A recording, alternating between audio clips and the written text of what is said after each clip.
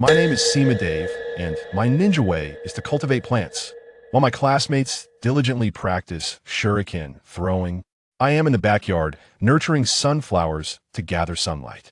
When Uchiha Madara descends with his complete Susano'o, I snap my fingers and behind me, countless pea shooters raise their heads in unison. Madara, the times have changed. Now it is my plant army that holds sway. Chapter 1. A Journey to Another World. In the grand estate of the Senju clan during the first year of Konoha. Who are you? A serious-looking man with white hair and red eyes gazes intently at the child before him. Father. The child, appearing to be around 4 or 5 years old, sparkles with excitement in his eyes. Tobirama. You, a long-haired man, sporting a whirlpool symbol on his forehead, exclaims in shock. Brother, who on earth is this child? Indeed, the two individuals before the child are the god of Shinobi, Senju Hashirama, and his brother, Senju Tobirama. And this little boy is our protagonist, Sima Dave. In a rather absurd twist of fate, he has traversed into the world of Naruto, becoming the son of Tobirama Senju. Tobirama has a son. After his journey, Dave was also left in disbelief. How could his father be Tobirama Senju? This was what his mother revealed to him in this life. According to her, before the establishment of Konoha, during the Warring States period, their clan was considered a prominent family within the Land of Fire. The god of Shinobi, Hashirama, and his brother came to their clan to invite them to help establish a peaceful village, but the clan leader refused. It's rather ironic. Back then, his mother was merely a branch member of the clan, yet she was quite beautiful and had attended to Tobirama and Hashirama. After the two became inebriated with the clan leader, his mother took the drunken Tobirama home. And then, Tobirama, unexpectedly, cough, his mother, wishing to avoid complications, feigned ignorance, while Tobirama, in a drunken stupor, remained oblivious, believing nothing had occurred. Little did they know that this incident led to her conceiving him. The clan members mocked his mother for her perceived impropriety, and ultimately, she succumbed to depression last month. He felt he could no longer remain in the clan and decided to seek out his father. However, having never trained in chakra or engaged in physical exercise, he was killed by a wild beast on the way. Thus, he found himself in this body and located his father, Tobirama Senju. Had he not traversed, Tobirama's only heir would have met a tragic end, and no one would have been the wiser, not even Tobirama himself. Nanny? Tobirama exclaimed, bewildered after hearing his story. I remember now. You are from the Sima clan? Hashirama suddenly exclaimed, slapping his forehead. He recalled that he, along with Tobirama and the leader of the Sima clan, had indulged too much. The next morning, he found Tobirama in a state of undress. Indeed, Lord Hashirama, my mother succumbed to depression, and I could no longer remain in the clan. Thus, I sought out my father, Sima Dave said with misty eyes, filled with sorrow. Tobirama remained in shock. Now in his 30s, the sudden appearance of a son was overwhelming. Tobirama, Dave's mother has perished because of you. Will you abandon your own son? Hashirama's voice boomed with rare anger, shaking the very foundations of the estate. Brother, are you really going to believe this child's words? Tobirama retorted loudly, feeling guilty. He had some recollection. After waking up, he found himself unclothed, thinking he had merely shed his clothes due to the heat of intoxication, unaware of the truth. Father, I possess a unique ability, Dave interjected. With that, Dave extended his hand, casually forming a couple of hand seals. Suddenly, the ground outside the door cracked open, and a massive vine emerged, followed by a pea shooter that appeared, swaying and even winking at Dave. This was his innate ability acquired after his traversal. He could summon plants from the game Plants vs. Zombies to aid him in battle. Currently, he could only summon pea shooters, sunflowers, potato mines, walnuts, and squash. Dave believed his ability was akin to those systems often depicted in countless web novels he had read in his previous life. However, despite calling out for days, he received no response. His mind held only one thought. Once he became a genin, he could summon 10 new types of plants. Hey, he's Dave, and he can cultivate plants. He finds it hard to believe that there's no connection between the two. Would release. Hashirama and Tobirama exclaimed in unison. Now fully convinced, Tobirama realized that this would release was a secret technique mastered by his elder brother, one that only members of the Senju clan could comprehend. Tobirama, if he is not your son, then I, Senju Hashirama, will write my name backward. Hashirama was determined to teach his brother a lesson, striking Tobirama with a series of blows. Tobirama did not retaliate. He felt he deserved it. His moment of impulsiveness had caused a mother and child to endure hardship in that arrogant clan while he remained in Konoha, enjoying a life of ease. Moments later, Tobirama, bruised and battered, rose to his knees before Dave. Dave, I apologize for what I've put you and your mother through. With that, Tobirama bowed his head. Dave hastily reached out to catch him. It's not your fault, father. Dave shook his head, gazing into Tobirama's sincere eyes. He suddenly felt the weight of the word father pressing heavily upon his lips. After all, having lived 2 lives, Dave found it difficult to call the unfamiliar Tobirama by that title. He felt a twinge of regret. He had just traversed and was already expected to acknowledge a father. Very well. From now on, you shall be known as Senju Dave, Tobirama said, tears welling in his eyes as he embraced Dave, his voice choked with emotion. He could sense Dave's reluctance to call him father. After all, he had been unaware of his son's existence for so many years and had not cared for him. He would gradually work to open Dave's heart and help him accept him. Sima clan, you shall pay. A glimmer of ferocity flashed in Tobirama's tear-filled gaze. Meanwhile, Hashirama watched the touching scene of father and son reuniting with a silly smile. It was wonderful. Tobirama had been single for over 30 years, and now someone would finally care for him. Chapter 2, A Different Path. The following day at the Ninja Academy, Tobirama held Dave's hand as they slowly entered the classroom. After their heart-to-heart talks, the father and son had finally opened up to each other, becoming a true family. What nonsense! I'm only 5 years old, and you expect me to stay up late talking about life. Who can bear that? Tobirama intended to take his son to school for learning, considering Dave was now 5 years old and could only condense chakra at this point. Everyone, this is our new classmate, my child, Senju Dave. Please welcome him, Tobirama announced as he and Dave surveyed the class, which in turn regarded Dave with curiosity. The students gasped in astonishment. Tobirama's son? The 38 classmates were taken aback, for Dave bore a striking resemblance to Tobirama. Please, do not compare our Dave to that character from Plants vs. Zombies, who wears a pot on his head and has a silly expression. In this life, Dave, like Tobirama, has white hair and red eyes, but unlike Tobirama, who emanates a cold and aloof aura, Dave often wears a smile, radiating warmth like the sun in spring. Hello everyone, my name is Senju Dave. I am 5 years old. I dislike pots and talking vehicles. I love planting vegetables. My dream, to have a vegetable garden where I can grow plants and battle zombies. Sima Dave introduced himself. Everyone was left in a state of bewilderment, struggling to comprehend the revelation that their teacher was the younger brother of the first Hokage.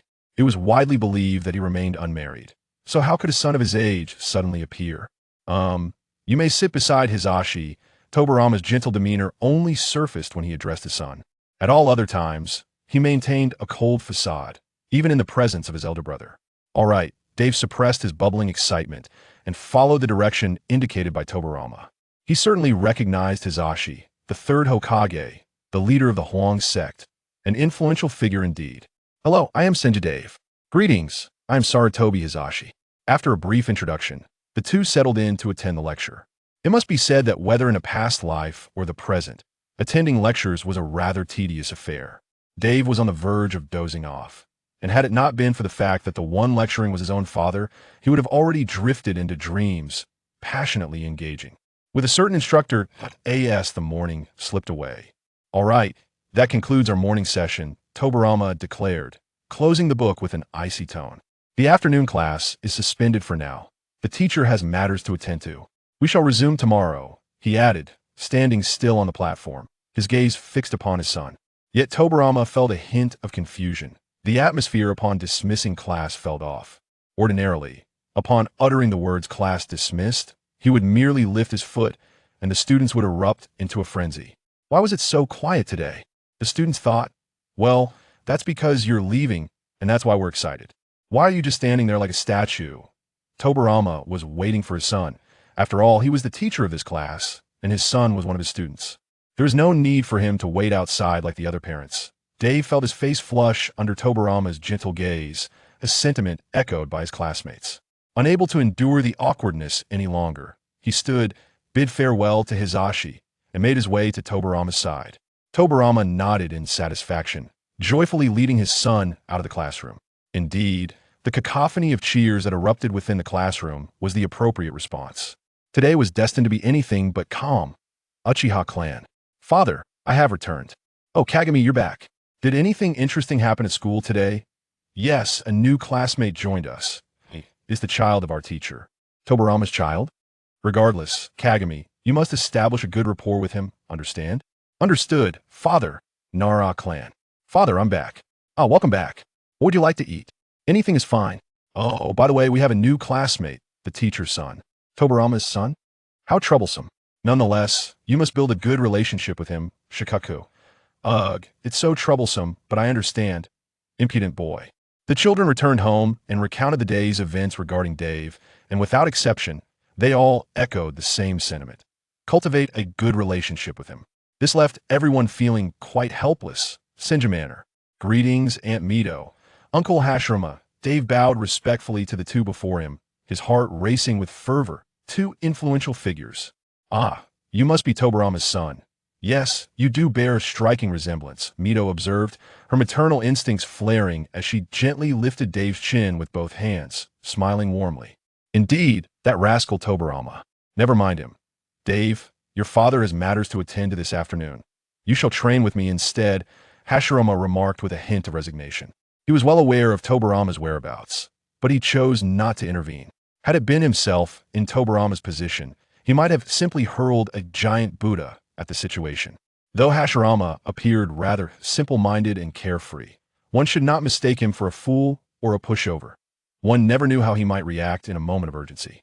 Come along, Dave. Hashirama took Dave's hand, leading him to the training grounds behind the manor. Dave, I noticed yesterday that your wood release seems somewhat different from mine, Hashirama inquired, looking at Dave.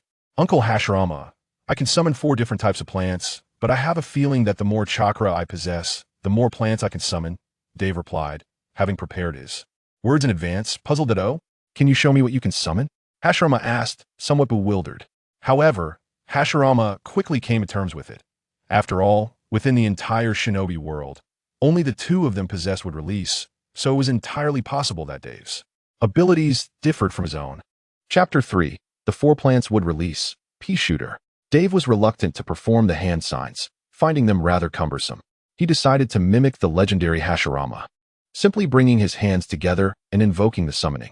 Suddenly, a 2-meter-tall pea shooter burst forth from the cracked earth. Oh, it resembles a summoned beast. Could it be a plant-type summon? Hashirama observed, gazing at the blinking pea shooter, its mouth agape and approximately 2 meters in diameter, utterly bewildered. He then inquired, Dave, can you command it to attack me? Pea shooter, attack. Dave shouted, pointing at Hashirama. The pea shooter's thick vines retracted, its mouth closing as if swelling with something inside. Pong.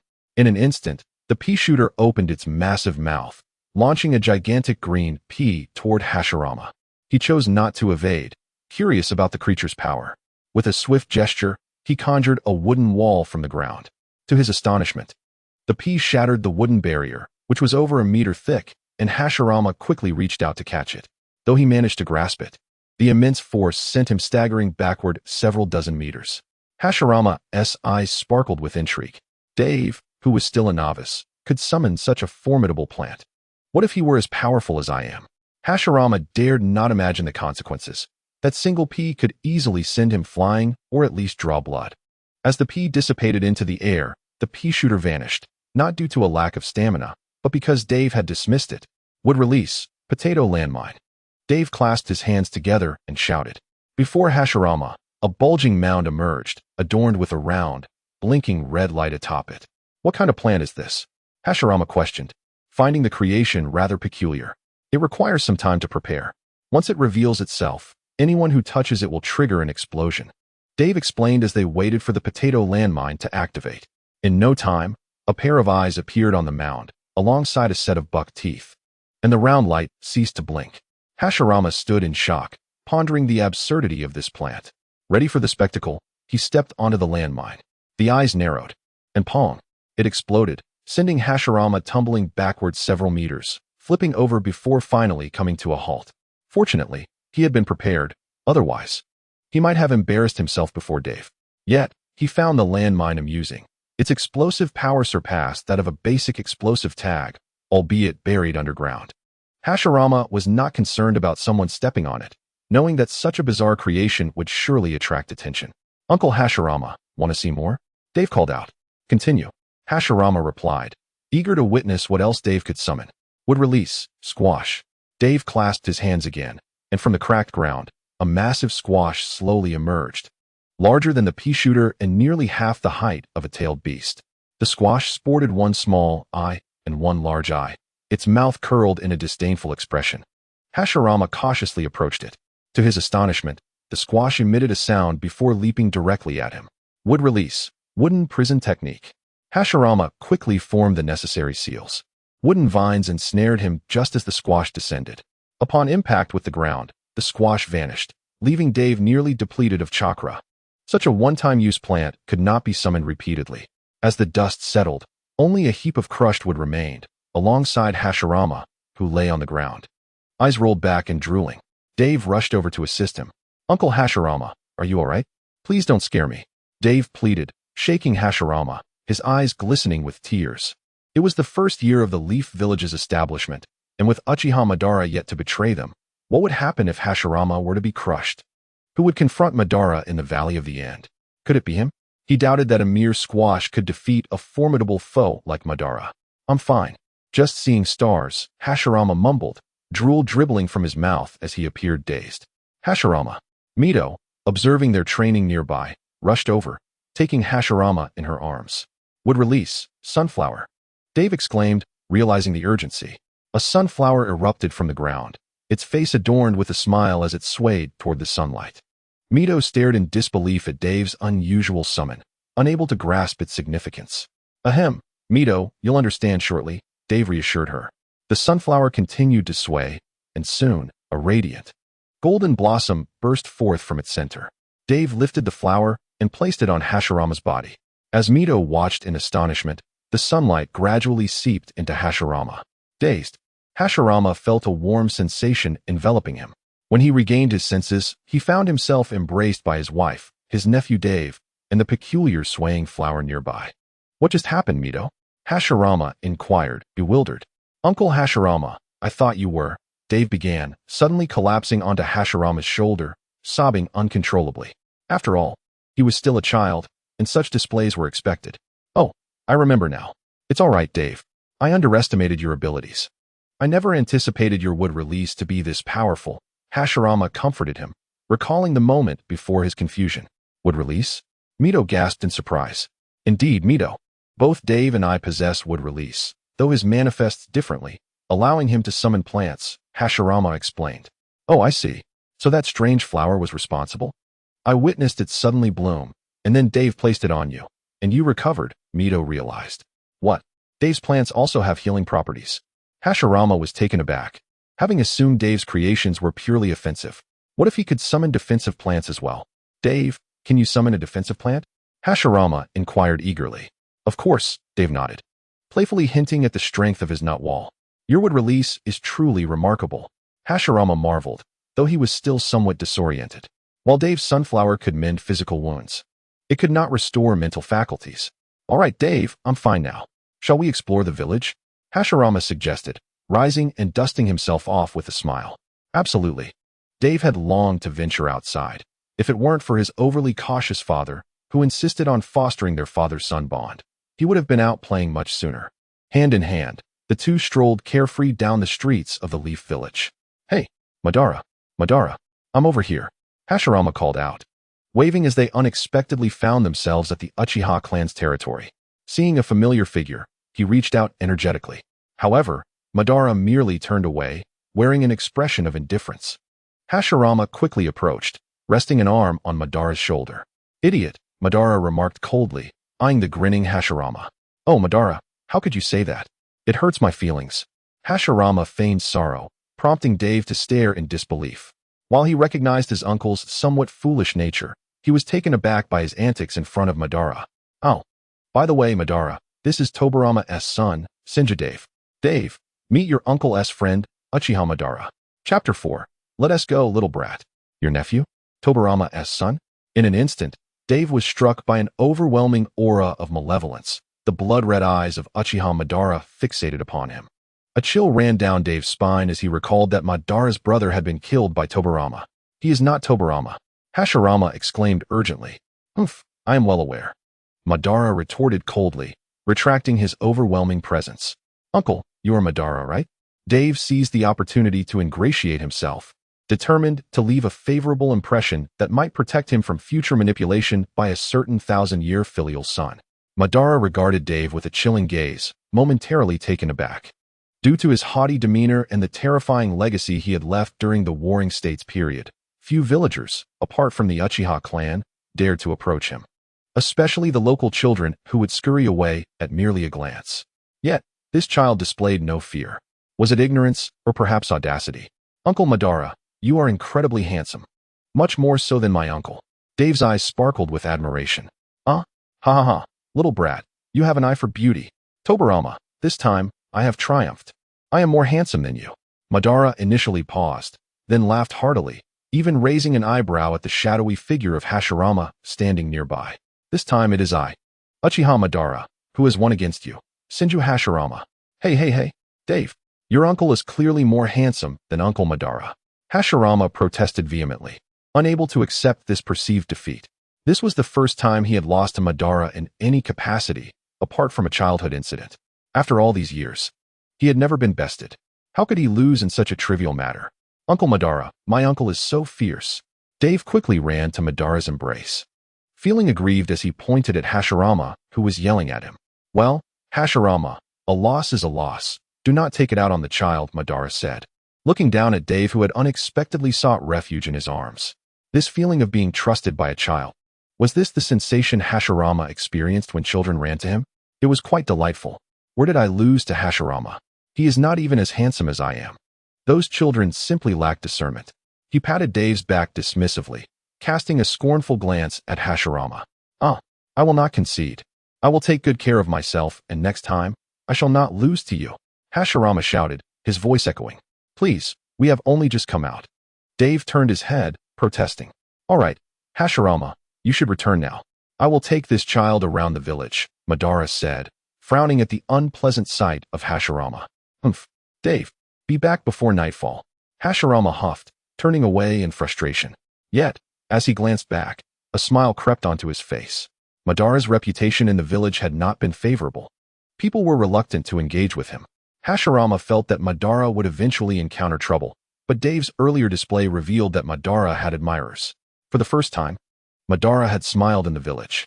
However, Hashirama's earlier anger was not feigned. Could it be? Was he truly less handsome than Madara? Should he perhaps try some of those beauty products from the Hyuga clan? Hashirama was lost in self-doubt, his forlorn silhouette causing Dave to feel perplexed and even a bit amused. Come on, little brat, Madara said, his smile fading as he began to lead Dave further into the village. Along the way, Dave noticed many children watching them from a distance, their fearful glances quickening his heartbeat. Despite Madara's composed demeanor, the atmosphere was tense. Uncle Madara, I want to eat dumplings. Dave felt compelled to take action and turned to Madara. Fine. Madara hesitated, furrowing his brow before agreeing, thinking to himself how troublesome children could be. He led Dave into a dumpling shop and purchased a serving. Hey Dave, did you see that guy in Uchiha clan attire?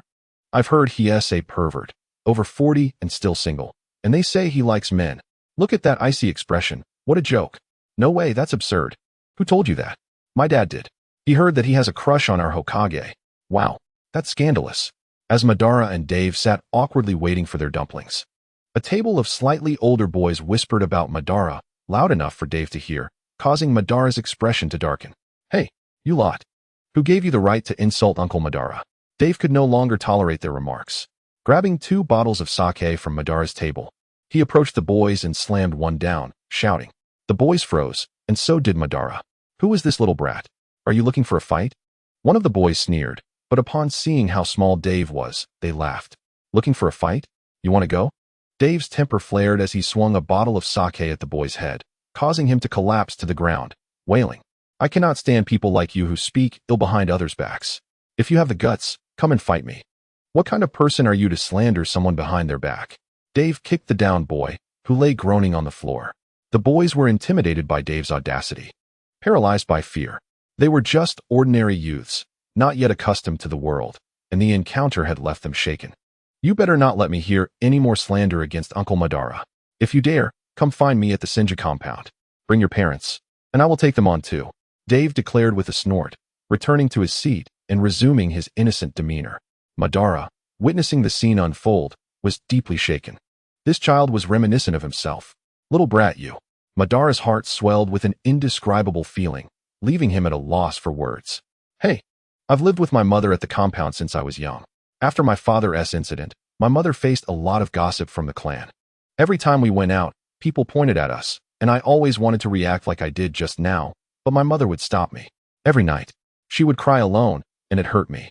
After she passed, I came here to find my father, and along the way, I vowed to confront anyone who disrespects us.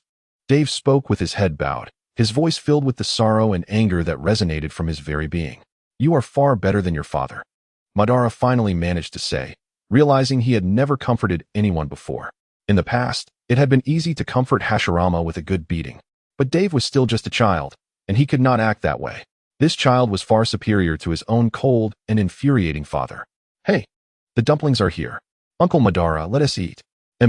After finishing, Dave sat patiently, waiting for Madara to settle the bill. Today's losses will be charged to the Uchiha clan. Regarding the earlier matter, if anyone has an objection, they can come to the Uchiha clan and confront me, Madara stated coldly to the shop owner before leading Dave out. Uncle Madara, could you carry me? I'm a bit tired, Dave suddenly suggested, glancing at Madara with a hint of trepidation. Humph, troublesome little brat. Come here, Madara hesitated for a moment before acquiescing, somewhat exasperated. However, he still crouched down, allowing Dave to climb up. Once Dave was atop, he found himself bewildered, questioning why he had acted in such a manner. Wow, you're so tall, Uncle Ban. I will definitely grow as tall as you one day. When you're old, I'll carry you. Chapter 5. Am I not handsome like Ban? Uncle Ban. I'm heading back now. I had a great time playing with you today. Ban escorted Dave to a spot not far from the Senju headquarters. Dave turned his head to smile at Ban and said, get back early. Ban, wearing a self-satisfied smile, replied, as Ban watched Dave's petite figure. Just as he was about to leave, suddenly, a gust of wind rushed by. Uchiha Ban kicked backward, but upon seeing it was Dave, he halted his leg mid-air. Hee. I knew Uncle Ban wouldn't harm me. I came back just to give you this. Moa, good night, Uncle Ban. Sweet dreams. Dave leapt forward, planting a kiss on Uchiha Ban's cheek, then turned and walked away without a glance back. Uchiha Ban stood there in a daze, his left hand resting on the spot where Dave had kissed him, lost in thought amidst the breeze. Hey, Dave has already left. That is my nephew. It's only been half a day, and it seems he is closer to you than to me. Senju Hashirama appeared beside Ban, his face filled with resentment. Who knows? Perhaps it's because you're not as handsome as I am. Ban, upon seeing Hashirama, returned to his usual cold demeanor. Hey, how am I not as handsome? It's definitely my little nephew, who doesn't appreciate true beauty. Hashirama, incensed, pointed an accusing finger at Ban. Goodbye, ugly man.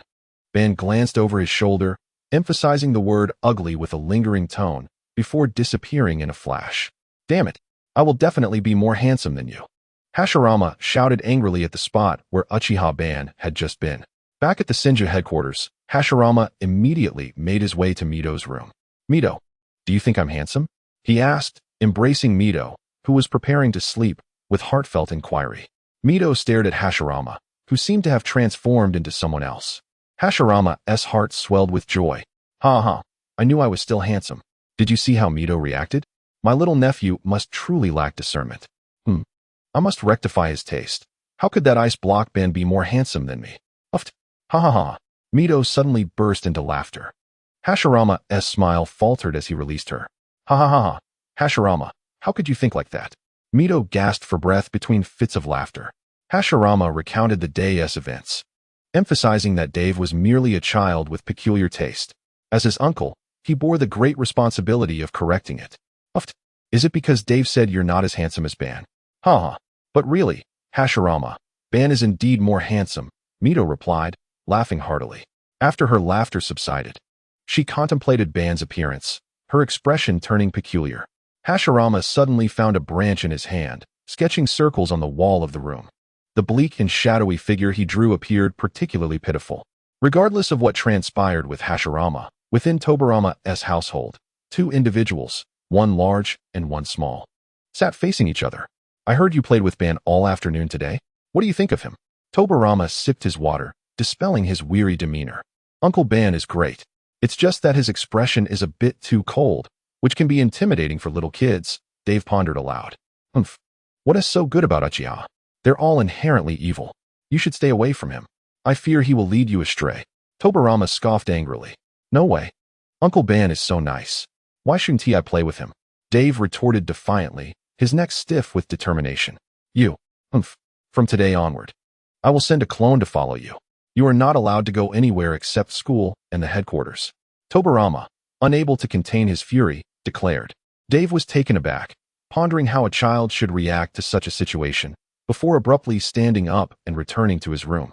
Tobirama observed Dave's retreating figure, rubbing his furrowed brow, feeling a headache coming on. The following day, Hashirama, why isn't that kid Dave with you?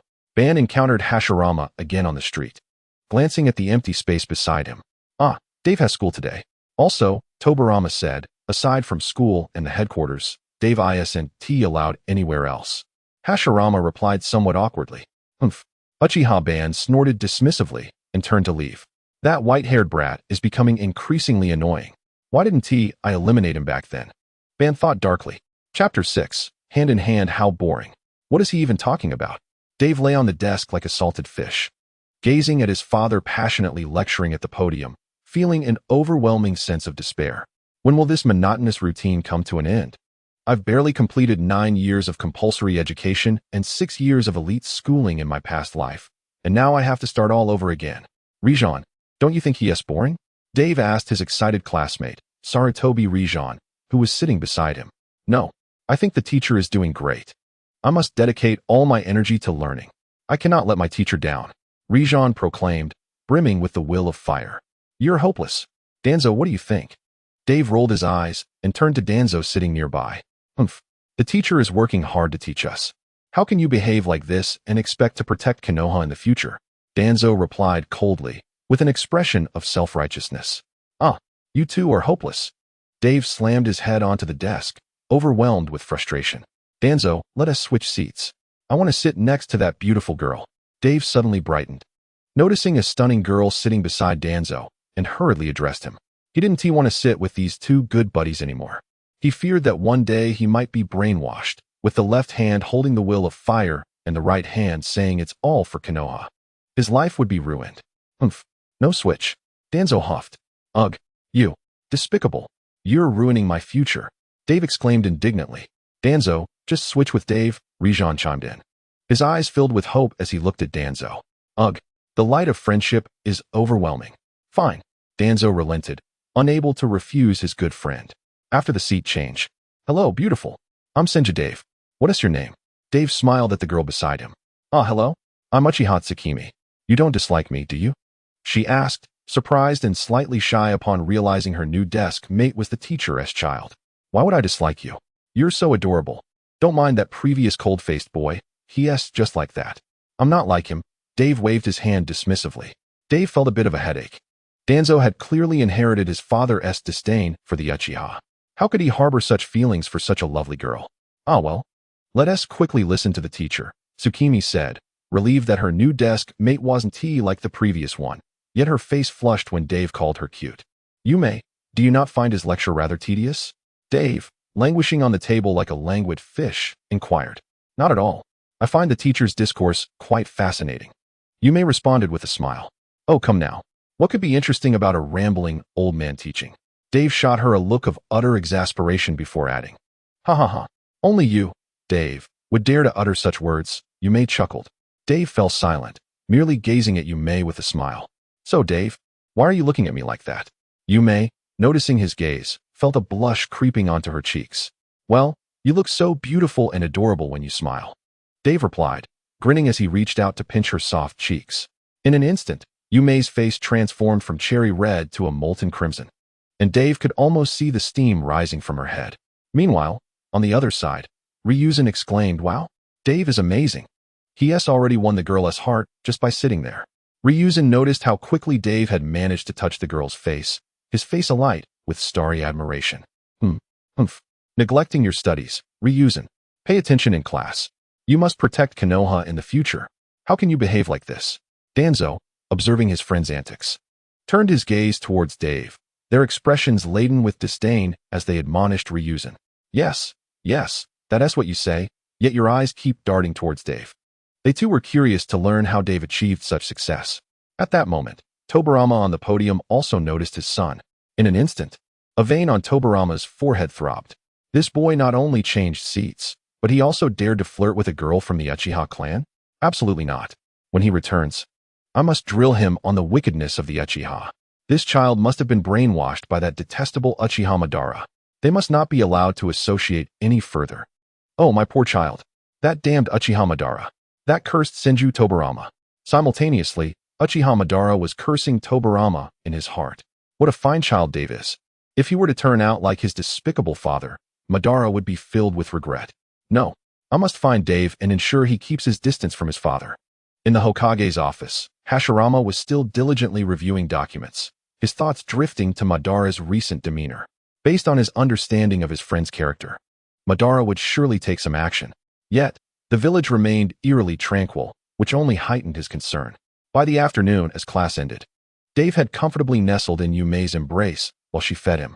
Ryuzen could hardly contain his admiration, almost crying out for his idol to teach him. Danzo, on the other hand, scoffed, proclaiming that Dave would never strive to protect Konoha with such behavior. Tobirama, watching this unfold, felt a headache coming on. Just one day of class, and his son had already reached such an intimate level with that wicked Uchiha girl. However, he refrained from intervening, recalling his elder brother's son. Years ago, his brother's son had also fallen for a girl, but to appease the daimyo, Hashirama forced him to part ways and marry the daimyo's daughter. That boy had now lived in the daimyo's estate for 5 or 6 years without returning to see Hashirama or Mido. That boy was only 10 years old now. Truly a precocious child. Tobirama did not wish to repeat his brother's mistake, having finally had a son.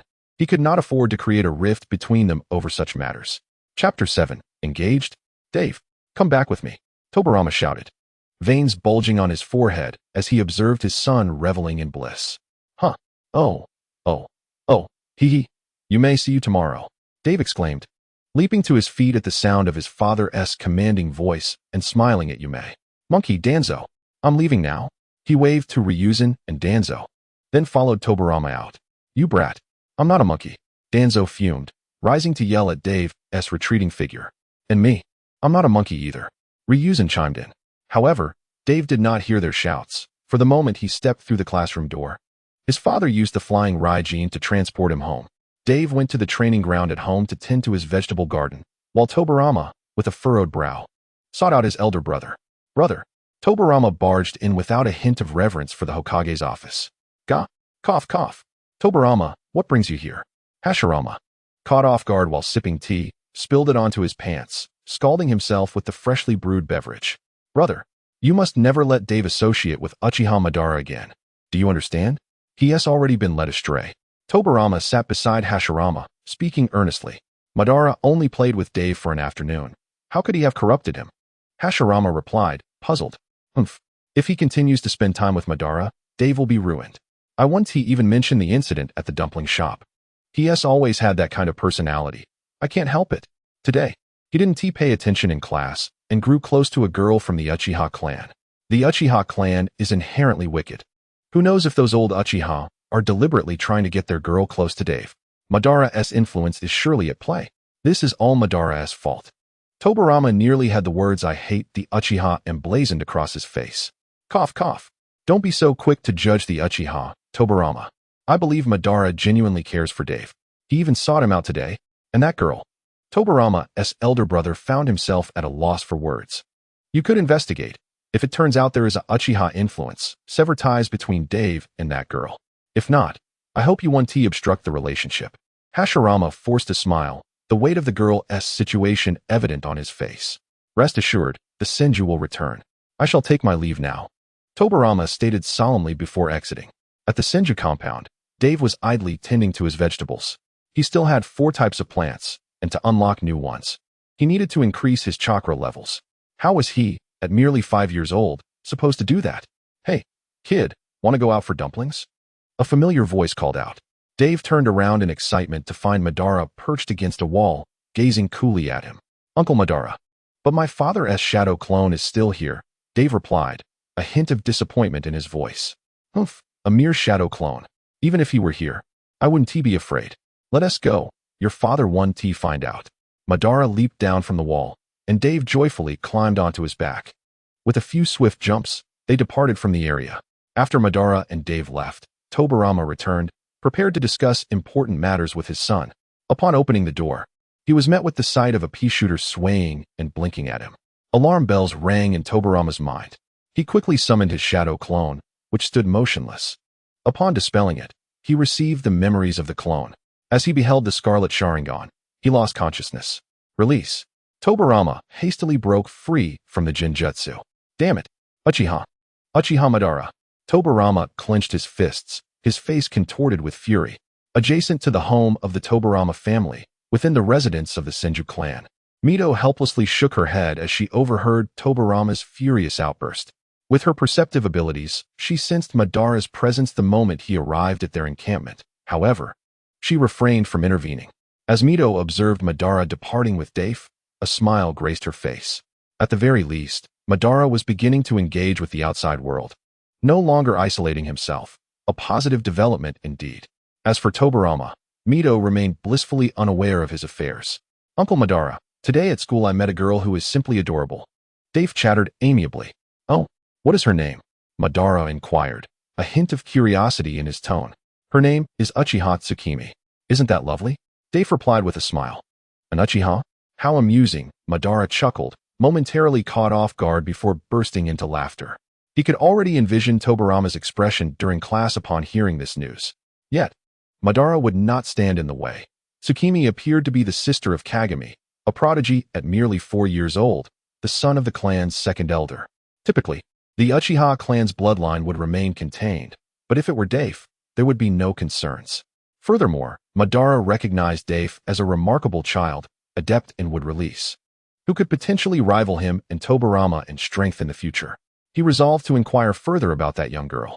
Madara's thoughts drifted, contemplating how extraordinary it would be if a child were born from the union of the Senju and Uchiha clans. Ah, great figures indeed possess foresight, he mused, envisioning the amusing sight of Tobirama's scowl as he viewed Dave and Tsukimi together. Anticipation welled within Madara. Kid, do you fancy that girl, Tsukimi? Madara asked Dave directly. Why yes, I do. Dave stammered, his cheeks flushing slightly. Very well, I shall take charge of this matter. Let us head to the Uchiha clan and arrange your engagement with the young lady. With that, Madara seized Dave's hand and set off toward the clan grounds. Wait, what? We're getting engaged already? Dave was utterly bewildered. Chapter 8. A defeat within the Uchiha clan grounds. The second elder found himself in a state of dismay. You mean to say you wish for Dave to become engaged to my daughter? He exclaimed, feeling the weight of his 50 years bearing down on him. After finally having a son and daughter, how could he allow his daughter to be claimed so swiftly? Yet, he dared not refuse. For it was none other than the clan leader himself who had broached the subject. Moreover, Dave was Tobirama's son, should all go according to plan.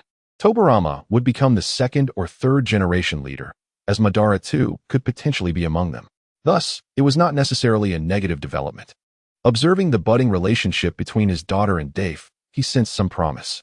Dave, still in shock, merely wished to convey to Uncle Madara that he did not harbor the same animosity toward the Uchiha clan as his father. How did it escalate to an engagement so swiftly? Tsukimi's bashful demeanor left him flustered. Sister, we've only just met a day ago. Is this reaction even normal? Well, what do you think? Madara asked coolly. Though it was phrased as a question, the second elder sensed the danger in dissenting. He might very well vanish from existence. Very well, I see that Dave is quite a fine young man. If my daughter and he share mutual affections, let us proceed with the engagement. They shall marry upon reaching the age of 16, the second elder hastily affirmed. Tsukimi, overhearing her father's words, felt her cheeks burn with embarrassment. She understood her fate all too well. As a member of a prominent family, her best prospect lay in a strategic marriage. Furthermore, the kind Dave piqued her interest, and she harbored no objections. Though it felt abrupt, she believed Dave shared her sentiments, likely coerced into this by the clan leader. But there was still time. They would take things slowly. Upon exiting the Uchiha clan grounds, Dave remained in a daze. I have a fiancé at such a young age. This cursed capitalism. I adore this, he exclaimed joyously. After wandering the village a bit longer, Madara escorted Dave back to the encampment before departing.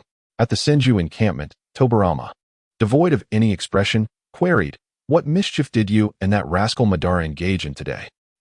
Well, this and that. Dave gulped nervously, recounting the events of the day. "Return home and rest. You have classes tomorrow," Tobirama said, his face betraying no emotion. The following day, "Father, what happened to you? Who did you fight?" Dave asked, taken aback by his father's bruised visage. "Nothing to worry about. I will take you to school. I want to attend class today. Hiruzen will cover for me," Tobirama replied, evading the truth of his encounter with Madara at the Uchiha clan grounds. "Oh, brother, you must confront that accursed Madara," Dave exclaimed, now fully aware of his father's predicament. "I'm only 5, and I'm already engaged to that wicked Uchiha girl." After teleporting Dave to school, Tobirama rushed to his brother's home.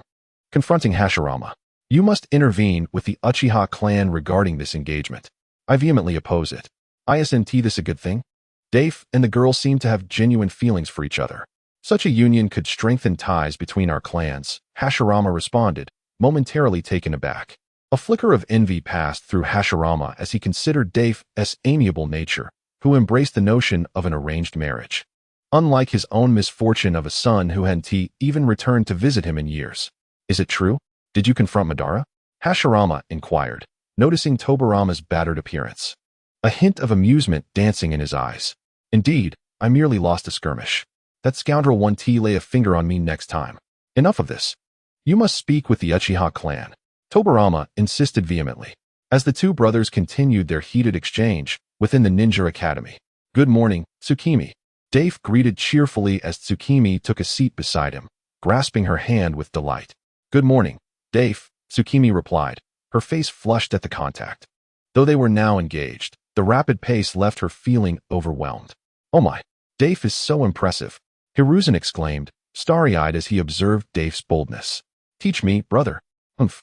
What is so impressive about it? I heard from my father that Dave was taken by Madara to arrange an engagement with Tsukimi. They were already close. So what is the big deal?" Danzo scoffed, bitterness in his tone. As a candidate for the next leader of the Shimura clan, he was aware of the engagement's implications, having heard it discussed among the heads of the clans in Konoha. He also knew of Dave's talents. Possessing would release just like the first Hokage, he would undoubtedly grow strong. Yet, it infuriated him that someone so gifted wasted time on matters of the heart. How could he possibly protect Konoha in the future? With disdain, Danzo shot a scornful glance at Hiruzen, who had recently been caught peeping in the women's bathhouse. "It appears the burden of safeguarding Konoha will rest solely upon my shoulders. How remarkable! Why is no one proposing to me?" Hiruzen lamented, fully aware of the situation but consumed by envy. "Why has no one from the Sarutobi clan sought to engage with me as their next heir?" Danzo cast a glance at the lecherous Hizashi, wanting to utter the words, "Take a look in the mirror and compare yourself to Dave." That would reveal the reason. However, he refrained from hurting his friend's feelings and remained silent. Chapter 9 Danzo, chakra is. Hiruzen Tobirama was fervently lecturing on stage when suddenly a chorus of snoring erupted in the classroom. Veins bulged on Tobirama's forehead as he turned to identify the source of the sound, Konoha's very own Dave. At that moment, Dave was comfortably nestled in Tsukimi's embrace. Blissfully asleep. Startled by the sudden outburst, he quickly sat up, his mind still foggy. "Has class ended?" he murmured. "Get out and stand." Tobirama felt a surge of frustration towards his son, but aware that they had only recently acknowledged their relationship, he hesitated to resort to violence. Nonetheless, he knew he had to maintain his authority as a teacher. "What? Oh, that. Dear father, teacher. I was only following the lead of Sarutobi Hizashi and Shimura Danzo. They are the accomplices." Dave, with a sense of loyalty to his friends, pointed accusingly at the innocent Hizashi and Danzo. "Nanny? Teacher, I didn't do anything." Hizashi and Danzo exclaimed in disbelief. "What does my sleeping have to do with you? You two are coming with him." Tobirama could no longer tolerate the situation, disregarding their innocence as he barked at the trio. Outside the classroom, 2 furious youths and 1 innocent boy, still half asleep, stood idly. "Dave, you scoundrel! Why did you drag me and Hizashi into this?" Danzo fumed, pointing an accusatory finger at Dave. "Look at what you've done. You've made our esteemed Hokage furious." Dave felt a twinge of panic, realizing that if this matter were remembered, he might be dealt with under the pretext of serving Konoha. Hey, aren't we good friends? I share the joys, and you bear the burdens. Help me out here, Dave reasoned, hoping to deflect blame. What's done is done. Danzo wouldn't dare take action against me, would he? You scoundrel. Hisashi and Danzo's faces flushed with anger as they exchanged mischievous glances, slowly advancing towards Dave. Hey, I warn you, I am the son of a teacher. Aren't you afraid of the repercussions that could follow? Dave gulped nervously. The duo remained silent, continuing their approach. I warn you, I am quite formidable. Even the first Hokage fears my might. Do you believe it? Dave exclaimed. Then let us witness that. They taunted. Tobirama could hear the commotion outside, yet he chose to ignore it, continuing his lecture. His son had not shown him the respect due to a father in recent days, and perhaps a lesson was in order. Of course, he would not personally intervene. At lunchtime, how did you end up like this? Tsukimi approached Dave, carrying lunch, and laughed heartily. Those two ruffians. I was merely being generous. If I had unleashed my full power, they would be in the hospital right now, believe it or not. Dave huffed indignantly. Yes, Dave-kun is the strongest. Come, let us eat. Tsukimi giggled. Subsequently, Dave reclined like a languid fish in Tsukimi's embrace, as she gently fed him bite after bite. In an act of revenge, he raised an eyebrow toward Hisashi, smirking, You two singletons, what do you possess to challenge me? Hisashi fumed, casting a glance at Danzo. Danzo, Hisashi said softly, scooping a spoonful of food from his lunchbox and offering it to Danzo. Dave was taken aback by Hisashi's audacity. This is a display of camaraderie. Tsukimi, let us keep our distance from these two oddballs, Dave urged, pulling her away. Meanwhile, Tobirama stood atop the teaching building, observing the scene with a headache. It appeared that Hisashi and Danzo required some ideological education. He dared not look away from the sight of his unfortunate son, who was being fed by the gentle Uchiha girl, stirring a wave of nausea within him. Damn you, Uchiha Madara. Damn you, Uchiha clan. You all wish to steal my beloved son. At that moment, two familiar sounds of swishing air approached, Uchiha Madara and Senju Hashirama. Ha ha ha, I'm faster than you. This time you've lost. Hashirama laughed heartily, teasing Madara. Yes, you won, Madara replied, a hint of begrudging acceptance in his tone.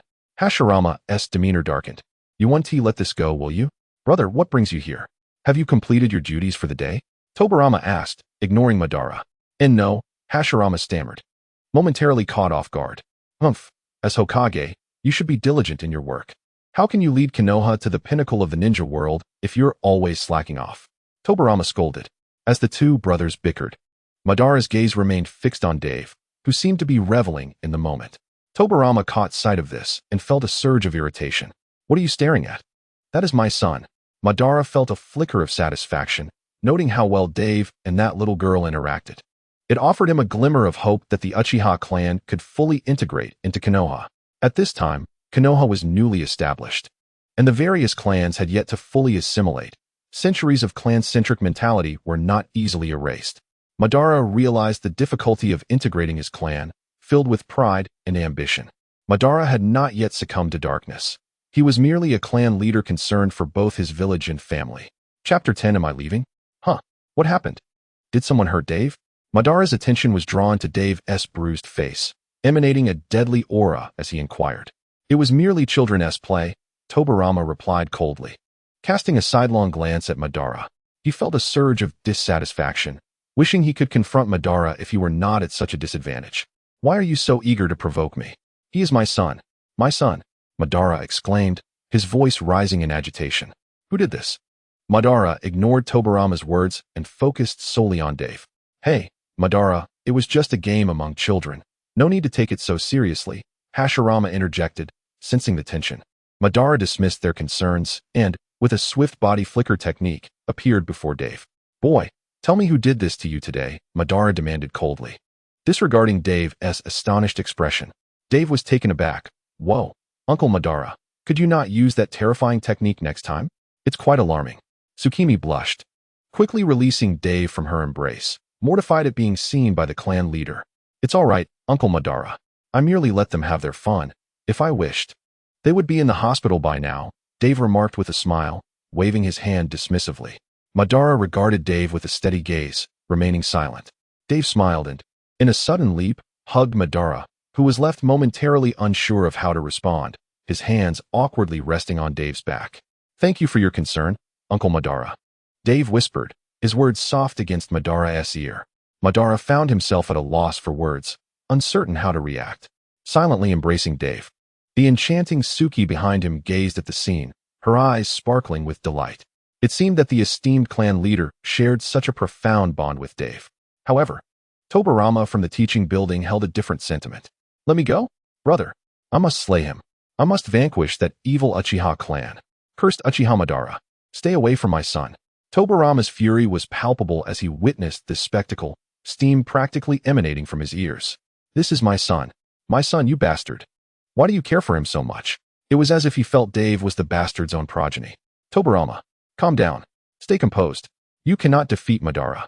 Hashirama tightly embraced his brother, attempting to quell his reckless thoughts. "I don't care. I must make that despicable Madara pay today." Tobirama's furious roar echoed, a rage unprecedented even when faced with the deaths of his brother and father. "May I take my leave now?" Madara, ever observant, noted Tobirama's murderous expression from the rooftop, but chose to ignore him. In his eyes, Tobirama was insignificant, dwarfed by the likes of Hashirama and Dave. Had he not been Hashirama's brother and Dave's father, Madara would have eliminated him long ago. "Hey, Uncle Madara, don't always wear that stern face. Smile a little. It suits you. Uncle Madara, I'll head to the classroom with Suki now." Dave, descending from Madara's embrace, playfully tugged at the corners of Madara's mouth with his small hands before dragging Suki back to class. Madara simply maintained a smirk, quietly observing Dave's retreating figure. Chapter 11. Orochimaru. On this day, Dave came to a startling realization. He was utterly broke.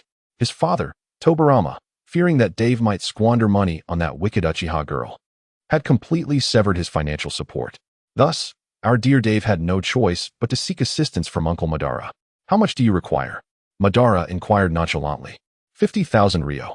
Dave sheepishly scratched his head, cautiously stating his request. "Not an issue," Madara replied, his expression laced with disdain, as though questioning whether Dave deserved even that amount.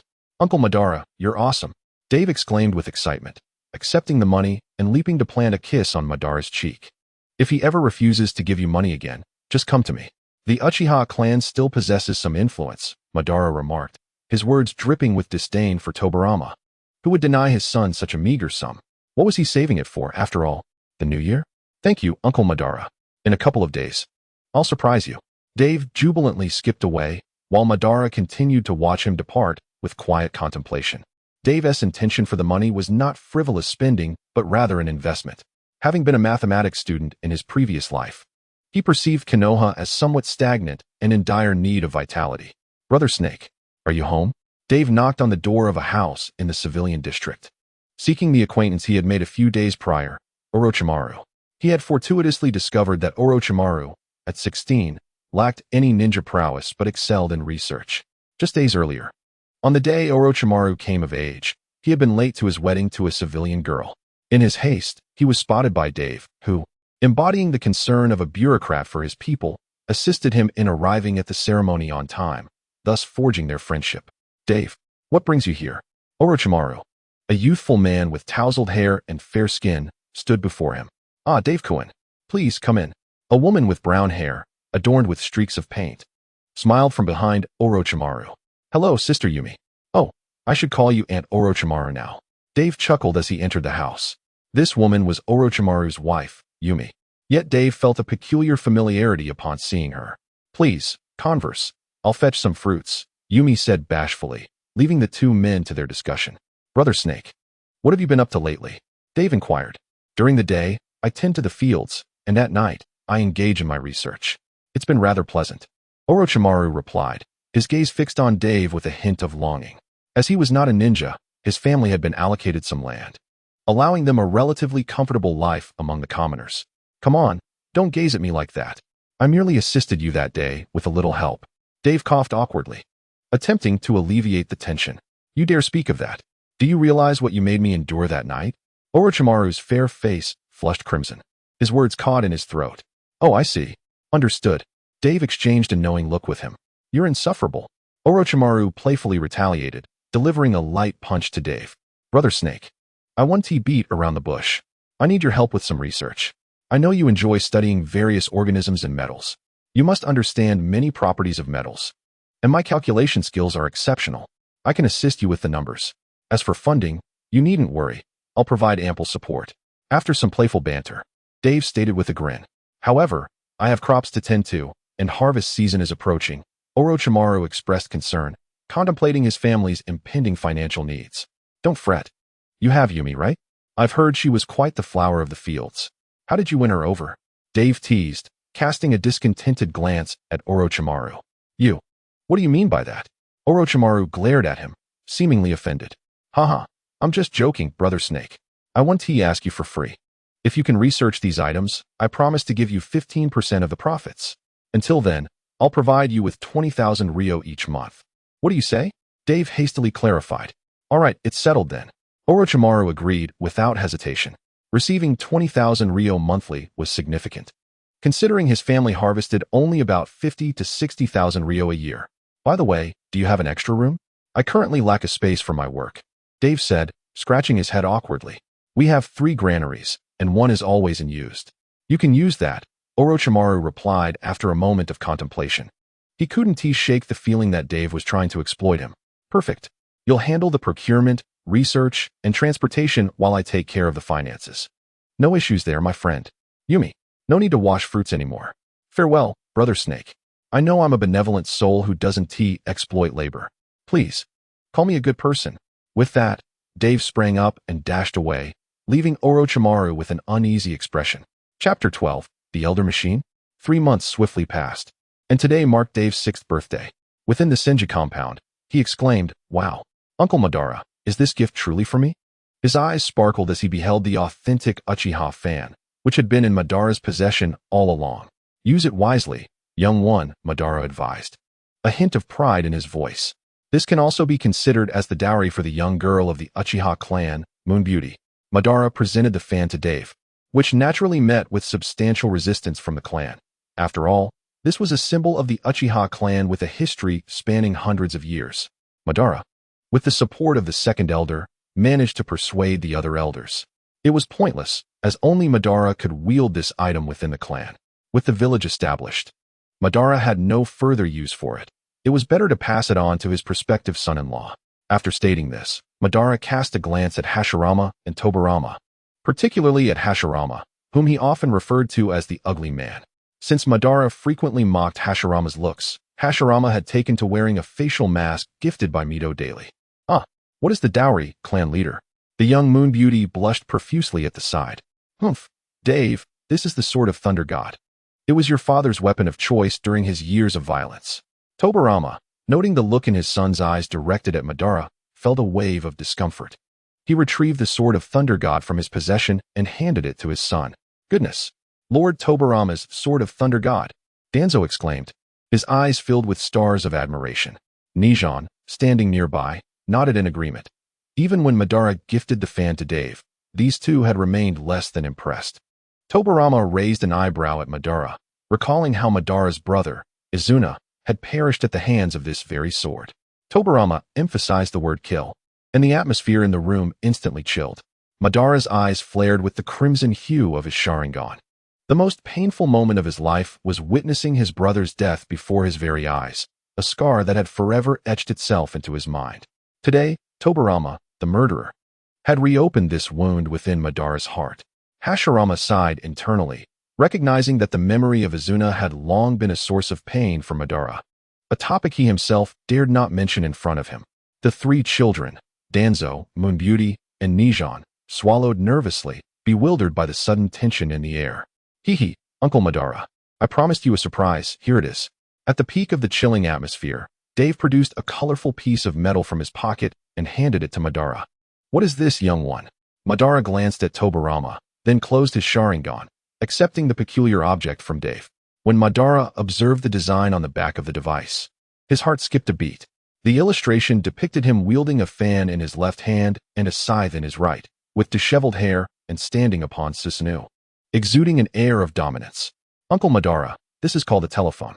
Open this cover, and I will explain how it works. Dave elaborated in detail about the antiquated device.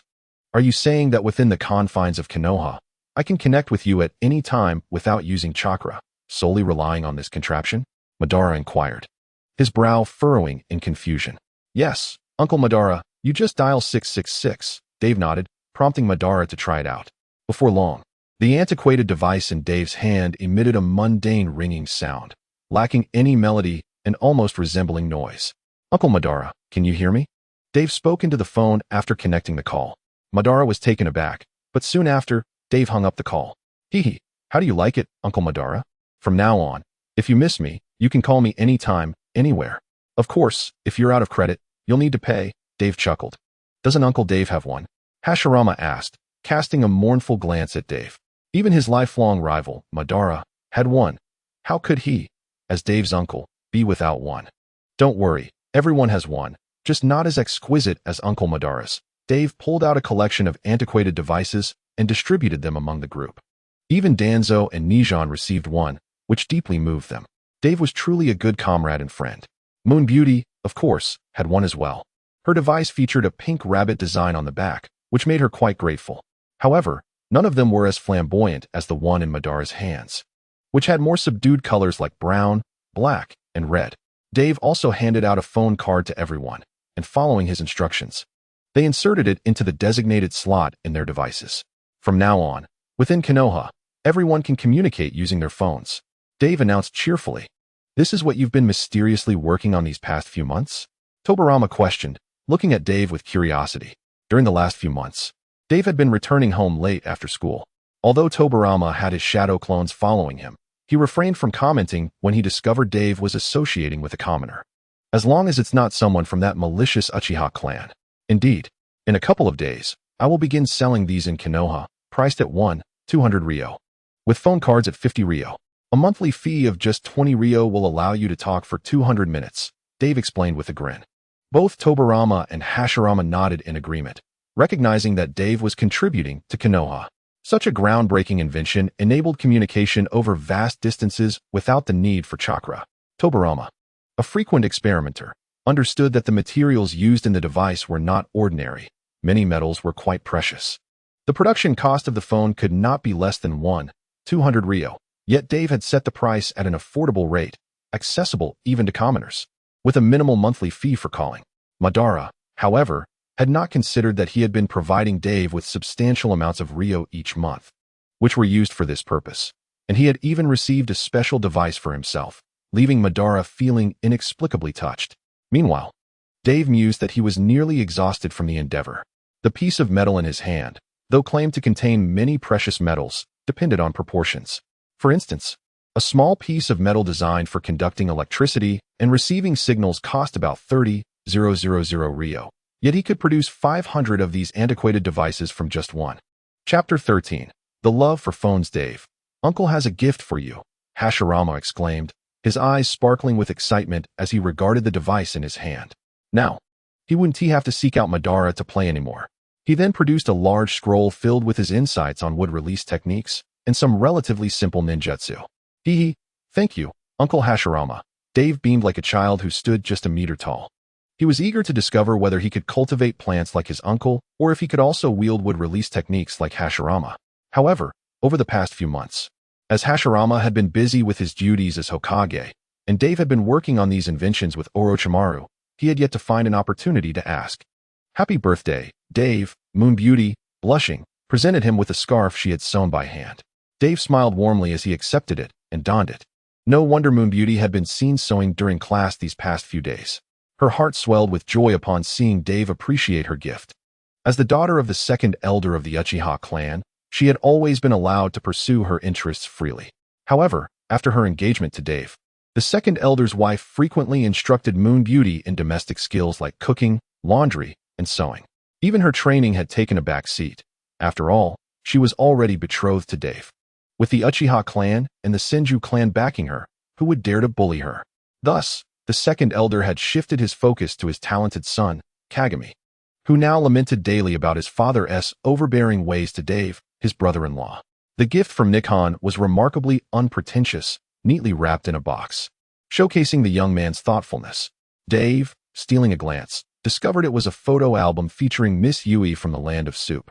He nearly exclaimed, Nikon. You truly understand me. As for Toanzo, one might ponder whether to commend his intellect or criticize his emotional awareness. He had the audacity to present Dave with a gilded hoe. Yes, a gilded hoe. This peculiar gift left many in bewilderment, glancing at Toanzo, wondering if there was a deeper significance behind it. Ahem, Dave. Didn't you mention on your first day at school that your dream was to cultivate a piece of land for planting? Toanzo stammered. His cheeks flushed under the scrutiny of the crowd. He soon realized he had been outwitted by Nikon. Who in their right mind would gift a hoe on someone's birthday? Cough, cough. Toanzo, your intentions are noted. Let us eat. Dave felt a twinge of embarrassment. Was this man's memory truly that sharp? The remainder of the meal was devoid of noteworthy conversation, save for Hashirama, who, having indulged a bit too much, incessantly recounted childhood scandals involving Madara, causing everyone at the table to blush profusely. Madara, infuriated, nearly contemplated silencing the awkward storyteller on the spot. The following day, Lugu, do you think our Love Kidney mobile phones will sell well? In the newly opened mobile store, Orochimaru and Dave sat behind the counter. I must admit, I am genuinely curious why you named this phone Love Kidney. Orochimaru, shaking his head, inquired with a hint of confusion. It's to encourage the populace to cherish their kidneys. What if one day our phone prices skyrocket and some extreme supporters sell their kidneys just to purchase one? Dave shivered at the thought, his mind conjuring various unsettling scenarios. By the way, Lugu, have you ever considered becoming a ninja? Dave suddenly recalled that, in the original story, Orochimaru's parents perished during the First Ninja War. Yet, how could Lugu, who was not even a ninja, meet such a fate? To be frank, with the village just established, the prices of our crops are wildly fluctuating. Last year, we barely sold our harvest for 30,000 Rio. I had hoped that after this year's harvest, Yum and I would sell the land to try our hand at being ninjas, given that a simple ninja task could earn thousands. However, it seems that will not be necessary. Orochimaru paused, his tone solemn. Well, it ultimately depends on my ability to lead the people of Konoha toward prosperity. Lugu, if your son is born, you must thank me for preventing him from losing his parents prematurely. Dave remarked cheerfully, the pieces of the puzzle falling into place. Haha, Orochimaru. Your parents need not pass early. Be sure to thank your uncle in the future. All right, I merely came to check in. I must return to my research, he concluded. You're too kind. I still need to study the local area networks, Wi-Fi, and computers you mentioned. Orochimaru rolled his eyes, stifling a yawn, and cast a lingering glance at Dave before departing. It was evident that Orochimaru was tirelessly working alone on these projects. Dave felt a pang of sympathy, recalling how Yum had recently found him. Expressing concern that Orochimaru hadn't returned home in a month, her expression resembling that of a neglected wife. He resolved to pull Orochimaru from the lab and send him home to rest. Come on, Lugu, hang in there. Before your son is born. These tasks are solely yours.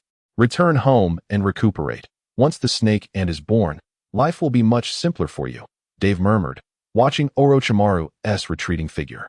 Hey, the spirited young boss. What is this place?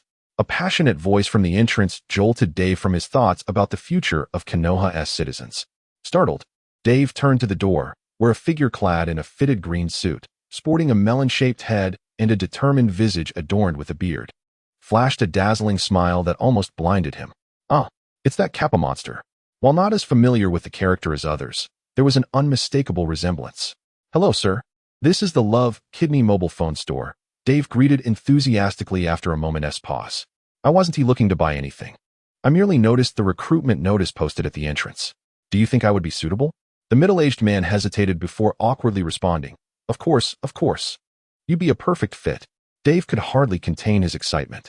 Is it true that the advertisement offers 10,000 Rio a month? The man inquired cautiously. Absolutely. However, since we seem to have a connection, I'll offer you 15,000 Rio a month. What is your name? Mate. Chapter 14. Has the iron tree of Madara finally bloomed? From now on, I shall call you this. And you will be in charge of the 4th warehouse in the grain fields west of Konoha, overseeing the mobile phones for this store, Dave declared with a smile. Little boss, what exactly is this phone?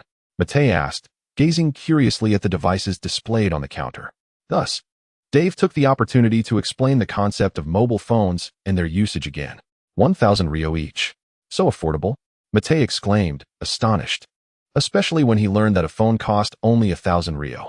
To him, these devices were revolutionary, and to find such advanced technology priced so low was astonishing. Well, here are two for you. You seem to be married, so one can be for your wife. Consider this a staff benefit. In the future, you'll only need to pay 20 Rio for your monthly phone bill, Dave said, retrieving 2 green phones from beneath the counter and presenting them to Mate. Isn't this too extravagant, little boss? I can't accept such a generous gift. Mate was taken aback, overwhelmed by the sudden generosity. Even though each phone was priced at 1,000 Rio, it was a significant sum for Mate, who had worked hard for a month to earn that amount. Just take them. We're not short on these at the store. We'll be opening soon, and you can help explain their uses to the villagers, Dave insisted, placing the phones firmly in Mate's hands. Dave was unperturbed by the thought that Mate might scare off the villagers with his youthful exuberance. He appeared far more composed than his son or grandson. During their conversation, the word youth had not even crossed Dave's mind. All right, I'll take them, Mate said cautiously, tucking the phones into his pocket and patting them gently, feeling a wave of gratitude wash over him. Having been a wanderer for over 30 years and joining Konoha only to work for a couple of years, he realized that the 2 phones he received were a tremendous gift, given that his earnings over 2 years would only suffice to buy 10 phones. Receiving 2 as gifts was both generous and heartwarming, especially with a monthly salary of 15,000 Rio. Now, I can consider having a child.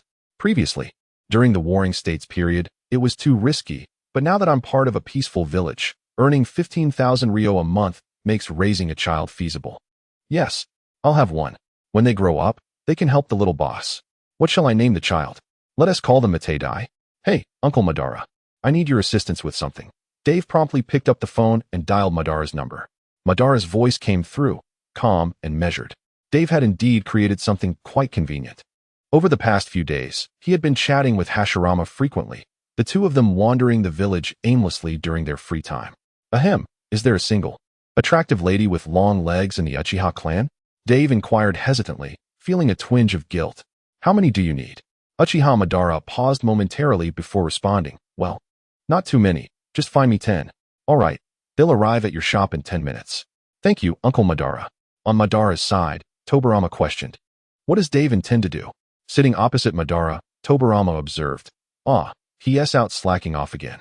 I'm not sure, but I'll be right back, Madara replied, shaking his head before vanishing with a technique. Tobirama stared blankly at the empty seat, pondering. Dave wants 10 attractive, single ladies? Could it be that he desires to juggle multiple relationships? Is the son of Tobirama truly that audacious? It seemed that Tobirama's lineage would not lack for grandchildren, securing a bright future for the Senju clan. How delightful. Why couldn't that boy learn from Dave and spare his father some worry? His old man hadn't laid eyes on him in years. Did he not wish to see him? After all, it had been 4 or 5 years. Couldn't he return with a grandchild for his father to cherish? At this moment, Tobirama mentally labeled his brother's son as exceedingly unfilial, completely disregarding the fact that his son was merely 10 years old. Am I supposed to produce a grandchild at the age of 10? 10 minutes later, Dave looked upon the 10 beautiful ladies before him with great satisfaction. Uncle Madara is truly the best. Ladies, I need your assistance with a small task. You don't need to do much, he explained, outlining their mission. Moments later, the 10 Uchiha ladies blushed, feeling somewhat disheartened as they had never engaged in such activities before. Approaching 20 years of age, these proud Uchiha women, who held lofty aspirations, deemed everyone unworthy, including those within their own clan, which contributed to their single status. When summoned by the clan leader, they had been overjoyed, wondering if he was finally going to choose one of them to be his wife. They hurriedly donned their finest attire and presented themselves before him, admiring his handsome visage. Even at over 30, he remained strikingly attractive. Perhaps I previously misrepresented the ages of Hashirama and the others. They should be in their 30s right after the village's establishment. While Tobirama is a few years younger than Hashirama, I shall correct any inaccuracies promptly. Ultimately, they were brought to this place, only to find themselves bewildered by the clan leader's actions. How is the distribution of flyers going, Heisen? Dave inquired. Dave, this is the grand task you wanted us to help with? Heisen stammered, while Tobirama interjected, exclaiming, We've nearly finished distributing them. Yes, we're almost done. We'll head back shortly, Heisen added, abruptly ending the call. Heisen and Tobirama gazed at the overflowing trash can filled with half-used flyers. So, we're throwing them away. Do you look down upon the refuse of Konoha? Does a trash can lack rights? Chapter 15, Uncle Madara, do you understand what an Uchiha girl group is? Are you two messing with me? Dave had initially been filled with joy and anticipation for the influx of customers.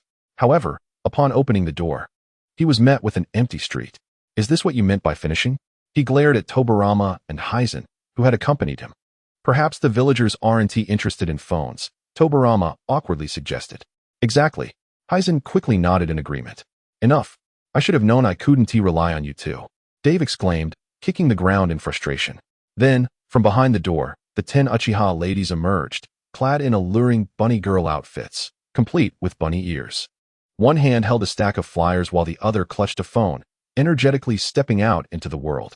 This is... Heisen stuttered, his eyes widening at the sight of their bare legs. I am too ashamed to be associated with you. Tobirama's face flushed crimson as he turned away, muttering harshly. According to my earlier instructions, each pair of two should head out in the 5 cardinal directions to promote. Dave clapped his hands. Yes. The 10 bunny girls shouted in unison as they dashed into Konoha. Unbeknownst to the villagers, a peculiar phenomenon was occurring within the hospital, where numerous men, young and old, were exhibiting symptoms of anemia. The day's revenue exceeded that of several months, leaving the department head and all medical staff in shock. Tobirama, let me down. I can still take it. I can still watch. I'm fine. Let me out of here. Father? What are you doing here? Wait, Heisen, why are you here too? The two exchanged glances, falling silent. Their mothers simultaneously thought, like father, like son, leading to a rather one-sided confrontation where Heisen's mother thoroughly disciplined Heisen's father. In the Hokage office, Hashirama was troubled by the emergency report from the medical department, stating that the hospital was overflowing with pale-faced individuals, all bleeding profusely. Hashirama was aware of the events that had transpired. He had briefly peered out from the office, only to witness the chaos for a fleeting moment. Hey, Madara. What should we do about today's incident? He rubbed his sore back, feeling the strain of the day. As long as no lives are lost. It's not Dave's fault. He merely wanted to promote his little shop, Madara replied over the phone. I won't blame him. But how did he come up with such a method? Now, Tobirama is frantically searching the village for you, shouting that you led Dave astray. Hashirama was exasperated. The incident was neither trivial nor catastrophic. On one hand, it disrupted the normal operations of the medical department. On the other, it was merely Dave's attempt at publicity. Is the medical department short-staffed?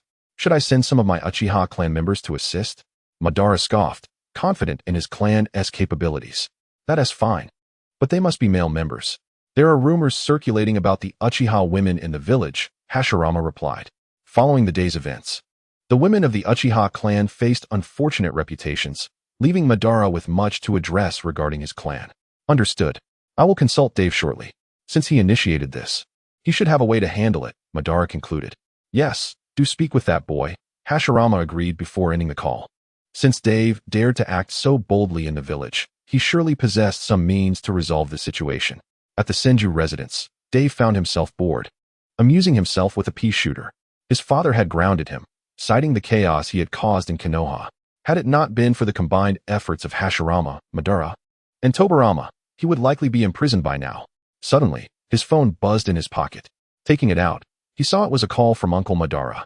Hello, Uncle Madara, Dave greeted, eager to gauge whether he was being reprimanded or defended.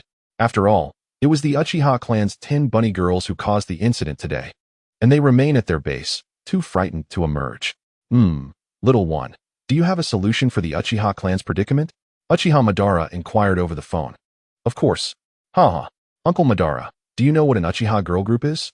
The next day, within the Uchiha territory, Dave had also been bailed out from the Senju base and sought out Uncle Madara to elaborate on the matter. Uncle, once the girl group is established, regardless of whether it generates revenue, the Uchiha clan's reputation in the village will undoubtedly improve. Dave meticulously explained the operation, and the more Madara listened, the brighter his eyes shone, clearly intrigued. This is worth a try. However, 2 questions arise. First, if we use smartphones to enhance their visibility, not everyone in the village possesses a phone at the moment. Madara had listened to Dave's lengthy discourse on professional jargon, becoming increasingly impressed. This is not an issue. Riku has developed something new. Even if no one has a smartphone, they will still gain popularity in Konoha, Dave replied with a smile, praising Riku's genius. Just yesterday, Riku had called to inform him that the simple new device had been developed. then the subsequent matters will be much easier. We shall see how he executes it. The second question, once the Uchiha girl group is established, can we create a Uchiha boy group? I wish to take the center position. With the village established and Hashirama as Hokage, Madara nodded, revealing his thoughts. Uncle Madara, do you also wish to dance? Chapter 16. Uncle Madara dances the next day. Dave, what major task do you require our assistance with today? I hope it's not another laborious chore. Izuna and Danzo responded to Dave's call, dreading the prospect of hard work. Oh, it is indeed a major task. Dave hesitated for a moment, chuckling. Hey, Uncle Madara. Just deliver those melodious ladies to the third granary on the west side of Konoha. Riku is waiting for them there. Madara replied affirmatively before hanging up. Subsequently, Dave, along with his friends, headed towards that location. At Riku's location, Lord Madara, Riku wiped the cold sweat from his brow, respectfully greeting the imposing Uchiha Madara before him. If Hashirama is regarded as the benevolent figure in the village, then Madara is deemed the formidable one, making everyone tremble at his presence. What should come next? Madara nodded, unfazed by Riku's nervousness, which he had grown accustomed to. These ladies are the sisters of the Uchiha clan. Please follow me, Riku said with a smile. Gesturing for them to proceed, Madara followed behind them, still contemplating his aspiration for the boy group. Riku led the group into his granary laboratory, which was quite spacious but somewhat chaotic, filled with various metals and experimental equipment scattered across tables, along with blueprints. In a corner lay a bed. Riku often worked for days on end without rest, so Yuki and Dave had brought a bed to ensure he would sleep. Previously, Riku had instructed some villagers to excavate a sizable space underground behind the granary, housing machines for smartphone production and recruited workers, who found joy in their work.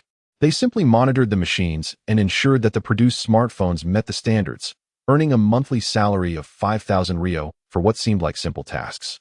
Riku then led everyone downstairs, where the workers greeted him, and he smiled in return. The underground space was ample, meeting the current supply needs without excess machinery. In one corner stood a modest tent, capable of accommodating a dozen individuals. Ladies of the Uchiha clan, simply follow my instructions from here, Riku said, guiding them into the tent, which served as a recording studio, equipped with numerous recording devices. He then handed them the lyrics and scores of 5 songs from the girl groups of a past era, which Dave had adapted, making necessary adjustments to fit the nuances of the Japanese language to avoid any awkwardness. Half an hour later, Dave, Izuna, and Danzo arrived, while Madara emerged with several women from the studio. Madara's face glowed with excitement, his eyes sparkling with vigor. Dave shivered, perplexed, wondering if Madara had engaged in something inappropriate with the ladies inside. Uncle Madara, leave the rest to me. Within Konoha, Tobirama. Aren't you supposed to be in your laboratory today? Hashirama inquired, noticing his brother, Tobirama, managing administrative affairs instead of conducting research. Typically, when not teaching at the Ninja Academy, Tobirama would seize any available time to delve into his experiments. Brother, I've developed a new technique. Is it water release? No. It's documented in the Book of Seals, Tobirama replied, disappointed, as he had hoped to widely disseminate his new technique. Hashirama, however, was reluctant, fully aware of Tobirama's penchant for forbidden techniques. He had seen firsthand the consequences when Tobirama had once taught a forbidden technique to a lower-ranked ninja, resulting in the ninja's inability to gather chakra and rendering him incapacitated. Thus, the Book of Seals came into existence, containing forbidden techniques, including Hashirama's would release. 70% of these techniques originated from Tobirama, while 20% were S-rank forbidden techniques from the Sarutobi clan, and the remaining 10% were collected from other clans over centuries. Suddenly, a commotion erupted from below the Hokage building. Hashirama and Tobirama exchanged glances before using a body flicker technique to appear atop the Hokage building. Gulp, is that a motorized cart? Hashirama exclaimed, bewildered, pointing shakily at a figure below. I don't recognize him, Tobirama admitted, swallowing hard and turning to the side. Beneath the Hokage building, Danzo, Izuna, Dave, and several shadow clones of Madara pushed a sizable cart, drawn by horses, with a large wooden board mounted on it, featuring 4 wheels. Seated atop the board were several Uchiha ladies clad in bunny girl outfits, while Madara, dressed in a custom suit provided by Dave, danced alongside them, following the rhythm of the music with exuberance. His piercing gaze, a sly smile gracing his lips, and his perfectly synchronized dance moves, all set against the vibrant backdrop of the music, struck a profound chord within the hearts of the villagers. This spectacle left Dave in awe, while Hashirama felt a pang of sorrow, reflecting on his past decision to forsake his friend in favor of marrying Uzumaki Kushina. Meanwhile, Dave, pushing the cart from behind, felt a twinge of discomfort, lamenting the potential ruin of everything he had worked for. If anyone dared to suggest that the charming Uchiha dancing above would succumb to darkness, Dave would have slapped them for such absurdity. Haha, I now believe that Hashirama may indeed surpass Madara in terms of darkening his soul. Perhaps you will have to wait a millennium to save your mother. Initially, he had no intention of bringing Madara along. He merely wanted the few ladies to dance to the music. Who would have guessed that Madara would want to join in? Dave was momentarily dumbfounded and had no choice but to hastily craft a set of dance moves for Madara to join in the revelry. Uncle Madara, you have changed. The earlier Uchiha Madara was also exhilarated, as if he had been rejuvenated. His first spring belonged to Hashirama, while this second spring belonged to the dance. He, Uchiha Madara, seemed to have rediscovered the meaning of life. What is world peace, darkness? All of that can go away. Chapter 17, Hashirama, the Dancing Queen. Do you wish to dance as well? Dave, is this what you call a busy day? Danzo growled through gritted teeth. What? Is this not busy enough? Dave retorted. You old man, Dave. This was one of the colorful phrases Danzo had learned from spending time with Dave over the past few months. At this moment, he felt it was most fitting to use it against Dave. Where's Hiruzen? Why is he silent? Dave looked over to find only Danzo cursing him, while Hiruzen, who usually reveled in the insults, was unusually quiet. Both Dave and Danzo turned their heads to gaze at Hiruzen, who was blushing, his lecherous gaze fixated on the few Uchiha bunny girls above. The scenery was indeed delightful. Hiruzen felt as if he had entered paradise. Dave and Danzo simultaneously rolled their eyes. This little monkey was still unable to shed his lecherous tendencies. Ah, this is youth. Little boss. Let us have Madara circle the village 300 times. Mike Guy, who had been dragged in as a laborer by Dave, shouted with fervor. Dave glanced at the exuberant Kappa beside him, feeling his eyelids twitch in fear of him uttering the phrase, Lee's grandmother is knocking at the door. At that moment, Madara, dancing fervently on stage, noticed something, and his eyes gleamed as he pointed excitedly at a red figure near the Hokage building. Hashirama, do you wish to dance too? Madara shouted with enthusiasm, his Sharingan activated. How could he not be excited? Meanwhile, Hashirama and Tobirama on the Hokage building were still in shock, struggling to believe their eyes. Madara. Hashirama snapped back to reality upon hearing Madara call his name from below. This time, I will not lose to you. A fiery determination ignited within Hashirama's heart, and he instantly teleported before Madara.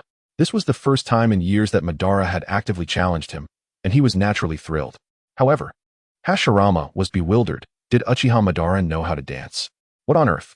His friend, Uchiha Madara, seemed to sense Hashirama's confusion, activating his Sharingan and ensnaring him in a Jinjutsu. Hashirama made no resistance, knowing Madara would not harm him. Release. Madara. This time I will definitely win, Hashirama declared, breaking free from the Jinjutsu. He had learned how to dance from Madara's illusion and immediately clenched his fists, moving to the rhythm with wild abandon. At that moment, Dave was utterly flabbergasted. Everything was in chaos. Was this still the original storyline? Today marked the liveliest day in Konoha Village. Villager, hey look, it's the first Hokage. The one next to him is Lord Madara. Are they perhaps demonstrating Konoha's latest ninja training method? Quickly, son, dance along with the first Hokage. Villager A.S. son, he wanted to say, Dad, do you know what social death means? Spy B, is that the first Hokage and Uchiha Madara? I must quickly record this and relay their movements back to the village. If even the legendary duo of the Warring States period is doing this, there must be a reason behind it. Could it be a conspiracy? The spy envisioned the arduous and dangerous journey of transmitting information back to the village, where his leader would successfully thwart their plans and annihilate Konoha, after which he would swagger back to the village to receive his reward from the leader. At that point, perhaps Little May would finally agree to his advances. Uchiha C, is that the clan leader? And those several fair-skinned legs? Those ladies are from our clan? I must hurry back to report to the elders. Miss Mito, it seems quite lively outside. Would you not like to take a look? Asked Mito's maid, her excitement evident. Is something significant happening? Mito sensed the two immense chakra signatures outside. Those belonged to Madara and Hashirama. Given the commotion and the fact that both Madara and Hashirama had taken action, could there be an enemy in the village? Child, I shall go and take a look. You stay here and do not wander off. Mito, growing increasingly anxious, rushed out of the residence. Moments later, Mito stood there, dumbfounded. Gazing at the two long-haired men dancing wildly on stage, her mind blank. Hey, Mito. Haha, how am I dancing? Hashirama noticed Mito, his eyes wide with surprise. Laughing heartily, after dancing so much, he felt the return of his lost youth. Who are you? Do I know you? I'm not familiar with you. Goodbye. Mito, coming back to her senses, realized that the surrounding villagers were looking at her with strange expressions, their gazes implying, what is your relationship with that man dancing on stage? Mito's face flushed red, and after saying that, she hurried back to the residence. She did not recognize that long-haired man outside. He could not possibly be her husband. While her husband could sometimes be embarrassing and a bit foolish, there was no way he would be the one dancing so wildly. Hashirama's smile froze as he watched Mito walk away, feeling a twinge of sadness. Hey, Hashirama, are you unable to dance? Are you conceding? Haha, Madara, still caught up in the excitement of dancing, did not notice Mito's arrival. Upon seeing his friend standing still, he assumed Hashirama could no longer dance, laughing heartily. Madara, I will absolutely not lose to you. Hashirama snapped back to reality, hearing his friend's taunt, remembering that for the past 3 months, their daily greetings had begun with a comment about each other's looks. Hashirama's anger flared, and he resumed the dance-off with Madara. As the two danced passionately, the sage of 6 paths, Kishimoto, lamented, I cannot be blamed for this. The plot has gone awry, do not blame me. Kagaya, you cannot find your mother. Do not blame me. Tears silently streamed down Dave's cheeks. Everything had changed, and this was no longer the Naruto he once knew. Simultaneously, a tinge of regret filled Dave's heart. Why had he even mentioned girl groups to Uncle Madara? Oh, Uncle Madara, I miss you. I miss the you who would darken at a moment's notice. Chapter 18. Cultural shock. After a day filled with cultural shock from another world, everyone in Konoha village felt dazed. What happened today? What did I see? What did I do? This was the soul-searching inquiry each person posed to themselves upon returning home. Thanks to the influence of the two legends, Madara and Hashirama, coupled with the vibrant music atmosphere, Konoha village hosted a massive dance party today. How was everyone's dancing today? Dave, holding a microphone developed by Ruko, stepped onto the stage and shouted to the gathered villagers. The villagers stood in disbelief, struggling to comprehend what had transpired today. Moreover, that child on stage appeared to be only 5 or 6 years old. How was his voice so powerful? Today, villagers, you danced all day? I understand you might feel a bit embarrassed. However, I want to ask you, were you happy? You danced so passionately, letting go of all your unhappiness and worries. All the pressure vanished without a trace as you moved your feet, did it not? Dave addressed the crowd from the stage. All the villagers nodded in agreement. Although it was indeed somewhat embarrassing, it did not feel too bad. After all, everyone around them was dancing alongside them. They were not alone. There exists a certain sense of embarrassment, indeed. Today, after dancing all day, it seems as though I have forgotten all my troubles. It is true that sometimes, when one engages in an activity alone, it can feel somewhat awkward. However, when surrounded by others who join in, such feelings dissipate. Haha. As long as everyone is happy today, there is no need to feel embarrassed. Look, even the esteemed first Hokage and Lord Madara danced openly in front of everyone without any sense of shame, did they not? Dave continued, eliciting laughter from the villagers. Indeed, there is nothing to be embarrassed about. The first Hokage led us in dance. Now, I have an announcement to make. From this day forth, every afternoon at 4 until dusk, the Uchiha girl group will lead everyone in dance here. Anyone wishing to relieve their stress is welcome to join. Of course, you may also offer them some material support, as the lovely ladies of the Uchiha clan must earn their living too, right? Furthermore, the delightful music you all heard today will be available for download at the Asen mobile store's counter. Soon, you will be able to sing, dance, and listen to these songs at home anytime you wish. A total of 5 songs will be available, each priced at 10 taels of silver. Dave revealed his true intentions for the day. Some may wonder what the Asen mobile is.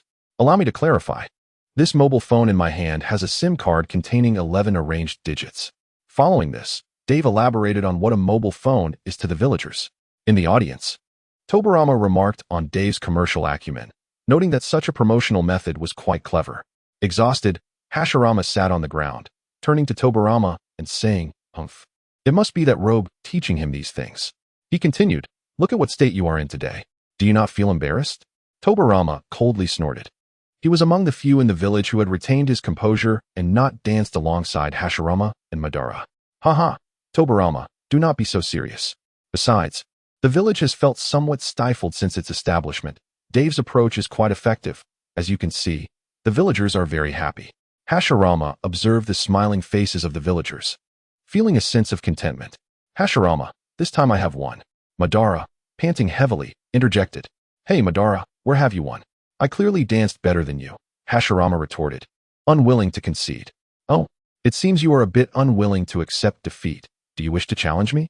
Madara sneered, sensing Hashirama's competitive spirit. "Challenge what?" Hashirama paused, confused by the term. "Oh, that is a phrase created by Dave, meaning a dance battle. I think it sounds quite catchy," Madara explained. The event concluded successfully once the villagers understood what the Asen Mobile was and all its details. Back at the base, Dave smiled at Madara, expressing gratitude for him and the sisters. "No problem, I enjoyed it. By the way, did you say the songs could be downloaded onto this mobile?"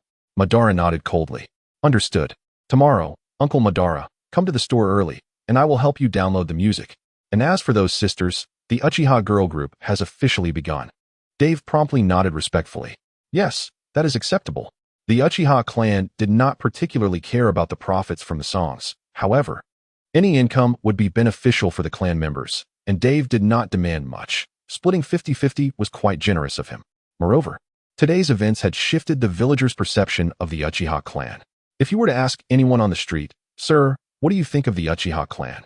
they might respond, "Oh, the Uchiha clan, with those lovely fair-skinned ladies? They are wonderful. The ladies sing beautifully, dance exquisitely, and are quite stunning. I believe we misjudged the Uchiha clan.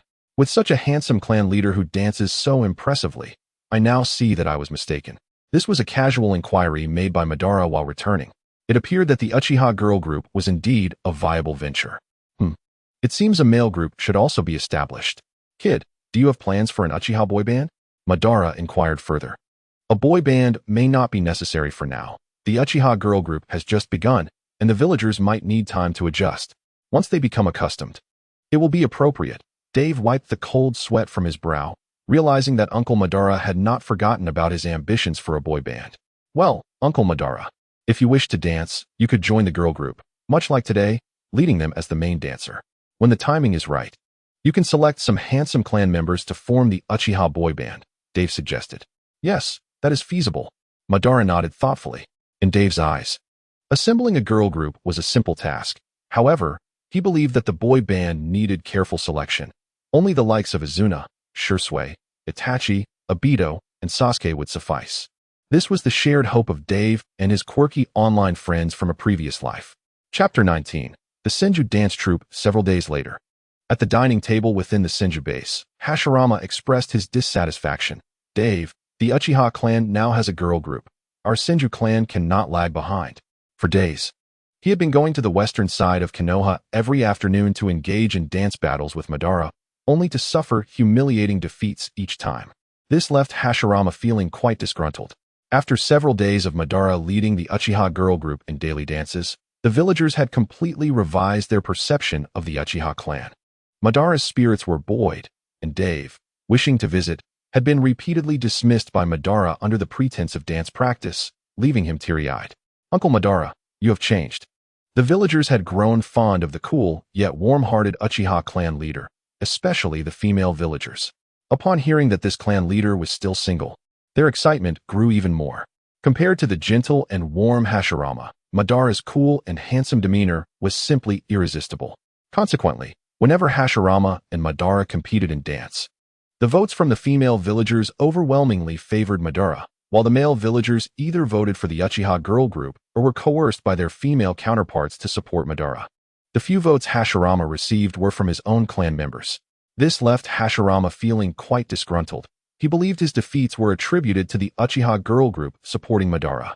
Thus, today, he engaged in deep reflection in the Hokage office, pondering why the Uchiha clan had a girl group while he, as the leader of the Senju clan, stood alone. Uncle Hashirama, The Uchiha girl group was created to alter the villagers' impressions of the Uchiha clan. The Senju clan does not require such efforts. As for Uncle Madara, since the village's establishment, he has taken on the role of Hokage and has little to occupy his time. Leading the Uchiha girl group in dance is merely a hobby to pass the time. Dave sighed, feeling that everything was unraveling. With Uncle Madara immersed in dance, would Hashirama also follow suit? Would this lead to the downfall of Konoha? No, I absolutely cannot lose to Madara. Hashirama pouted like a child, feeling quite irritated. All right. You could recruit some attractive sisters from the Senju clan to form a Senju girl group, Dave stated, feeling a headache coming on, resigned to the situation. All right, as long as those two are happy, that's what matters. Battling in Konoha is at least preferable to one person wielding the Great Buddha while the other commands Susano'o to split the heavens and the earth. Hashirama found this matter rather amusing. Upon joining Mito, I noticed the spark of interest in her eyes as she listened to the conversation between the two relatives. Well, Mito, isn't this kind of thing usually done by young women? Dave had yet to voice his thoughts when Hashirama, swallowing hard in surprise, posed the question. Tobirama, observing Mito's flowing red hair, immediately sensed something was amiss. He placed a hand on Dave's shoulder and, using the flying thunder god technique, vanished.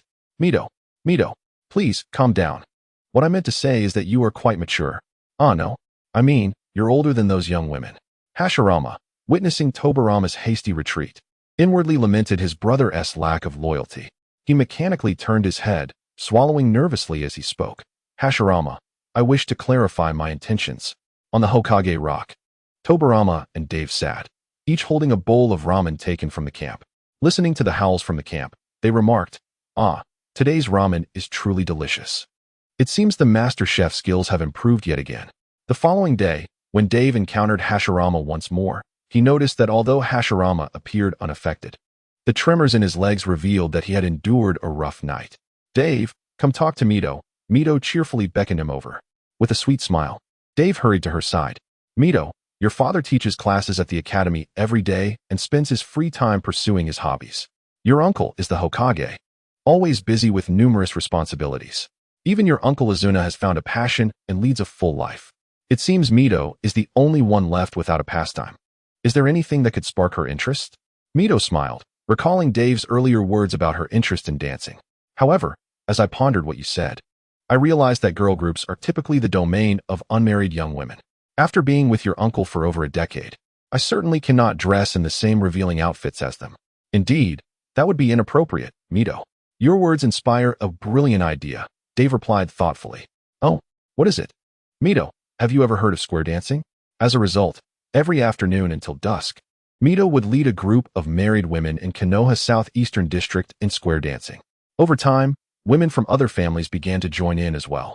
Mito enjoyed it immensely, having learned from Dave that square dancing was particularly suitable for older or married women, although men could participate too, albeit in fewer numbers. The steps were simple, accompanied by rhythmic and catchy tunes, quickly becoming a sensation throughout Konoha. This not only enriched the villagers' spiritual lives, but also uplifted their spirits and aided in weight loss. Konoha now found itself in two distinct scenarios. Younger villagers flocked to the western side to watch Azuna and Hashirama lead their respective girl groups in dance battles, often unable to resist joining in, while older villagers gathered in the east with Mito to partake in square dancing. It was utter chaos. Konoha was completely transformed. Dave gazed at the ravaged village before him, tears of sorrow streaming down his face. He felt a pang of regret as he touched the jingling coins in his pocket. The new mobile phones had become a craze in Konoha, with nearly every villager owning one. Certain establishments had even adopted specific phone numbers. The Uchiha clan's police department was the most frequently dialed, number 119, while the medical department was 120 and the education department was 121, among others. Hashirama exclaimed, "What a marvelous invention. Whenever villagers encounter trouble, they can dial 119 and the Uchiha police will come to assist. If injured, dialing 120 will summon a few medical ninjas to their aid. It's quite convenient." There were only 3 such 3-digit numbers, one for Yume, 520, which Dave explained meant "I love you," causing a young girl to blush. The other was for Azuna, 110, which needed no explanation, and Dave's own, 666, was purely for mischief. Chapter 20, An incident Dave Cohen. Dave lay in Yume's embrace as she gently scooped a spoonful of rice and offered it to him. Ah, Yume, your culinary skills have truly improved.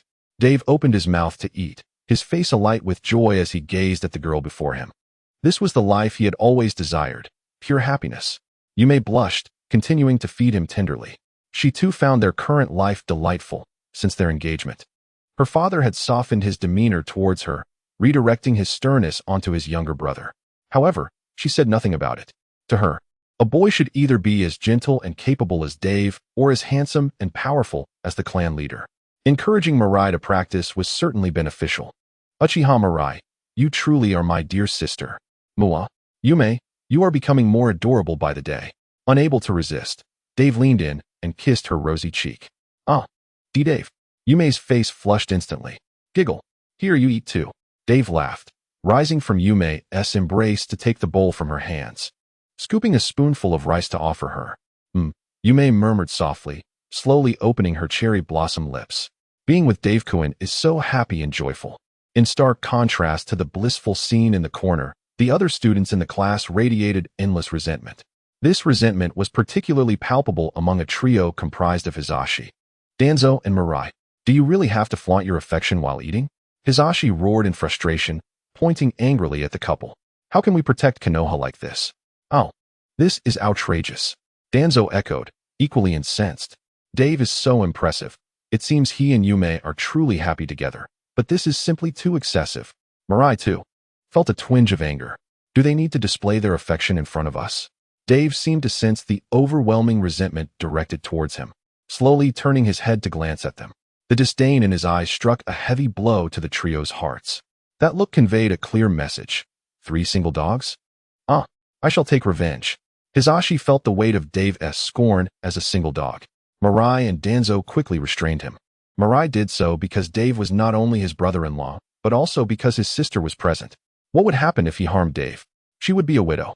Danzo intervened as well, aware that their classmates were watching. It would be utterly embarrassing. At that moment, Dave suddenly shivered as his chakra surged. He had unlocked new plants: Fire Chili, Big Mouth Flower, Cherry Bomb, Ice Archer, and Dual Launcher. Dave sprang to his feet, his face alight with excitement. Dave Cohen, what's wrong? Yume exclaimed, startled by his sudden movement. Ah, ha ha ha. Yume, you are truly my lucky star. Dave joyfully swept Yume into a princess carry, showering her with kisses. Suddenly, the classroom fell silent, and all eyes were fixed on Dave. In his arms, the blushing Yume lay still, nestled close to him. What are you staring at? Haven't you ever seen young lovers being affectionate? Dave snapped at the onlookers. The crowd slowly turned away in silence. Meanwhile, inside the office, Faye could sense the situation and was furious, nearly grinding his teeth in anger. That evening, after school, Dave held Yume's small hand as they strolled down the street. A daily ritual where he would accompany her home. They often shared tender moments along the way. However, as they blissfully walked down the path, a sudden commotion behind them startled both of them, causing Yume to hold her breath in fear. Dave quickly led her to a nearby bench. Looking back toward the source of the noise, he spotted several dark figures emerging from the rooftop across the street, clutching a black bag. After a few moments, Dave realized that these individuals were not from Konoha. I need to find out what they're up to. They must be carrying items taken from Konoha. Yume, you should head back, he calmly instructed her. No, Dave. It's dangerous. We should go back together and find a clan leader. Yume urgently shook her head. She was terrified for Dave's safety. What would she do if he encountered danger? That's not an option. Given their pace, they're likely just a group of low-ranking ninjas. We're still some distance from your clan's territory, and by the time we arrive, they will have escaped far beyond our reach, Dave countered, shaking his head. It's fine. Don't worry about me. We have phones, right? I'll follow them, and you can call Uncle Ban for backup. You know how formidable he is. These ninjas will be moving at a snail's pace compared to him. And don't underestimate me either, Dave reassured her, giving Yume a warm hug and a smile. Just be careful. Follow them closely until the clan leader arrives. Yume said, her voice choked with emotion. She was genuinely scared, fearing what would happen if Dave left her side. Trust me. Dave mimicked Might Guy, giving Yume a thumbs up before releasing her. With a few agile leaps, he was off. Yume stood there, watching his retreating figure, her heart racing. In a hurry, she pulled out her phone and dialed Ban's number. The number you have dialed is temporarily unavailable. A recorded message from Orochimaru echoed from the phone. Why isn't the clan leader answering? Yume exclaimed in frustration, nearly in tears. Meanwhile, Uchiha Ban was preoccupied. Hashirama, even with your Senju girl group, you can never defeat me in dance. Ban declared, drenched in sweat, as he faced Hashirama Senju in a lively dance-off. I will never concede. Hashirama shouted, his face flushed.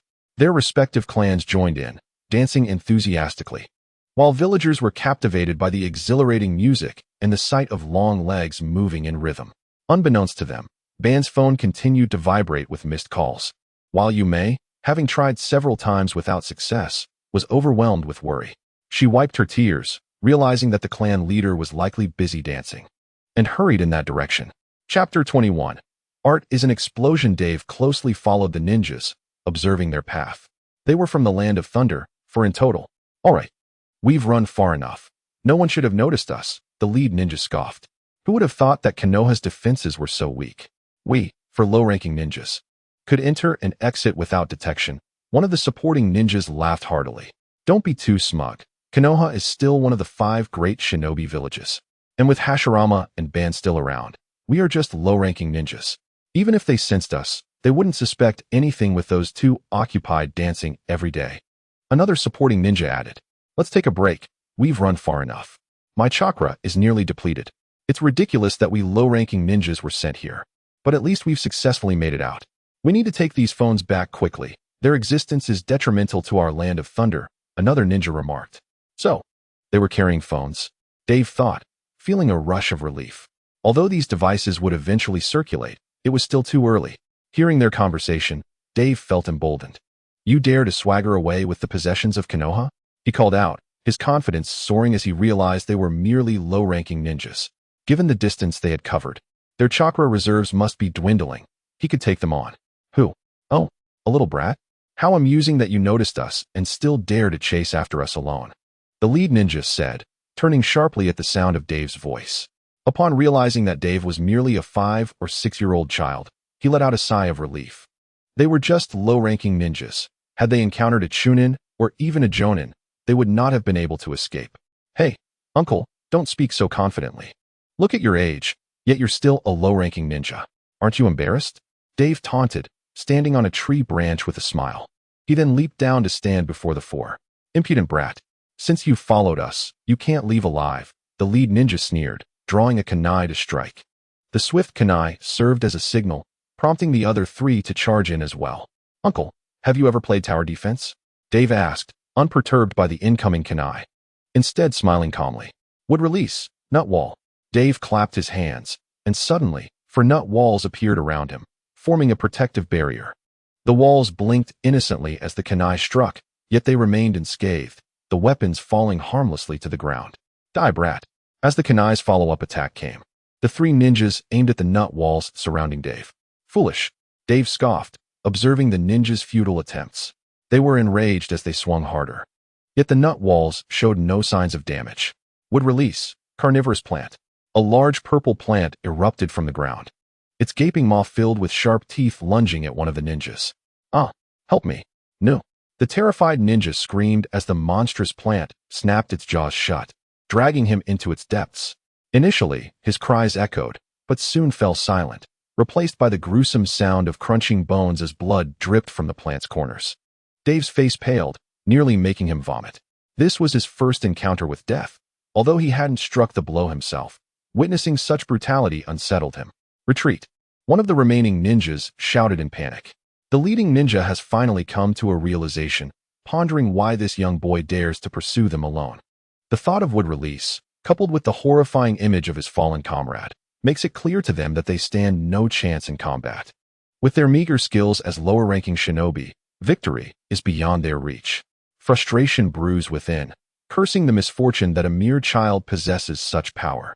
Meanwhile, the other 2 ninjas are initially frozen in shock, staring at the gaping maw of the giant flower in the blood-soaked ground. As they hear their captain's voice, they quickly snap back to reality and hastily retreat. Retreat? After I've just lost my lunch over this? You want to run? Would release. Explosive chili pepper. At the same time, in Konoha, a frantic voice cries out, Chief! Chief! This is bad, this is bad. Yume rushes toward the scene of the clash between Madara and Hashirama, pushing through the crowd to reach Madara's side. What is it, Yume? Madara, caught up in his excitement, is momentarily annoyed by the interruption. However, his expression softens slightly upon seeing the young girl. Dave! Dave! Yume exclaims, explaining the situation surrounding Dave's predicament. Which direction did they go? Madara asks, his demeanor shifting to calm curiosity, though Yume can sense the underlying fury in his words. Yume points towards the direction Dave has taken. Without hesitation, Madara employs a body flicker technique and speeds off in that direction. Yume? What is going on? Why did Madara leave? Hashirama approaches, puzzled by his friend's sudden departure. Uncle Hashirama, it's about Dave, Yume explains urgently. Damn it. Villagers. The festivities are over for today. Everyone head home. Hashirama commands, sensing the urgency of the situation. The villagers, understanding the gravity of the moment, comply without complaint. Meanwhile, Dave stands before a fiery red chili pepper that bursts forth from the ground, one eye large and the other small, exuding an air of arrogance. Artis. Explosion.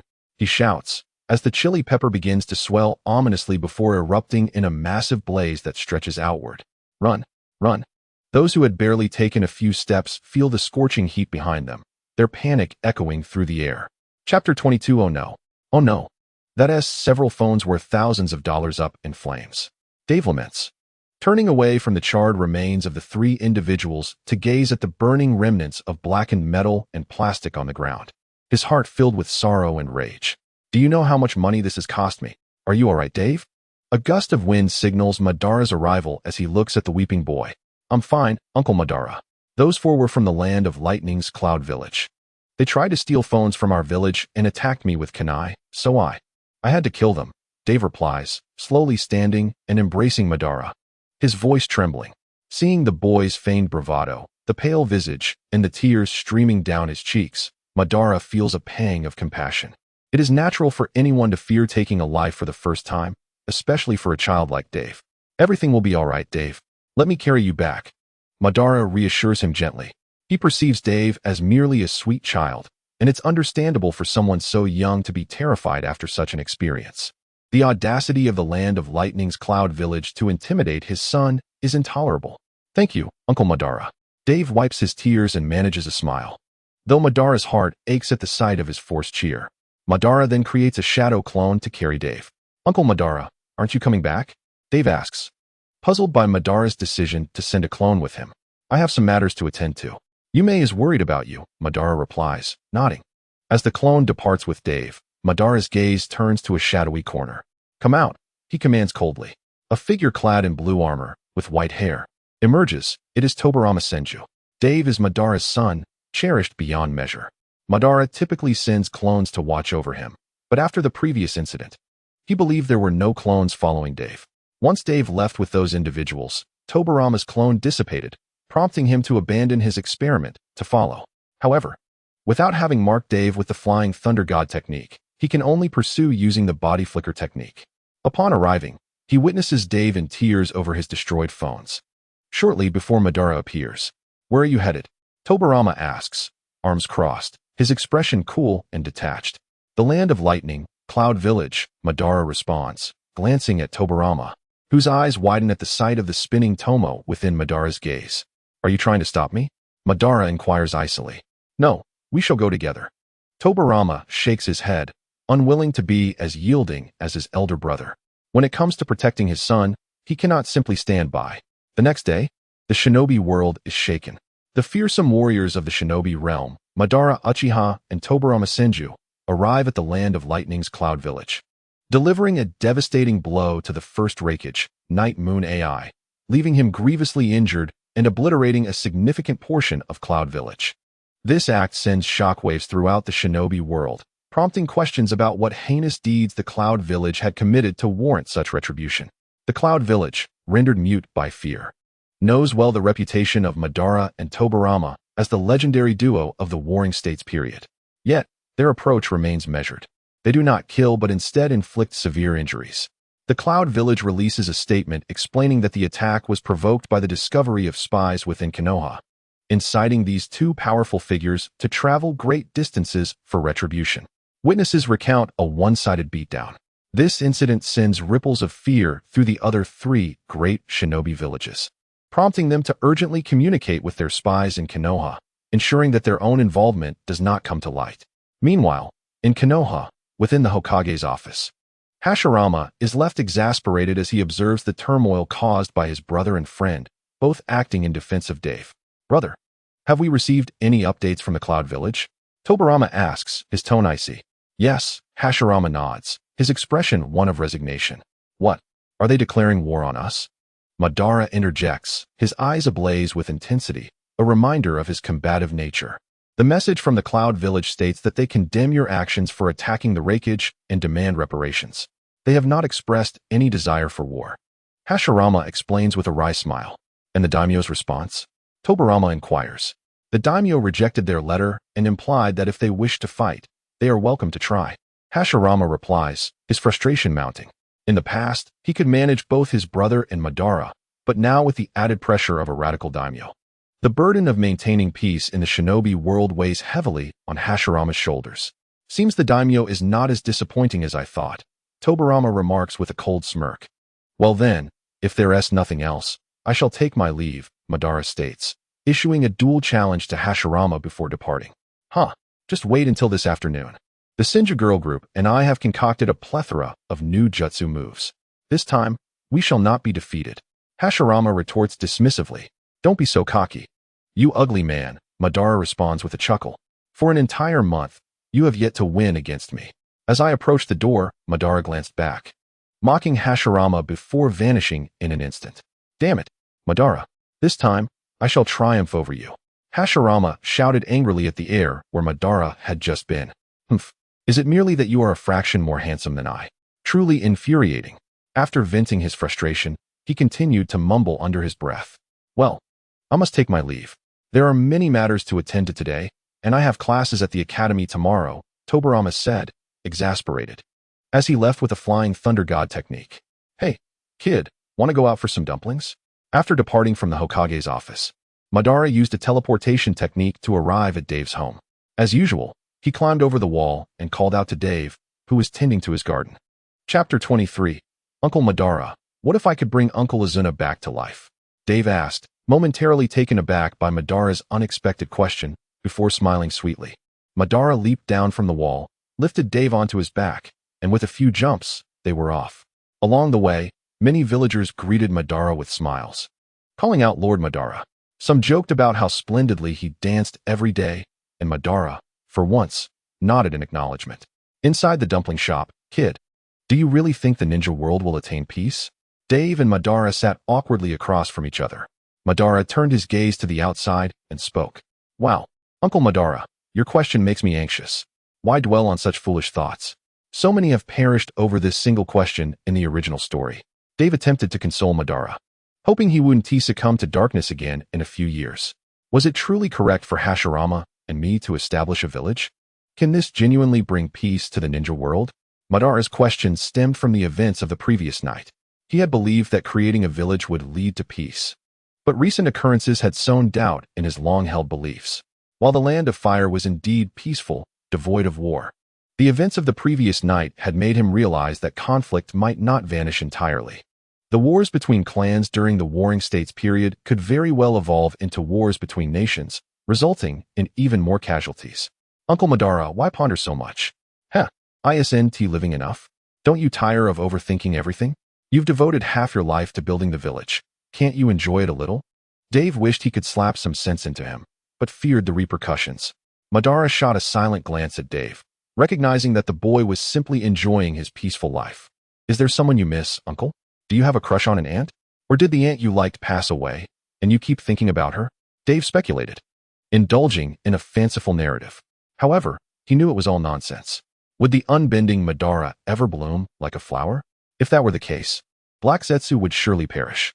Black Zetsu, what have I done to deserve this? Madara, listening to the boy's words, felt a smirk tug at his lips as he delivered a light smack to Dave's head. Dave looked up at him with a pitiful expression. I miss my brother, Madara confessed, watching as Dave's eyes widened with surprise. He assumed the boy had conjured some troubling thoughts inside, attempting to alleviate any negativity. Wow, Uncle Madara, you have a brother? What is his name? Is he married? Is he handsome? How come I've never met him? Dave's eyes sparkled with excitement, realizing that Madara was indeed longing for his brother. Yes, Uncle Madara was feeling lonely. Aside from himself, Hashirama was the only one he could converse with. It was impossible for Dave and Hashirama to accompany Madara every day, which led to Madara's mind wandering into dark thoughts. The notion of peace in the ninja world was nonsense. Uncle Madara simply missed his brother. If only he had a brother now. There was no way he would still be foolishly pondering the concept of peace. He died because your father killed him. Madara's tone turned icy, and the atmosphere between them shifted abruptly. I should not let my grievances with your father affect you. Madara collected himself, closing his eyes. Uncle, what was your brother's name? After a moment of awkward silence, Dave ventured to ask, well aware that Madara's brother was Izuna, though he would not voice it. Izuna Uchiha, Madara replied slowly, taken aback for a moment. Ever since I met you, Uncle, I sensed your loneliness and the deep-seated hatred towards my father. Was it all because of Uncle Izuna? Dave inquired. Madara remained silent, but Dave could see the answer in his eyes. Uncle Madara, if I could, hypothetically, bring Uncle Izuna back to life, would you let go of your hatred towards my father and be a little happier every day? Dave pondered before speaking slowly. Kid, do you know what you're saying? Madara's Sharingan flared to life, his expression grave as he regarded Dave. The immense aura he radiated sent shivers down the spines of the nearby villagers. Dave's words were not without foundation. If he could significantly amplify his chakra to the level of a Hokage, or even beyond, he recalled a plant from Plants vs. Zombies 2 called the reanimation carrot, which revived fallen plants in the game. If such a thing could be brought into the ninja world, it would likely have the power to resurrect the deceased. However, Dave lacked certainty, as he had only unlocked plants from the classic version of the game and was unsure if he would ever unlock those from the sequel. Uncle, you know my wood release is different from my uncle's. Whenever my chakra increases to a certain extent, I can summon new plants to aid me in battle. I have a feeling that when my chakra reaches the level of my father's, or even yours and my uncle's, I could summon a plant capable of reviving the dead, Dave mused, sketching a hopeful vision to prevent Madara from spiraling into despair. Having crossed into the world of Naruto, he yearned to amend the regrets left in the original story. Madara stared at Dave in silence, his mind a blank canvas. He was uncertain of what to say or think. Did he miss Izuna? Indeed, he did. If Izuna were to return, then perhaps he could also let go of the burdens of peace in the ninja world. Listening to Dave, he realized, yes, he had fought for half his life. Was it not time to pause and enjoy life? After a moment, Madara declared, Kid, I know what I must do from now on. His face bore a mischievous smile, causing Dave to feel a sense of unease. Something is off, Uncle Madara. That smile is unsettling. It frightens the child. From now on, I will search the ninja world for anything that can enhance your chakra. In 3 years, I will elevate your chakra to rival that of your father, and even surpass me and Hashirama. Madara had found a new goal. The challenge was formidable, but the more difficult the task, the more exhilarated he felt. Thus, the current objective was clear. First, locate anything that could safely enhance chakra. If Dave were to perish in pursuit of his own desires, Madara would never forgive himself. Second, dancing. Yes, the dancing must not cease, for it is a passion. Chapter 24. I'll beat you until you vomit your innards at the Senju residence. I've heard you possess the ability to resurrect the dead. Tobirama and Dave sat facing each other. Tobirama was the first to speak. Indeed, Madara discussed this with Hashirama yesterday, who embraced Dave, exclaiming he was the future hope of the Senju. Hashirama was quite pleased, but why does Madara seem so shadowy? Why does he harbor such a desire to eliminate his own brother? Was it not due to the fact that his own brother took the life of Ban's sibling? If Izuna truly could be revived in the future, then perhaps Ban's emotional turmoil would be resolved. Oh, how delightful it would be to relinquish the title of Hokage to another and spend each day in joyous camaraderie with Ban. The thought thrilled Hashirama, who could hardly contain his excitement at the prospect, envisioning a life filled with laughter, dance at dawn and dusk, shared meals, travels, and restful slumber together with Ban. His exuberant smile sent shivers down the spines of both Dave and Ban. Subsequently, he provided Ban with the necessary documentation to leave the village. Ban, in turn, requested a kunai inscribed with the Flying Thunder God technique from Tobirama, ensuring he could return promptly for their daily dance-off. Tobirama, having learned from Hashirama about the developments, hastily sought out Dave, setting aside his ongoing experiments. I cannot say for certain, Dave replied, shaking his head. I truly lack confidence.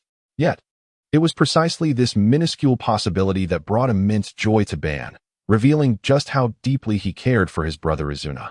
Humph, keep your distance from the Uchiha clan, especially from Uchiha Ban. As for Tsukimi, that young girl seems quite fine to me. Tobirama then elaborated to Dave, detailing a series of disparaging adjectives regarding Ban's character: evil, troublesome, shadowy, and villainous, while asserting that the Uchiha clan was inherently malevolent and deserved extinction, particularly the current clan leader, Uchiha Ban, who was said to torment the most innocent of children. He went to great lengths to alter Dave's perception of Ban, observing his father's fervent discourse. Dave mused that had he been in a past life, his father might well have been a cult leader. After such an extensive conversation, Dave felt quite dizzy. The following day marked the second occasion since their reunion that Tobirama and Dave engaged in a candlelit conversation. Dave had little recollection of the previous night, his mind consumed with thoughts of the wicked Uchiha. When Tobirama transported Dave to school via the Flying Thunder God technique, he was met with the gentle gaze of Tsukimi, who looked upon him with warmth. Curse that wicked Uchiha. I was almost brainwashed. Tsukimi, do not speak. Allow me a moment of rest, he said, leaning in to plant a kiss on her cheek before nestling into her embrace, drifting off to sleep. Tsukimi gazed down at Dave, feeling the warmth of his breath upon her skin. A tender smile graced her lips as she noticed the dark circles beneath his eyes, prompting her to gently caress his face with her small hands. Nearby, Nikazane could barely contain his envy. He vividly recalled the previous night's conversation with his father. Father, please arrange my engagement. I absolutely do not oppose. Your opposition is inconsequential. I have inquired among the clan, and no one is willing to accept your proposal. Nanny? Impossible. Father, it cannot be true. I am so handsome. My talents are exceptional. How could it be that no one desires to be engaged to me? I too am perplexed. Look at me, your father. I am undeniably handsome, and you are my child. By all accounts, you should not be lacking suitors. The outcome of this discussion led to Nikazane's mother chastising both men, sternly advising Nikazane to refrain from causing distress to the young women of their clan at such a tender age, leaving Nikazane furious and resolved not to eat dinner that night. His hunger strike, however, resulted in a combined reprimand from his parents. Today, we shall forego lessons and conduct an assessment to gauge your progress over the past 6 months, Tobirama announced as he stood at the front of the class. Noticing his son asleep, he said nothing, recognizing that after a night of conversation, it was understandable for Dave to rest while a 6-year-old could not endure such a strain. In the training ground, Dave remained peacefully asleep in Tsukimi's arms. She had just summoned her brother, Kagami, to assist in carrying Dave, who was the envy of Kagami for having such an affectionate sister. The first match featured Sarutobi Nikazane and Shimura Danzo, with Tobirama standing at the center of the training ground, observing the children. Danzo, Nikazane. The friends entered the ring with fervor. Come on, Nikazane. Let me see if you have made any progress. Danzo coldly challenged. Humph. Danzo, prepare to be astounded. Nikazane retorted dismissively. The two soon engaged in a brawl. Devoid of noteworthy description, both were inexperienced combatants exchanging blows until Nikazane utilized 3 body techniques and a C-rank fire jutsu, only to be outmaneuvered by Danzo. Thus, Danzo emerged victorious. Danzo, I will never concede defeat. Next time, I shall triumph. Nikazane declared, baffled by this tradition in Konoha where the weak so readily accepted defeat. Danzo won. In the next round, Akimichi Torafu faced Mido Kazahana. This match was even less remarkable, with Torafu effortlessly overpowering Mido, who, as a commoner, had only just begun to cultivate chakra. After several matches, it was Tsukimi's turn. Next, Uchiha Tsukimi against Hyuga Nichiru, Tobirama announced, continuing to jot down notes as a diligent teacher. After observing the prior matches, he easily discerned the strengths and weaknesses of the children. The Uchiha clan? Humph. The Hyuga clan is the true might of Konoha. You should concede early, taunted Nichiru, his Byakugan activated. Do not underestimate me. I will not yield. Tsukimi replied, her gentle demeanor masking her inner resolve. Humph. All you do is dote on that worthless Dave. What skills could you possibly possess? It would be wise to surrender. Nichiru scoffed. Boy, you tread a perilous path, Tobirama interjected, raising an eyebrow at Nichiru's insolence, especially with Dave's father present. Did he not fear repercussions? Nikazane, Danzo, and Kagami exchanged glances, disapproving of Nichiru's reckless words. What did you say? I will not permit you to insult Dave, Tsukimi exclaimed, her eyes blazing crimson as she activated her Sharingan. The arena erupted in astonishment. The Sharingan has awakened. Tobirama was taken aback, astonished by Tsukimi's prowess. He recalled Ban had not awakened his eyes at such a young age. Ban, you truly are lacking. Humph. What of your Sharingan? The Byakugan is superior. Prepare yourself. Nichiru, momentarily startled, regained his composure and charged at Tsukimi. Tsukimi, kunai in hand, engaged with Nichiru. But her unfamiliarity with her newly awakened Sharingan led to a swift defeat as he exploited her vulnerabilities, striking her down. I will not allow you to insult Dave, Tsukimi insisted, rising slowly, blood trickling from her lips. Yield, you cannot defeat me. Your chakra pathways are blocked by my gentle fist, Nichiru proclaimed, a frown of dissatisfaction crossing his face. I will never concede. This is for Dave. Tsukimi persisted, fighting through the pain as she lunged at him once more, only to be sent flying again, landing several meters away. Yet, despite the injuries, she struggled to stand, blood staining her mouth. As the battle came to an abrupt end, Hinata Nichi's presence on the field halted the ongoing fight. Brother-in-law, wake up. My sister has been hurt, exclaimed Mirror, shaking the slumbering Dave in his arms. What did you say? Yum was injured? Dave's eyes snapped open, filled with fury. Startled by his intense gaze, Mirror quickly pointed toward the arena.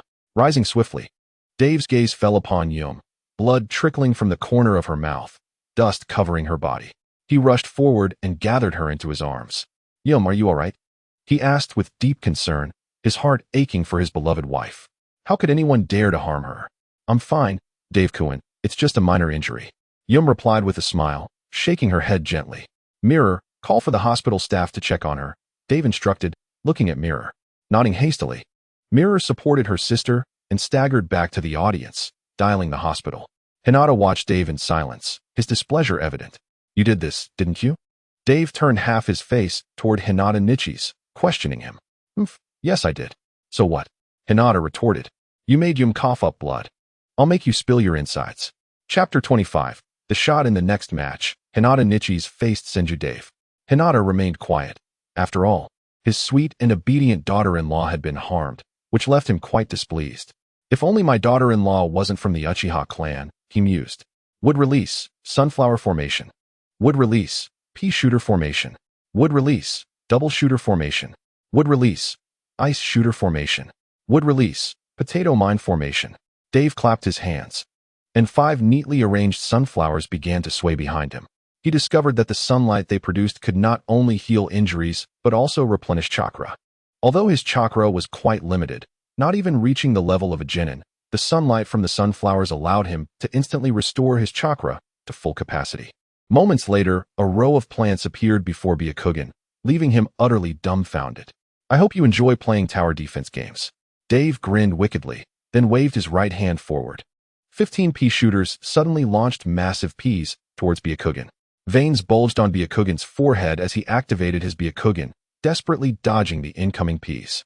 When one struck the wall behind him, causing it to crumble, he realized these projectiles were formidable indeed. Meanwhile, Senju Tobirama observed the chaotic battleground, his eyes twitching in apprehension. Hoping that when he sought reimbursement from his elder brother later, he wouldn't be met with anger. Byakugan yearned for a moment of respite, but was dismayed to find the shooting speed of these peas was incredibly rapid, 1 shot per second. As a mere child, how could he withstand such an onslaught? No, I must change the tide, he resolved, glancing at Dave, who stood behind the plants. Yes, he needed to eliminate Dave first. Byakugan charged towards him.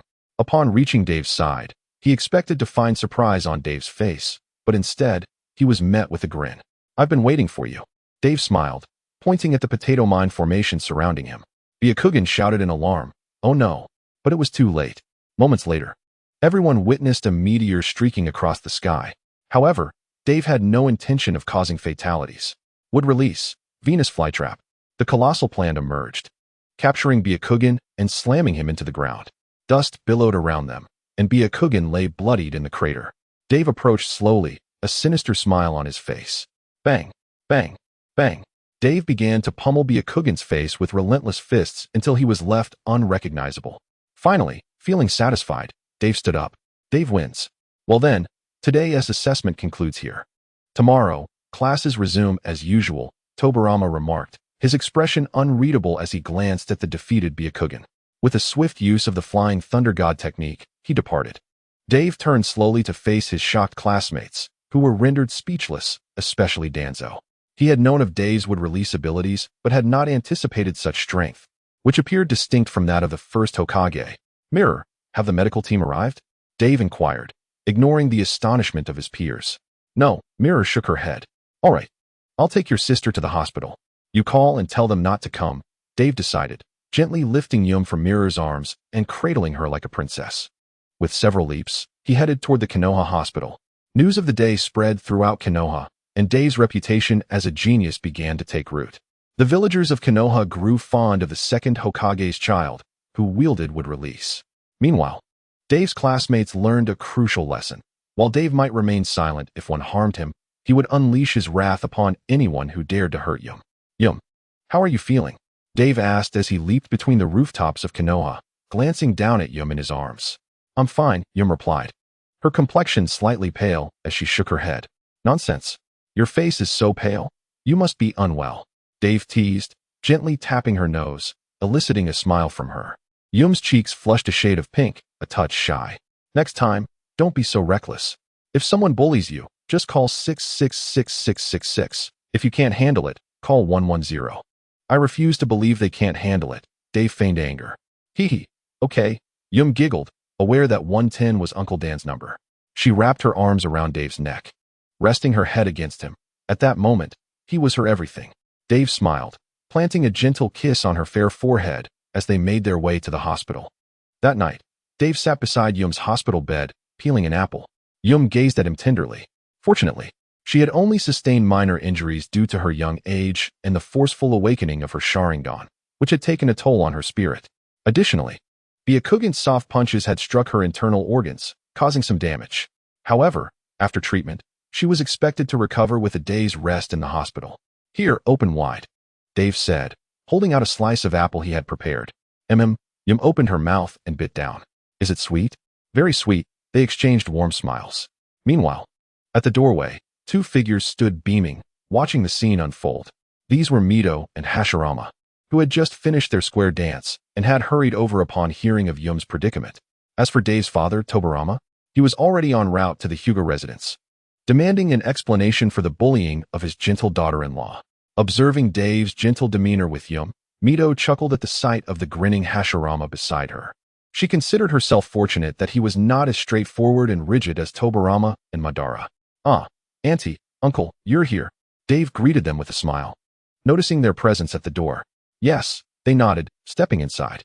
Yum, are you all right? Mito inquired first. I'm fine, Lady Mito. I just need a day to rest, Yum said, her cheeks reddening. Dave, you must tell me how to defeat Uchiha Madara. I'm so frustrated. I lost again. How infuriating, Hashirama expressed, seeking advice like a child lamenting a game loss. Uncle, what can I possibly do? Dave replied. I don't care. I won't listen. I want a way to defeat that guy Madara today. Chapter 26, Madara. Do you know what belly dancing is? Oh, dear uncle. Just go back and let the Thousand Hands girl group practice this dance. I assure you that next time, you will definitely win against Uncle Ban. Speechless. After my triple combo with Hashirama, Dave could only think of a dance to teach Hashirama. Ha ha ha. You are truly too kind to Uncle. Once I defeat that guy Madara, Uncle, I'll take you along for training. Ha ha. I'll head back to practice now. Hashirama, having acquired a new dance skill, was as joyful as a 40-year-old child. Without even bothering to greet anyone, he dashed off, seeing Hashirama run off happily. Mito couldn't help but smile wryly and explain to the two that Hashirama was just that kind of person, innocent, optimistic, and kind-hearted, among other virtues. Dave hurriedly interrupted Mito from continuing to extol Hashirama's virtues, suggesting they focus on treating the patients instead of dispensing unnecessary affection. Mito then offered her regards to the two before taking her leave. The following morning, Dave had spent the night beside Suki. He intended to sleep on the floor, but Suki was reluctant, as they were still children and the hospital bed was spacious enough for both. They ended up lying together, which led to quite a few amusing moments while they slept. As Dave slowly opened his eyes, he saw Suki sprawled on him like a little octopus, and he couldn't help but chuckle. His laughter stirred Suki from her slumber. Dave-kun, What are you laughing at? Suki shyly asked, gazing at Dave's face, which was only a few centimeters away. Oh, I was just laughing at a certain little octopus who isn't let go yet, Dave replied with a smile. Suki froze for a moment, then looked down at her hands and feet resting on Dave, quickly retracting them as her face flushed bright red, almost steaming. Ha ha ha, Suki. You are truly adorable. After a night of rest, how do you feel? Dave exclaimed, laughing at her tomato-red cheeks. I'm fine, really, Suki insisted, shaking her head. That's good. We're almost late. Let us hurry to class. Dave nodded and took Suki's small hand, leading her out the door. Suki followed behind Dave, admiring his figure with a sense of warmth. In the afternoon, as school ended, Dave suggested, Suki, let us go watch Uncle Ban and Uncle Hashirama have their dance battle today. He wanted to see how Hashirama had practiced his dance. Of course. As long as it's with you, Dave Cohen. I'm happy to go anywhere, Suki thought silently to herself. Mirror, when you return, please tell your father that I'm taking your sister to find Uncle Ban for the dance battle. Dave called out to his little brother, Mirror, Mirror. Along with Hisashi and Danzo, sat together, watching as Dave and Suki held hands and left, their expressions filled with endless envy. Because Ban and Hashirama danced here every day, the west side of Konoha had become the most popular spot. Hashirama even built a stage specifically for performances, with 2 large speakers on either side. The daily dance battles between Hashirama and Ban had sparked a trend in the village. Villagers with grievances were encouraged to settle them through dance instead of fighting, with spectators voting for the best dancer. At this moment, Ban was already leading his Uchiha girl group, waiting for Hashirama's arrival. Uncle Ban, you're back from outside the village, Dave said excitedly as he and Suki approached Ban. Here, this is honey from the Uzumaki clan. Drink it regularly. It helps with chakra growth. After the dance battle, I'll be leaving, Ban replied, nodding and handing Dave several jars of honey. Thank you, Uncle Ban. Dave accepted the jars and set them aside, planning to take them home later. Where's that guy Hashirama? He's usually here earlier than I am at this time, Ban remarked, glancing at his phone in surprise. Hee, Uncle Ban, I bet Uncle Hashirama is busy changing outfits after learning a new dance. Dave chuckled. Oh, a new dance? Does he really think he can defeat me with that? How ridiculous, Ban sneered, but a flicker of interest sparked within him at Dave's words. Moments later, Hashirama arrived with the Thousand Hands girl group, albeit fashionably late. The villagers were taken aback by the outfits worn by Hashirama and the girl group. Hashirama, taking center stage, donned an outfit reminiscent of a royal court, complete with a long skirt that exposed his belly and arms, along with a green scarf atop his head. Dave, you're quite flamboyant. Meanwhile, the Thousand Hands girl group wore matching red outfits similar to Hashirama's. The villagers were puzzled, wondering why the Hokage was dressed in such an outfit that deliberately exposed his midriff. Madara, let me show you my new dance. Hashirama laughed heartily as he led the Thousand Hands girl group onto the stage. Let us get this party started. The stage was filled with music that was hard to comprehend. Dave thought to himself that since belly dancing had made an appearance, how could an iconic song not follow? He had no intention of altering the original lyrics, believing they were divine. These lyrics were also a result of his own improvisation. He definitely didn't know the original language. With some enhancements from Orochimaru's equipment, the current effect was achieved. As the music began, Hashirama initiated the dance, and the Thousand Hands girl group followed suit, their fair and graceful bellies captivating the villagers' attention.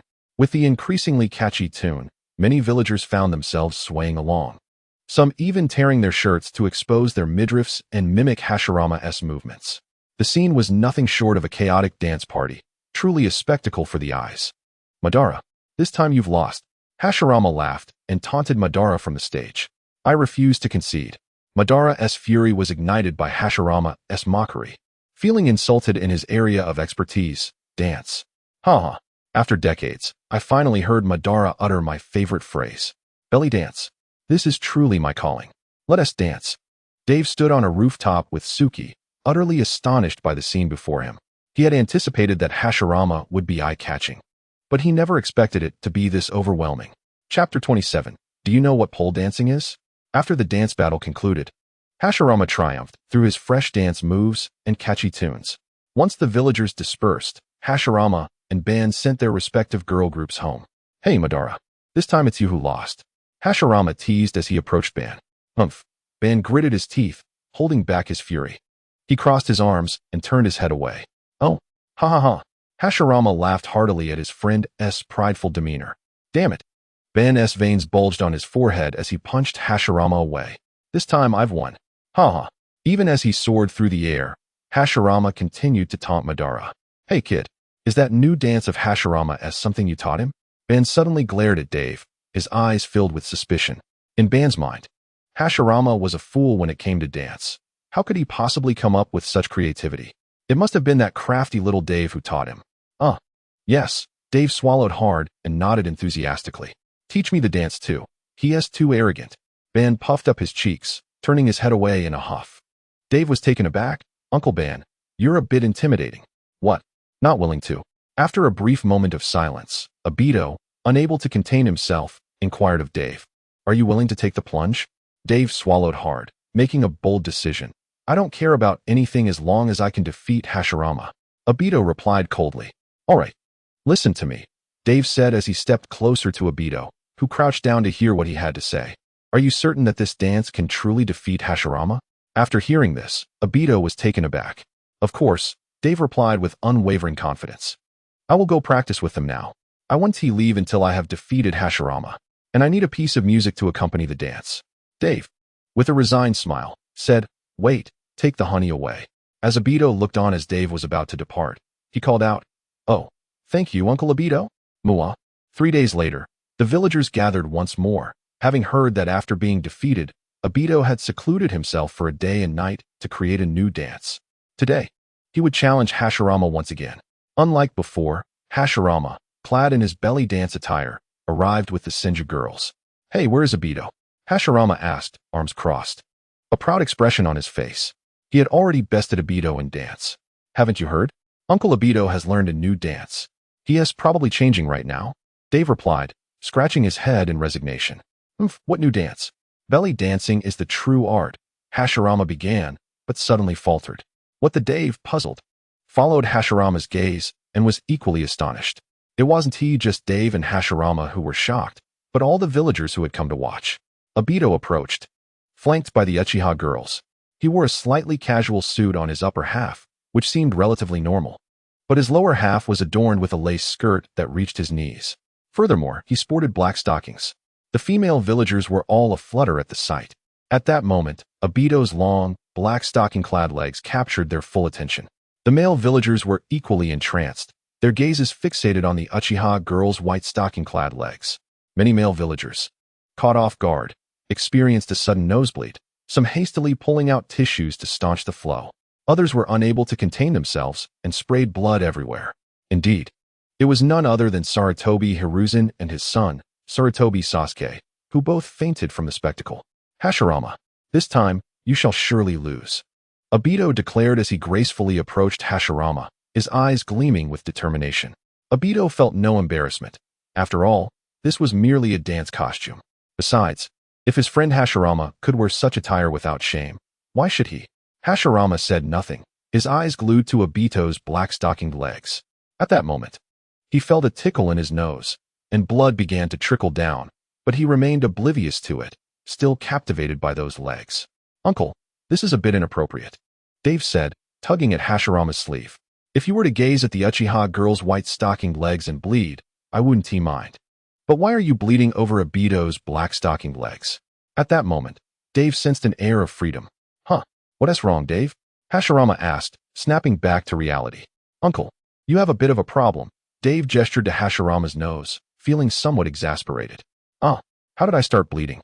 Hashirama quickly wiped the blood from his nose, chuckling awkwardly. Hashirama, prepared to be defeated. Obito shot him a cold glance before leading his girl group onto the stage. Each member held a 3-meter-long steel pole, as did Obito, who secured each pole in place with chakra. Then, the nightmare began. The music kicked off with a sultry female gasp, followed by an alluring accompaniment. Obito shot a glance at Hashirama, signaling, watch closely. As he placed one hand on the pole and extended his left leg, the girls mirrored his movements. Obito's left leg, in rhythm with the music, slowly found its place on the pole, ready to spring into action. Hello, emergency services. Quickly, dispatch all nurses and doctors. Don't ask why. Have you forgotten last month's incident? It's about to happen again. Dave gulped, hastily dialing a number, fearing that the situation was spiraling out of control. Chapter 28. Just as expected that night, the medical department was once again overwhelmed. Women dancing in the eastern square could see individuals soaring into the sky. Even their esteemed Hokage could not escape this calamity. The following day, Hashirama emerged from the hospital, declaring pole dancing to be banned in Konoha village, forbidding any villagers from practicing it privately. This dance would be the first to be sealed in the village's forbidden scrolls. It was inevitable. The dance's power was too great to control, even for him. The image of Obito in black stockings lingered in his mind, haunting him, let alone for the innocent villagers. Obito said nothing, contemplating sealing the dance himself. Reflecting on the events of the previous night, he felt an urge to wring Dave's neck for the embarrassment he had caused. The next day, upon seeing that Hashirama was unharmed, Obito departed from Konoha, continuing his quest in the ninja world to find supplements that could enhance Dave's chakra. At Orochimaru's lair, Dave asked, "Orochimaru, did you summon me for funding issues or something else?" "We're not short on funds. The games you mentioned have been developed," Orochimaru replied, tossing several data blocks to Dave without looking up from his research. "Don't overwork yourself. Make sure to visit Yum more often. You can't leave her alone at home. It's making her feel like a widow," Dave remarked, observing Orochimaru, who resembled a giant panda. "What if Yum and I sold our house and built a new one nearby?" Dave suggested. Orochimaru paused, momentarily bewildered, then replied, "Do you think the other villagers will sell their land to you for that? Just spend more money to buy it. I have nearly 1,000,000 ryos saved up. Why would I care about this?" Orochimaru looked at Dave as if he were foolish. "Fine, do as you wish, but take care of your health. You're only in your teens. Don't act like you're in your 50s. With that, Dave waved his hand in resignation and left. He had forgotten that Orochimaru was the wealthiest person aside from himself, having agreed to give Dave 15% of the profits from the products they sold. Now, Orochimaru had at least 1,000,000 ryo. Dave departed, heading toward the heart of Konoha, to the AI Shun mobile shop. "Hey, Mike. Onikai?"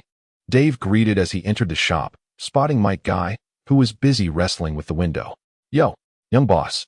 Ready for a youthful, vigorous window cleaning challenge? The loser has to clean all the glass in the shop 1,000 times." Mike shouted enthusiastically, giving a thumbs up. "Ignore him, young boss. What brings you here today?" Auntie Kai interjected, rolling her eyes at Mike. The AI Shin mobile shop was in need of a sales assistant, and previously, Mike had brought his wife, whom Dave referred to as Auntie Kai. She had been doing quite well in her role. In a remarkable turn of events, a staggering sales figure of 2,000 mobile phones was achieved within a month. "Aunt Kai, this data block is similar to the Asen Music app, and it can be installed on phones," he remarked. "I'll post an announcement outside. Any user wishing to install it can have it done for just 20 silver coins." Dave nodded and handed the data block to Aunt Kai, who accepted several blocks and placed them beside the Asen Music data block. The following day, during a break at the Ninja Academy, "What are you playing, Mirror?" asked Sudao Chiefing, the chubby boy, noticing Mirror engrossed in his phone. The screen displayed a small snake meandering within a box. "It's a mobile game called Snake. It's quite entertaining," Mirror explained. "Mobile game? What is that?" Chiefing inquired, puzzled. "Well, there was an announcement from the phone store yesterday. It's a kind of casual game to pass the time. There are a total of 5 games, each requiring a 20-coin installation fee. Take this snake game, for instance. You control the little snake to consume items within the box. With each item consumed, it grows longer, earning points. If the snake's head collides with its tail or the box's edges, it dies, and the game ends," Mirror elaborated. "That sounds intriguing. What's your score now?" Chiefing asked, his eyes gleaming with interest. "I've only reached 45 points so far. There's also a leaderboard. The top player, known as Senju Hashirama's eternal rival, scored 124 points. The second, Belly Dance's eternal god, scored 90. The third, Guardian of Konoha, 67. And the fourth, Will of Fire, 60. I'm in 6th place," Mirror said with a smile, sharing the rankings. "Those top 2 players dominate the leaderboard. Senju Hashirama's eternal rival holds first in 3 games and second in 2. While Belly Dance's eternal god has 2 firsts and 3 seconds. They're truly impressive," Mirror expressed with admiration, knowing how challenging these seemingly simple games could be. Achieving a score of 40 or 50 in Snake nearly fills half the box, yet the top player managed to reach 124 points. "Wow, that's incredible. I want to play too. The class is over. Come on, let's hurry to the phone store and install one for me," Chiefing exclaimed. his eyes sparkling as he tugged at Mirror, dragging him along before he could respond. In the Hokage office.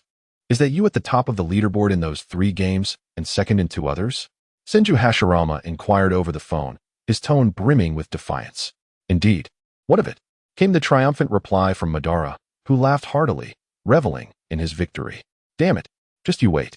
I will surpass you. Hashirama retorted, his anger palpable as he hung up the phone, determined to conquer the snake game and begin his daily grind. Meanwhile, Tobirama observed his brother's fervor for the game. Worry etched across his face as he contemplated Konoha's future. Madara, meanwhile, rubbed his ear, reflecting on Hashirama's tenacity. He kicked a branch aside with a smile, reveling in his triumph this time. Chapter 29. The Forbidden Tale of Danzo and Hisashi. As soon as the 5 minigames launched, they swiftly captured the hearts of the villagers in Konoha. Many discovered these games were addictive. Some served merely as time killers, while others compelled players to keep playing, making it nearly impossible to stop. At the Konoha school, Tobirama stood at the podium, arms crossed and veins bulging on his forehead. Observing the crowd of students, he felt a surge of irritation. He had been on stage for 5 minutes, yet not a single student noticed his presence. He glanced at the unfortunate Dave, who, unlike his peers, was not engrossed in a phone but was instead holding hands and whispering sweet nothings with his Uchiha sweetheart under the desk. Damn it, Hisashi, here I come. Today, I will definitely defeat you. Danzo suddenly shouted, startling the previously quiet classroom. He felt personally targeted by the game called Konoha Tetris, which randomly provided players with fixed blocks to fill a box. Completing a line would eliminate it. How could I encounter 10 consecutive combinations of 4 blocks in a row? This is infuriating. As Danzo prepared to unleash a few more curses, he looked up to find his students staring at him. Following their gaze, he saw Tobirama, who was silently observing him. Go on, keep berating him, Danzo. Why the silence? I tell you, Hisashi is no good. Berate him. He is not half the man my father Tobirama is. Dave, who had been whispering to Tsukiyomi, was taken aback by Danzo's silence and stood up, encouraging him to continue. Shut up. Danzo, Dave, both of you get out. Tobirama's voice was cold, devoid of any discernible emotion. The 2 reluctant comrades exchanged glances before trudging out.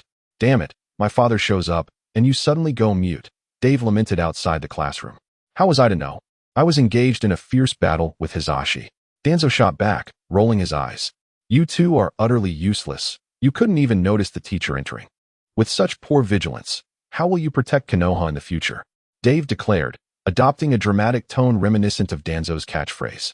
If I weren't at a disadvantage, I'd take you down right now, Danzo grumbled. By the way, have we ever had a detailed chat? Do you fancy anyone? Dave asked, a mischievous glint in his eye as he sidled up to Danzo, throwing an arm around his shoulder. None. Women? They only distract me from protecting Konoha, Danzo replied disdainfully, turning his head away. Really? You can't possibly prefer men, can you?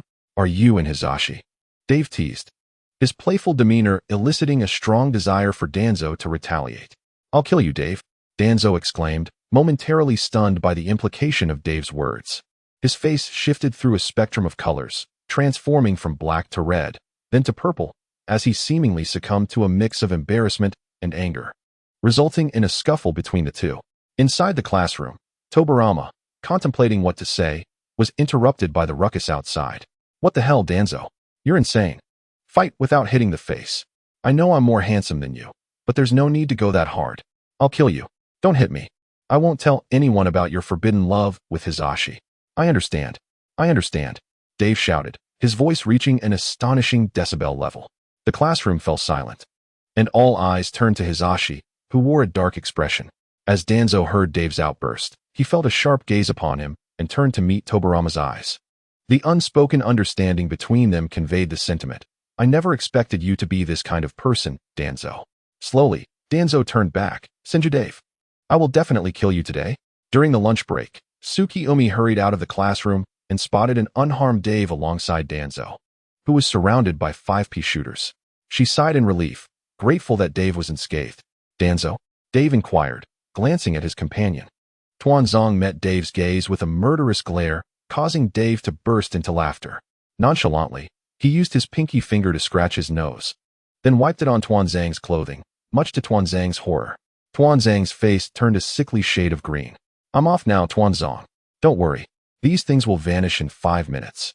Dave chuckled heartily as he approached Tsukime, taking her by the hand and leaving the scene. Senju, Dave, you wait for me. At that moment, Nikizan stepped beside Tuanzong, and the two exchanged a fierce glance before directing their furious gazes at Dave's retreating figure. In response, Dave playfully raised his pinky finger in the air, causing Tuanzong to falter. Is it really fair for you to bully Tuanzong like that? Tsukime giggled, recalling the earlier incident. Oh, it's nothing, Dave replied with a dismissive wave of his hand. In the afternoon, due to Dave's earlier outburst outside the classroom, the rumors surrounding Tuanzong and Nikizan began to spread throughout the school and its vicinity. Whispers circulated about how Nikizan, once a girl, had been transformed into a boy by Saratobi Asuma, who was displeased with having a daughter as his heir. Unbeknownst to Asuma, Nikizan had already formed a close bond with the son of the Shimura clan. Tuanzong, seeing his once-beloved girl turned boy, did not recoil, but instead continued to maintain ties with Nikizan. Rumors claimed that Tuanzong and Nikizan's fathers had once loved each other but were forced apart by societal expectations, marrying women they did not love. Their sons, Tuanzong and Nikizan, met frequently, igniting a forbidden spark reminiscent of their father's past. The tales grew increasingly absurd and scandalous. When Saratobi Asuma and Tuanzang's father heard about this folktale, they were so enraged that they ended up in the cardiovascular department of the hospital. Chapter 30. Ghosts. The next day, Nikizan and Tuanzong slowly entered the classroom amidst the astonished gazes of their peers. After their fathers had heard the gossip, they had stormed home and given the two of them a thorough beating, declaring that if the rumors were true, they would personally rid the family and village of the supposed threat. The two boys were so frightened that they hardly slept that night. Now, Nikizan and Tuanzong bore no semblance of their former selves. Their appearances were grotesque, with various bruises marring their faces, rendering them pale and ghostly. They had a singular purpose for attending school that day, but first, they returned to their seats, waiting for the lesson to conclude. Dave was brought into the classroom by his father, immediately sensing two piercing gazes fixated on him. Looking up, he saw Tuanzong and Nikizan staring intently. What the hell happened to you two? Who did this? Dave blurted, shocked at their disfigured state. Nikizan and Tuanzong said nothing, merely maintaining their intense stare at Dave. He swallowed hard and hurried back to Tsukime for some comfort. During class, Tobirama noticed that these usually diligent students had not only been beaten to a pulp, but were also completely unengaged, fixated on something across the room. Tuanzong, Nikizan, get out! Tobirama exclaimed in frustration, unable to tolerate their distraction any longer. Without a word, the two boys slowly made their way outside, their eyes still glued to Dave, who felt their gaze never leave him. Once they exited, Dave finally exhaled, relieved that the boys were no longer watching him. They won't try to drag me into their mess, will they? He thought, growing increasingly anxious. He instinctively pulled Tsukime closer for reassurance. With the scrutinizing stares gone, Dave hoped to catch a quick nap. Just as he was about to lay his head down, he suddenly straightened up, feeling two familiar gazes once again. Turning his head cautiously to the right, he gasped at the sight of the two boys, looking like something out of a horror movie, peering in through the classroom window. After enduring the lesson, Dave dashed out of the classroom, desperate to escape the unnerving atmosphere. He couldn't shake the feeling that the boys were acting strangely. In the afternoon, during class, Tobirama noticed the three disfigured students once again staring at him.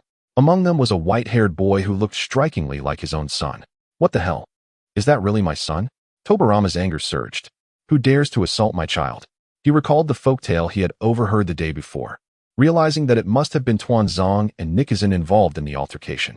If it had been anyone else, Tobirama might have intervened. But conflicts among children were best left to resolve themselves. Dave, how did you end up like this? Tsukime asked, her eyes welling with tears as she barely recognized her fiancé in his battered state. Who hurt you? It's nothing, just a couple of sneaky little brats. Dave replied, shaking his head and emphasizing the word sneaky. Tuanzong and Nikizan, hearing this, turned their heads mechanically toward Dave, responding in unison, brother, dad, uncle, ancestor, I was wrong. Dave quickly begged for mercy, recalling how fiercely the boys had fought at noon. Finally, they turned away and resumed their lesson, allowing the matter to settle. A month later, Dave called Orochimaru. Hey, have we finished those orders for the textile workshops? Yes, everything is ready. I've already placed them into the machines, and Wei has taken them away. For future replenishments, just let Wei handle it. I've taught him, Orochimaru replied, still engrossed in his research. His tone tinged with disappointment as he was interrupted by the ringing phone. Okay, take care of yourself, Dave said, sensing Orochimaru's discontent but unsure of the cause. He awkwardly chuckled before hanging up. Hee, how could I not let Uncle have a taste of this delightful treat? Dave smirked as he dialed Hashirama's number. What's up, Dave? Hashirama's voice conveyed irritation. He had finally achieved a score of 120 in a game, just a few points shy of surpassing Madara, when his concentration was shattered by the phone call. He had suspected that the call would be from Madara, who had become increasingly cunning, often interrupting him just as he was about to surpass him in scores. Hashirama even wondered if Madara had set up some kind of surveillance seal to keep tabs on him. Just yesterday, after finishing a call with Madara, Hashirama had felt so frustrated watching his score hover around 110 that he had rushed to the east side of Konoha to check on Mito, who was leading a square dance, fearing he might miss the performance against the Sarutobi clan's dance team. Feeling wronged, he said, Uncle, there's a new gadget coming out from Orochimaru. Would you like to take a look? Dave listened to Hashirama's tone, swallowed hard, and asked, Not going? I'm quite busy right now. Interrupting his game, Hashirama felt quite displeased. Fine then. I thought you could defeat Uncle Madara with this new toy. I just called him, and he boasted that if you played this, he would surely obliterate you. Hearing his uncle's confidence, Dave had no choice but to mention Madara to provoke a reaction. Chapter 31. You cannot leave what? Is Madara feeling particularly bold these days? Have him wait at that new gadget this afternoon. I want to see how he will crush me. Hashirama roared with an intensity that shattered the sound barrier. Dave rubbed his ears, ended the call, and sought out his uncle, realizing that mentioning Madara was indeed effective. Next, Dave called Madara. What's up, kid? Who is bothering you? Madara's cold voice came through the phone. Although indifferent, Dave could sense Madara's underlying concern. Uncle, Ruckage has created another new gadget, and he wants to challenge you. He said you were just pretending, stammering as he spoke. Madara was currently wandering the ninja world, with cell signal towers situated near Ruckage, allowing communication within Konoha to ensure Madara could stay in touch with the village. Dave and Orochimaru had hired some ninjas to procure a piece of thumb-sized metal from the black market, which could not only channel chakra, but also store signals. And it was installed in Madara's phone, enabling real-time communication with the village. Madara remarked coldly, He says he can obliterate you in this. Dave hesitated before responding slowly. I see. After a brief silence, Madara hung up. In the afternoon, at the entrance of the cell phone store, Madara and Hashirama had been glaring at each other for some time. The villagers witnessing the two Leaf Village Titans staring at one another knew a competition was about to unfold. Hey Hashirama, I heard you plan to defeat me, Madara inquired, a hint of amusement in his voice. In the past few months, you've lost to me several times in dance. Defeating you? That would be as easy as bullying Dave. Hashirama replied with immense pride. Dave, standing nearby, was perplexed. What is this new gadget you mentioned? Hashirama turned to him. Uncle Wei, bring it out. Dave called into the store. Coming right up, little boss. Wei replied, emerging with two square machines over a meter tall. These are claw machines with plush toys inside, featuring your likenesses. Uncle Madara, and Father. Dave explained, pointing out the claw mechanism. You maneuver the joystick to position it over the toy you wish to grab, press the button, and the claw descends to capture it. If successful, the toy will emerge from the left bottom pipe. Is that all? Then defeating Madara should be a breeze. Hashirama chuckled, brimming with confidence. Uncle, you're becoming increasingly mischievous. Dave remarked, realizing he would refrain from making such comments in the future, seeing how even the usually earnest Hashirama had been led astray. Madara cast a cold glance at Hashirama before stepping to the machine. Dave handed him a game coin and pointed to the coin slot for him to insert it. The machine illuminated upon the coin's entry. Madara tested the joystick, aimed for the Hashirama doll, and pressed the button. As he watched the claw descend and grasp the toy, Hashirama's smile gradually faded, only for Madara's to emerge. However, just as the claw was lifting, it unexpectedly jolted, causing the toy to slip free. Madara's smile vanished, while Hashirama's returned triumphantly. Is that all you've got? This is as easy as defeating Dave. Hashirama laughed heartily, hands on his hips, mocking Madara. Dave wiped the cold sweat from his brow. Uncle, I haven't wronged you lately. Why do you keep wanting to crush me? Try again, Madara said to Dave, who promptly handed him another coin. As Madara's aura intensified, his Sharingan activated, and he expertly maneuvered the joystick with lightning speed. Dave watched in awe, swallowing nervously. With a decisive thud, Madara pressed the button, and this time, the toy was firmly grasped, remaining secure. He crouched down to retrieve the Hashirama doll, now a chibi version. Madara approached Hashirama, whose smile had frozen, and handed the toy to him, glancing over his shoulder as if to say, "Your turn." "Humph. Showboating? Watch closely, Madara. I will succeed on my first try," Hashirama retorted, taking a step toward another machine, eyeing the chibi Madara. Dave handed him a coin, eager to witness Hashirama's attempt. While he knew Madara would win, he was uncertain about Hashirama's luck. After inserting 20 coins, Hashirama exclaimed, "Dave, give me another coin. This time, I will definitely win." His eyes gleamed with fervor, resembling a gambler caught in the thrill of a bet. "Uncle, I've only prepared over 20 coins for today, if you want more. You'll need to go to the store. They're 5 silver each," Dave replied with a resigned smile. Without hesitation, Hashirama dashed into the store to exchange 1,000 silver notes for more coins, continuing his relentless pursuit at the claw machine. As night fell, the villagers had long returned home to sleep, leaving only Madara and Dave to accompany Hashirama, who persisted in his quest for the toys. Eventually, Uncle Wei and Aunt Kai announced it was time to close the store, prompting Hashirama to finally relent.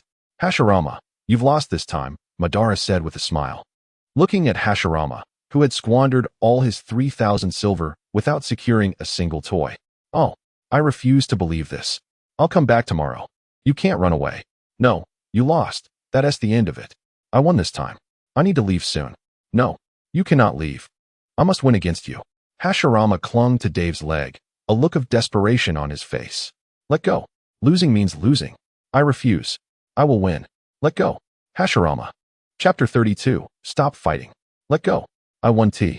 The two exchanged a glance, and then "Stop. Stop. You mustn't fight anymore," Dave called out, observing the two who were dancing awkwardly at odds. Normally, their dance battles were enhanced by music, but without it, the atmosphere felt painfully awkward. After a moment, Dave yawned, checked the time on his phone, and looked at the two dancers before him, one twisting his waist, the other pacing. "Well, you two can continue dancing. I'm heading home to sleep." The next day, school was canceled, citing that Tobirama had an important experiment. "Dave, have you seen your uncle?" Tobirama asked urgently, approaching Dave, who was tending to his garden. "Uncle? He left long ago. Isn't he the Hokage? Shouldn't he be in the Hokage office?" Dave wondered, perplexed, noting that it was still early morning, around 7 or 8 o'clock. He had seen Hashirama leave around 6. "He is not in the office, and I've tried calling him, but he won't answer. The Hokage's office is still cluttered with documents and troublesome matters that require your uncle's attention." Tobirama is feeling a headache, as he was just informed by someone from the Hokage's office to look for Hashirama. At that moment, Tobirama's phone rang. Glancing at the screen, he saw it was his sister-in-law, Mito, calling. "What's the matter, sister-in-law?" Tobirama inquired. "Tobirama, why is there a shortage of 10,000 Ryo at home? Did you take it again to purchase experimental equipment?" Mito's voice boomed from the other end of the line. The intensity of her outburst left Tobirama's head buzzing. "Ah, sister-in-law, it wasn't me. I spent the entire night at the lab. How could I have taken your money?" Tobirama replied, taking a deep breath, feeling quite speechless. Meanwhile, Dave, standing nearby, received a call too. After hanging up, he looked at his father and sheepishly said, "I'm curious about where Uncle is. I also know who took the money. Where is he?" Tobirama's expression shifted, his eyes sharpening like a hawk. At the entrance of a mobile phone shop, a woman named Kai asked Hashirama, who was sulking while playing a claw machine, "Aren't you busy today, Hokage-sama?" The Hokage arrived early this morning, first exchanging 3,000 Ryo for tokens, and before long, it was all gone. Now, he's exchanged another 5,000 Ryo for tokens, she replied with a wry smile. "Not busy at all.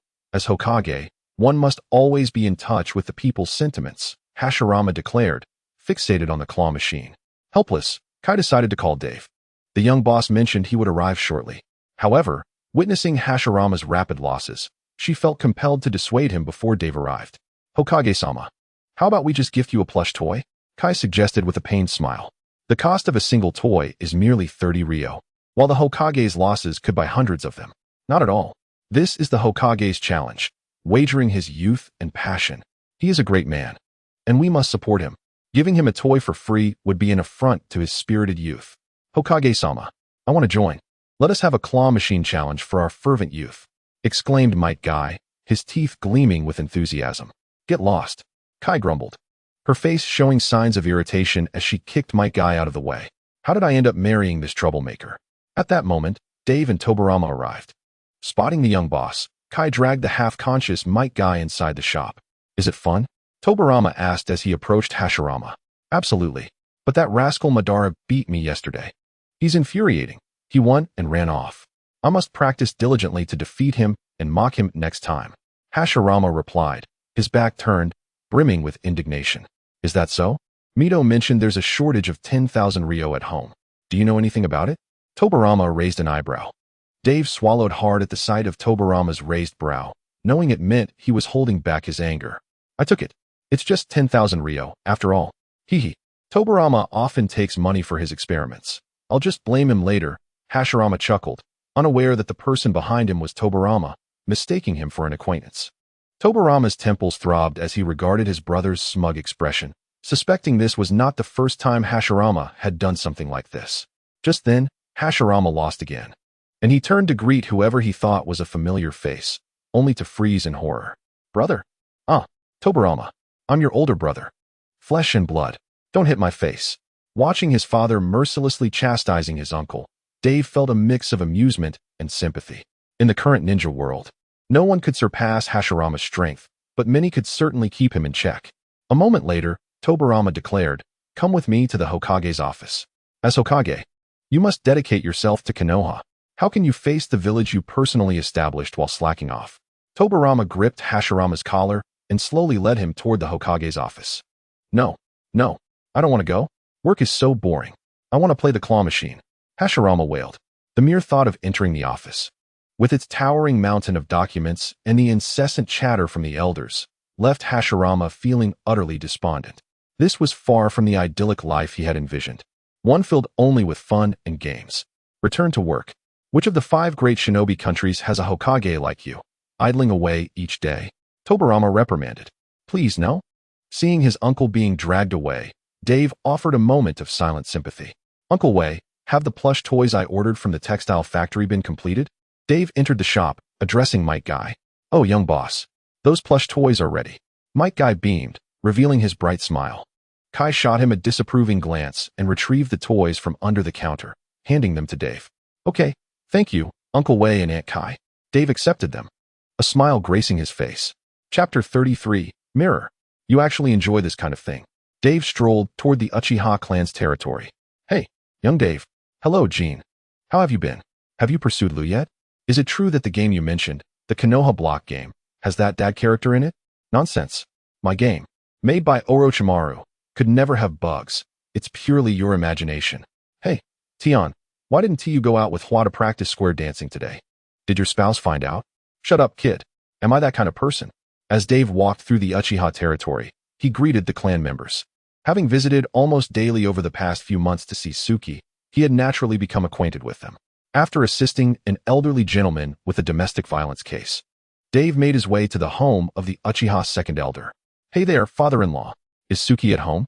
Dave casually walked through the doors, greeting his father-in-law. Dave. Suki is training with Kagami at the training ground. You can go there, the second elder replied with a warm smile. Watching Dave leave with a cheerful demeanor, the second elder took a sip of tea, feeling content. Life as an elder was becoming increasingly pleasant. He need not worry about his eldest daughter's marriage. And his youngest son was exceptionally talented, arguably the best in the clan, ensuring a bright future. The clan's reputation in the village was also improving. These days, he often fell asleep with a smile, relishing his new life. Upon reaching the training ground, Dave spotted Suki sitting on a bench outside, while Kagami diligently trained nearby. However, he decided to ignore Kagami for now, finding him of little use. Guess who I am? Dave playfully whispered as he tiptoed up behind Suki. Is that you, Dave Cohen? Suki, initially startled by the sudden darkness, blushed upon realizing it was him. Correct. Here as a reward for your correct guess, Dave said, lifting his hand from her eyes. Suki turned to face him, and he planted a kiss on her forehead. Kagami is still here, Suki blushed. No worries, just treat him as if he were invisible, Dave said, sitting beside Suki and taking her hand in his, smiling.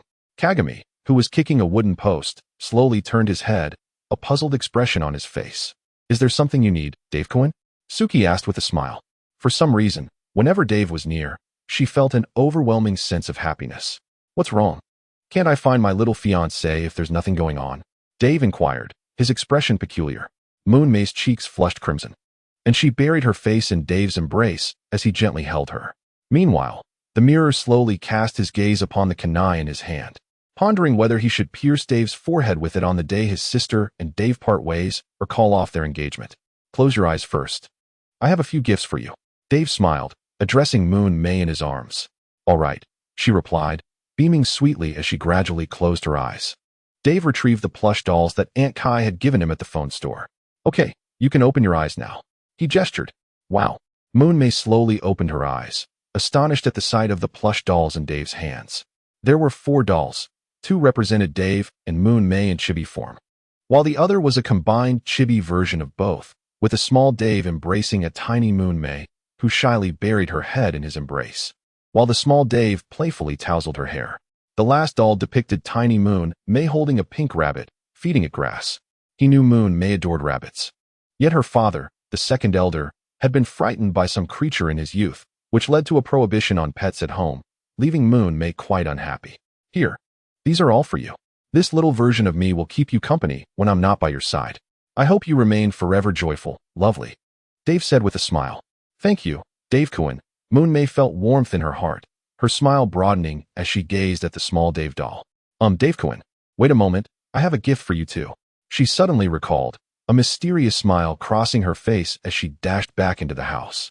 Dave's gentle gaze lingered on her retreating figure until she ascended the stairs and then turned back.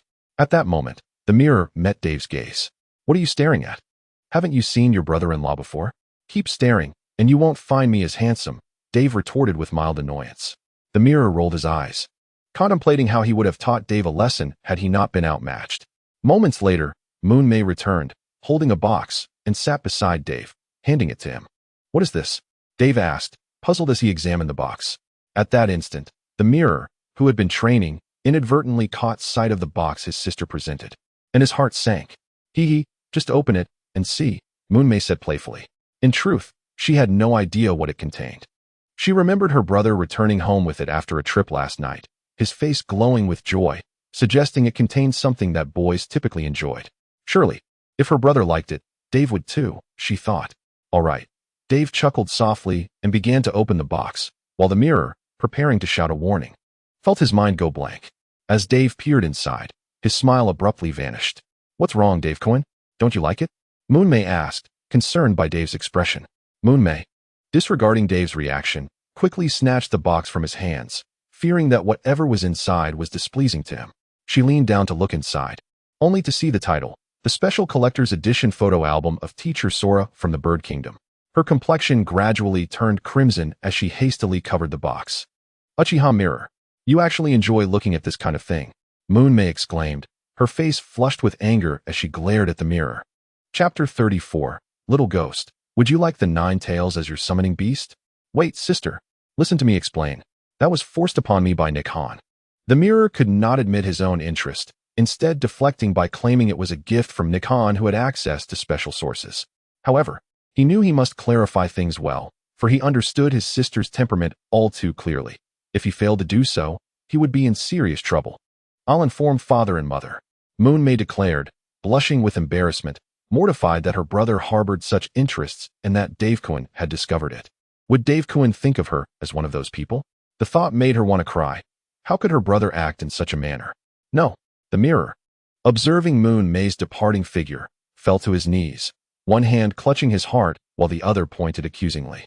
Snowflakes danced in the cold wind. The world shrouded in a desolate haze, as a lone plum blossom stood defiantly in the snow, swaying for her beloved. Witnessing this scene, Dave felt a surge of empathy. Little brother, I never expected you to be as repressed as Nick Han, enjoying this kind of material, Dave mused as he approached the dazed mirror, placing a hand on his shoulder. I want to kill you. Hey, why is this my fault? That was your sister who brought it out. I know nothing. I don't care. I want to kill you.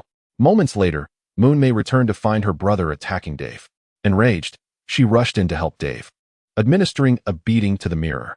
As Moon May dragged Dave away, their parents approached, inquiring about the photo album, resulting in another round of mixed discipline. That night, father and son shared a moment together. Humph. At such a young age, already indulging in these things. I'll confiscate this. If I catch you with another one, I'll take it away. The second elder reprimanded his son indignantly. Please, father, this book was given to me by Nick Han. I still need to return it. The mirror gulped nervously. This collector's edition is rare. There are only a handful in Konoha. Humph. Do you think I don't see through your little schemes? The second elder shot him a knowing glance. Mirror. These things are mere illusions. The depths they conceal are unfathomable. You lack the experience to navigate them. Do not be naive, he imparted sagely. But mother just said she would throw it away. I can handle it. Your father is Uchiha Changjiang. How could I not manage such trivial matters? 2 weeks later, Dave received a call from Uncle Ban. Hello, Uncle Ban. Have you returned to Konoha? Dave inquired, patting his unfortunate belly, his lips trembling slightly. Since Uncle Ban had ventured out to procure items to enhance chakra, Dave had been consuming potent tonics daily, nearly to the point of nausea. Recently, Uncle Ban had heard that the bones of the Kagaya clan from the Mist Village could be ground into powder to increase chakra. Ultimately, Uncle Ban had slain several Kagaya clan members, bringing back jars of the powder, inciting outrage in the Mist Village and nearly igniting conflict. Uncle Ban had boldly declared, "Drink up, it's fine. Use it to brew tea. Once you finish, I'll head back to the Mist Village for more." At that moment, Dave nearly bowed down in gratitude, as if treating the Kagaya clan like suppliers. Despite consuming tonics for a month or two, he had indeed increased his chakra significantly, now reaching nearly the level of an elite jonin. He had also unlocked most of the plants. Dave could finally see hope for resurrecting Na, having successfully unlocked a plant from the second tier after the plant cannon incident. Would you like a summoning beast?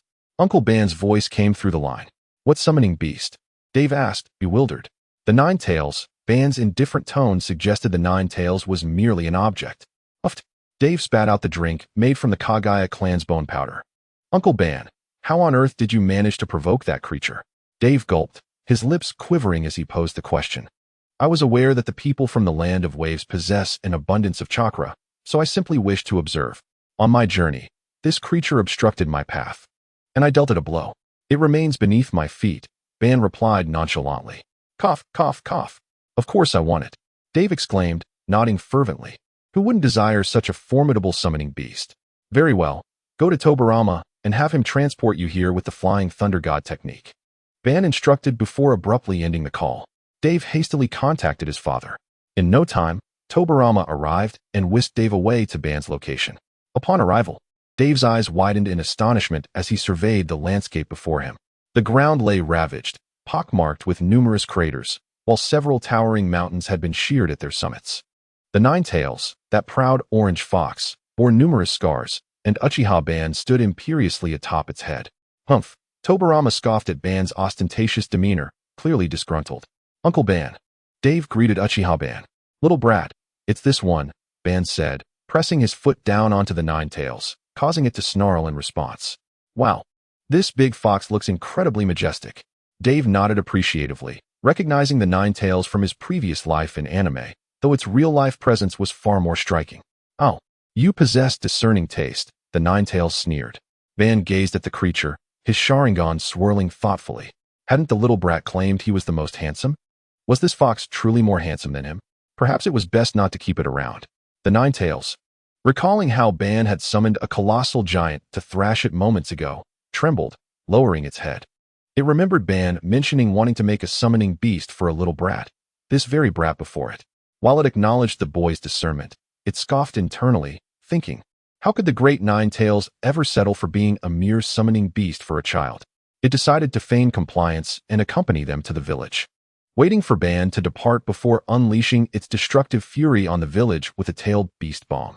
The Nine Tails reveled in its thoughts, envisioning the carnage that would ensue. However, if Dave were privy to the creature's inner musings, he would surely burst into laughter. What? Having been beaten by a giant wasn't enough? You still crave a thrashing from a Buddha? Chapter 35. I wish to become the Nine Tails Jinchuriki. Thus, the Nine Tails obediently led Ban and the others back to Konoha. Along the way, Ban informed Tobirama of the situation, who awaited them at the village entrance. Ha! Ban, will you stay for dinner? Tobirama called out, his attention diverted from the Nine Tails to Ban. No, I must be on my way, Ban replied, shaking his head, and without looking back, he resumed his journey. Tobirama sighed in disappointment as he watched Ban's departing figure. The Nine Tails had been fixated on Ban, and upon hearing he would leave, it exhaled a sigh of relief, grinning as it watched Ban's silhouette fade from view. Ha ha ha! The Nine Tails erupted into laughter, its aura exuding an overwhelming ferocity. Hey, little fox, what on earth are you laughing about? Dave exclaimed, bewildered by the creature's exuberance. Little fox? The Nine Tails paused, then smirked, swiping a paw at Dave. Would release, would dragon technique. Tobirama observed the scene without further comment, conjuring a wooden dragon to strike. What is this? It's absorbing my chakra. The Nine Tails howled in astonishment as it felt its chakra being siphoned away by the wooden dragon coiling around it. Tobirama, you need to take Dave away from here, otherwise I can't unleash my full power. We're too close to the village. Let me relocate it further away, Tobirama instructed. Uncle, that's my summoning beast. Please show some mercy. Dave lamented, exasperated that the Nine Tails had provoked Ban and now Tobirama. Who could possibly contend with both of them? Uncle knows. Just wait for me with Tobirama at the back mountain of the village. I'll bring it over shortly, Tobirama replied, turning to Dave with a smile. Let's go, Tobirama said, placing a hand on Dave's shoulder, and they teleported to the village. Nine Tails, your power is too great. I cannot allow you to wreak havoc at the village gates. Tobirama declared, his hands forming a seal, a mask of determination settling on his face. Before the Nine Tails could retort, would release, would human technique, would release, great forest of resurrection. Moments later, the restrained Nine Tails felt a sharp discomfort. What had it done to deserve such treatment? First, it had been assaulted by the stoic Uchiha Ban, and now it faced Tobirama's wooden restraint. It hadn't been seen for centuries, only to emerge and face two beatings in a single day. What tailed beast could endure such humiliation? Tobirama controlled the wooden hand, dragging the Nine Tails toward the back mountain of Konoha. The Nine Tails had long since become disillusioned with the world and shed tears of humiliation from its crimson-slitted eyes. Shortly thereafter, Dave gazed at the motionless Nine Tails on the ground, silently weeping.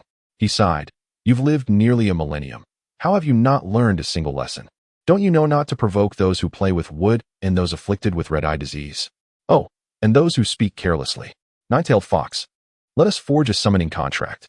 You shall reside here, in the back mountain of Konoha," Tobirama said with a genial demeanor, as if he were a benevolent elder. The Nine Tails glanced at the long-haired man before it, continuing to feign indifference. This was the same individual who had just subdued it, claiming it was too powerful. Uncle, I have an idea. Could this little fox be sealed within me? I can sense its vast chakra, Dave proposed boldly, envisioning himself as a Jinchuriki. Many regrets in the Naruto series stemmed from the Nine Tails' presence. In the original story, Mito became a Jinchuriki only after the battle between Ban and Tobirama, at which time she was already in her 40s. From Mito to Kushina and finally to Naruto, all their fates intertwined with the Nine Tails. As a time traveler, Dave wished to avert these regrets. However, to become a Jinchuriki, he first needed to deal with Black Zetsu. Dave, do you comprehend the risks involved? This is far too perilous. Setting aside whether it can even be sealed within you, even if it were, you might not withstand its vast chakra. Tobirama remarked with a serious expression. This is too dangerous, Dave.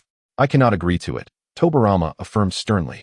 Meanwhile, the Nine Tails radiated with enthusiasm. Sealing sounds splendid.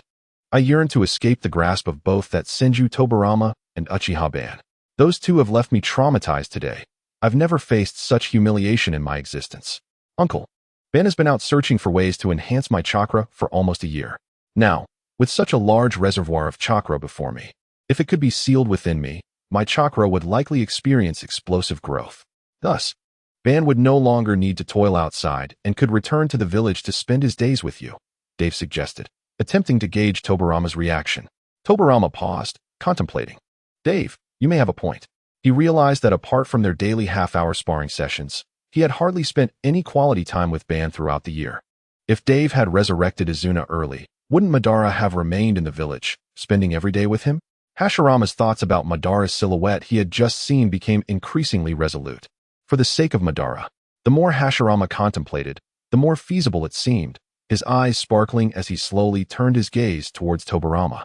Tobirama, perplexed, wondered where Madara's charm lay. Even his brother was completely enchanted by him.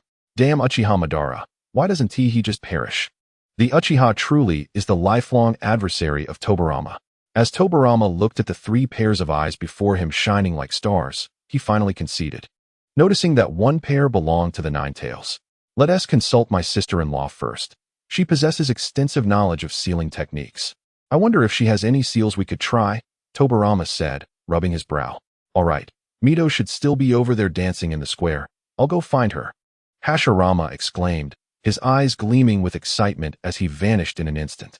Chapter 36. I want to lift your tail to see your gender moments later.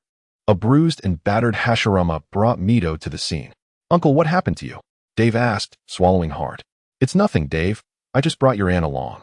Hashirama replied, waving his swollen head dismissively. Earlier, when he had gone to retrieve Mito from the dance group, the furious ladies had banded together to prevent their lead dancer from leaving, only allowing her to depart once she insisted there was an urgent matter. Aunt Mito smiled awkwardly at Dave. You want to seal the Ninetales within you? She asked, her expression serious. Dave hesitated for a moment before nodding with determination. All right, we can seal it. But, Dave, you must consider the consequences, Mito cautioned. I've thought it through. You have, too, right, Kurama? Dave replied with a smile, turning to address the Ninetales behind him. The Ninetales froze, caught off guard by being called by the name it hadn't heard in a millennium, momentarily lost in thought. All right, lie down beside the Ninetales, Mito instructed, nodding. 8 trigrams double sealing. 5 elements seal.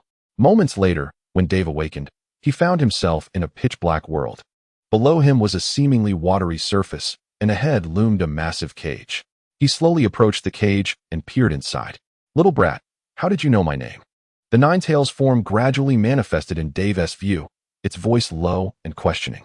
Dave said nothing, gazing at the talisman on the cage with a gentle smile as he moved closer, placing his hand on it and slowly tearing it off. Hey, little brat, are you insane? Do you know the consequences of what you're doing? The Ninetales was taken aback. It had initially hoped to survive in this boy's body for decades until the 2 troublesome Uchiha died, at which point it could simply guide him to tear off the talisman and escape back into the world. But now, having just been sealed, he was already attempting to rip it off? What? Do you intend to invade my consciousness and control me? Heh, I know you want to succeed. My Uncle Madara and Uncle Hashirama are still outside, Dave chuckled. He genuinely wished to befriend the Ninetales, and thus spoke sincerely. The Ninetales felt frustrated. This little brat was right, as it was indeed hesitant to act recklessly. The seal placed by Mito was not merely about tearing off the talisman. Its purpose was to prevent the Ninetales chakra and its violent emotions from affecting him. From now on, the Ninetales would remain within Dave's body unless he perished or, like in the original story, was forcibly extracted by someone. Otherwise, the Ninetales would be trapped there for eternity. How about we become friends? Dave smiled, extending his hand toward the Ninetales. The Ninetales huffed, ignoring him, prompting Dave to laugh mischievously at the proud fox. Look, I'm being sincere here. Don't worry. I want to restrict your freedom. It seems we can share chakra, right? You could create shadow clones, and both your clones and your true form would share sensory perceptions. We could wreak havoc in the village together. What do you say? Dave contemplated. He could also create shadow clones, and as long as he taught the Ninetales, it could explore the outside world. The Ninetales regarded Dave silently. Although it said nothing, it felt tempted. Who wouldn't he want to be a free-tailed beast? It had just come into existence, wanting only to sleep, but had been beaten up by that Uchiha Madara under the pretense of blocking its path. Moreover, this little brat spoke with genuine intent. He could sense the goodness or malice in people. The Ninetales and Dave locked eyes for a moment, and then the Ninetales slowly extended its paw, touching Dave's hand. With a wicked smile, Dave lunged toward the Ninetales, who was momentarily stunned. Moments later, your fur is so soft, little brat. Go die. Don't be so formal, we're friends now. What is wrong with touching your fur? Hey, if you don't speak, I'll take that as consent. Just wait, I want to lift your tail and see if you're male or female. Go die. Outside, Hashirama and the others watched Dave with tense expressions. Just moments ago, the red chakra emanating from Dave had made Hashirama's heart race with fear of an unexpected incident. Tobirama felt his heart leap to his throat upon seeing his precious son in such a state, cursing that scoundrel, the despicable Uchiha Madara. If anything happened to his son today, one of the Uchiha would surely meet their end. just as Hashirama prepared to forcibly awaken Dave. The latter slowly opened his eyes and surveyed his surroundings. Seeing that Dave was unharmed, the three of them released a sigh of relief. And Tobirama finally ceased his internal tirade against Madara. "Are you all right, Dave?" Mito asked anxiously, as Dave's situation was unprecedented in the ninja world. No one had ever sealed a tailed beast inside themselves before, and they had no idea what to expect. "I'm fine. Kurama and I are great friends now," Dave replied with a smile. "That's good to hear. How do you feel?" Mito asked, relieved. "Wonderful.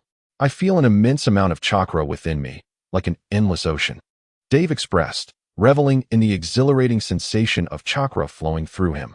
"Well, can you summon the plant needed to resurrect Izuna? Can Madara return?"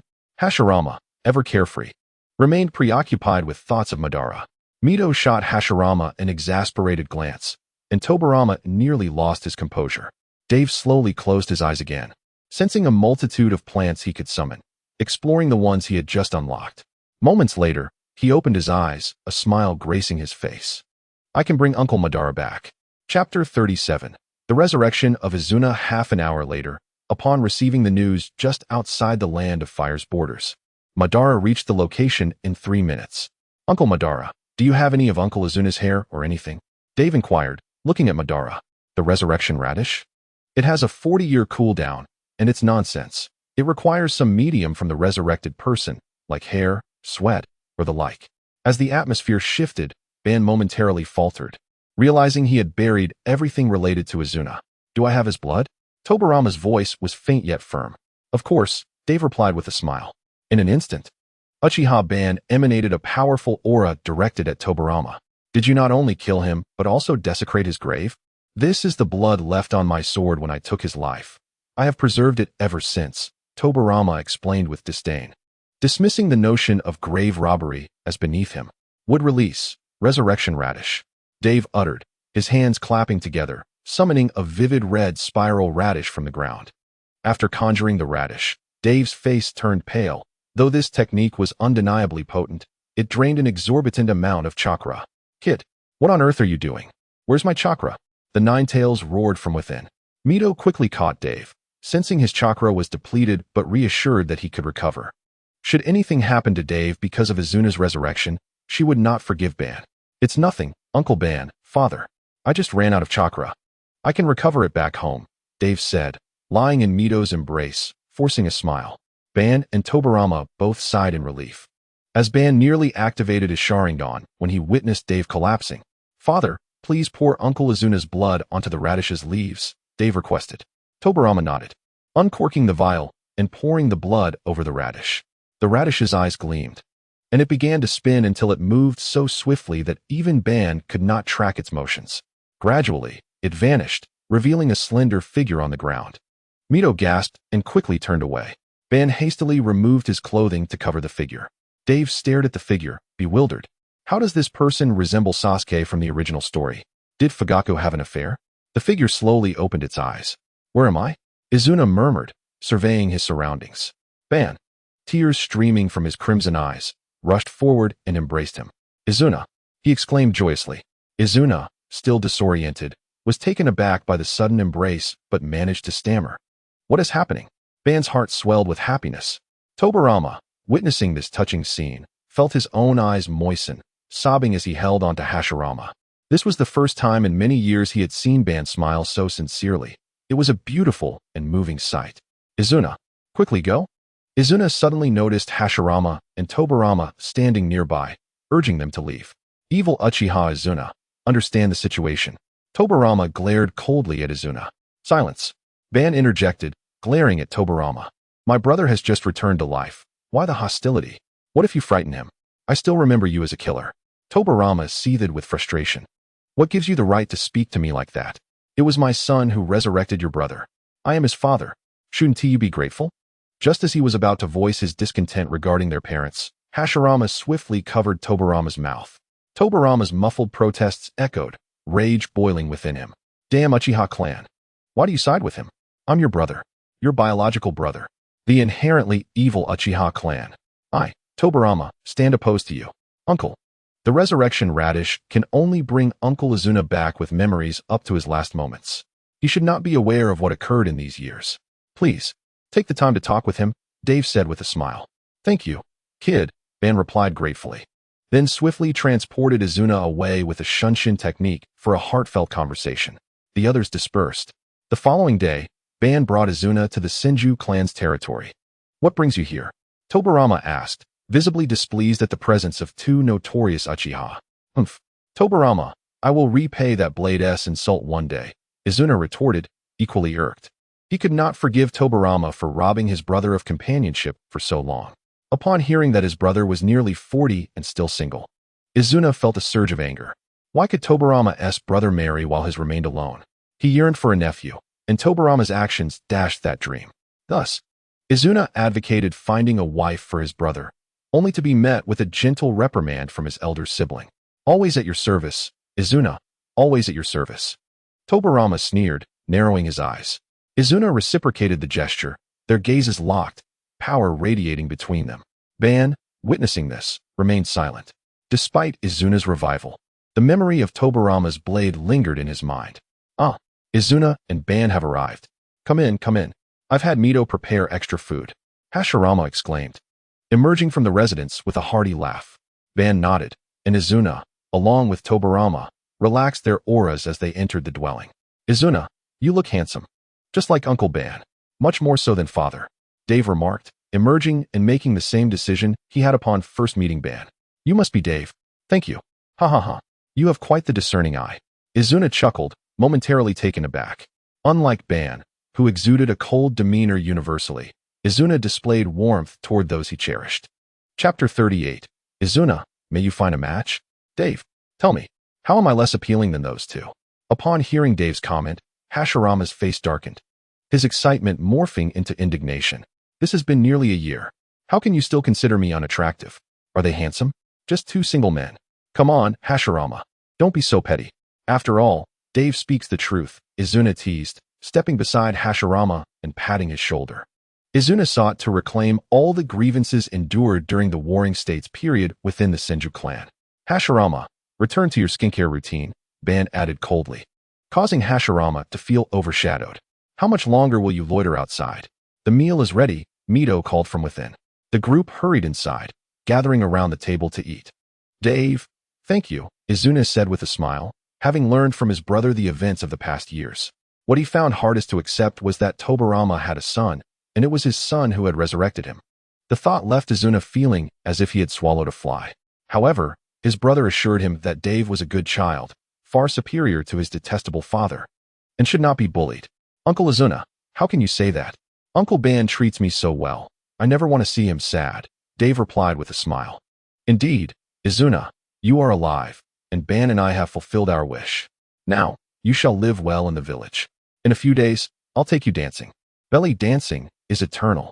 Beside them, Hashirama chuckled. Izuna has returned to life. Given Madara's deep affection for his brother, he certainly won't be reckless anymore. He'll be around the village every day. This means I can see Madara daily. Hee. In a year or two, I might just resign from the Hokage position and spend all my time with Madara. We could dance together, play claw machines, indulge in mobile games, and soak in hot springs.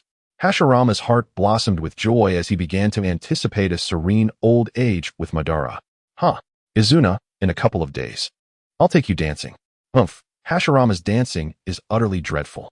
Don't let your taste in dance be tainted, Madara retorted disdainfully upon hearing Hashirama's words. When it comes to dancing, I, Madara, am the strongest in Konoha. Hey, you've lost to my belly dance several times, you know? Hashirama replied with a hint of annoyance. Huh, Hashirama. Don't make me showcase my pole dancing, Madara sneered. Uffed. Dave, who was busy stuffing his mouth with food, suddenly envisioned Madara in black stockings and spat out his meal.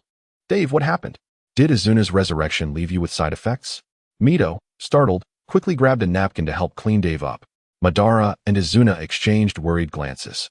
If Dave truly suffered any after-effects from Izuna's revival, it would weigh heavily on their hearts. It's nothing, Auntie. I just recalled something amusing. Dave waved his hand, chuckling. You scared me to death. Focus on eating and stop overthinking, Mito admonished, playfully tapping Dave's head. Izuna, now that you've returned, do you have any plans for marriage? Mito inquired, just as Izuna had taken a few bites. He promptly choked on his food. Hashirama shook his head helplessly. Ever since Mito took up square dancing, she had become much brighter, livelier, and made many friends, albeit friends who were middle-aged women gossiping about local affairs. Mito's eyes lit up when she heard of a man nearing 40, but she fell silent upon realizing it was a male. Madara and Tobirama, it seemed, were still unmarried. Madara? Tobirama? Mito, having made friends while dancing, had been influenced by them, returning home daily to discuss who in their clan should marry and who was dating. Hashirama often returned home with a headache. Madara gently wiped Izuna's mouth with a napkin, his tender gaze evoking a pang of envy in Hashirama. Why hadn't Madara ever looked at him like that? Let us wait and see. I suppose I have no plans. Just being revived and seeing my brother is already enough happiness for me, Izuna replied softly, casting a warm glance at Madara, who was helping him. Dave, about to resume his meal, smirked at the evolving dynamics of their familial affection. No way, Izuna. You've returned at the same age you died. You're only in your 20s and can still find a wife. Your brother is almost 40. He can't accompany you forever. Madara interjected, his eyes filled with genuine concern for his brother. Indeed, Madara is right, Izuna. You're still young, handsome, and strong. Many girls will surely be fond of you, Mito added quickly. Izuna sighed, wanting to protest, but was interrupted by Madara. Hey, Mito, do you have any girls to introduce? Madara asked, aware of Mito's extensive knowledge of village gossip from her dancing. Upon hearing Madara's query, Mito's eyes sparkled. Madara, let me tell you. There's a girl from the Mitaka family by the eastern side of the village. She is 28 and proficient in various crafts. That sounds promising, Madara nodded. And there's a girl from the Nara clan named Nara Yui, who is quite capable and enjoys square dancing, though her personality could use some work. Still, she is kind-hearted, Mito continued. That's also worth considering, Madara replied. And from the Yamanaka clan, there's a blonde girl named Yamanaka Kuku. She is a bit plump, but she is good for childbirth, Mito added. That too. Thus, a simple meal transformed into a mini matchmaking session for Izuna. Mito's suggestions captivated Madara's attention, as this was a significant matter concerning his brother's future. Izuna appeared utterly despondent. He couldn't fathom the purpose of his revival. Chapter 39. Tobirama and Izuna's matchmaking escapades. Alright, it's settled. I'll arrange something for Izuna. Tomorrow. No, this afternoon.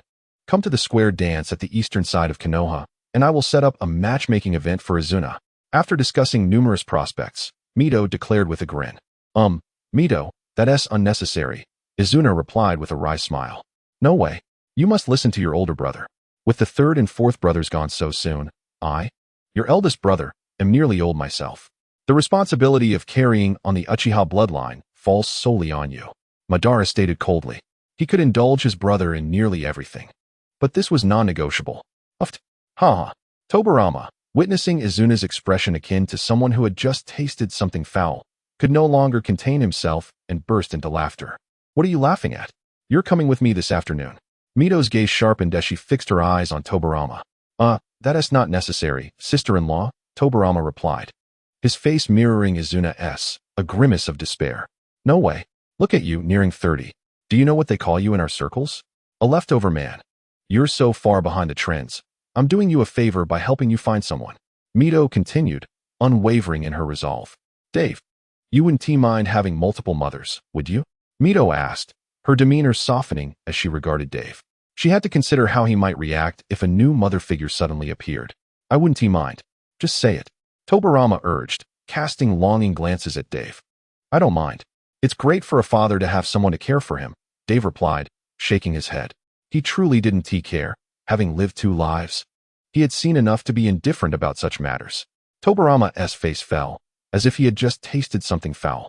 I've taken care of you for so long, Dave, Izuna chuckled, relishing in Tobirama's discomfort. The meal concluded amidst the banter of Madara, Mito, and Hashirama. In the afternoon at the eastern side of Konoha, Tobirama and Izuna, both single, sat beneath a tree at a restaurant, their faces clouded with worry. Why must you drag me into your matchmaking, you despicable Uchiha Izuna? I have so many experiments to conduct. Tobirama scolded Izuna, his frustration palpable. Don't pin this on me. I was coerced into this by my brother too. Besides, you're so old and still single. Is there something wrong with you that no one wants? Izuna shot back with a roll of his eyes. Uchiha Izuna, do you want to die again? Senju Tobirama. If you have the guts, come at me. The two erupted into a heated exchange outside the restaurant. Hello, are you Uchiha Izuna? Hello, are you Senju Tobirama? At that moment, two women approached the bickering duo, one with black hair, the other blonde, one plump and the other slender, inquiring about the commotion. Hello, I am Uchiha Izuna. Izuna hurriedly rose, brushed off the dust from his clothes, and smiled at the woman who greeted him, saying, Hello, my name is Nara Yui. Nara Yui, upon encountering the strikingly handsome and aloof man, completely forgot her lines, blushing as she introduced herself. On the other side, Hello, are you Senju Tobirama?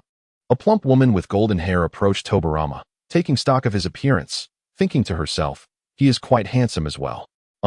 Hello, I am Senju Tobirama, he replied, glancing at the woman who must weigh at least 160 pounds, inwardly cursing Uchiha Madara multiple times.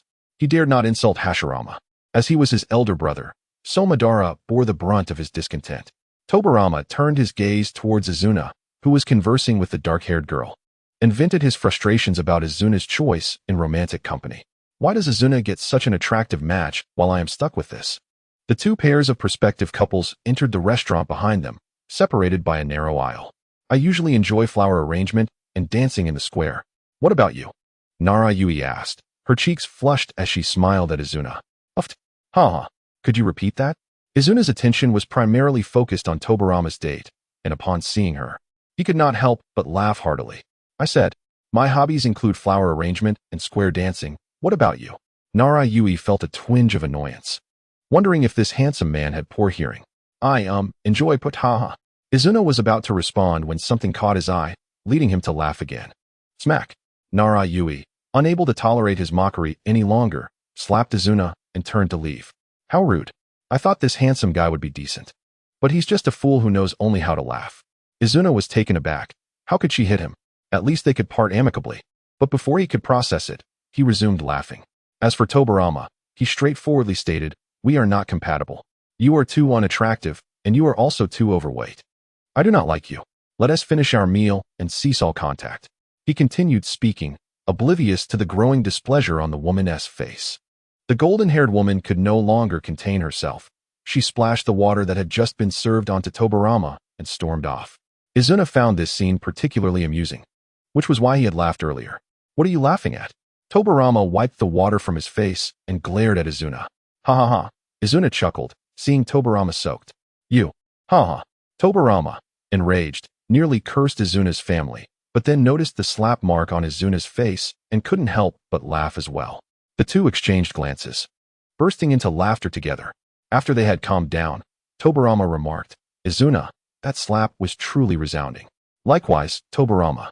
Today, you have had a free shower, Izuna retorted, unwilling to back down. Uchiha Izuna. Senju Tobirama. They ended up bickering again, but they were considerate enough not to cause a scene in the restaurant. Chapter 40. Memorable moments the next day at the Uchiha clan grounds. Izuna, how did your blind date go yesterday afternoon? Uchiha Madara, having just finished rehearsing with the Uchiha female group, inquired about his younger brother's experience. Not well? That jerk Tobirama kept interrupting me, Izuna replied without hesitation, throwing Tobirama under the bus. Humph, that white-haired fool is becoming increasingly insufferable, Madara said darkly.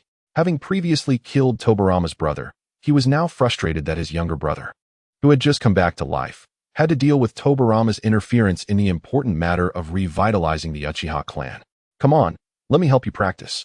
Later, we will go dance. Today, we, as brothers, must win against that Senju Hashirama. We can discuss the blind date tomorrow. I will ask Mito about it, Madara continued. Is it really necessary, brother? What is dancing, anyway? Izuna asked, looking troubled, not wanting to be slapped by girls again. Dancing? It is an intensely spirited activity. Hashirama and I have been competing every afternoon. Humph. He has won every single time this month. Just because he can do some belly dancing? If not for his jealousy over my victory once, he wouldn't have written my pole dance in the ceiling book. I would have beaten him hundreds of times already. Madara scoffed. Huh, what is this dancing?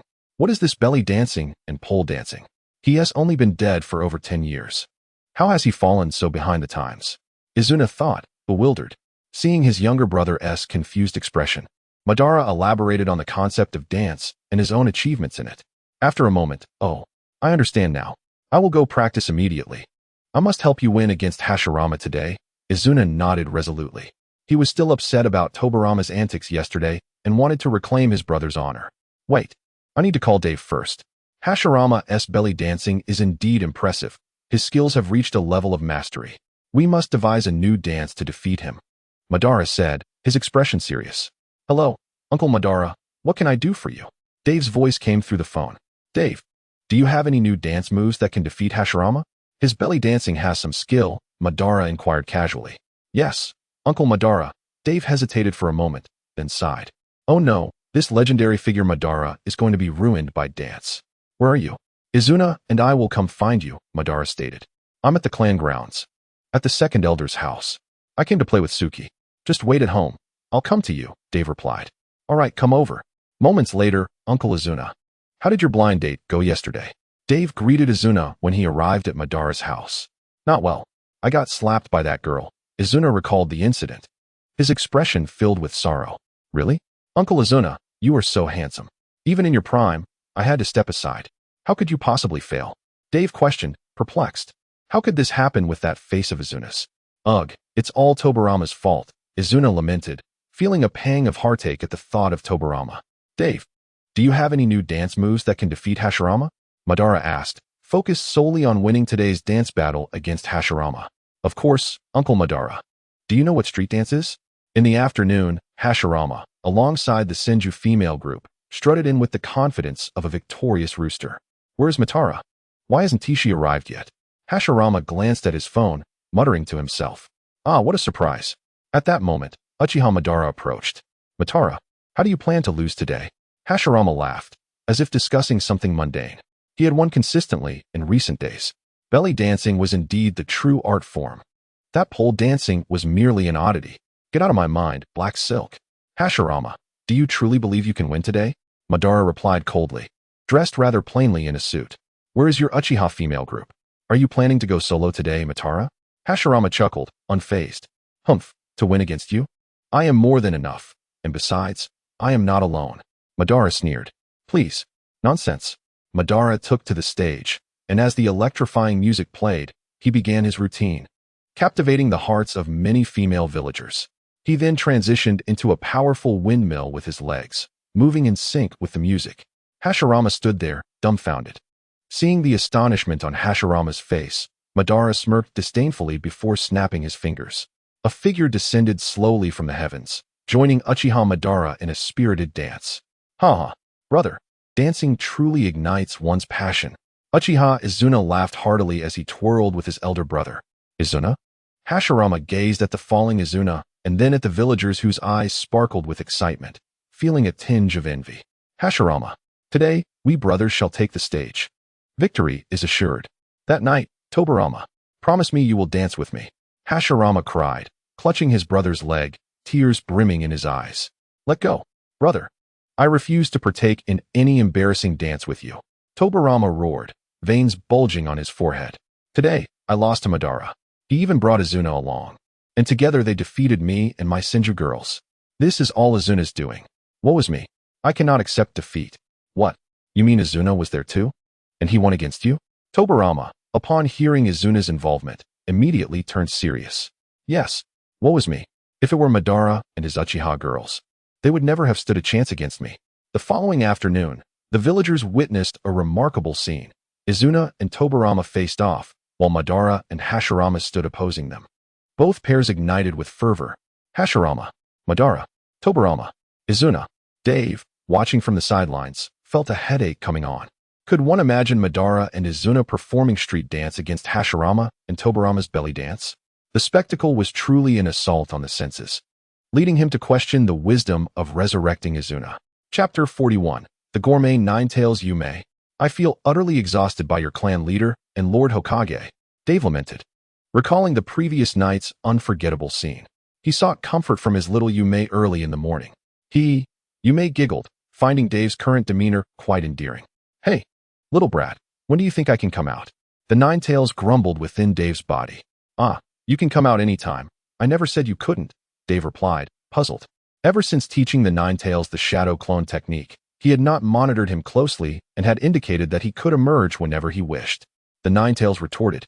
Look at the people you've been hanging out with these past 2 days. Do you think I dare to come out? Suddenly, a small, orange, adorable fox appeared in Dave's hands.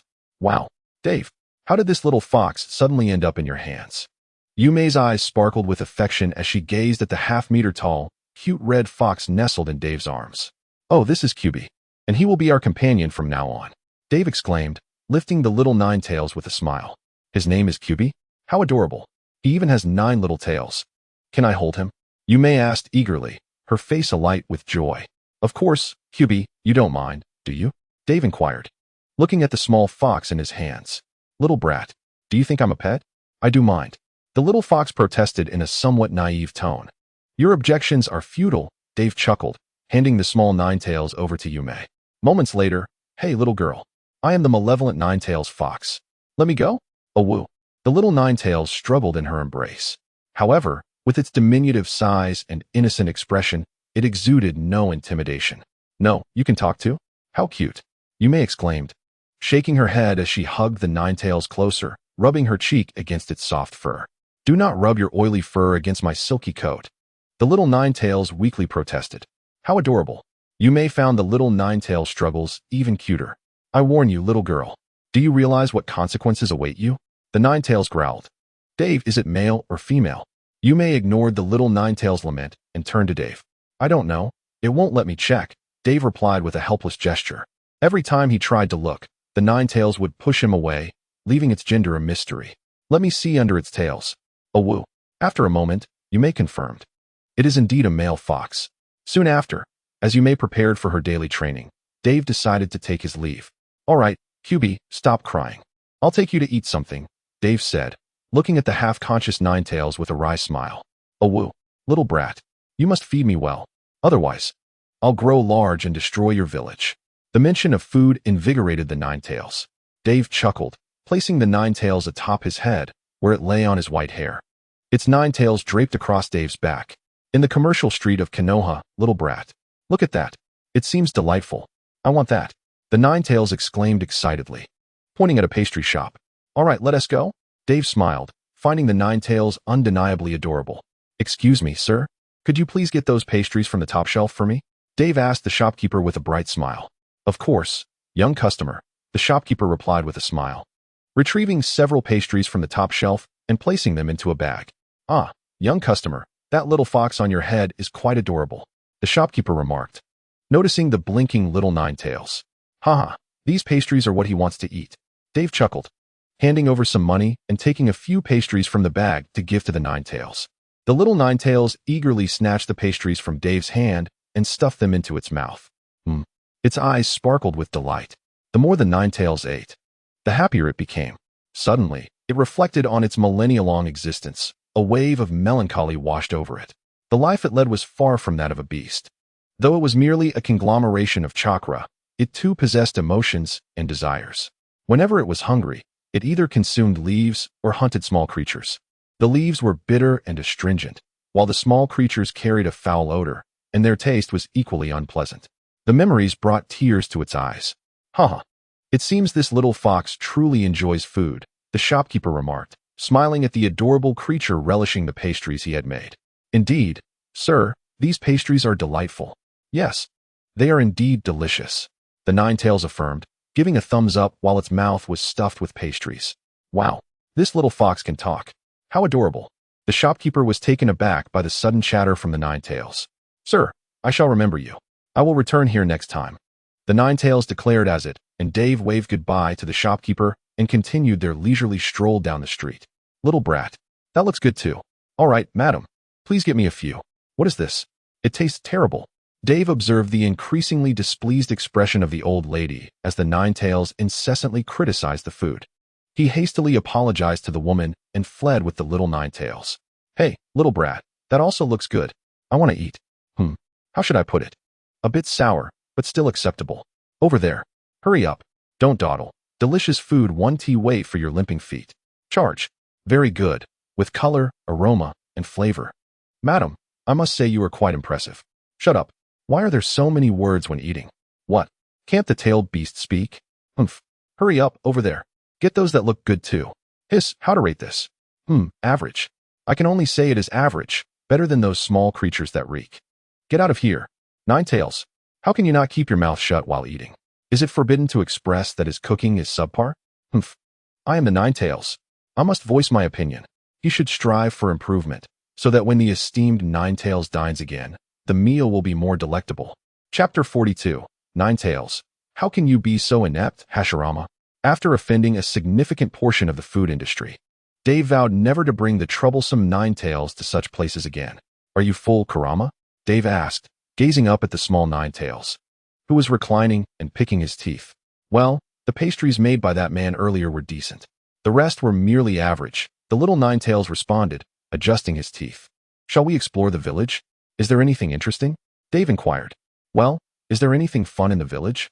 We can take a look, the little Ninetales replied nonchalantly. Content as long as there was food. His usual routine involved eating and sleeping, leaving little room for entertainment. Let's wander around the village, Dave suggested. Moments later, the little Ninetales encountered two individuals he wished to avoid for the rest of his life. Come on, give me 10 coins. Just 10. I promise I will help you win a plush toy, Hashirama shouted, his face flushed as he watched Madara. No, you have already lost several thousand coins, Madara replied coldly, turning away. How could someone as incompetent as Hashirama possibly win? If it weren't for his insistence on dragging me here to play claw machines this morning, threatening not to let Mito introduce potential suitors to me, I would never have come, Madara thought. Why waste so much money? To watch you lose? I could have given that money to my adorable little Dave for some dango instead. Hashirama, you are utterly foolish. In truth, Dave wanted to say that the money lost at the slot machines was ultimately lining his own pockets. Kid, hurry, let me go back. The little Ninetales, alongside Dave, saw Hashirama and Madara bickering, and he roared in terror. Don't worry, Kurama. They're good people. You just got on their bad side. Usually, they are quite amiable. Relax. Dave reassured him, patting the little Ninetales on the head. Seeing Dave approach those two rascals, the Ninetales hesitated to return, quickly covering his head with Dave's hair, allowing only his curious little eyes to peek out. Uncle, Madara. Dave greeted the two, still embroiled in their argument. Hey, Dave, you're here. Quickly, lend me a few thousand coins, and I'll get you a toy. Hashirama exclaimed excitedly upon seeing his little nephew. Madara merely nodded in acknowledgement. Seeing Hashirama's flushed face, Dave reluctantly retrieved a couple of thousand coins from his pocket and handed them to him. After all, that money lost would eventually find its way back to him. Oh, yes, Dave, you're the best. Hashirama cheered as he rushed inside to exchange for coins. Kid, is that the Ninetales on your head? Madara asked, glancing at the little eyes visible above Dave's hair. Yes, Uncle Madara. He is now my partner. Dave replied with a smile and a nod. Ninetales, should you dare harm Dave in any way, I will not spare you, Madara said, his eyes narrowing into the crimson of the Sharingan as he regarded the Ninetales. He understood that Dave had sealed the Ninetales within himself, and he admired Dave's courage in doing so for the sake of reviving Kushina. If this Ninetales dared to harm Dave, Madara swore he would destroy the world to eliminate it. The Ninetales shivered at Madara's fierce gaze, trembling in fear. Haha, I'm back. Claw machine, let us battle for 300 rounds. Hashirama exclaimed as he returned, coins in hand. Moments later, Hashirama lost again, having exchanged for several hundred coins. Even the Ninetales couldn't bear to watch. Damn it, even the tailed beasts can't stand this. Give it to me. The Ninetales jumped down from Dave's head and snatched the last coin from Hashirama's hand. Watch closely. This is how it's done. How can you be so inept? The little Ninetales stood on the claw machine, clutching Hashirama's face and shouting. Hashirama, confused, asked, where did this little fox come from? Then, with impressive skill, the little Ninetales operated the machine, quickly grabbing a plush toy of Madara. He jumped down, snatched the toy from the machine, and threw it at Hashirama's face. See, this is how you play. You're doing it all wrong. The Ninetales scolded Hashirama angrily. Suddenly, the little Ninetales realized the gravity of the situation. Wait, this person is the legendary Hashirama Senju? I've really messed up. Brother Hashirama, I was wrong. I shouldn't have slapped your face. Please forgive me. Oh, so you are the Ninetales. How adorable. You played quite well. Hashirama chuckled, his face still stinging from the plush toy, as he watched the little Ninetales hide behind Dave's hair. Uncle, I apologize for his behavior. He can be quite headstrong, Dave said with a wry smile. How dare this brat bite the hand that feeds him? How could you hit Hashirama? Even Madara wouldn't dare. It's all right. I don't hold it against him. Perhaps I was indeed playing poorly, Hashirama said, a shadow of self-deprecation looming over him. Uncle, it's fine. At least you dance well. Dave tried to console him. Observing the shadow cast over Hashirama. Yes, at least I dance better than Madara. Hashirama's spirits lifted, his eyes sparkling with newfound hope. I never said that. Dave interjected. Do you think you dance better than I do? Madara's anger flared at Hashirama's taunt. Isn't it obvious? If it weren't for Tsunade's help a few days ago, how could you have beaten me? Hashirama laughed. That's it. This is why? Madara, do you wish to challenge me today? Come on. I'll be waiting for you this afternoon. Madara glared at Hashirama before turning away. Dave, I must return to practice. Tonight, I will definitely win. Hashirama declared as he left. Once the two who had previously beaten him departed, the little Ninetales finally removed the hair covering his face. Why aren't you still hiding? Dave chuckled. Humph. The Ninetales, will stand tall and never cower. The little Ninetales declared proudly. Dave laughed heartily, choosing not to expose the little creature's bravado. Kid, what are you laughing at? No laughing aloud. The little Ninetales' face turned crimson as he clutched Dave's hair, demanding attention. After a while of playful banter, the little Ninetales asked, what do they mean by dancing? I'm afraid I cannot provide an explanation for you. If you're curious, why not take a look this afternoon? Dave wiped the cold sweat from his face. Every time the subject of dancing arose, he would recall that silhouette in black stockings. The little Ninetales nodded. He had spent the day wandering the village with Dave, and it had indeed been quite amusing. For instance, the earlier incident with Tobirama, though it still left him slightly shaken, was exhilarating in hindsight. He had to think of a day to give that emotionless face of Uchiha Madara a taste of the same. If Dave knew what the little Ninetales was contemplating, he would undoubtedly be taken aback. You little rascal, you only dared to slap Tobirama because he has a good temper and didn't hold it against you. And you're thinking of slapping Madara? Goodness, do you want me to lend you some courage? Come on, I have class this afternoon. Let's head to school first. Dave said with a smile. Class? What is class? The little Ninetales, having never received any formal education and having grown up in the wild, expressed his ignorance of the concept. Class. It's indeed a terrifying affair. Dave thought of his gentle old father's face and shivered. Can you imagine what it feels like when that kind old man gives you loving glances during each lesson? At the ninja school, Father, I'm sorry for being late. Uncle Izuna? What are you doing here? Dave rushed to the ninja school, cradling the Ninetales. Just as he lowered his head to apologize to his father, he looked up to find it was Izuna standing on the platform. I usually have nothing to do at home. I heard Tobirama is teaching at the ninja school, so I thought I might give it a try, and here I am, Izuna said with a smile. Oh. Dave paused for a moment, slightly dazed, and nodded. All right, stop dawdling. I haven't even started yet. Come in quickly. Izuna chuckled at Dave's bewildered expression and waved him in. Dave hurriedly took his seat with the Ninetales. Wow, Dave-kun, you brought Kurama to class. Yume exclaimed, her face lighting up with joy upon seeing Dave. The sight of the little fox in Dave's arms made her even happier. Hiss, that scary little girl. What are you doing here? Kurama, munching on the pastries he had bought earlier, heard Yume's familiar voice and shuddered at the memory of the morning's events. Hey, this is a school. I'm a student here, so of course, I have to attend class. Yume smiled cheerfully. Hey, Kurama, what are you eating with your cute little paws and mouth? Yume asked, finding the little Ninetales adorable as he chewed. Dave, quickly keep that away. I absolutely cannot let that little girl take it. Kurama urgently handed his pastries to Dave, signaling him to keep them safe. He felt utterly powerless against the little girl before him. Yume burst into laughter at the little Ninetales' anxious demeanor. Yume, Dave chuckled helplessly at Kurama's expression. He then took a pastry from what Kurama had handed him and offered it to Yume. Yume blushed, smiling gently, and slowly opened her cherry-like mouth as Dave placed the pastry inside. The little Ninetales watching below felt utterly dumbfounded. He sensed that his worldview had shattered. While he might not be human, those two truly acted like dogs. Kurama mused, a fox being fed dog food by two humans. How can I possibly eliminate them? Oh, and that boy is my Jinchuriki. I need urgent assistance. Oh, whoa, you little brat. Why did you give my pastry to that insufferable girl? Kurama howled in indignation. Why does a little fox need to eat so much? Come on, Yume, let us ignore him and continue. Damn it, I'm not a human. You two are truly dogs. Izuna, who was teaching on stage, felt a headache coming on as he observed the two engaged in their flirtation. He had heard about Dave and Yume from his brother and thought nothing of it, especially since that child was Dave. His revival was particularly precious. Why shouldn't exceptions be made? Moreover, most of the family rules that had been passed down for centuries had already been broken, particularly by his brother, Uchiha Madara. He had also heard that the relationship between the two children was exceptionally close and affectionate. However, was it too much to ask for them to consider the feelings of their hardworking teacher during class? You, how can you call yourselves children? Meanwhile, Kurama lay languidly at Dave's feet, his eyes vacant and lifeless. Who was he? Where was he? What was he doing? What had he seen? Why was he here? All these thoughts emanated from his very soul, plunging the little nine-tails into profound contemplation. Why?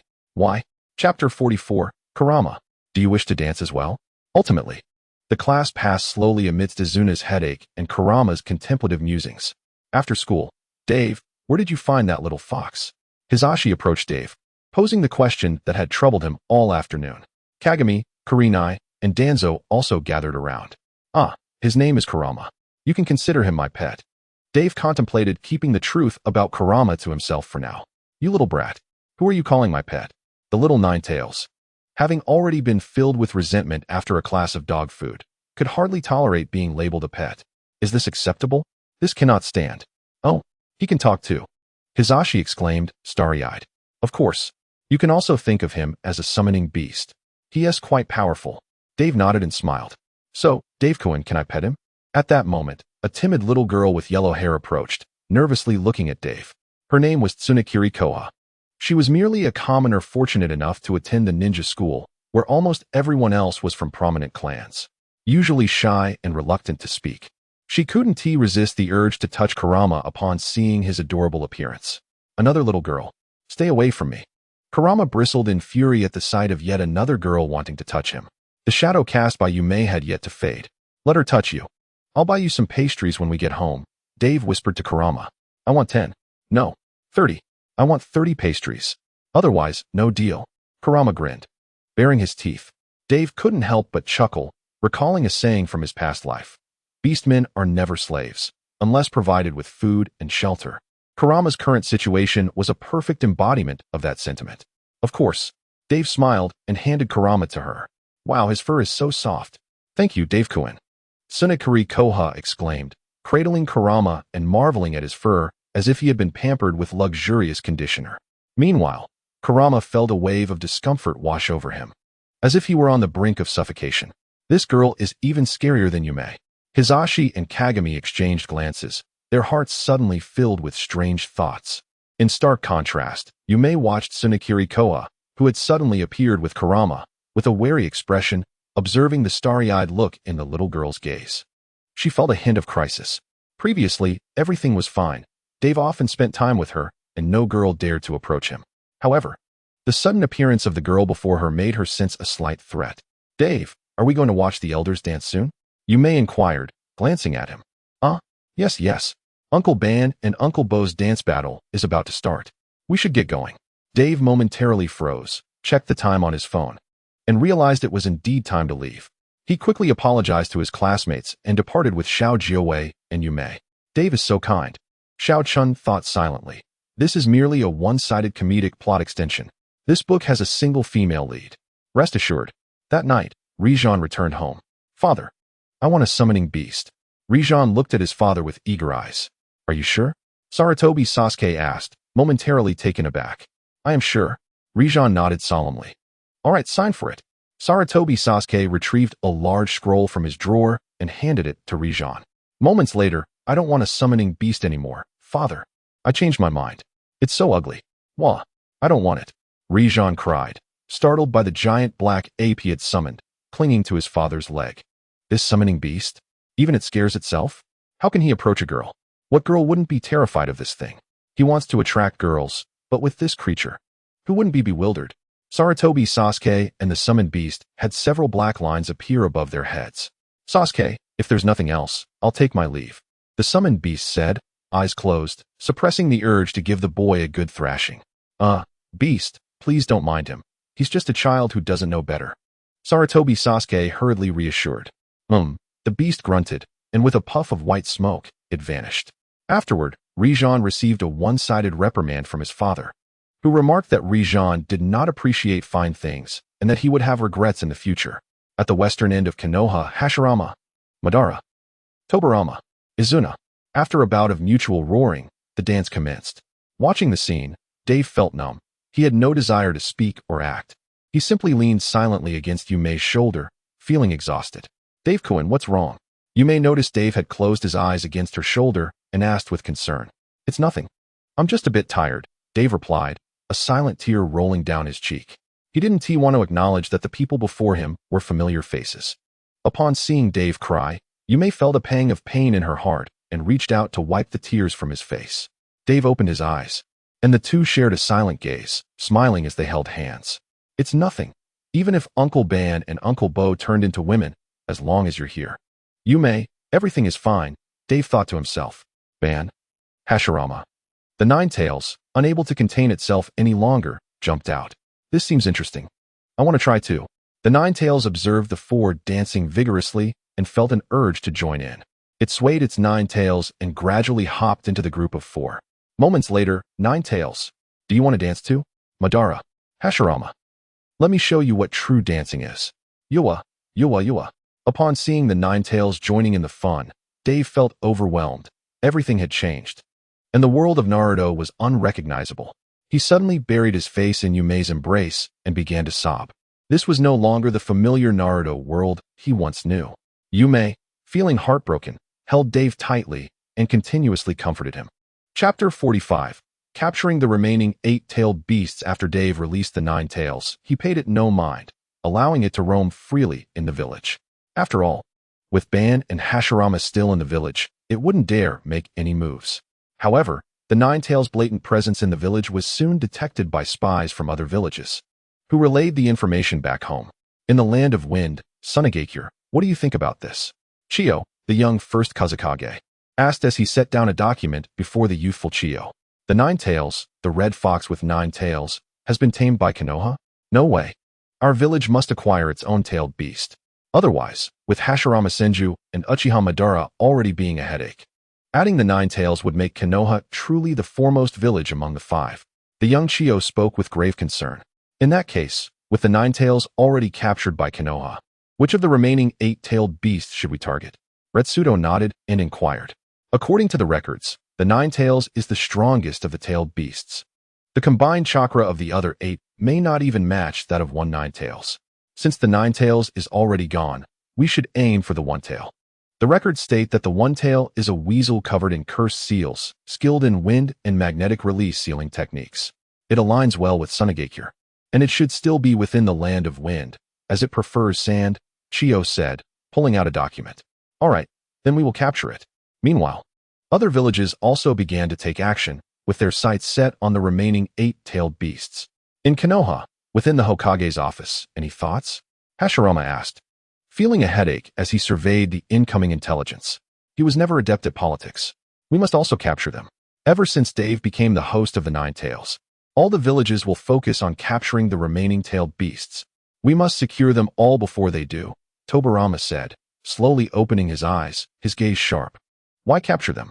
We already have the 9 tails. Is the plan to gather all the tailed beasts and then provoke the other 4 great nations into attacking us? Izuna interjected with a roll of his eyes. Izuna, perhaps you should go home and find a marriage partner instead. This place isn't suitable for you. By capturing the remaining tailed beasts and selling them to the other villages, not only can we acquire substantial financial resources to support our village, but we can also maintain balance among the 5 great nations, preventing them from taking rash actions.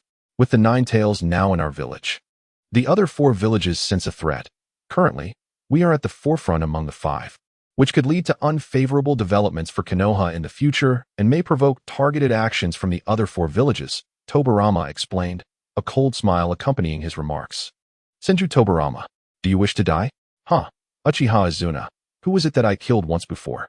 With that, both men roared and sprinted towards the Hokage building to fight. Inside the office, Hashirama wore a worried expression. Can't they just get along? Look at how well Ban and I get along. Why can't you two be more like us? However, Tobirama's logic was somewhat sound, and Hashirama began to consider. By the way, Izuna, how's your strength now? Looking at Izuna, bruised and battered, and Hashirama felt a headache coming on. At the very least. I'm stronger than a certain white-haired brat who only knows how to use Flying Thunder God to play tricks. Izuna scoffed. All right. Then the one tail and two tails will be your responsibility, okay? Hashirama nodded, knowing that he wouldn't heed Izuna's ramblings, but Izuna's strength was likely comparable to Tobirama's at this point. No way. Just as Izuna was about to agree, Ban stood up and interjected. What's wrong, Ban? Hashirama asked, puzzled. Yes, brother, why can't I go? Izuna also questioned, confused. I failed in my duty as an older brother before, leading to your demise. Now that you have returned, I shall dedicate my life to making amends. Knight, all I wish is for you to live safely. I do not wish to see you entangled in danger again. As for the remaining 8-tailed beasts, I shall take 4 of them. Ban glanced at Hashirama and spoke with a calm demeanor. Elder brother, I find myself at a loss for words, replied Izuna. His expression complex. Very well, Ban. I shall entrust you with the 1-tail, 2-tail, 3-tail, and 4-tail. Hashirama understood Ban's intentions, treating his younger brother Tobirama in a similar fashion. For some individuals who have just been revived, it might be prudent to focus on courtship and ensuring the continuation of their lineage. What about me? Tobirama interjected, his tone slightly challenging. You need not venture out. Simply remain in the village and engage in courtship alongside Izuna. Mito has recently found several suitable women for you to meet. As for the remaining 4-tailed beasts, the 5-tail, 6-tail, 7-tail, and 8-tail, I shall take them as well. It has been quite a while since I last engaged in battle, Hashirama said with a sly smile, seemingly unfazed by Tobirama's increasingly dark expression. Tobirama shouted, I will kill you. And Izuna retorted, you, who have already faced death once, have no right to utter such words. Observing the two ready to clash once more. Both Hashirama and Ban felt a slight headache, yet they refrained from intervening, trusting that Izuna could resolve matters with Tobirama. As long as Izuna was well. That was all that mattered. At that moment, Hashirama challenged, shall we see who can capture them faster? He gazed at Ban, his eyes ablaze with fervor. Hashirama, may I interpret this as a challenge? Ban's gaze met Hashirama's, their eyes glowing crimson. Indeed. Hashirama nodded. Determined to reclaim his lost honor after having lost every endeavor against Ban in recent days, whether it be dancing, gaming, or claw machines. Shortly thereafter, Sarutobi Sasuke entered the Hokage's office, carrying a stack of documents that required Hashirama's review. Upon witnessing the chaotic state of the office, littered with papers and 2 large holes in the glass behind the desk, Sasuke's previously slouched figure exuded an air of melancholy. Hashirama. The voice of the enraged villagers resonated throughout the village, causing Hashirama, who had already fled, to shiver involuntarily. Ban. Konoha is simply overstepping bounds. They dare to come to our land of wind to capture tailed beasts. It is utterly outrageous. Chio, send a message to Konoha. If they do not return the 1-tail, we, from Sunagakure, shall declare war. Ban. Hashirama. How dare they come to our land of lightning to seize tailed beasts? 2 have already been captured. Ark, send a message to Konoha. If they do not return those 2-tailed beasts, we, from Kumogakure, shall declare war. The remaining 8-tailed beasts had all fallen into Konoha's hands, leaving the other 4 villages in a state of exasperation. As the remaining tailed beasts resided within their respective nations, the audacity of these 2 to seize the beasts right before their eyes was infuriating. Consequently, messages were dispatched to Konoha, demanding the return of the tailed beasts, or else war would ensue. What shall we do? Hashirama inquired, glancing at the 4 documents in his hand, addressing those present. 1 ninja world. 5 great nations. Is this not a recipe for division? Is it not a betrayal of the Sage of 6 Paths? The 4 great ninja villages have united against us, and those small nations will surely join the fray. If they desire war, then let it be, Dave exclaimed, fervently pounding the table as he played an energetic soundtrack from his phone. Everyone present stared at Dave in bewilderment. Cough, just expressing my thoughts. You may continue to disregard me, Dave said, snapping back to reality after his impulsive outburst, reminiscent of a scene from his past life. Send them a message, convene a 5 Kage summit. We can sell the tailed beasts to them, Tobirama suggested contemplatively. Where shall we hold it? We cannot host it in any of the 5 great villages. The Kages would be disinclined to attend, Hashirama questioned. Perhaps in the land of iron or the land of rain. Both are strategically significant locations in the ninja world. However, the political situation in the Land of Rain is unstable, presenting potential dangers. Let's choose the Land of Iron, Tobirama concluded, pointing to it on the ninja world map spread across the table. Then let us send messages to the Land of Iron and the other 4 great villages, Hashirama affirmed. Uncle, are you leaving the village? Can I accompany you? Dave asked Hashirama, realizing that they were on the brink of the first 5 Kage summit. He wished to partake in the excitement. He had been enjoying dumplings with Ban when Hashirama called for him, and Ban had readily agreed to bring him along without hesitation. Dave, the 5 Kage summit is not a place for children, Tobirama said, his expression serious. Hey, father, I am not a child. I have a wife. A fox. I can use wood release. Aside from my age and height, I am already an adult, Dave retorted, slightly annoyed. Moreover, Uncle Ban and father will be there as well. If anything were to happen, Uncle Ban would surely protect me, Dave said indignantly. Very well. It would be good for Dave to experience the world. Besides, Hashirama and I will be present, so he will not be in danger, Ban said, realizing that he must acknowledge Dave's enthusiasm. All right, but I shall accompany you, Tobirama decided, knowing he could use Flying Thunder God to assist Dave should any danger arise. Hey, if you all are going, I want to go too, Izuna exclaimed, feeling left out as everyone departed for the summit. Reflecting on the recent matchmaking escapades, Izuna felt quite discontent. Mito had been relentlessly pursuing him, and his elder brother was blocking the entrance to the Uchiha clan's grounds, leaving him with no opportunity to escape. What could you, a person who has died once, possibly contribute?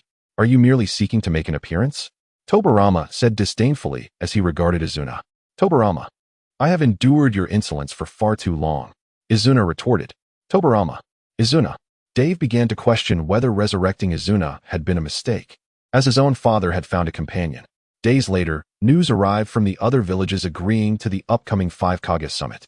The Land of Iron also consented. Being a nation of warriors struggling in this ninja era, they preferred to clarify their neutral stance early on. On the day of departure, Dave complained, Uncle Ban, we've been walking for quite a while. I'm exhausted, as he rubbed his blistered feet. He was not a conventional ninja, aside from his ability to cultivate plants. He could not utilize any ninjutsu, not even the most basic body flicker technique. He envied his father's frequent use of Flying Thunder God, but had given up on mastering it, as it seemed too daunting. Noticing his son's reluctance to continue, Tobirama contemplated offering to carry him. However, Ban had already knelt before Dave. Hey, Uncle Ban, you're the best. Mua, love you, Dave exclaimed joyfully, leaping onto Ban's back and planting a kiss on his cheek. Ban said nothing, silently continuing on their journey. Hashirama, witnessing this affectionate exchange, felt his heart melt. Next time, should I say something like that, and let Madara secretly steal a kiss from me? Hee, how embarrassing. But it might be worth a try. Hee. On the face of Hashirama, an expression akin to a lovesick fool emerged, while Tobirama exuded an aura of endless resentment, characteristic of the inherently malevolent Uchiha clan. That scoundrel Madara Uchiha, that detestable Madara, and that insufferable Izuna Uchiha nearby. All of them seemed intent on whisking away my Dave.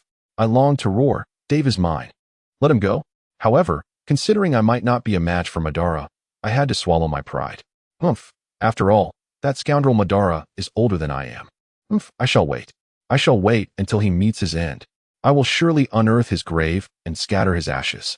As dusk gradually enveloped the sky, the group continued their journey through the woods. Suddenly, a flash of light pierced through the depths of the dark forest. Chapter 47. 800 miles away. A shuriken is thrown. Who is it?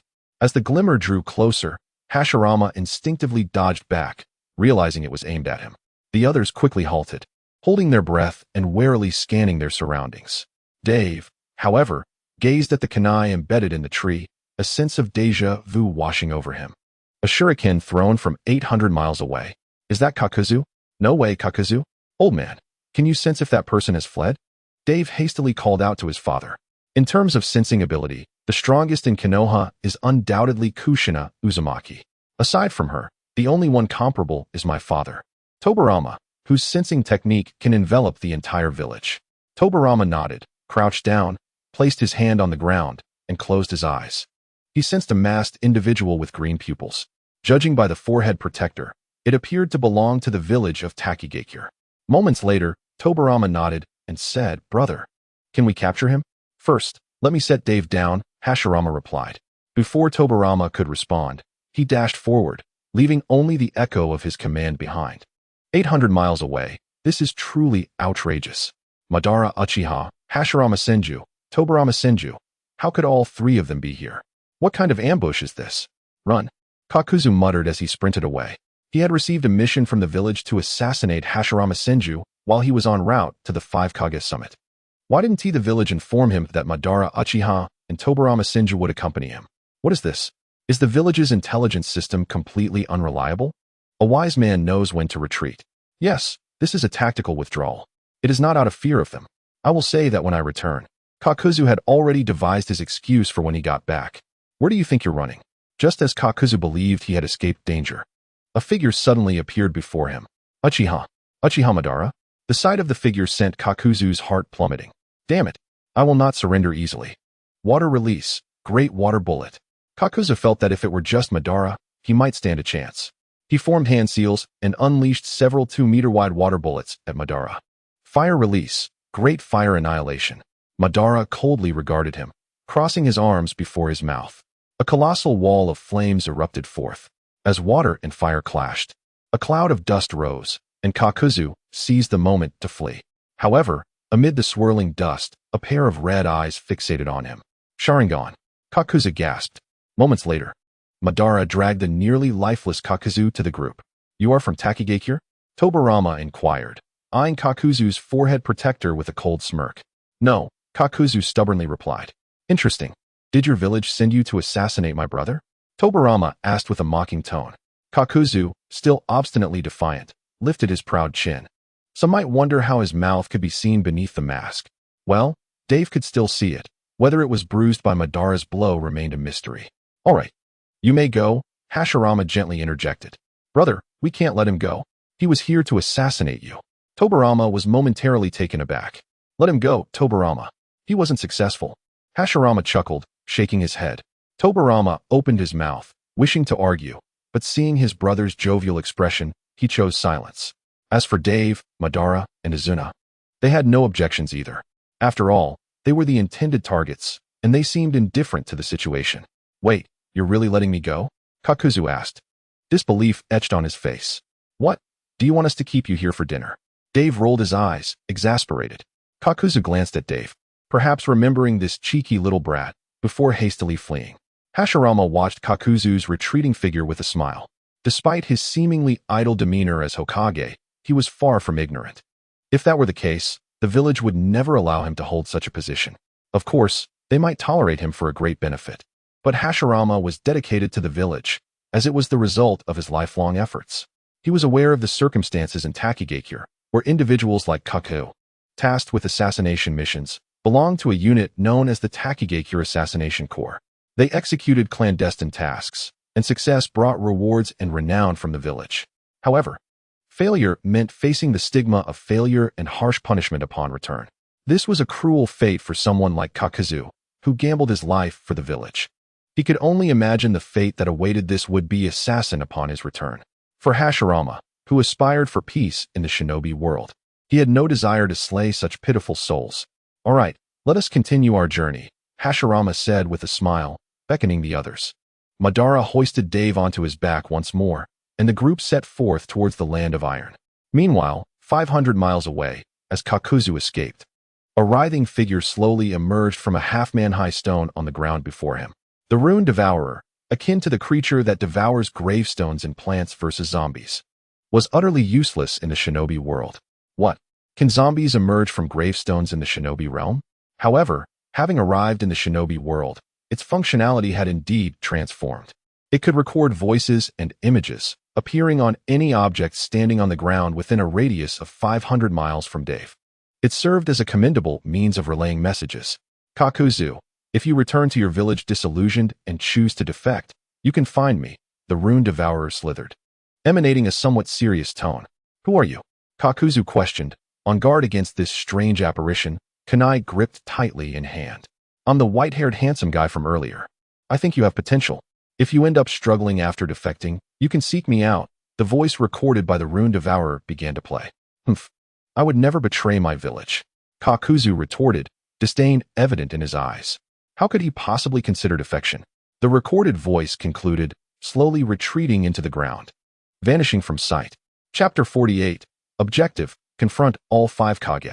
As for why Dave wished to recruit Kakuzu, he admired Kakuzu's keen insight into economic matters. He would make an excellent boss who exploits employees and enforces a grueling 996 work schedule. Konoha needs talents like him. Dave, need talents like him. After a day of travel, the group finally arrived at the Land of Iron. Wow, is this really the Land of Iron? Dave marveled at the imposing walled city before him, his eyes sparkling with excitement. Dave had been in this world for nearly 2 years, seldom venturing beyond the village. The only bustling place he had encountered was Konoha. He had yet to set foot in the capital of the Land of Fire. Before him stood the capital of the Iron Country, which bore a striking resemblance to the ancient dynasties he had seen online in his previous life. Let us proceed inside. Hashirama smiled, leading the group toward the city gates. Stop. Who goes there? The soldier guarding the gate brandished his sword, demanding answers with a stern voice. We are from Konoha in the Land of Fire. I am Senju Hashirama, and these are my guards. We have come to attend the 5 Kage summit. Hashirama replied with a smile. Oh, so it is the Hokage. Please come in. The guard, upon recognizing Hashirama, quickly lowered his weapon and spoke with utmost respect. Hashirama nodded and led his companions inside. Wait, Hokage, is that child one of your guards? The guard then noticed the small white-haired Dave mingling among the adults. Stopping Hashirama to inquire. How dare you call me a child? I am 38 years old, Dave exclaimed, veins bulging on his forehead as he leaped up to deliver a playful smack to the guard. Well, he is telling the truth. His age, combined with his current one, does indeed amount to 38, Hashirama chuckled, amused by the exchange. I apologize for the oversight. Please, do come in. The guard, feeling somewhat embarrassed, quickly stepped aside. Upon entering the city, Dave gleefully exclaimed, Uncle Madara, how did I perform? He leaped into Madara's embrace, who returned the gesture warmly. Quite well indeed. Very clever, much cleverer than your father, Madara nodded, taking a jab at Tobirama. Damn Uchiha Madara. What did you just say? Repeat that. Tobirama roared in frustration.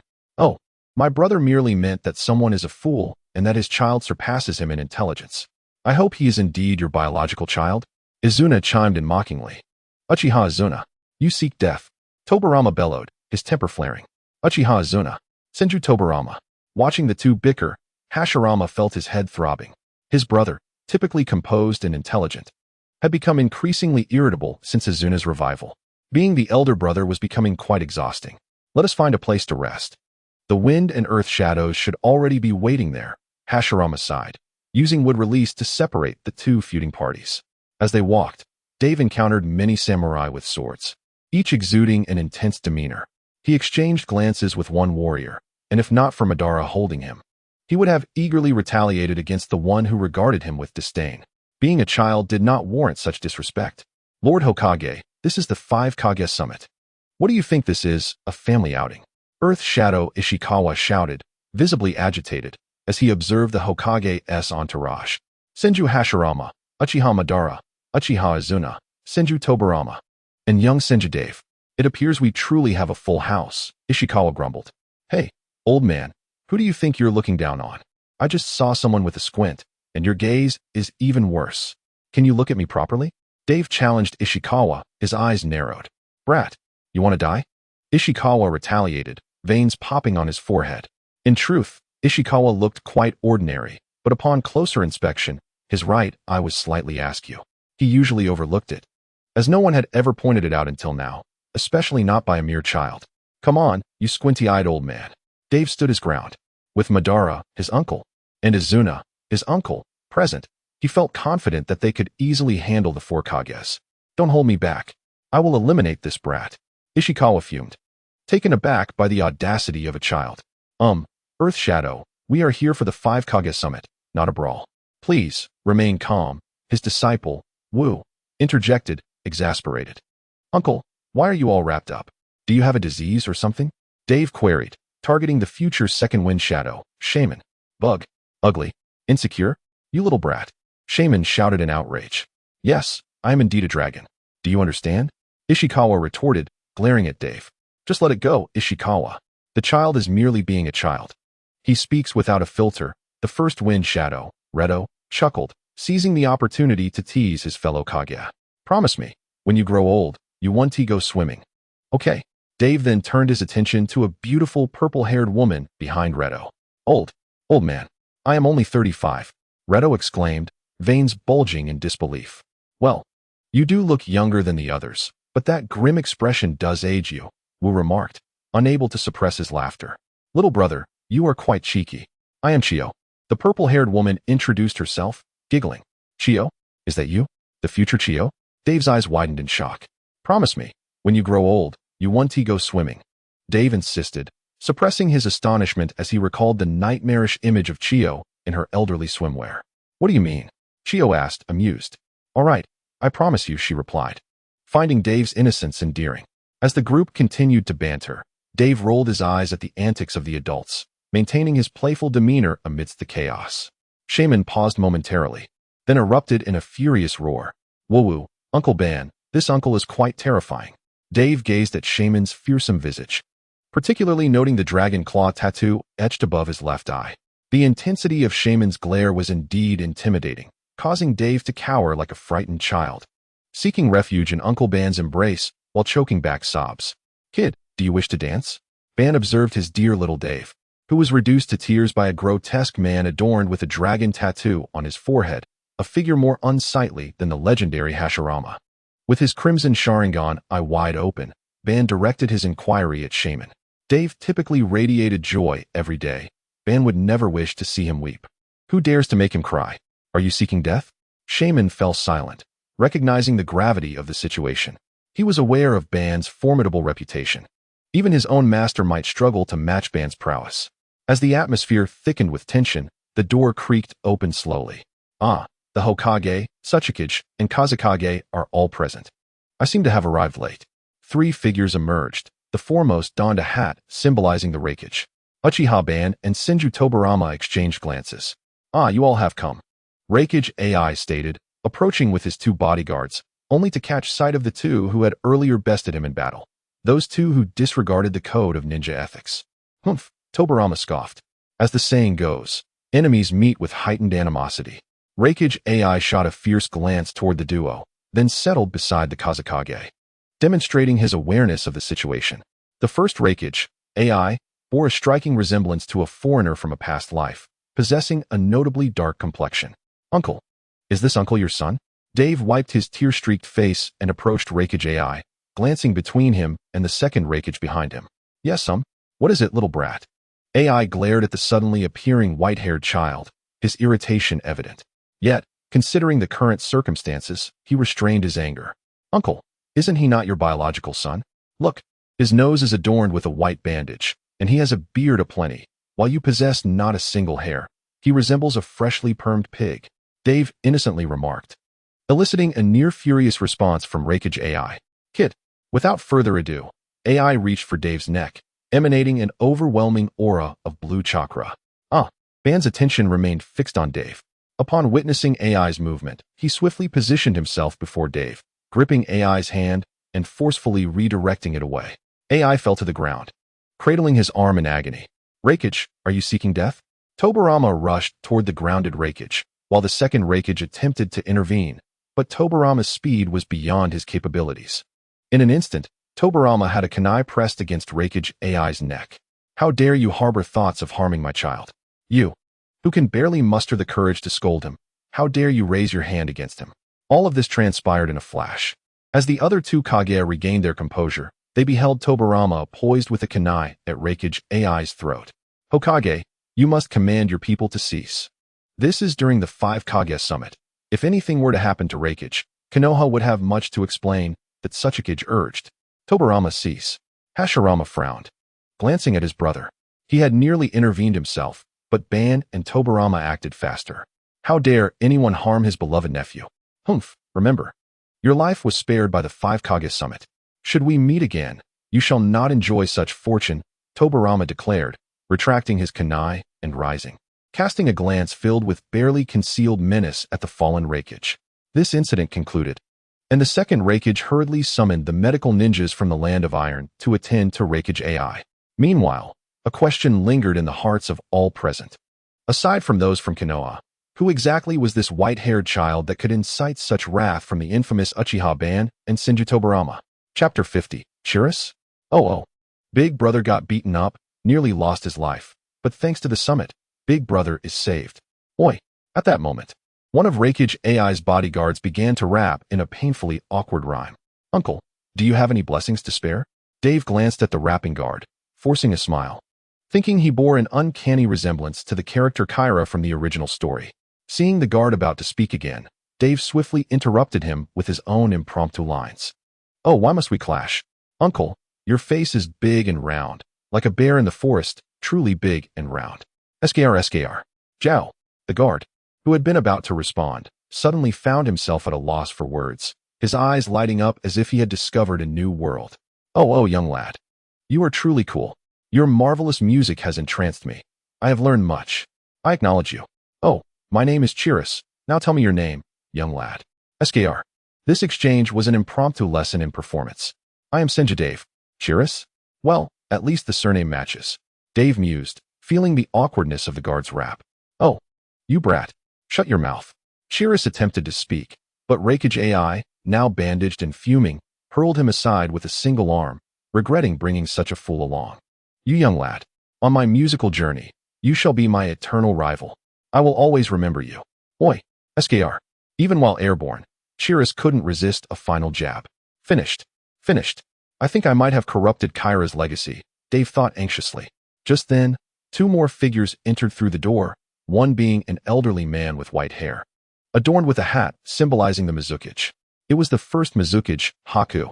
Behind him was a handsome young man with black hair, his striking features rivaling those of Tobirama. Dave recalled that the second Mizukage was supposed to be the lecherous Hozuki Mangetsu. Clearly this was not him. This young man was likely the third Mizukage, who had never shown his face throughout the original story, suggesting he was indeed this person. However, this Mizukage exhibited a strong sense of vigilance, bringing a third generation along while leaving the second behind, ready to intervene should anything go awry. Mizukage, you seem even more disrespectful than the Tsuchikage over there. Can your eyes even align properly? Really? Haku was more intimidating than Ishikawa. At least Ishikawa had one eye that seemed somewhat coherent. This Mizukage, however, had both eyes wandering in different directions, with a long scar running across his left eye. The other three Kaguya exchanged glances, eager to see how this young boy would ensnare the Mizukage. Young boy, do you wish to die? Haku, a man of sheer authoritarian nature, glared at Dave, who had suddenly appeared before him, daring to comment on his eyes. Do you wish to die, Haku? Uchiha Madara suddenly appeared behind Dave, his crimson eyes fixed on Balian, a hand resting on Dave's shoulder. Just as Balian was about to speak, he was abruptly silenced by Madara's unexpected presence. Balian cast a fierce glance at the small figure sheltered behind Madara, ready to leave. Suddenly, the scene before his eyes began to shift dramatically, a sensation of weightlessness washing over him. The young man following him swiftly moved to support Balian as he staggered. Release. Uchiha Madara, do you seek to incite war? Moments later, Balian realized he was ensnared in an illusion and hurriedly dispelled it, his face pale as he turned to Madara and asked in a subdued tone, Hey, Water Shadow, must you always resort to war? You've lived for so long. Perhaps you might meet your end tomorrow. What need is there for conflict? Besides, can you even contend with us? Dave poked his head out from behind Madara, rolling his eyes at Balian's words. Damn it, if you provoke me, I will unleash Uncle and Madara's Susano'o, and we will raise all 4 nations to the ground. War, such incessant talk of war. It's as if you're an extremist. In my previous life, you'd surely be sentenced to life imprisonment for such rhetoric. Balian was taken aback again, glaring at Dave, but then thought of the formidable presence before him, unable to meet Madara's gaze. Confronting the 5 shadows, completed. Well, since the 5 shadows have gathered, let us commence the first 5 shadows conference, the leader of the land of iron announced.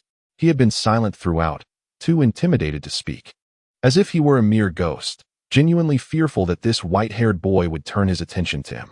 Then let us ask the unrelated parties to leave, Izuna stated, emphasizing the words unrelated with a certain rhythm. The assembly remained silent as they made their way towards the exit, though each shadow left a guard behind. Tobirama stayed. unwilling to let Madara remain, fearful of his temper. During the Five Shadows conference, Senju Hashirama gazed at the four shadows before him, reflecting on the dreams he had cherished throughout his life. To see the founding five shadows of the five great nations gathered here for a conference is truly a moment of gratitude. As he spoke, tears streamed down his face, and he bowed his head onto the table. Tobirama noticed the black lines forming on his face. He suddenly felt that Madara's presence was not so beneficial after all. Such thoughts were unacceptable. The Uchiha clan was inherently malevolent, and Madara was a rogue. Outside the Five Shadows conference, wow, Uncle Madara, Uncle. He is bowing to the other five shadows. Dave, peering in with Ghost Mushroom, smirked. Ghost Mushroom, capable of traversing terrain, soaring through the skies, and evading detection, could even pass through any person's body, causing damage to certain organs while sharing the visual experience with Dave in real time, though within a 50-meter radius. Oh, useless Tobirama. If I were there, I would make them all bow to me, Madara scoffed, harboring resentment towards Tobirama. He knew that with Hashirama's personality, he would not intervene. Yet Tobirama also did nothing to stop him. Truly useless, Tobirama. Chapter 51 In the Realm of Dance. No one can surpass me, no one. All right, Uncle Madara, Uncle Izuna. Let us explore the land of iron. Dave, stretching lazily, smiled. He had never ventured beyond his village before and felt a sense of excitement. Indeed, Madara and Izuna nodded. Izuna was slightly exhilarated. After all, he had spent his life in the land of fire and had never stepped outside, making this his first opportunity to see the world. Moments later, brother, I want to try that. Uncle Madara, I want to play too. Madara held a handful of snacks, gazing at Dave and Izuna playing street games. A warmth inexplicably blossoming on his face. This life is quite pleasant, except for Izuna's marriage. Alas, what a concern. Thinking of this, Madara chuckled helplessly. Yo, talented youth. We meet again. In this game, victory belongs to me. Oh yeah, SKR. After a round of games, Dave discovered that the one who had defeated him was none other than Kira. Dude, how old are you to be playing games and bullying a kid like me? Dave couldn't help but retort. Talented youth. I'm 38. Unrivaled in youth. Oh yeah, SKR. Madara felt a headache coming on. Where did this beast come from? Can someone from the land of lightning seal him away? Naturally, Kira's clumsy rapping attracted a crowd of onlookers, captivated by his antics. Noticing the throngs gathering, Kira thought, it is time for my name to spread throughout the ninja world. He continued his clumsy performance, oblivious to the gazes of the crowd. Uncle Madara, do you want to challenge this beast, Kira? Dave asked, his eyes shining with excitement. Challenge him? Madara glanced at the awkwardly dancing Kira, disdain evident in his heart. To him, this was nothing. He could easily obliterate him. Uncle, look, your title in the ninja world is the Ninja Shura, now that we're in a time of peace. It sounds rather intimidating, doesn't it? If you challenge him to a dance-off, the spectators will spread tales far and wide, and you could earn a new title to rival Uncle's god of the ninja world, Dave suggested mischievously. What title? A flicker of interest stirred within Madara. A title that could rival Hashirama's? Ninja Dance God. All right, I shall challenge him. The moment Madara heard this name, he was invigorated. The title of Ninja Dance God was far superior to his previous title of Ninja Shura. The village children were terrified of that title, surely. Dave was so fond of him because of his reputation that once frightened them. Humph, he dances better than Hashirama, looks better than Hashirama, plays games better than him. How could he possibly be his equal? Uncle, I, Madara, wish to challenge you to a dance-off. Dave pulled Madara towards Kira, a broad smile on his face. Yo, talented youth. This big brother is quite handsome, but I want to know, what is a dance-off? Oh yeah, SKR. Kira continued his clumsy singing. A dance-off means a competition. Uncle Madara believes you have reached the pinnacle of musical talent, and he wishes to battle you on a higher level of music. You rap, and Uncle Madara will dance. In the end, we will see who has more admirers among the spectators. What do you say? Dave explained with a smile. Yo, talented youth. That sounds good. This handsome brother can dance. Kira responded. I doubt your dancing can surpass my rapping. Oh yeah, SKR. Dave suppressed his urge to summon the corn cannon and blast him away. You dare question my dance? Suddenly, the atmosphere around Madara intensified. No one dares to question my prowess in dance. No one. Oh yeah, your dance cannot surpass my rapping. Oh yeah, SKR. Kira, seemingly unfazed, continued to challenge Madara. Dave, let us go? Madara turned to Dave, speaking slowly. Then, as if performing a magic trick. Madara produced a cap from his pocket and placed it upon his head. Foolish one, prepare to feel the true power of the dance god. Uchiha Madara rested one hand upon the brim of his cap, his gaze piercing as it fell upon Kyra. Kyra, sensing the overwhelming aura emanating from Madara, slowly narrowed his eyes. However, obscured by his sunglasses, his expression remained hidden from others. Dave hastily retrieved his phone from his pocket, unleashing the accompanying music. Bystander A, what is happening? Are these two about to fight? Bystander B, it certainly looks that way. That man in sunglasses has been making quite a ruckus. I suppose this handsome fellow has had enough of it. Yes, I support this handsome guy giving him a good beating. Bystander C, hey. They don't seem to be from our iron country. What if these outsiders cause harm? Shouldn't we inform the city guards? Bystander D, no. He is so handsome. Why tell the city guards? What would they do? Stop the handsome guy from beating the noisy, ugly man? Bystander A, exactly, beauty is justice. Let us back away. We wouldn't want to get caught in the crossfire. Dave played the music and handed the phone to Izuna. Izuna, noticing Dave slipping into the crowd, wore a puzzled expression. Just as the bystanders were wondering why the confrontation hadn't begun, a surge of exhilarating, fervent music filled the air. Before they could comprehend its origin, the two individuals sprang into action. One moved, while the other spoke rapidly, Kyra's words a blur. Meanwhile, Uchiha Madara executed a series of swift movements, positioning himself on the ground. This was his signature move. The bystanders were utterly bewildered. Weren't they supposed to be fighting? Instead, one seemed foolish while the other flailed about. However, the elegance of the handsome man's movements captivated countless female onlookers, inciting envy among the male spectators. God of Dance of the Ninja World, someone in the crowd exclaimed, and upon hearing this, Izuna recognized it as Dave's voice. God of Dance of the Ninja World. God of Dance of the Ninja World. The crowd enthusiastically echoed the title, rallying alongside Dave. Chapter 52. Madara, prepare to pay for your betrayal today. The 5 Kage Summit had officially concluded. Esteemed Kage, would you care to explore our Iron Country? The leader of the Iron Country proclaimed, marking the end of the summit. As for myself, I have numerous affairs to attend to in the village, Ryoto replied, shaking his head and donning his wind Kage hat. Departing with the sand and Chio by his side. Having acquired the one tail, their mission had been accomplished. The remaining 3 Kage also departed under the guise of village matters, leaving only the Hokage behind. Upon hearing that Hashirama would soon leave, the leader of the Iron Country took his leave as well, as the head of the Iron Country. He too had pressing matters to address and could not linger solely with the Hokage. Well, the 5 great ninja villages appear to have reached a balance, entering a phase of peace. However, what shall we do about the excess of the 7 tails? A contented smile graced Hashirama's face as he contemplated the long-awaited peace. He glanced at a scroll in his hand, inscribed with the name of the 7 tails. It was a troubling dilemma. This surplus-tailed beast had no village to claim it, and he could not simply bestow it upon Konoha. The Land of Lightning had purchased the 2 tails and 8 tails, the Land of Earth acquired the 4 tails and 5 tails, and the Land of Water took the 3 tails and 6 tails. The Wind Country had obtained the 1 tail, and initially, Hashirama intended to sell the 7 tails to the Sand Village. However, given the Sand Village's impoverished state, it would be exceedingly difficult for them to afford a tailed beast. Hashirama had even considered giving it away for free. But thankfully Tobirama intervened to halt his reckless generosity. If it comes to it, we might sell it to the smaller nations, Tobirama suggested after a moment of thought. Must we truly not give it away for free? Hashirama asked innocently, looking at Tobirama. Silence. After a brief pause, Hashirama inquired, Tobirama, can you sense where Madara is? We must return. Wait a moment. Let me focus. Tobirama closed his eyes, concentrating. Madara is dancing with that ridiculous man from the Land of Lightning. He finally opened his eyes, a tremor of frustration in his voice. It's ruined. The reputation of Konoha has been tarnished by that scoundrel Uchiha Madara. I could overlook your dancing in your own village, as long as your Uchiha clan doesn't meddle in political affairs. But for heaven's sake, you're dancing abroad? Isn't it humiliating enough to disgrace ourselves at home? The more Tobirama thought, the more disheartened he became.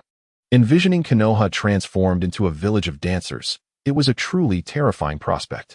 His expression grew increasingly dark. What? Madara is truly insufferable, Hashirama exclaimed, momentarily stunned, before erupting in furious indignation. Tobirama, taken aback, glanced at his elder brother. Could it be? Has my brother finally realized? He dances without including me. Instead, he dances with someone else. Baka. Hashirama seethed, furious that his lifelong rival had turned to another. Have you forgotten the sincere vows we once exchanged? Madara. Alas. He bore the weight of it all alone. I knew it, Tobirama murmured, covering his face in silence. Could he expect his elder brother to come to this realization? Even Uchiha Izuna had become a mother. Moments later, Madara. How dare you betray me by dancing with someone else? Hashirama raced toward the scene. Finding Madara surrounded by a crowd of onlookers, his anger boiling. Hashirama, do you also wish to dance with me? Madara noted Hashirama's approach, mistakenly believing he had come to join him in the dance. Madara, prepare to pay for your betrayal today, Hashirama declared, tearing at his kimono to reveal a vibrant green belly dance costume beneath. Uffed. Dave, witnessing this scene, choked on his drink, exclaiming, I must know how you managed to wear a belly dance costume beneath a kimono. Tobirama, you rascal.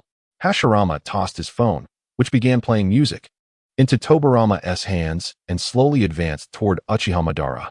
Kyra, witnessing the sudden arrival of the god of the ninja world, could not suppress a gulp and hurriedly stepped down, relinquishing the stage to Hashirama. Although he did not know the elder brother with whom he had been dancing, he recognized Senju Hashirama. Was he truly going to dance with the god of the ninja world? At this moment, the Raikage, who had been absent for some time, turned to his son, questioning, have we forgotten something? Throughout their journey, he had felt something was amiss, an unsettling silence. The future second Raikage exchanged a bewildered glance with his father. Kyra, they exclaimed in unison. That scoundrel. Veins bulged on Raikage Ai's forehead as he and his son turned on their heels, racing back toward the Iron Country. Returning to Madara, Hashirama shouted, Hashirama, do you also wish to dance? Madara, prepare to pay for your betrayal today. Hashirama, Madara. Dave felt his head spinning from the chaos.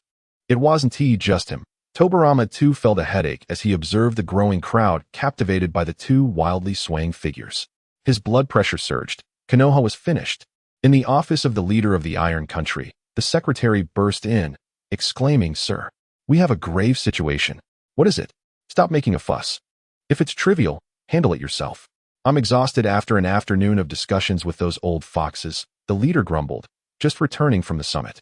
Hashirama Senju and Uchiha Madara are causing a ruckus in the square of the country, and the Raikage's guards are also present.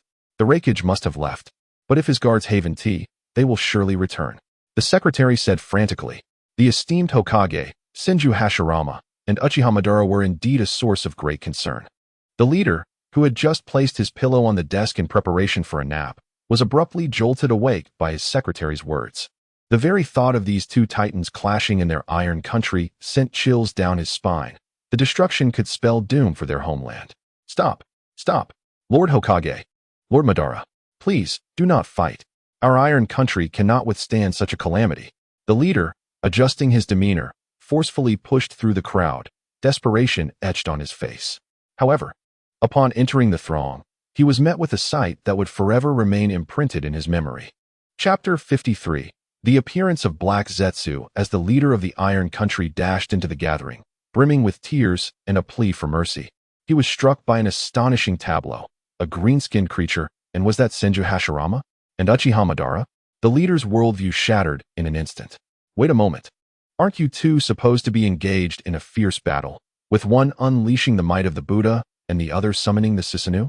Shouldn't this place be reduced to ruins? Shouldn't I be pitifully clinging to your legs, begging for mercy? What was this scene? Hashirama, why are you exposing yourself in such a manner? And Madara, why are you on the ground spinning around like a child? The leader's mind went blank, overwhelmed by embarrassment. Uncle Izuna, can you please intervene?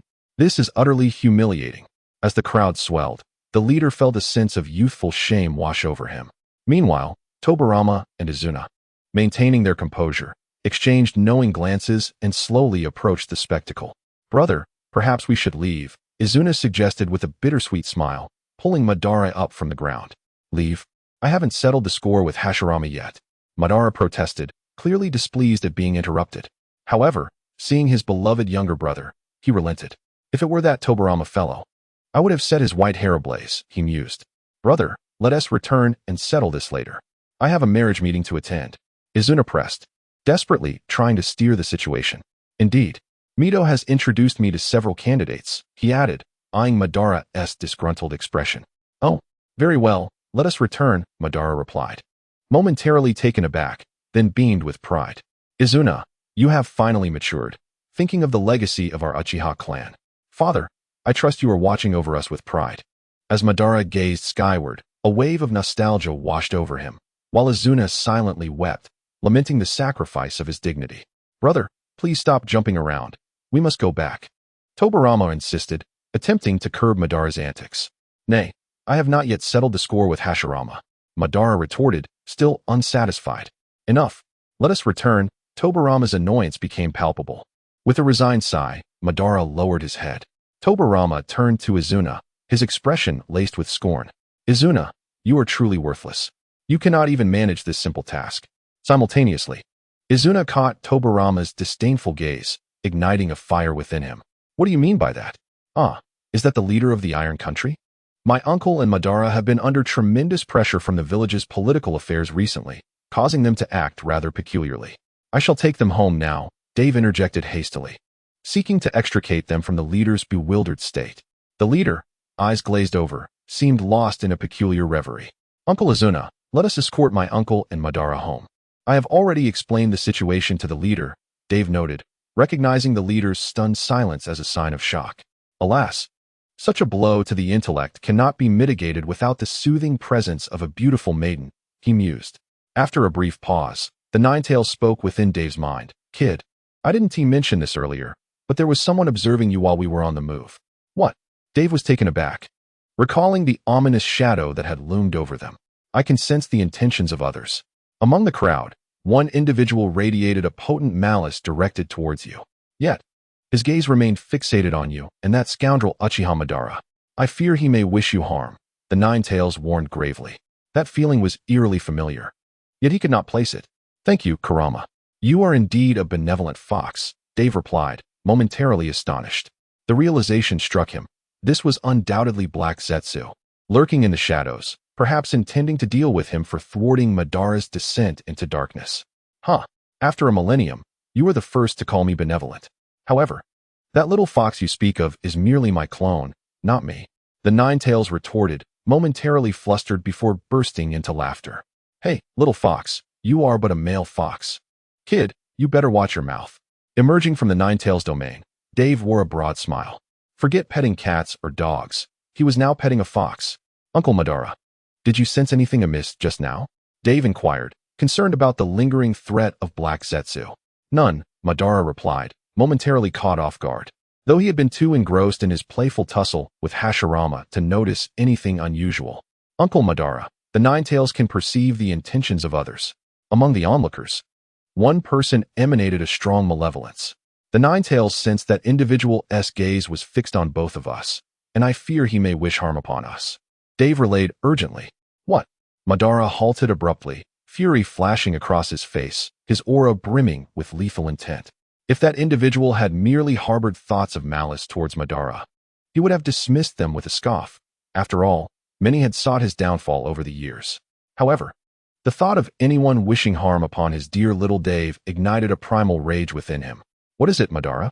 Hashirama asked, startled by the sudden intensity radiating from his friend. Izuna and Tobirama also paused, sensing the shift in atmosphere. Brother, what is wrong? With a grim expression, Dave reiterated his earlier warning, causing tension to mount. Outside the Iron Country, in the forest, an intense energy began to manifest, for powerful auras converging in a radiant display. Chapter 54, Black Zetsu. Mommy, I miss you. Tobirama, Hashirama, Madara, and Izuna exuded an overwhelming presence that sent shivers down the spine of young Dave, who trembled behind them. Was this the formidable energy of the Warring States F4? It was both awe-inspiring and terrifying. Dave, is that individual still following us? Tobirama asked, forcing himself to remain calm, though the tension in his muscles betrayed his facade. Negative, he is not following us. His strength is mediocre, yet his stealth techniques are remarkable, Dave replied, shaking his head. The Ninetales could no longer sense Black Zetsu, indicating he had not pursued them. The four fell into a contemplative silence, acknowledging the skill of the individual who had evaded their detection. Despite their vigilance honed over years of conflict, They had not perceived the threat. Dave, once we return to the village, you must remain by my side at all times, Tobirama instructed firmly. Ban gazed at Dave, his tone imbued with an unassailable authority. No. Their target is precisely the two of you. Keeping Dave close to you increases the likelihood of falling into their trap, Tobirama interjected, rejecting the notion. Oh. Disregarding the issues with that individual, just the fact that Dave would be constantly following Ban would spell disaster for him. Even with Dave occasionally spending time with Ban, he has already changed drastically. If he were to stay close to him full-time, it would be utterly ruinous. Any scheming would pale in comparison to absolute strength. Ban coldly remarked to Tobirama. Damn it, it's that white-haired nuisance again. Where do you get off with all these opinions? Tobirama understood the deeper implication of Ban's words, that he, Tobirama, was merely a weakling. Ban, do you have confidence in this? Hashirama, in this serious context, calmly inquired. To Hashirama's perception, Ban radiated an extraordinary aura of confidence at that moment. Oh, how handsome. Confident Ban is truly charming. Very well, upon our return, Dave shall remain with Ban at all times. Tobirama, let us suspend Dave's attendance at the ninja school for now. He cannot be left alone. Since he and Ban are the targets, they will undoubtedly take action to find them. Once this person is apprehended, we can restore the previous order. Furthermore, Tobirama, the village's sensory array needs an upgrade. Let Mito and Izuna assist you. Hashirama seamlessly embraced his role as Hokage. Yes, have my elder sister come help me. As for a certain Uchiha boy, he should focus on proper courtship and continuing the lineage. Having my elder sister is sufficient. Whether he is present or not makes no difference. Tobirama nodded, his words laced with disparagement towards a certain Uchiha Sna. Uchiha Izuna was only in his 20s when he died. To Tobirama, who is now nearing 40, he appears merely as a boy. Damn it, Senju Tobirama. What do you mean by that? I mean exactly what you think I mean, Senju Tobirama. Uchiha Izuna. And thus, yet another quarrel ensued. In a dark corner of the ninja world, within a shadowy cave, sat a figure cloaked in darkness. Senju Dave must perish. A cruel smile crept across the face of this shadowy figure. However, eliminating this child poses quite a challenge. Senju Tobirama's flying thunder god is rather troublesome, Kagaya mused. A contemplative expression crossing his features. I must find a way to eliminate that child without anyone noticing. As night fell, Kagaya emerged from the cave and leapt to the highest tree in the vicinity, gazing up at the moon. Mother, wait for me. I shall reunite with you soon. The following day, in the Uchiha compound, at Uchiha Ban's residence, Uncle Ban, stop messing around. What time is it? Let me sleep a bit longer. Dave, lazily sprawled on the bed, continued to snore. Come on, Dave-kun, wake up. It's already late. It was the little girl, Yume. She had heard about Dave moving into the clan leader's home and was so excited that she had trouble sleeping the previous night. She arrived early the next morning to find her beloved Dave still sleeping soundly. Kyubi, come, sleep with me a little longer. After a tiring afternoon spent with Izuna on matchmaking, Dave struggled to open his eyes. In his hazy state, he mistook Yume for the little fox. Still somewhat dazed, Dave pulled Yume into his embrace. Yume gasped, and as she regained her composure, she found herself in Dave's arms, her face instantly flushed. Isn't this too fast? Does Dave-kun intend to do something to me? But we're only 7 years old. A year has passed since their last birthday. Should I refuse him? What if he gets hurt? Yume pondered, feeling conflicted. After much internal struggle, when she finally mustered the courage to look at Dave, she burst into laughter. For Dave was still asleep. Yume quietly gazed at Dave's cherubic face, gently stroking his features. Then she slowly closed her eyes, curling up like a little kitten in his embrace, feeling the warmth emanating from his chest, her cheeks aglow. A moment later, big brother. I went on 20 matchmaking dates yesterday. Can you let me rest today? Izuna wore a look of despair, recalling the exhausting experiences of the previous day. Just the thought of matchmaking sent shivers down his spine. Ban merely cast a cold glance at Izuna before leading him into the house. Izuna, puzzled, noted. Big brother seems a bit off today. Why isn't he scolding me? Ban brought Izuna to the door of Dave's room and left him there, departing first. Izuna, confused yet intrigued, opened the door, unaware of Dave's presence inside. Upon seeing the two little ones in an embrace, he fell silent and slowly pulled out his phone. Hello, Mito, help me find some more girls for matchmaking. I'm going right now. Yes, immediately. Right away. Ban, hiding on the rooftop, smiled with satisfaction at this scene. Chapter 55. Has Kakuzu arrived so soon? Days later. Hey, Aunt Kai, is there anything happening at the shop? Dave had been enjoying his days immensely, playing with his little sweetheart, Yume. At this moment, he lay in Yume's embrace, as she gently peeled grapes and fed them to him. Little boss, a masked stranger has come to see you. He claims to have defected from the village and is here to find you. He has arrived. Aunt Kai spoke with evident concern. The mention of defection and murder had frightened her, a mere civilian. Oh, Kakuzu? So soon? I thought he might take half a year or even a year to show up, Dave replied, astonished. In his mind, it seemed logical for Kakuzu to first stir up trouble in his village, steal his signature techniques, and then disappear into the black market for a few months before returning. Yet, it had barely been a few days, not even half a month, and he was already here. Well, it seems he is quite perceptive of current societal dynamics. Never mind, Aunt Kai. Please hand the phone to Kakuzu. I shall speak with him, Dave quickly reassured her, sensing her anxiety. Moments later, hey kid. You once said I wouldn't be able to survive after defecting and would seek you out. Well, I'm here now. You'd best clarify your intentions, otherwise. Even Senju Hashirama won't be able to save you. Kakuzu's somewhat indifferent voice came through the phone. You can call Dave uncle, and that pleases him. However, I'm not fond of the tone you just used. In Konoha, only Dave uncle threatens others. No one else threatens him, right? Dave's mischievous side emerged. Kakuzu on the other end of the line felt a wave of exasperation. This kid's personality was truly insufferable. I advise you to speak clearly, otherwise. This woman beside you will be the first to go, Kakuzu threatened, gesturing towards Aunt Kai. In the realm of seeking death, Kakuzu, I would bestow upon you the title of the strongest. Dave nearly burst into laughter. Are you really threatening Aunt Kai? Do you know who her husband is? Don't be fooled by Mike Guy's usual foolish demeanor. However, he was once a wanderer, surviving alongside his wife during the tumultuous Warring States period. Do you truly believe he possesses no skills? Are you not concerned he might bring forth a visit from Lady Lee? And what of Kakuzu? After provoking Hashirama, he now dares to confront a spirited young man. Surely, he must have spent some time in the black market, yet he appears utterly oblivious to such trivial information. What do you mean, kid? Kakuzu was visibly irritated.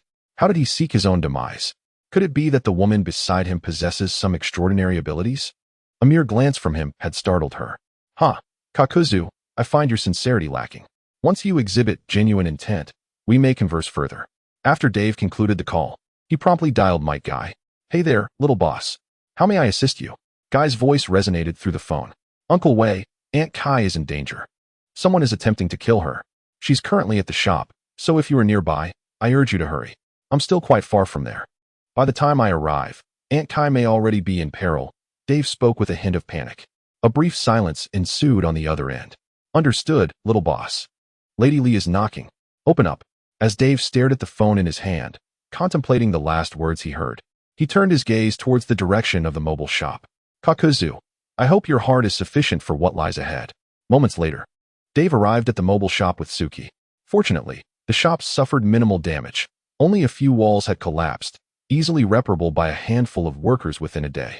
The road in front of the shop, however, was entirely ruined, though thankfully, no one was harmed.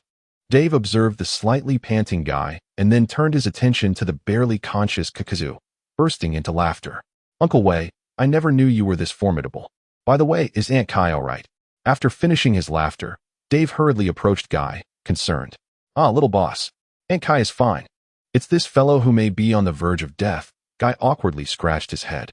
It's all right. We can use the money from the shop to repair the street. You should go comfort Aunt Kai. She's likely quite shaken up, Dave suggested promptly. Thank you so much, little boss.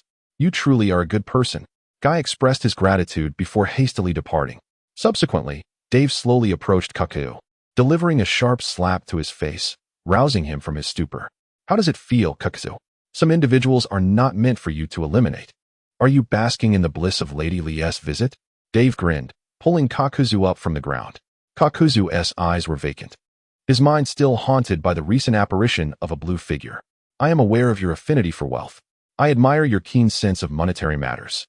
How about joining me in making some money?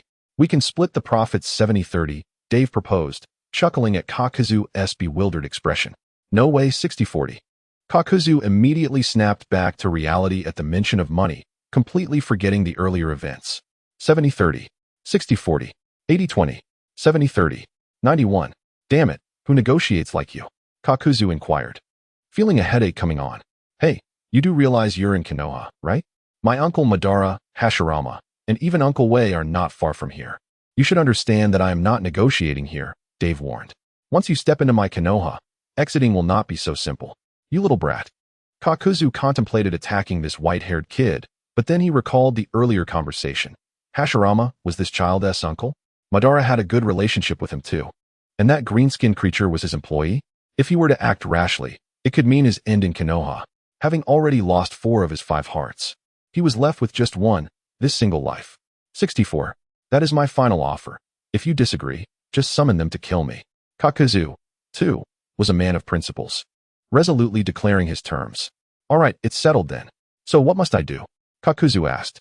Bring out that shrewd mind of yours. Dave chuckled. Chapter 56. Love Kidney Internet Cafe. A few days later. I say, you seem rather unreasonable. I am Dave's uncle, you know. Do you not comprehend the significance of that? You can't even offer a discount? Hashirama was visibly upset. He had come to the mobile shop to purchase the latest gadget, supposedly a computer. To his dismay, he discovered the entire set would cost 30,000 ryo. Although the family finances were managed by his wife, he had managed to save a modest sum over the years. Not much, only a few thousand ryo. Yet today, the new shopkeeper refused to grant him a single discount. Hashirama, the Hokage of Konoha, demanded some consideration given his status as the owner's uncle. No way. Even if that little brat Dave came personally, I wouldn't offer a single ryo discount. Kakuzu declared, standing firm. Not even if Sage of 6 Paths himself were here. You look somewhat familiar. Hashirama, in his fury, suddenly felt a sense of recognition towards Kakuzu. No, I don't know you. You don't know me either. Kakuzu replied, turning away slowly. Poor man, he thought, recalling how Dave had called himself that just yesterday. It seemed fitting to apply the term to Hashirama now. I'm going to tell Dave. I'll have him fire you. Hashirama, with tears welling in his eyes, stormed out after making his threats. TCH. Can't even scrape together 30,000 ryo. Pathetic, Kakuzu scoffed, watching Hashirama's retreating figure. Meanwhile, Hashirama encountered Madara on the street. Hashirama? What's the matter? Madara, casually strolling along, noticed Hashirama with a tear-streaked face. Wah, Madara. Someone called me a poor man. Hashirama, seeing Madara, found an outlet for his emotions, bursting into tears while embracing him. A few dark lines appeared on Madara's forehead. Aren't you aware of your own financial situation? After a moment, Madara suggested. Let us go? I heard Dave has opened a new establishment. It's called an internet cafe. He claims it's rather interesting. Shall we take a look? Yes. As long as you are here, I will go anywhere, Hashirama replied eagerly. As for Kakuzu, Dave temporarily entrusted the mobile shop to him. It was not yet time to open for public business. Orochimaru had managed to put together a simple desktop computer a few days prior, though the internet speed was mediocre. The signal station was located with Orochimaru, and Dave had recently acquired several hundred miles of land from Hashirama, which was now on the path to industrialization. Aunt Kai and Guy were already assigned to manage the internet cafe adjacent to the mobile shop. Everything seemed to be in order. Love Kidney Internet Cafe upon their arrival. Hashirama and Madara stood before the establishment, puzzled by the 4 large characters displayed above the entrance. Slowly, they stepped inside. Welcome. It's the Hokage and Lord Madara. A bell jingled as the door opened, and Aunt Kai, stationed behind the counter, looked up upon hearing the sound. Seeing Hashirama and Madara, her eyes sparkled with excitement. In the village, they were akin to idols. Aunt Kai, what exactly is this internet cafe? Hashirama asked, surveying the interior filled with computers worth 30,000 ryo and patrons shouting enthusiastically. Due to the exorbitant price of 300,000 taels for a computer, the young proprietor conceived a clever solution to establish a shop where several computers would be available for those unable to afford them, allowing them to experience this technology at a remarkably low cost. It's just 20 taels per hour, Aunt Kai explained.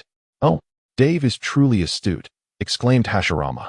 Well, in that case, let us help me and Madara each enjoy 2 hours of this. I'm curious to see how this works. Hashirama's eyes lit up. He believed this shop was specifically created for individuals like him, who were financially constrained. By the way, Hokage-sama, would you like to acquire a card? Aunt Kai inquired further. A card? What is that? Hashirama asked, puzzled. Oh, if you get a card, it costs 100 taels. and I will provide you with a card that holds 100 taels. That translates to 5 hours of usage. However, when your balance runs out, if you recharge, there will be discounts, 50 taels for 3 hours and 100 taels for 10 hours. Moreover, any unused funds can be retained for your next visit, Aunt Kai continued, elucidating the details. Just a few days prior, Dave had taught Aunt Kai these concepts, and she had comprehended them after a single explanation. When Hashirama regained his focus, he and Madara each held a card in hand. Following Aunt Kai's instructions, they pressed the power button located beneath the desk. The computer screen gradually illuminated, revealing an unfinished piece of fruit that flickered before transitioning to the interface. The two entered the card numbers they held. After a chime, they gazed at the minimalist desktop, holding the mouse, uncertain of what to do next. The desktop displayed 4 icons: Penguin, Konoha do Diju, Love Kidney Music, and Konoha Forum. At that moment, they heard a familiar roar. Damn. Tobirama, you play that card. Don't let him win. I'll just play a 4, and we shall triumph. What on earth are you doing? Don't play that. Come on, are you not going to play the 4? Nonsense. Can't you be a bit cautious? What if the landlord has a hidden card? Ah, Tobirama. What hidden card? He only has a 4 and a 3 left. Now look, since you didn't play. He played the 4. I can't take that, and now he played the 3. He has no cards left. He won. I'm done for. You truly are a burden. My 2,000 Konoha beans. Uchiha Azuna, what did you say? Do you wish to die again? Ah, Tobirama. I will kill you. Hearing that familiar voice, both Hashirama and Madara turned to look in its direction. Just as the two were about to confront each other, they recognized that the figures before them were their elder brothers, rendering them momentarily speechless. Chapter 57. Kurizetsu, Warring States F4 invites you to dance. Speak up. Why are you here? Did you not tell me this morning that you were going on a blind date with a girl from the Kato clan? Madara coldly glared at Izuna and asked. Well, brother, my blind date didn't go well. Izuna awkwardly scratched his head, appearing much like a child caught by their parents while browsing the internet. Humph, Madara scoffed, clearly displeased with Izuna. Meanwhile, on Hashirama's side, what? Brother, do you have any objections? Tobirama coldly inquired, fixing his gaze on Hashirama. Weren't you supposed to be busy with experiments and blind dates? How come you're here? Hashirama mumbled, lacking confidence. Do you have an objection? No. Then shut up. Oh. Hashirama looked on with a tinge of envy at Madara reprimanding their younger brother. Why did Madara command such authority over Izuna? Was it because he danced better than him? That couldn't be it. Was it because he could defeat him? Even less likely. Hashirama contemplated, realizing it was likely due to his own habitual demeanor in the past. I must change. With renewed courage, he raised his head to speak to Tobirama, only to be interrupted. Shut up. All right. Meanwhile, in the internet cafe, Dave was feeling somewhat anxious. Dave, let us stroll around the village, the young girl, Tsukimi, said sweetly, clinging to Dave's arm. Little girl, she isn't just any girl. She is the one who was monitoring you. There is a strong malice emanating from her. Kurama's voice echoed in Dave's mind. Of course I know. Dave mentally retorted. Can't I see something so blatant? He thought about how Tsukimi, usually shy when holding his hand, was now acting coy. Reflecting on Kurizetsu's lewd appearance made him feel nauseous. All right, Tsukimi, let us sneak outside the village to explore. There's nothing entertaining here, Dave replied with a forced smile. He needed to resolve the Kurizetsu issue, or he'd be in a panic as the Jinchuriki of the Nine Tails. However, to deal with Kurizetsu, it would certainly be best to do so outside the village. As he spoke, he channeled chakra into the flying thunder god seal etched on the back of his phone case. Great. Wherever you want to go, I will follow, Kurizetsu delightedly thought. Initially intending to handle him within the village, he now saw that going outside would alleviate many concerns. Unbeknownst to Kurizetsu, Dave housed the Nine Tails within him and had been discovered. Gathering intelligence was a challenge as he could only rely on his fleeting techniques and could not afford to rely on the White Zetsu army, especially since Madara had not turned rogue. Excitedly, Tsukimi tugged Dave along towards the village's outskirts. Observing her beaming smile reminded him of Kurizetsu's dark figure, making him feel nauseous again. Meanwhile, back at the internet cafe, Dave has activated the flying thunder god mark. Tobirama exclaimed, standing up from his chair with a serious expression. Aunt Kai gazed at the Warring States F4, radiating 4 beams of light, and shook her head helplessly at the sight of the roof collapsing from their overwhelming presence. Such a large hole, can Might Guy repair it? Dave was now walking towards the outskirts of the village. "Let us head outside and wait for them," Tobirama said, sensing Dave's flying thunder god coordinates, which indicated he was moving towards the village's perimeter. The remaining three did not utter a word. And Tobirama placed his hands on Madara and Hashirama's shoulders before teleporting them outside the village. Izuna exclaimed, "Did you all forget something?" "Tobirama." He shouted in fury at the sight of the three suddenly vanishing. This must be intentional. On a cliff outside the village, the three stood tall. Tobirama gazed towards the village, his eyes filled with mockery. Reluctantly, Izuna hastened to catch up. On the way, Dave suddenly recalled a crucial fact. Kurizetsu appeared to be indestructible and could only be sealed away. But where could he seal him? "Kurama, would you like a good friend?" Dave boldly posed the question to the nine tails within him. "Little brat, I can sense you're concocting something ill-intentioned." Kurama growled at Dave, baring his teeth. No, I merely think you're lonely and want to find a good companion to play with," Dave replied with a smile. "Get lost, little brat." Kurama instinctively sensed Dave was up to no good and promptly dismissed him. Moments later, "Tsukimi, why aren't we moving?" Dave inquired, noticing Tsukimi had stopped. Dave-kun, do you think I'm Tsukimi?" Kurizetsu slowly turned around, and Tsukimi's form gradually faded, revealing a dark figure before Dave. Ugh. Despite his mental preparation, Dave couldn't help but retch. How can this thing be so ugly? "Go die, little brat." Kurizetsu unleashed his signature move, Black Hand. "Grab. Would you like to dance?" As the hand of Kurizetsu was about to make contact, envisioning itself piercing through Dave's chest, a shadow suddenly appeared to thwart its advance. "Uchiha Madara," Kurizetsu exclaimed in shock. At that moment, four brilliant lights erupted on the battlefield, leaving Kurizetsu dumbfounded as the legendary Senju F4 materialized before him. Senjutsu would release True Thousand-Handed Buddha. Susano'o. Flying Thunder God Slash. Tobirama, observing the three formidable beings, had no choice but to resort to the Flying Thunder God technique. Would release Destruction Mushroom. The Destruction Mushroom could unleash tremendous energy capable of annihilating everything. The intensity of the explosion varied with the amount of chakra used. Kurizetsu, witnessing this, was left bewildered. Was it truly necessary to employ such an extravagant array against him? What merit did he possess to warrant such an overwhelming assembly? Meanwhile, the villagers of Konoha were treated to a stunning display of fireworks. Moments later, half of Kurizetsu's body lay lifeless on the ground, his vacant eyes staring into the void. Each time he attempted to escape using the fleeting technique, Tobirama's Flying Thunder God proved to be utterly vexing, as he had placed the technique's marks upon him, making it impossible to evade. Chapter 58. Dave, the Jinchuriki of Kurizetsu. The group carried the incapacitated Kurizetsu back to Konoha. At the Senju headquarters, Tobirama gazed at Kurizetsu, his eyes gleaming with the fervor of a mad scientist. "What on earth is this creature? It cannot be killed no matter what we do," he pondered. "I don't know. However, if it cannot be killed, what shall we do?" Izuna asked, perplexed. "Sealing. We can seal him," Mito suggested after a moment of contemplation.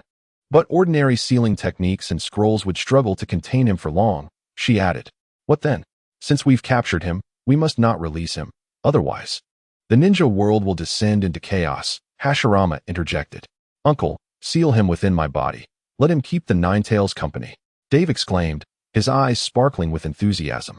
Mito, Madara, Hashirama, Tobirama, and Izuna all stared at Dave in astonishment. Mito even placed her hand on Dave's forehead, pondering whether the boy was mentally sound. Why would he wish to seal everything within himself? "You little brat, I'll kill you. If you dare to seal him with me, it will be the end of you," the Nine Tails roared from within, vehemently protesting.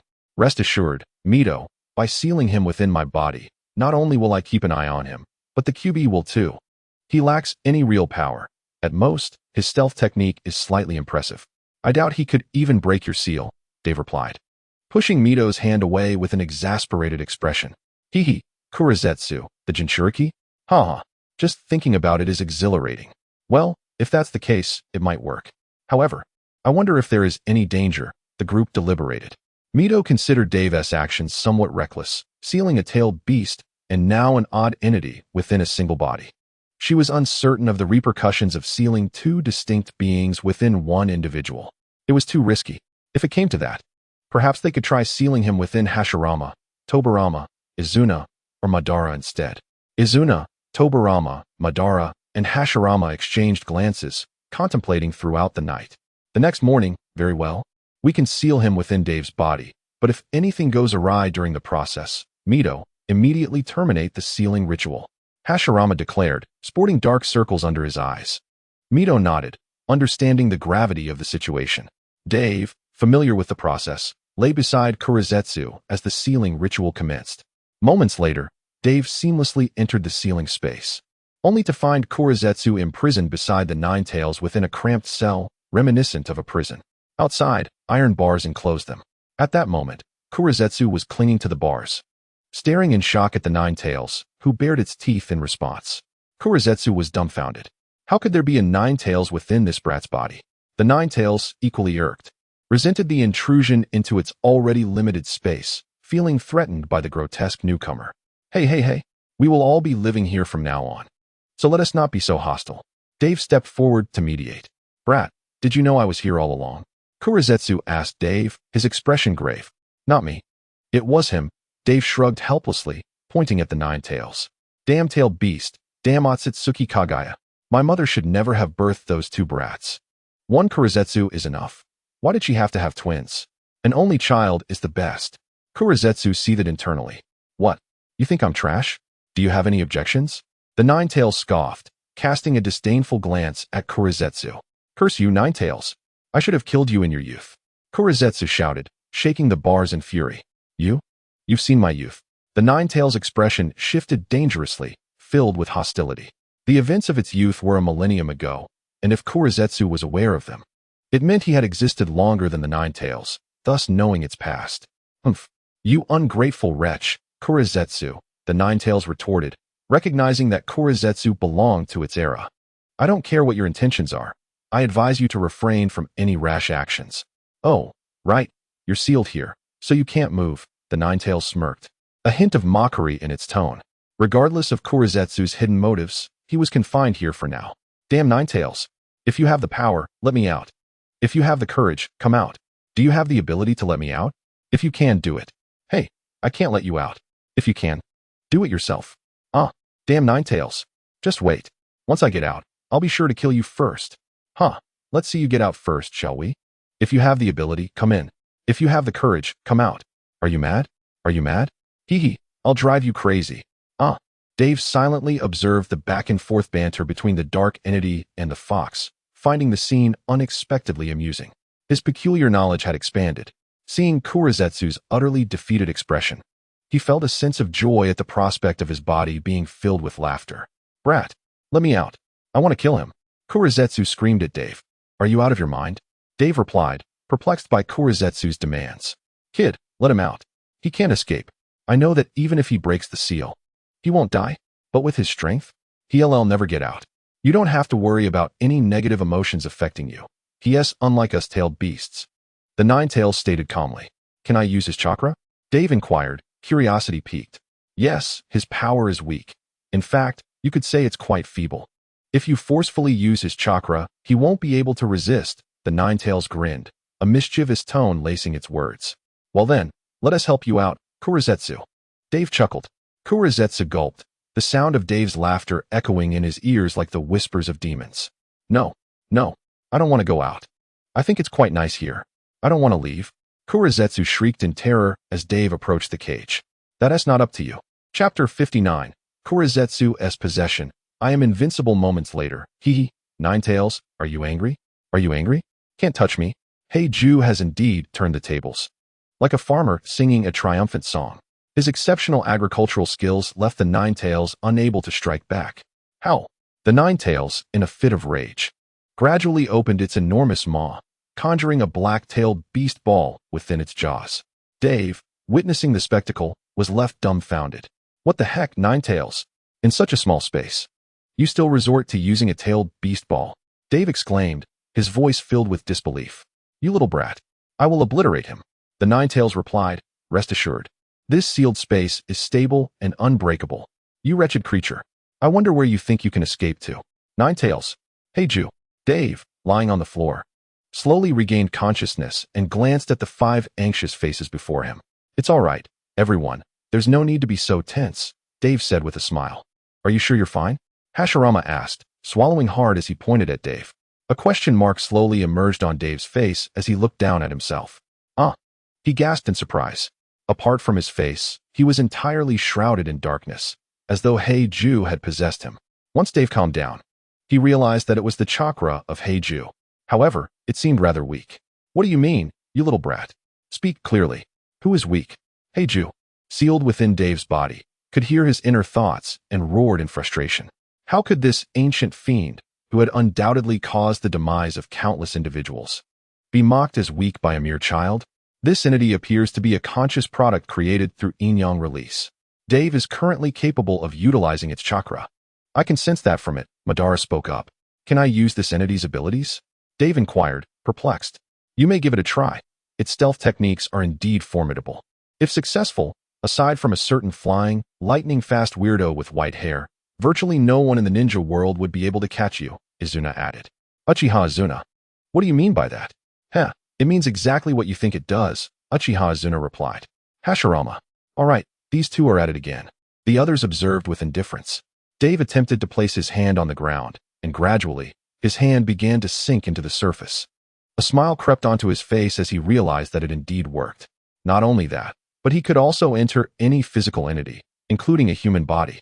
He was curious to see whether he could control a human body, and he wanted to try Heiju's infamous technique, which was second only to the legendary 1,000 Years of Pain in the original story. Well, since Dave is fine, let's disperse for now, Hashirama yawned. Having not slept for 2 days, he was nearly falling asleep. You, come back with me to work, Tobirama said, appearing beside Hashirama. No, I haven't slept in 2 days. I want to sleep. Hashirama was momentarily taken aback. How could Tobirama arrive so quickly? Where was Izuna? Surely he hadn't been beaten by Tobirama, right? Sarutobi Sasuke has already organized and processed the documents for the past 2 days. Is it appropriate for a Hokage's assistant to handle the Hokage's administrative duties? Tobirama stated calmly. Of course it's appropriate. What's inappropriate about it? An assistant is merely there to assist the Hokage. Hashirama insisted vigorously. If the assistant doesn't assist the Hokage, what use is he? I, Hashirama Senju, am quite clever. And what about Madara? Isn't he also an assistant to the Hokage? I've never seen him assist you. Tobirama questioned, glancing at Madara. When the village was first established, Hashirama became Hokage, and Madara had nothing to do. Hashirama then appointed Madara and Sarutobi Sasuke, who helped him during the Warring States period, to the position of Hokage's assistant. However, after a few days of helping, Madara found it boring and left, leaving all the work to Sarutobi Sasuke. Sarutobi Sasuke truly felt helpless. Hashirama didn't wish to remove Madara from the assistant position, so Madara continued to hold the title while all the duties fell squarely on Sarutobi Sasuke's shoulders. Such an exemplary old cadre. Of course Madara assisted me. Sasuke handled the work-related tasks, while Madara took care of my daily affairs, Hashirama stammered. Oh, daily affairs? Such as?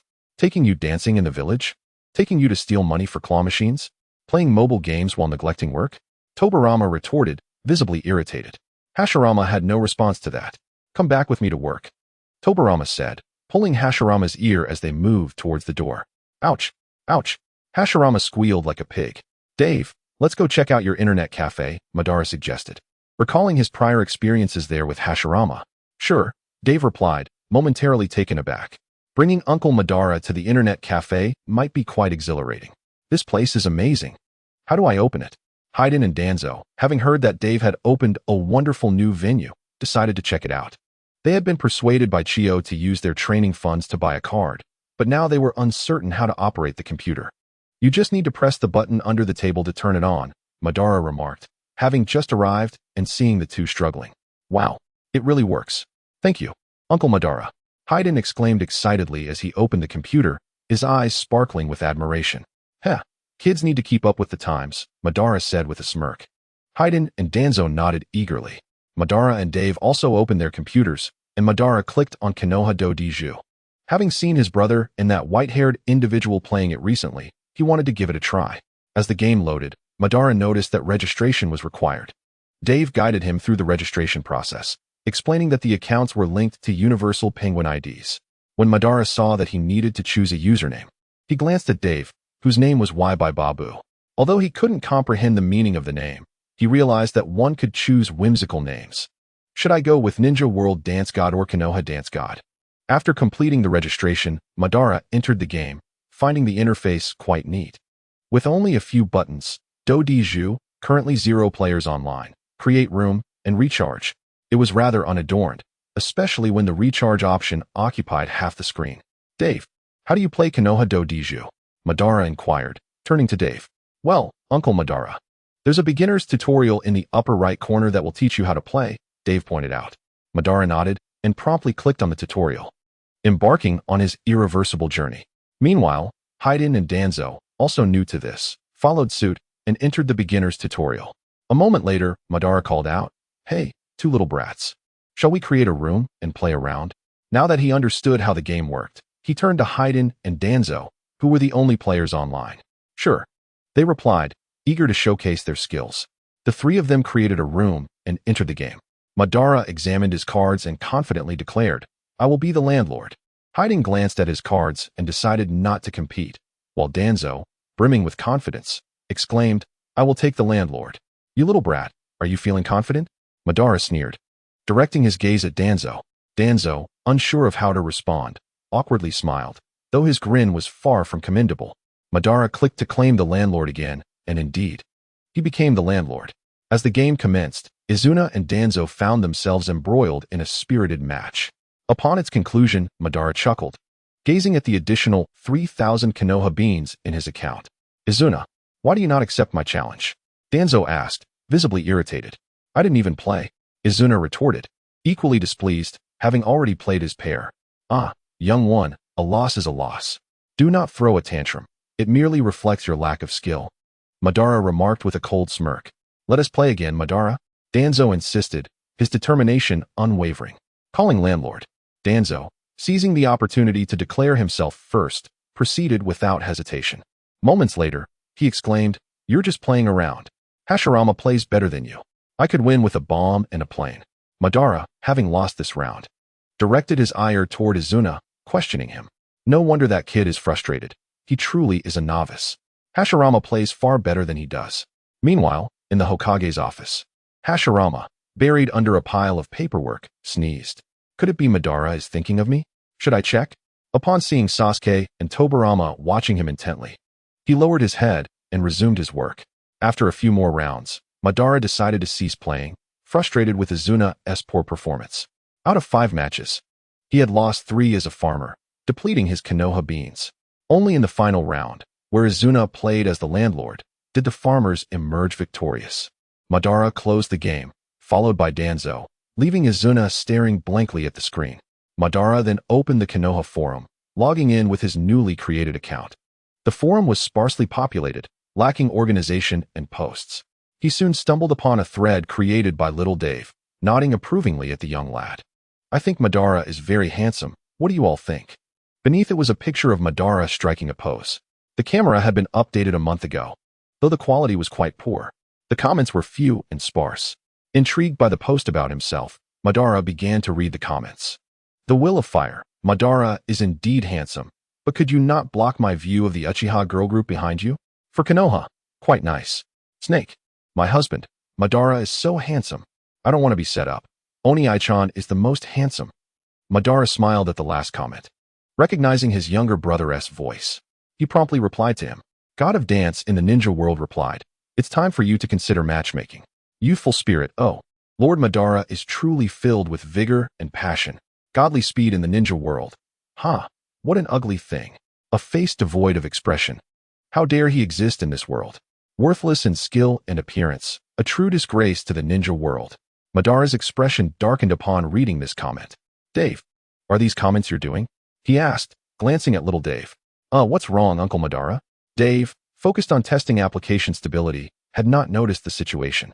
"Please find out who this godly speed is. I wish to have a word with him," Madara said, pointing at the screen. Dave hesitated, his heart sinking.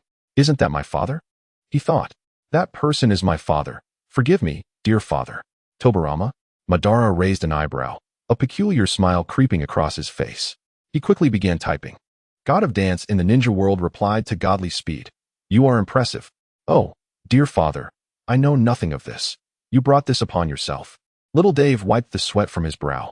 Uncle Madara, you can also post. Those who find it interesting will follow you. Becoming your fans, Dave encouraged. Fans. Madara paused, his long dormant heart beginning to stir with excitement. Look at this Uchiha Girl Group's post, Dave said, locating the account and clicking in. I helped those sisters register this account. They post after dancing with you every afternoon. This account has already garnered several hundred followers, Dave indicated, pointing out the numbers. This account is among the most followed on the forum, with simple villagers and a few admirers keeping track. Some villagers living nearby occasionally come online. Oh, how intriguing. I shall post something as well, Madara thought, feeling a surge of eagerness. He then crafted his first post. I, Uchiha Madara. Little Dave chuckled awkwardly at the brevity of the post. Suddenly, Madara noticed a notification indicating a reply to his post. Eagerly, he clicked to see. Godly speed, what is this nonsense? Silence, Tobirama. Chapter 61. The furious Madara rose from his seat, surveying his surroundings. Puzzled by the absence of the imagined white-haired figure. Dave, why is your father not here yet still posting? Madara inquired, sitting back down. Perhaps he bought a computer with his own money, Dave replied, momentarily taken aback. A computer costs 30,000 Rio. The components total only a few thousand Rio. But the real expense lies in electricity and network signals. Konoha has yet to reach a stage where everyone has electricity, and to set up a computer, one must also connect it to the power supply, which is no small feat. The true power source lies with Orochimaru. And connecting power requires employing Earth-style ninjas to dig and lay the lines. The fees for ninjas are exorbitant. Even a mid-level Earth-style ninja demands tens of thousands of Rio. One could hire a low-level ninja for less, but they either lack ninjutsu skills or possess only rudimentary abilities, making it safer to hire a mid-level ninja. Enough of this. I will suppress my anger for now. I shall address it the next time we meet. Dave, what is this Konoha farm on the forum? Madara asked, glancing at a section labeled Konoha Farm. Oh, that is a game of sorts. You can play it casually. There's a tutorial for beginners, Dave explained. Curiosity piqued. Madara opened the game and found the tutorial engaging, planting a few seeds. Dave, what is this Konoha penguin? Madara inquired after growing bored. Think of it as a chat application, allowing you to communicate with others via text, Dave said, assisting Madara in opening the software. Madara entered his God of Dance account. A small window appeared on the right side of the screen. Uncle Madara, let me add you, Dave said. Wabi Babu, Sangnin Chinchu Haoyo Tinja. A notification chimed in Madara's ear as a pop-up appeared in the lower left corner. He clicked to accept. His friend list changed from 0 to 1. Wabi Babu, Uncle Madara. The notification chimed again, causing Madara's friend list to vibrate. He opened it, discovering the message. After a moment of familiarization with the application, Madara grasped its functionality. As the random spots opened the friend search, he searched for Ninja Realm Swift. Upon seeing that Ninja Realm Swift was online, he let out a cold chuckle and sent a friend request. The response came in an instant. Ninja Realm Swift, oh, the wicked Uchiha Madara? Ninja Realm Dance God, you? Very good. Ninja Realm Swift. Of course, I know I am good. Ninja Realm Dance God. Have you perhaps improved your Flying Thunder God technique to be so arrogant now? Ninja Realm Swift. Who do you think you are? Madara's heart was filled with an overwhelming fury. Had it not been for the presence of Dave and two younglings nearby, he would have likely erupted in a blinding rage. He closed the penguin panel and shut his eyes, striving for calm. He wished to never see the words Ninja Realm Swift again. He opened the Konoha forum, hoping to collect some cabbage to soothe his furious spirit. Upon entering his farm, he gazed upon 5 impeccably fresh patches of vegetables, and a question mark slowly appeared upon his face. At that moment, a pop-up burst forth on the screen. Dear farmer, during your absence, your friend Ninja Realm Swift has stolen 100 cabbages from you. Boom. An immense aura erupted from Madara, his fists clenched tightly, veins bulging, as he slammed his hands onto the table, causing it to collapse instantly. Dave, Risen, and Danzo huddled together, trembling in fear. What's happening, Lord Madara? In a panic, the woman behind the counter rushed over, startled by the aura emanating from Madara and the wreckage of the computer on the floor. Akai. Charge the damages to the Uchiha clan's account. Remember to collect later. I must take my leave, Madara said, his eyes still closed, before vanishing in a flash. The 4 remained, wide-eyed, staring at one another. At the Senju clan's grounds, Tobirama joyfully lifted a teapot to sip his tea. admiring the newfound 100 cabbages in the Konoha Farms warehouse. After scolding Madara, stealing a vegetable feels so refreshing. Suddenly, a roar echoed from outside the base, startling Tobirama into a quick use of the flying thunder god to escape. Senju Tobirama, Konoha is this small. I'll see where you can run today. Madara roared outside the Senju base, sensing Tobirama's vanishing aura. He swiftly followed with a flicker. Meanwhile, Kakuzu had heard that Uchiha Madara had smashed several computers at the shop and was now making his way to the Uchiha grounds. Elder, your clan leader just caused damage to 5 computers at the Love Kidney Internet Bar. 3 of them had all parts destroyed, totaling 800,000 Ryo. 2 others had their screens and CPUs damaged, amounting to 100,000 Ryo. Additionally, 2 tables made from the rare wood of Hashirama were destroyed, totaling 1.5 million Ryo. Since your leader explicitly stated that all damages should be charged to the Uchiha clan, and he is currently untraceable, can you arrange for immediate compensation? Kakuzu stated, jotting down notes. Uchiha Jiang. A moment later, Kakuzu left the clan grounds with a sack of money, a satisfied smile on his face. This money included Kakuzu's commission, and the Uchiha elder watched him leave with a heavy heart. If it weren't for my inability to defeat him, I would have long since removed him from his position as clan leader. All that money, the elder lamented. Meanwhile, Madara sought out Hashirama. Do you know where Tobirama typically inscribes his flying thunder god technique? After searching unsuccessfully for the annoying white-haired fool, he decided to consult Hashirama. I don't know, Hashirama replied, shaking his head. Those techniques are too obscure. You finish your work, and I'll take you online, Madara said. The laboratory, the Senju base, the Hokage building, the Konoha Square, the training ground, the Love Kidney mobile shop, a hot spring outside Konoha, and the ninja school were all mentioned. Chapter 62. Hashirama, I don't care. I want to rush 648. Madara smiled lightly, and then departed. Hashirama was left pondering Madara's fleeting smile, thinking how beautiful it was. In the middle of the night, the Warring States F4 gathered at the Love Kidney Internet Bar. Tobirama, why do you look like a pig's head? Izuna laughed at the sight of the pig-headed Tobirama. What? Do you have a problem? Tobirama, possibly too badly beaten to speak clearly, growled with a buzzing voice. No problem. Haha. Izuna laughed uncontrollably. Damn it. If I can't defeat your brother, do you think I can't defeat you? You're asking for it. Tobirama's face darkened, and he angrily began to brawl with Izuna outside the shop. Madara and Hashirama were unfazed by the commotion and entered the internet bar. Inside, Kakuzu was on duty, having no need for sleep. You're from the Takigakure village, aren't you? Madara asked upon entering and recognizing Kakuzu, who was behind the counter. Wah. Madara, that's him. He called me a poor bastard. Hashirama whimpered, clinging to Madara's arm and pointing at Kakuzu. Shut up. Oh, what are you doing here? Tobirama and Izuna entered the bar, glancing at Kakuzu. After failing the assassination mission on the Hokage, I defected. I heard that the Hokage here is kind and tolerant, so I thought I'd come here to seek a position and make a living. Dave had already prepared a suitable explanation for Kakuzu, assuring him that as long as he pleased Hashirama, everything would be fine. Exactly. That is who I am. Since Takigakure can't accommodate you, you should join us in Konoha. We are one big family, embracing all. Hashirama exclaimed, straightening up in a serious manner. Tobirama, Madara, and Izuna shook their heads in resignation. It didn't matter, with Kakuzu's strength. Any issues in Konoha could be resolved by any one of them. Can you open a machine for us? The 4 asked, handing over their membership cards as Kakuzu helped them one by one. By the way, do you want to open the night market? Kakuzu inquired, unsure of how to express it, as he personally thought the night market was just a way to lose money. What is a night market? The 4 asked, puzzled. Kakuzu hesitated to explain. After listening to his explanation, they nodded in agreement. They may not be short on money, but it was best not to waste it.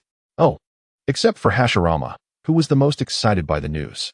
The 4 sat at the internet bar, logging onto their computers. Does anyone want to play some Konoha do Diju? Tobirama asked. I'm not playing. I'm going to plant vegetables. Huh. That certain annoying white-haired thief stole my crops this afternoon, Madara replied with a cold laugh, still filled with resentment towards the white-haired figure. I'm not playing either. I'll browse the forum, Izuna added, shaking his head. All right, brother, let us play together, Tobirama said, turning to Hashirama. What is this Konoha do Diju? Hashirama asked in confusion, as it was his first time playing. As the game commenced, Tobirama guided Hashirama through the beginner's tutorial. Upon completing it, the latter's face radiated with excitement, seemingly eager to dive headfirst into the fray. Tobirama advised Hashirama not to compete for the landlord position during their match, urging him to adhere to his strategy. He assured him that their efforts would yield a bountiful harvest of Konoha beans that evening, noting that 3 players were required. Tobirama observed the current online count and chuckled. It was just enough. Himself, Hashirama, and a third unknown player. The duo pressed the match button, and within seconds, they found themselves immersed in the game. Tobirama glanced at the user ID of their opponent. Money is life. He smirked, anticipating that the opponent would be left penniless. However, he was oblivious to the gravity of the situation. Hey, what a crushing defeat. 3-1. Still want to continue? Moments later, both Hashirama and Tobirama stared blankly at their accounts, which displayed a staggering deficit of 5,000 Konoha beans. If this keeps up, I might as well take on the landlord role next round. Tobirama sighed, turning to Hashirama, who appeared lost in thought. This guy was all talk before the game, but now he's playing like he's never seen a hand before, fumbling with 3-to-1 combinations and straight sequences while making a ruckus. Let me be the landlord next time. You can take the hit on this player. They clicked the match button again, only to find that their accounts had plunged into such negative territory that they were barred from further play. Their eyes were drawn to the prominent recharge button dominating half the screen. Curiously, Hashirama clicked it. First recharge grants double Konoha beans. 1 silver coin equals 1,000 Konoha beans. 8 recharge options available. Read the screen, along with a note stating that the recharge would directly deplete the balance on the card. Let us start with a recharge of 6 silver coins, Tobirama suggested. Wait, Tobirama, didn't you see that first recharge gives double? After that, it's gone. I want to recharge 648. Hashirama exclaimed eagerly. Do you have the funds, brother? Tobirama inquired, perplexed. I don't care. I'm going for 648. Hashirama insisted, shaking his head, convinced that such a generous offer must be seized. Hey, Madara, do you have any silver coins left? Lend me 648, Hashirama asked, glancing at Madara. Madara, though puzzled, thought 648 silver coins was a trivial sum and generously offered Hashirama 1,000 silver coins. With renewed vigor, Hashirama approached the counter, instructing Kakuzu to load his card with 1,000 silver coins. Kakuzu executed the transaction with a stoic demeanor, but once Hashirama departed, he almost burst into laughter upon glancing at his own Konoha bean balance on the screen. Chapter 63. Uncle Madara takes a selfie? After recharging 648, Hashirama brimmed with confidence. Tobirama was speechless. However, since the first recharge came with a double bonus, he decided to start with a 30-coin recharge. At the counter, Kakuzu wondered why the 2 players had yet to match up. He had been waiting a long time. With Hashirama's 648 recharge, he anticipated a profitable night ahead, planning to win back Hashirama's initial investment and then entice him to recharge more. Kakuzu, contemplating how to maximize his gains, noted Hashirama's and Tobirama's relentless spirit. Ah, so the ninja world's swift wishes to challenge the landlord? Very well, let us see how it unfolds.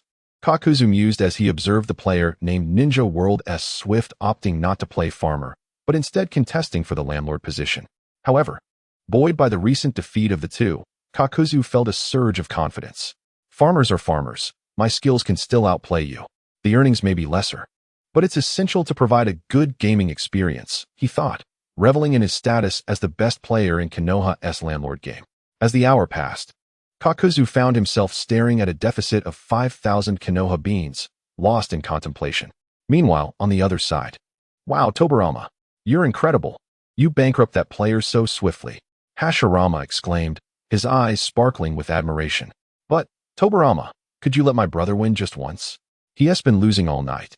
He added, a hint of disappointment in his voice. If he truly cannot win, perhaps he should take a break, Tobirama remarked, slightly exasperated.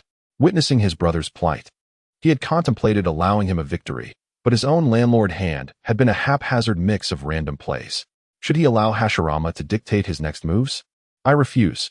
I want to be the landlord, Hashirama declared defiantly, believing that Tobirama and their opponent had triumphed solely because they were landlords. He, too, wanted to claim victory. All right, Tobirama sighed, noticing Hashirama's renewed determination for the 648 recharge. Let us give him one last chance. The Hokage wishes to be the landlord now? Kakuzu mused, recalling Hashirama's previous performance. I'll trust him once more. Indeed, Hashirama did not disappoint Kakuzu, but as the game progressed, he lost every single match. His 648 beans vanishing into thin air. I want to accept this. Madara, lend me another 648. Hashirama shouted in frustration, rising from his seat. Madara, exasperated, tossed him 2,000 silver coins, clearly indicating that if he lost this sum, he would truly be a disappointment. Kakuzu, recharge me with 2 more 648s. Hashirama demanded. Upon hearing the number 648, Kakuzu sprang from his seat, quickly facilitating the recharge. Observing Hashirama's back, he thought, what a big spender. I must find ways to keep him recharging. Meanwhile, Madara, intrigued, asked, Brother, why don't you take a picture to post? Izuna, scrolling through his brother's account, was puzzled by his lack of posts. What is a picture? Madara replied, momentarily taken aback. Izuna proceeded to explain what a photo was, how to take one, and how to post it. Soon, Uchiha Madara utilized the built-in camera on his computer monitor to capture his first photo. Oh no, Izuna, this doesn't look handsome at all. He lamented, scrutinizing the dimly lit image that obscured half his face with his long hair. Brother, can't you change angles or tie your hair back? Izuna suggested, recalling his recent selfie experiences. Thus began Madara's journey into the realm of selfies, sitting upright in a chair, resting his chin on one hand, sweeping back his bangs, leaning closer to the camera, turning his face sideways, and even activating his Sharingan, though the effect was rather unsettling. At such an hour in the dimly lit internet cafe, his photos appeared ghostly, resembling a horror film character with glowing red eyes. Nonetheless, in the confined space, Madara attempted every pose he could muster, selecting the most satisfactory shot to accompany his post on the forum with the caption, I, Uchiha Madara, in a picture. How delightfully unpretentious. Dave, unable to sleep in the middle of the night, was perusing posts when he suddenly spotted a new thread from Uncle Madara. He quickly clicked on it. Uffed. Dave gazed at the distinct markings on the slanted profile above, promptly spitting out the freshly brewed Kagaya brand bone powder beverage. Uncle Ban can take selfies now? Dave was utterly flabbergasted. Had Uncle Ban truly succumbed to the whims of modern trends, even engaging in the art of self-portraiture? Yabi Bab, Sofa. Uncle Ban is the most handsome, no debate. At the internet cafe, as the forum refreshed repeatedly, Ban suddenly noticed a 1 appear in his notification bar. He hastily glanced over. If it were that infernal ninja, god of speed, Ban intended to make him feel pain once more. However, upon discovering it was a reply from his adorable little Dave, he couldn't help but smile faintly. Beside him, Izuna stared at her elder brother's smiling visage in disbelief. Brother? You can smile? In the Senju base, Dave continued to scroll through posts out of sheer boredom. Suddenly, a notification pinged from the penguin icon in the lower right corner. It was a message from Uncle Ban. Ninja World Dance God. Dave, still awake? It's so late. You ought to sleep. If your father finds out, he'll surely scold you. Yabi Bab. Yes. I'm heading to bed now. Uncle Ban, if you're tired, don't stay up too late. Rest well. Afterward, Dave set his penguin status to offline and resumed his aimless browsing. Ban, upon reading Dave's message, smiled softly before continuing to scroll through posts. Izuna thought, something feels off. Brother has smiled twice in such a short span? Chapter 64, Graduation Ban. In a state of ennui, kept refreshing the forum, hoping for some comments or likes. Just then, another number appeared in his notification bar, prompting him to click it eagerly. Ninja World God of Speed. What on earth are you? What audacity to post a photo. Humph, your face is more grotesque than the cards Hashirama plays. Meanwhile, the Ninja World God of Speed, Tobirama Senju, had perfected the skill of playing cards while browsing posts. Upon seeing Ban's post, he scoffed disdainfully. The outcome, needless to say, was predictable. The next day, in the Hokage's office, the students of the Ninja Academy were ready to graduate. Having studied for 2 to 3 years since the inception of their education, they now possessed the capability to become competent genin. We can also accept some students, spoke Tobirama, with his left eye squinting, right eye puffy, nose crooked, forehead swollen, and lips resembling sausages. Do you have any suitable candidates? Hashirama, with panda-like eyes, nodded sleepily, his voice tinged with fatigue. He pondered why, after a night of playing Dodiju, he felt more exhausted this morning than when he had stepped out of the internet cafe. There are several talented kids, Senju Dave, Sarutobi Hizashi, Shimura Danzo, Uchiha Kagami, Uchiha Tsukimi, Akimichi Torafu, Nara Shikamaru, and Mito Monkan. Tobirama felt a struggle to articulate his thoughts. How do we enlist them as our students? Hashirama inquired. Let us each take 4, Tobirama suggested. Don't Madara and the others take students? Hashirama curiously glanced at the 2 sitting nearby. They're not worthy.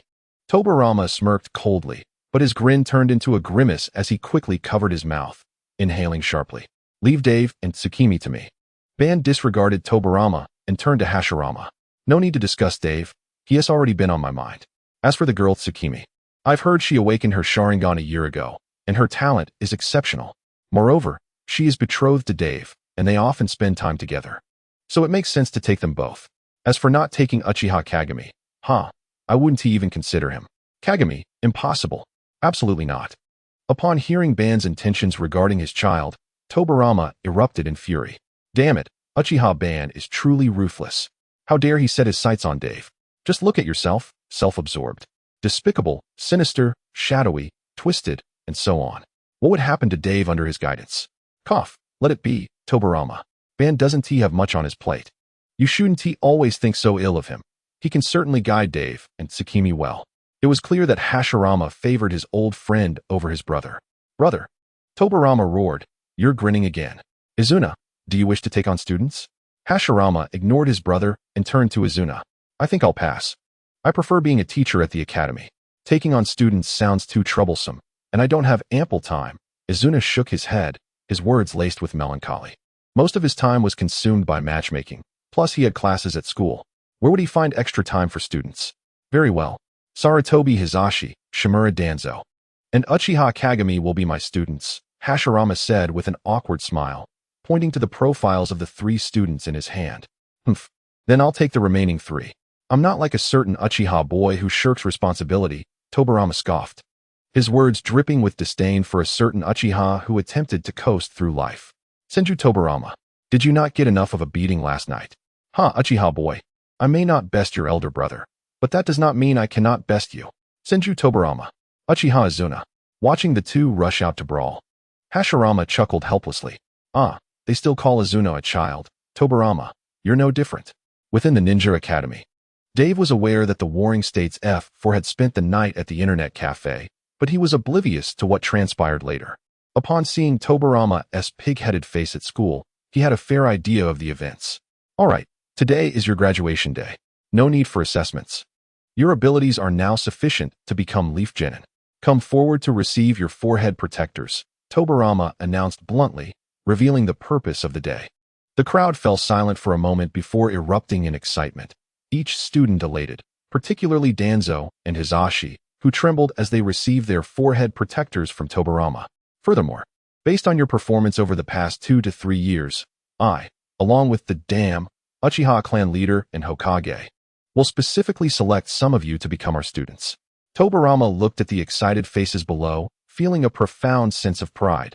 These children were indeed the future of Konoha. However, among them, there were exceptions. Tsukimi, why does this forehead protector look so ugly? Dave questioned, perplexed as he held the floppy protector. Giggling, only you, Dave-kun, would dare to say such a thing. Tsukimi laughed. Come, give me your forehead protector. I'll help you wear it. Dave gently took the forehead protector from Tsukimi's hands, carefully tying it around her forehead. Tsukimi gazed at Dave with affection as he adorned her with the protector. Dave-kun, does it look good? Tsukimi asked shyly, her eyes sparkling as she looked at him. It looks good. My Tsukimi looks beautiful in anything, Dave said softly, tenderly holding her delicate hand. Tsukimi blushed, and Dave continued to gaze at her with warmth. On stage, their father Tobirama slapped his forehead. Oh no. My precious child is completely smitten by that Uchiha daughter-in-law. Among the graduates, Sarutobi Hizashi, Shimura Danzo, and Uchiha Kagami would form a 3-man team to be accepted as disciples by the Hokage. Akimichi Torafu, Mito Monkan, and Nara Shikamaru would also form a 3-man team to be taken under Tobirama's wing. Uchiha Suki, Senju Dave, you 2 have been accepted as disciples by the rascal Uchiha clan leader. Tobirama forcibly averted his gaze from his unfortunate child and addressed the others. Upon hearing that they had been taken as disciples by the Hokage, Kakashi, Danzo, and Hizashi sprang to their feet in excitement. Sit down, sit down. Are you three planning a rebellion? Dave remarked, unfazed by the situation, directing his words at the overly enthusiastic trio. Humph, what is there to be excited about? My teacher is Uncle Madara, the rose of the battlefield, the dance god of the ninja world, the king of dance in Konoha. Ugh, what strange things have I mixed in? Chapter 65, Dave versus Madara. Alright, the other students can leave now. Those whose names I just called, please wait for your teacher, Tobirama said slowly. Once the other students departed, only a few of them remained in the classroom. Koharu, In, and Kaze, you three come with me, Tobirama instructed, glancing at the trio. They nodded in agreement and followed him out first, leaving only 5 behind. Suki, what do you think we should eat later? Dave asked, turning to Suki beside him. Well, whatever Dave-kun wants to eat, I will too, Suki replied with a smile. Hee, I'm really starting to like you more, Dave said, gently kissing Suki's cheek. Meanwhile, what is going on? Danzo coldly inquired, glancing at the 2 others. Damn it, I've put up with this for 2 years. Hisashi exclaimed, his temper flaring. If it weren't for the fact that their teacher was that rascal-'s father, he would have long since dealt with Dave. Now that they had finally graduated, Dave was still showing off, completely disregarding them. Damn him. Kakashi was equally restless. For 2 years, Dave had been flaunting his affection for his sister in front of him. He had long been displeased with Dave. Then let us do it. The trio conspired and immediately rose to approach Dave. What are you three planning to do? Suki noticed the 3 approaching figures and shouted in alarm. The trio froze in place. Dave-kun, you go ahead. I won't let them bully you. Suki quickly shielded Dave behind her. Upon witnessing this, the 3 reluctantly held hands and returned to their seats. Actually, we lost from the very beginning, Dave remarked, watching the 3 single boys huddled together, crying, and felt an inexplicable urge to laugh. Dave, Suki, it's time to go. Uchiha Madara's figure appeared at the classroom door, calling out to them. All right, Uncle Madara. Dave and Suki responded, joyfully holding hands as they walked towards him. Upon reaching Madara, they grasped his hand together, declaring, we are good friends. As they departed, Hisashi, Danzo, and Kakashi could no longer contain their emotions and burst into tears, overwhelmed by the pain that was far too great for their age. When Hashirama finally arrived, having finished his paperwork, he gazed at the 3 boys sobbing in the corner of the classroom, a question mark slowly forming on his face. Are these my students? No matter how Hashirama tried to console the heartbroken boys, Madara was already addressing the 2 before him. From now on, you 2 will be my students, he said, looking at Dave and Suki, who were still holding hands. For a minute, they exchanged glances. For 10 minutes, they continued to gaze at one another. For half an hour, the silence persisted. Madara found himself at a loss. While he could easily engage in battle or dance, conversing was proving to be a challenge for him. How about this? Let us have a match, and I'll assess your abilities, Madara suggested slowly. Uncle Madara, isn't that a bit inappropriate? Dave stammered awkwardly. What? Do you underestimate me? Madara shot a sidelong glance at Dave. No, I meant, wouldn't it be a bit cramped to fight here? Dave hurriedly waved his hands. Oh, how interesting, Madara smirked, then moved closer to Dave, placing a hand on him. Suki, you wait here, he instructed her. Suki nodded, and with a body flicker, Madara whisked Dave away toward the mountains behind Konoha. In the mountains behind Konoha, Madara declared coldly, let us begin. Okay, Uncle Madara. Wood release, sunflower arrangement. Wood release, twin sunflower formation. Wood release, sunflower singer formation. Wood release, primitive sunflower. Dave clapped his hands, and various sunflowers of different shapes appeared behind him. Wood release, machine gun shooter formation. Wood release, torch tree stump formation. Following that, rows of machine gunners and torch stumps manifested on the ground. Watch out, Uncle Madara. Fire! Dave shouted. As the machine gunners rose slowly and unleashed massive peas from their mouths, they blasted through the torch stumps, forming gigantic fireballs aimed at Madara. Watching the incoming barrage of fireballs, Madara remained unfazed, his eyes glinting with battle intent. Fire release, great fire annihilation. Madara crossed his hands, exhaling a towering wall of flames to counter the fireballs. Fire release, fire dragon flame bullet. He then formed seals again, unleashing a fire dragon over 10 meters long towards Dave. Wood release, great nut wall. Dave reacted swiftly, summoning towering walls of nuts to shield himself from the dragon. Uncle Madara, you should really show some real skill. Dave called out. How amusing. Susano'o. Madara transformed, and a colossal skeletal figure gradually materialized behind him, enveloped in blue chakra, forming a giant with only its upper body. Susano'o, second form. Would release. Magic mushroom formation. Dave clapped his hands, and a mushroom with a playing card hat slowly appeared before him. The magic mushroom shook its head at the giant, releasing a flurry of massive playing cards towards Madara. Kid, is your inspiration for that card game from me? But such an attack is truly weak, Madara remarked as Susano'o effortlessly swatted the cards away. Uncle Madara, huh? I didn't summon him just for show, Dave replied with a smile, his expression a bit pale. Just this little thing almost turned the Ninetales' life upside down. You little brat. What kind of trickery are you up to? My chakra. 50 pieces. No.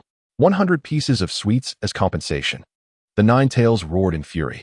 Ignoring the Ninetales for the moment, the mushroom's hat suddenly levitated, expanding to match the size of Madara's giant, covering the ground. Then, the hat shrank back down to its original size, returning to the mushroom's head. Beneath the hat, a massive blue Susano'o appeared opposite Madara. Kid, you're quite interesting. 8-span jewel. Madara, now brimming with battle spirit, watched as the Susano'o behind him split into 4 heads and 8 arms, wielding enormous blue light pillars. Madara commanded the giant to strike fiercely at the giant conjured by the magic mushroom. Chapter 66. Uncle Hisashi, you all at that moment. The giant formed from the magic mushroom transformed into a 4-headed, 8-armed figure, charging towards Madara's giant. The two colossal figures collided, sending shockwaves that rippled through the village. In a nearby training ground close to the mountains, Hashirama engaged in a spar with the 3 children before him. Suddenly sensed the chakra from Madara's battle amidst the aftermath of their clash. You 3 wait here for a moment. I need to see what's happening in the back mountains, Hashirama said before vanishing without a trace, leaving the 3 single boys exchanging bewildered glances. Moments later, Hashirama observed the 2 titans battling fiercely, one belonging to Madara while the other appeared to be uncontrolled. As he glanced towards Dave, he momentarily feared that Dave had been abducted and hurriedly rushed over. Hashirama, do not interfere. This is my battle with Dave. Over there. Madara roared with fervor at the sight of Hashirama's arrival. Hashirama was taken aback. You are fighting with Dave? Are you certain? Just as the 2 giants were locked in a fierce struggle, the cap of a magic mushroom suddenly soared into the air, and another Gundam emerged. Engaging in combat with Madara, Madara, upon seeing the newly appeared Gundam, hesitated for a moment before bursting forth with even greater fighting spirit. However, just 10 minutes later, Madara, gazing at the multitude of Gundams before him and the continuous emergence of magic mushrooms, felt a headache coming on. Susano'o, final form. He exclaimed, "Ha ha, kid. This is amusing. You are the first one, besides Hashirama, to compel me to exert my full strength. Now let us see what other tricks you have." The giant behind Madara slowly unfurled its wings, each hand wielding a katana. Uncle Madara, perhaps you should refrain from boasting too much. Dave awkwardly scratched his head and pointed towards the group of giants. Moments later, Madara stared at the horde of Susano'o's final form before him and felt a twinge of discomfort. What in the world is this would release? It's utterly disgusting. Why is that plant still summoning Gundams? Can't you just stop? The giant behind Madara gradually faded away. He ceased fighting, realizing that he was unable to contend with those giants, whose combat prowess was, quite frankly, identical to that of his own giant, albeit with inferior defense. True, he could dispatch them with a few slashes, yet there were so many, and once he exhausted his chakra, that loathsome plant would continue its summoning. Hey, Uncle Madara. I concede. I lost. Dave chuckled awkwardly, causing the plants in the arena to vanish. Ha ha. Madara, you actually lost. Ha ha. And to Dave, no less. Hey, Dave. How could it be your loss? Clearly, it was Madara who was defeated. At that moment, Hashirama, who had been observing, hurried over to mock Madara. Dave, feeling a headache coming on, rubbed his forehead. Does my uncle possess no emotional intelligence at all? Madara cast a complex glance at Dave, then instantly turned his icy gaze towards Hashirama. Hashirama, do you truly believe you can defeat me? Madara sneered. Well, that seems quite apparent. You see, you could not overcome Dave, and Dave is my nephew. Therefore, isn't it only natural that you cannot overcome me? How logical. Hashirama replied with a grin. Oh, let's go, Dave. We have a mission to undertake. Madara disregarded the foolishness of the conversation and spoke to Dave, placing a hand on his shoulder before swiftly departing with with several body flicker techniques. Hashirama watched the two retreating figures, his gaze lingering predominantly on Madara's back. Why does he always remind me of that cursed black silk? It's too terrifying. Hashirama shook his head vigorously. I must increase the rating of the pole dance technique from S to SS. More forbidden than forbidden techniques. Utterly terrifying. After returning, Hashirama and the trio of Night Aim began to test their abilities before heading to the mission assignment office. At the mission assignment office, Uncle Madara, let us take this task. Capture the pervert who frequently spies on the hot springs. Dave pointed at a task he found appealing. Very well, Madara nodded, slightly concerned about the child's strength. As he had initially hoped Dave would seek some excitement by taking on A or S-ranked missions, but the child was unwilling. Hey, Uncle Madara, are you joking? An S-rank mission? How old am I, and you want me to execute an S-rank mission? That serious expression you wear while suggesting I assassinate the Mizukage genuinely frightens me. Yume, what do you think? Dave inquired, seeking his little wife's opinion. Well, whatever task Dave-kun chooses, I shall support, Yume replied, entirely acquiescing to Dave's wishes. All right, let us proceed with this one. Once the three departed, Hashirama's team arrived. Hey, little monkey, what task do you want to undertake? Hashirama chuckled as he looked at Night Aim. Teacher, let us take this one. The task of cleaning the hot springs. We can accomplish the task and, sneak a peek, Night Aim said, his eyes lighting up at the prospect. Very well, then we shall commence with this task, Hashirama agreed without objection. Hey, Night Aim, why not take on the task of eliminating bandits instead? Danzo expressed his discontent with Night Aim's choice of a leisurely task. Ahem, you must understand, Danzo, that the villagers of Konoha are our priority. We must ensure their well-being before dealing with outside threats. Night Aim naturally refrained from revealing that he had chosen the task for the sake of voyeurism. Nevertheless, his words resonated with Hashirama, who thought, this child, Night Aim, is quite impressive. Danzo, however, harbored disdain for Night Aim's remarks. Upon reaching the task location, teacher, may I use the restroom? Night Aim, while sweeping, glanced at the time. The moment has arrived, he thought, glancing towards Hashirama. Go ahead, Hashirama nodded in response. Wait a moment, Night Aim seems to be heading in the wrong direction. Isn't the restroom over there? Hashirama thought, realizing something was amiss as he observed Night Aim's careless departure. Quickly, he began to follow him. Moments later, what a beautiful view. Oh my, that is so big. Night Aim leaned against the wall outside the women's bath, peeking in with narrowed eyes. Little monkey, what on earth are you doing? Hashirama exclaimed in shock as he caught up with Night Aim, staring in disbelief at his antics. Hold still. Caught you perverts. A voice rang out as Dave appeared from behind, pointing at the duo. Madara also instantaneously joined Dave, having teleported beside him.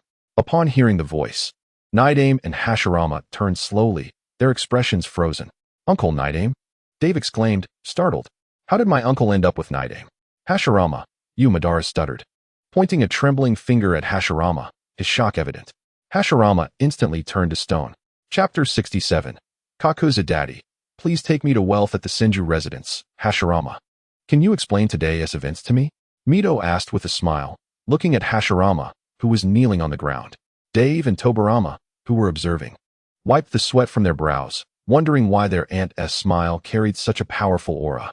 Mito, this is the little monkey. I'm not sure how this happened, Hashirama stammered, feeling the intense pressure of Mito's presence. Hashirama, let me enlighten you on what you will soon experience, Mito said with a slight smile as she approached the terrified Hashirama. Let us go. Tobirama, sensing the situation escalating, swiftly used the Flying Thunder God technique to whisk Dave away. At the Konoha Internet Cafe, Tobirama dropped Dave off before returning to his laboratory to continue his experiments.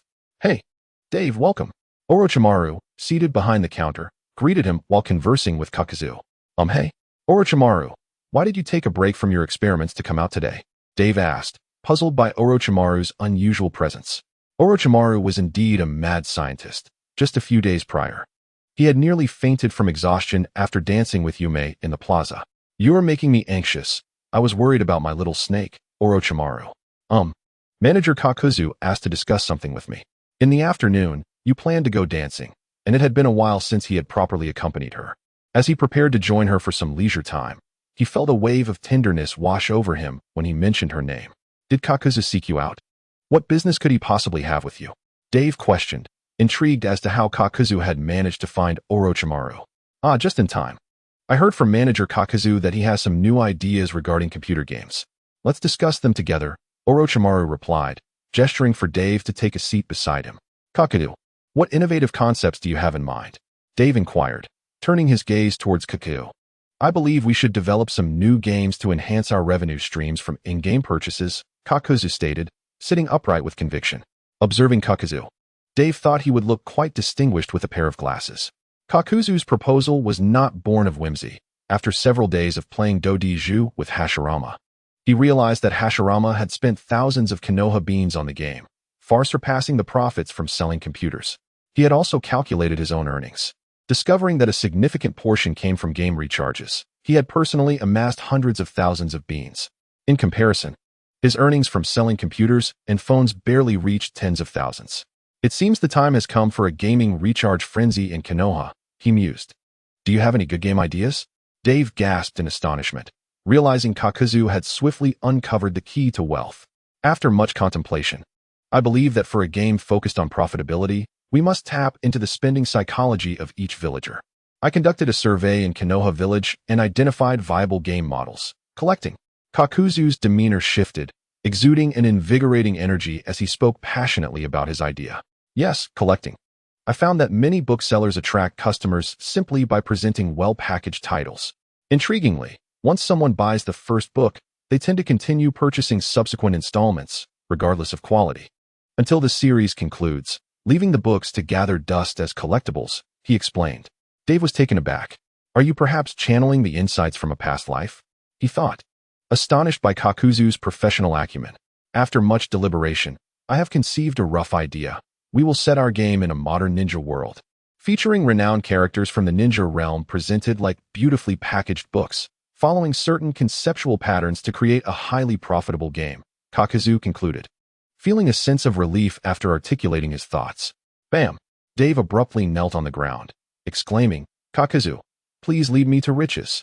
After a moment, he added, a lottery mode?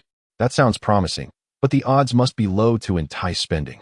However, they can't be too low, otherwise, no one will play. Your idea of a tenfold draw is excellent, but why offer such a low price? Just a few silver coins less? Indeed. We can have certain well-known characters available for purchase. I must say, Kakuzu, your idea is quite impressive, Dave acknowledged.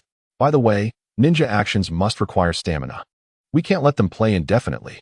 Stamina can be purchased, which is a good idea, Orochimaru remarked, a slight smile gracing his lips as he observed the two foxes before him. For some reason, he felt a twinge of concern for Konoha's future. The conversation continued late into the night, reluctantly concluding as Orochimaru prepared to leave. Turning around, he was met with the forlorn gaze of Ryuzen. Oh no, I forgot about you. On the other side, little Suki-Mei looked at Dave with a sense of grievance. Dave-kun, didn't you promise to take me to find our teacher for a mission today? She said, her eyes reddened with unshed tears. I'm sorry, Suki-Mei. I disappointed you today, Dave said, quickly enveloping her in a comforting embrace. Don't cry. Your adorable little face isn't as charming when it's tear-streaked. Since I couldn't accompany you today, how about we go stargazing? But there are no stars tonight, Suki-Mei replied, her voice trembling. Foolish girl, to me, you are the most beautiful and radiant star. Dave smiled gently, looking into her eyes. Let me see you, won't you? Suki-Mei's cheeks flushed a deep crimson as Dave took her hand and led her away. Observing this, Orochimaru's eyes sparkled with admiration, nodding in approval before turning to Ryuzen, who interrupted him. What? Do you wish to imitate Dave? Orochimaru coughed awkwardly, having been caught. Huh. All right, I won't hold it against you. It's quite late, and you haven't eaten, have you? You chuckled, her expression softening. Yes, Orochimaru replied shyly. Let's go eat then. Since you failed to keep your promise today, you must make it up to me tonight. You're treating. Absolutely. Kakuzu, who had been silently observing from behind the counter, wore an expression as if he had just tasted something unpleasant. What have I done to deserve this? He then turned his attention back to the computer, declaring, the eternal deity of belly dance has arrived. Money is life. Care for a round of Dodiju? Come on. Today, I must win back what I lost. Moments later, Kakuzu beamed at the incoming 648, realizing that nothing was as sweet as the allure of wealth compared to matters of the heart. A few days later, Uchiha Kagami sighed, Addressing his teacher, Sensei, can we not take on such tasks anymore? He surveyed his hoe with a sense of discontent. All right, let's opt for a C-rank mission next, Hashirama said, caught momentarily off guard before forcing a smile. Both Danzo and Hisashi, upon hearing their teacher's words, joyfully discarded their hoes. Hey, what are you doing? I asked you to till the land, not to throw my tools. The frustrated farmer shouted. The two hastily picked up their hoes and continued working, while Hashirama quickly apologized to the farmer. Hours later, at the mission assignment desk, Hisashi cheerfully requested, please hand us some C-rank missions. Sure, the ninja at the desk replied, handing over a few C-rank task sheets. Hisashi, do you think we should take on this mission to eliminate bandits or investigate this village's intelligence? Kagami asked, glancing at Hisashi. Eliminating bandits sounds good. That could be worthwhile, Hisashi pondered before slowly responding. All right, Shunin, we're going with this one. Kagami nodded, ready to submit the task sheet. Let's take this one. Both Danzo and Hisashi exclaimed, their eyes gleaming with excitement as they quickly handed over the task sheet to the Chunin. The Chunin accepted it and handed a paper back to them. What mission did you take? Kagami and Hisashi asked, puzzled. Hisashi and Danzo exchanged mischievous grins, presenting their paper. Could it be a task to decode confidential information? Kagami wondered as he examined the 2 strings of digits. No, this appears to be a penguin number. Kagami remarked, recognizing the familiar 10-digit arrangement. This task involves helping the owner of this penguin number plant crops on their computer, stealing vegetables from designated friends, and then ranking in the Konoha Do Diju tournament to reach gold status. Danzo chuckled, proclaiming, I, the god of Do Diju, cannot refuse such a task.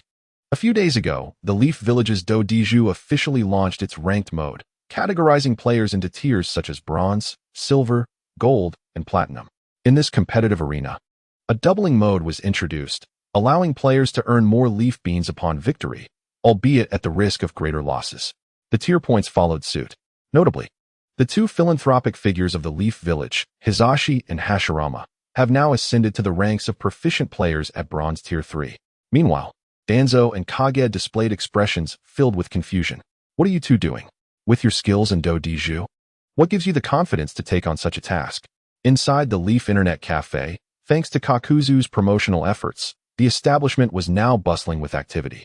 Filled with both ninjas and ordinary folk, there were many who were not drawn in by Kakuzu's advertising. Come on, play. Bomb him. I managed to take him down with a 3-in-1 combo. Straight. See, are you out of your mind? What bomb are you playing? Does it even help? Who goes by the name of Lost Love? Are you brave enough to face me? I'll show you what a black hand means. If you can't play Do Diju, go farm vegetables. I just dropped from silver after just getting there. Which fool goes by the name of Ninja World Speed? Are you not even in the cafe? Dare to stand up? Can you take on my fist? If you have the guts to comment beneath my post, then step forward. Ninja World Speed. Have you added me as a friend only to steal my vegetables and then delete me? Show yourself.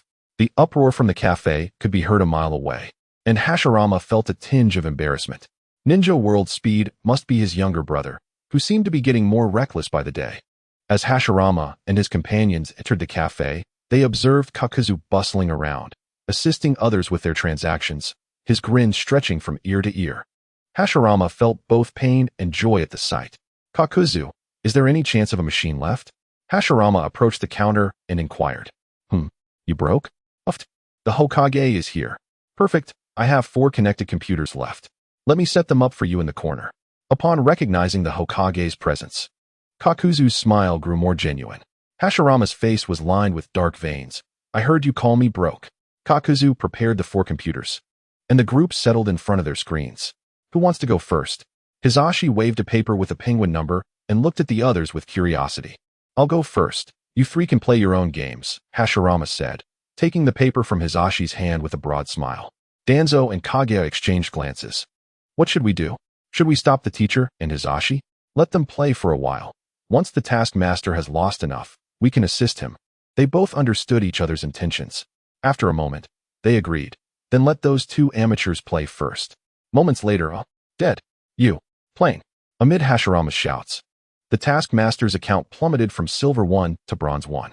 Teacher, let me have a turn. Hisashi, seeing his screen display a negative 5,000 leaf beans, was at a loss. He turned to Hashirama confidently. All right. Hisashi, I trust you this time. Hashirama, observing the confident demeanor of the young monkey, was reminded of his own childhood. Hashirama solemnly shook hands with Hisashi, both wearing serious expressions. Nearby, Danzo's forehead twitched in frustration at the two. Wabi-sabi, weren't you supposed to be on a mission today? Why are you still online? At that moment, Danzo's penguin notification vibrated a couple of times. It was a message from Dave.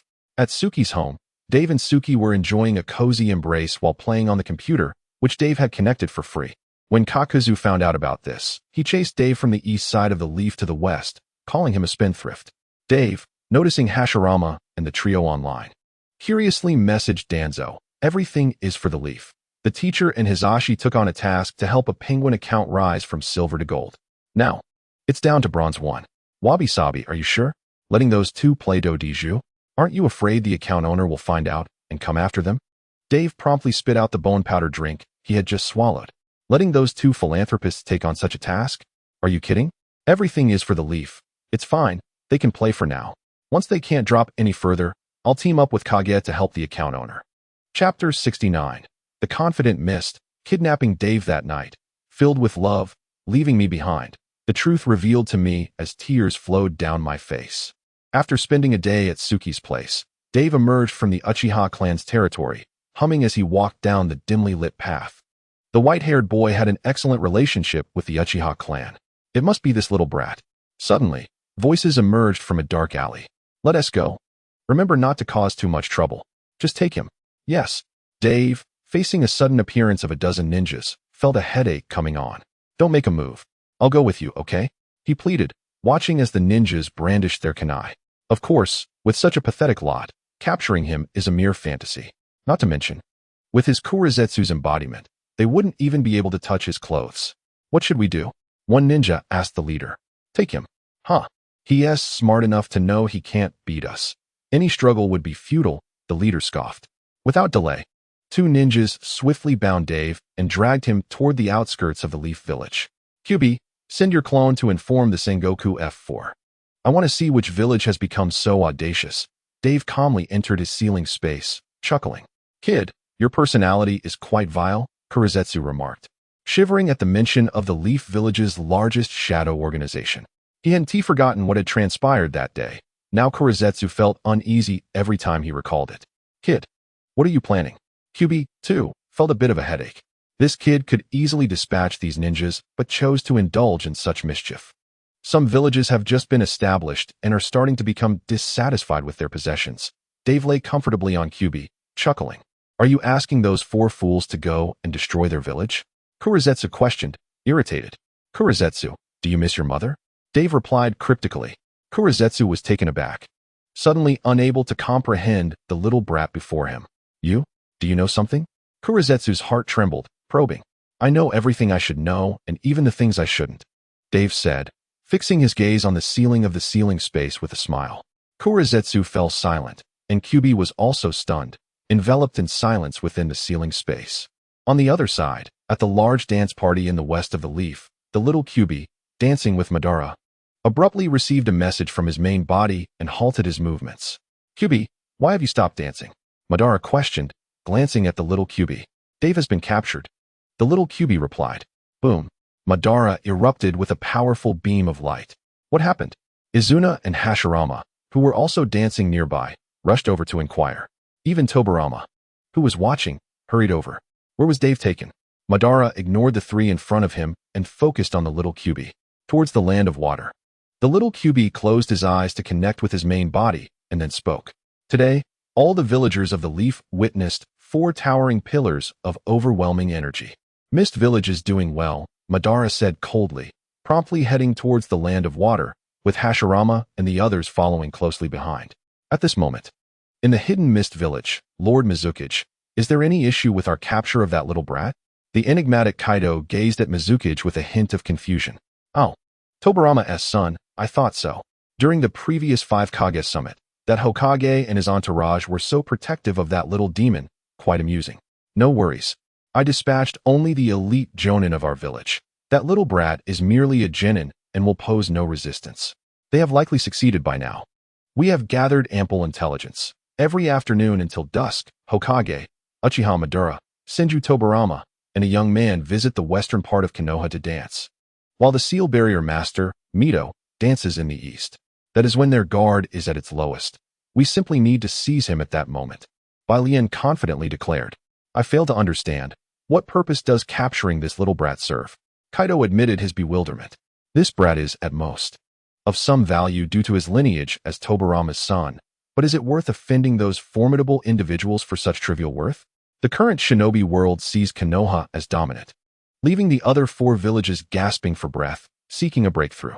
If we can capture Tobirama's son, we can leverage that against Konoha. Senju Hashirama is a remarkably benevolent uncle, and they will surely acquiesce to all our demands at that juncture. Bai Lian smirked. Senju Hashirama, the god of Shinobi? Uchiha Madara, the Shura of the Shinobi world? Ridiculous. Their reputations merely stem from their roles in ending the warring states period. With these advantages, we shall ally with the other villages. When the time comes. No matter how divine he may be, he will be unable to resist, Bai Lian chuckled confidently. In truth, if Dave were to hear these words, he would indeed wish to witness the grand scene of the Susano'o annihilating the 4 nations. Meanwhile, the warring states F4, moving at sonic speed, had an unsettling realization. Madara questioned, Isn't this direction wrong? Dave's capture location seems to be elsewhere. That brat can handle himself. I refuse to believe he cannot defeat those dozen jonin. Madara retorted with a cold smile. After all, just days prior, that plant, which had disgusted him, could eliminate those jonin. That seems plausible. So what are we doing? It was only then that Hashirama comprehended the situation. How could Dave not overcome those jonin? What then is our purpose? The Shinobi world has grown restless.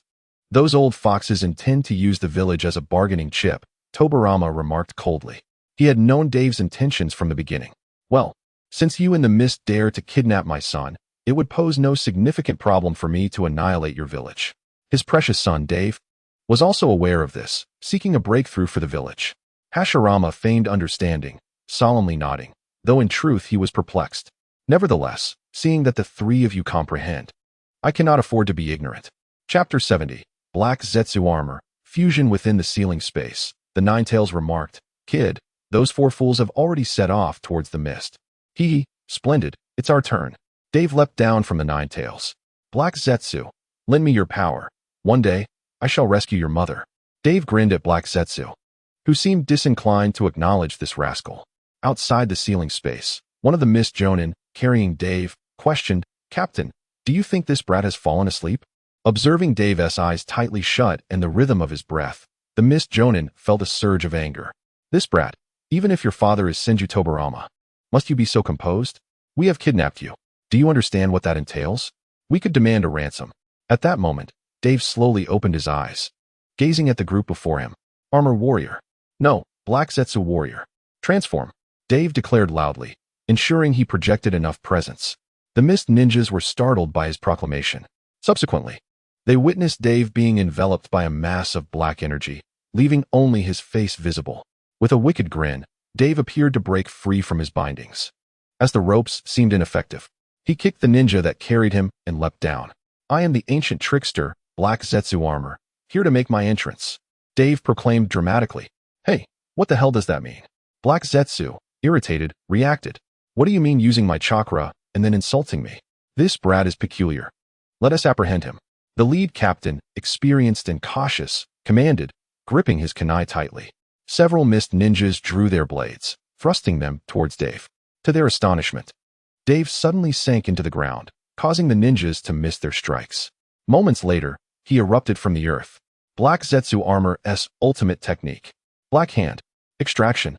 Dave announced, as he emerged, thrusting his hands through the hearts of 2 jonin. 2 jonin fell lifeless. This kid can burrow underground. Do not engage him close.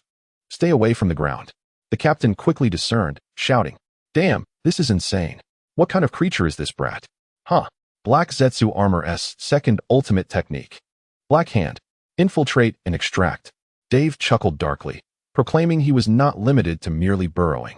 In the midst of their terror, Dave suddenly burrowed into a tree, then erupted from a branch where a jonin stood. The bewildered ninja, panicking, swung his kunai at Dave, who deftly dodged and instead infiltrated the ninja's body. Help! I can't control myself. The ninja's torso was suddenly engulfed by the black energy, Horror etched across his face as he stared at his hand, which had pierced through his own heart. Monsters. The remaining ninjas, witnessing 3 of their comrades perish so swiftly and confronted by Dave's bizarre abilities, panicked and scattered in all directions. Do you think you can escape? If you manage to flee today, my father will eat 3 servings of excrement. Dave laughed as he watched the chaos unfold. At that moment, Tobirama, questioning, Father? Black Zetsu armor. Upgrade. Ninetales Black Zetsu armor. Dave declared, forming seals with his hands, channeling the Ninetales chakra to envelop himself. Once entirely shrouded in darkness, Dave transformed into a dazzling figure. Black Hand, Ninetales extraction. With mastery over both the Ninetales and Black Zetsu's chakra, he conjured massive black hands that sparkled with golden light, reaching towards the fleeing ninjas. This newfound technique, discovered during a recent mission with Tsukime, revealed that the chakra of Black Zetsu and the Ninetales could be uniquely combined. The volatile extension of the Ninetales chakra, coupled with the enigmatic nature of Black Zetsu's chakra, proved to be a harmonious fusion. Moments later, Dave surveyed the scene, now devoid of life, and with a smile, began his journey towards the village. In the Hidden Mist Village, Bai Lian shouted, Come out, you! As Uchiha Madara stood atop the Mizukage building, his voice resonating. What is this noise? Madara? Bai Lian startled. Why is he here? I have not yet received word of that brat being captured. Yet, Bai Lian wasted no time. Hastily exiting his office and using a shunshin technique to appear atop the Mizukage building. Uchiha Madara, Senju Tobirama, Senju Hashirama, and Uchiha youth? Bai Lian was struck dumb at the sight of the Warring States F4. Good heavens, do you need to be so hasty? I haven't even captured him yet. And you've already arrived? Bai Lian, you must pay the price for your actions. Fei Jian stated coldly from the side. Chinsho Fei Jian, your son is in my grasp. I advise you not to act recklessly. It seemed that the situation could not be resolved peacefully today, and Bai Lian could only brace himself, hoping that those individuals would swiftly bring the little brat over. Boom. The arena erupted with 4 powerful chakra auras. Senjutsu would release true thousand hands. Hashirama clapped his hands together, a sage mask manifesting on his face, and the ground trembled violently as a massive thousand-handed Buddha appeared. Though he abhorred violence and cherished peace, today's events had crossed his threshold. If Wuyin had captured Dave today, who would be next? Would it be his son tomorrow? Moreover, during the journey, his brother and Uchiha Madara had explained that it was imperative to take action. They must demonstrate their might to instill fear. Susano'o. Uchiha Madara leaped beside Hashirama, and they exchanged a knowing glance, both smiling in agreement. Madara grinned as he slammed one hand onto the Buddha's form, enveloping it instantly in immense blue chakra. This was an idea that Madara had conceived during a mission with Dave a few days prior. It seemed quite powerful. Chinsho Hashirama. Uchiha Madara. Bai Lian, our fates are intertwined. Bai Lian roared, his face flushed as he observed Wuin's territory diminish by 1/6. Senjutsu, transforming the 1,000 hands into a Buddha. Hashirama and Madara shouted in unison. In an instant, the Buddha, adorned with Susano'o, began to move. Why can't you use wood release? Izuna looked at the formidable duo with envy, then turned to Fei Jian, questioning, why can't you use wood release? Fei Jian's temples throbbed. If I could use wood release, I would have eliminated you long ago. Is it something one can simply learn? Never mind. Use your flying thunder god. You useless Fei Jian. Susano'o. Izuna scoffed, and another colossal purple figure appeared above Wuin. Fei Jian teleported to Izuna's side. Flying thunder god. 8 Shaka Kogu. The following day, the ninja world trembled. Wuin village had been slaughtered. From the first Mizukage Bai Lian to a cluster of babbling children, the village lay in ruins, with only a few fortunate souls surviving.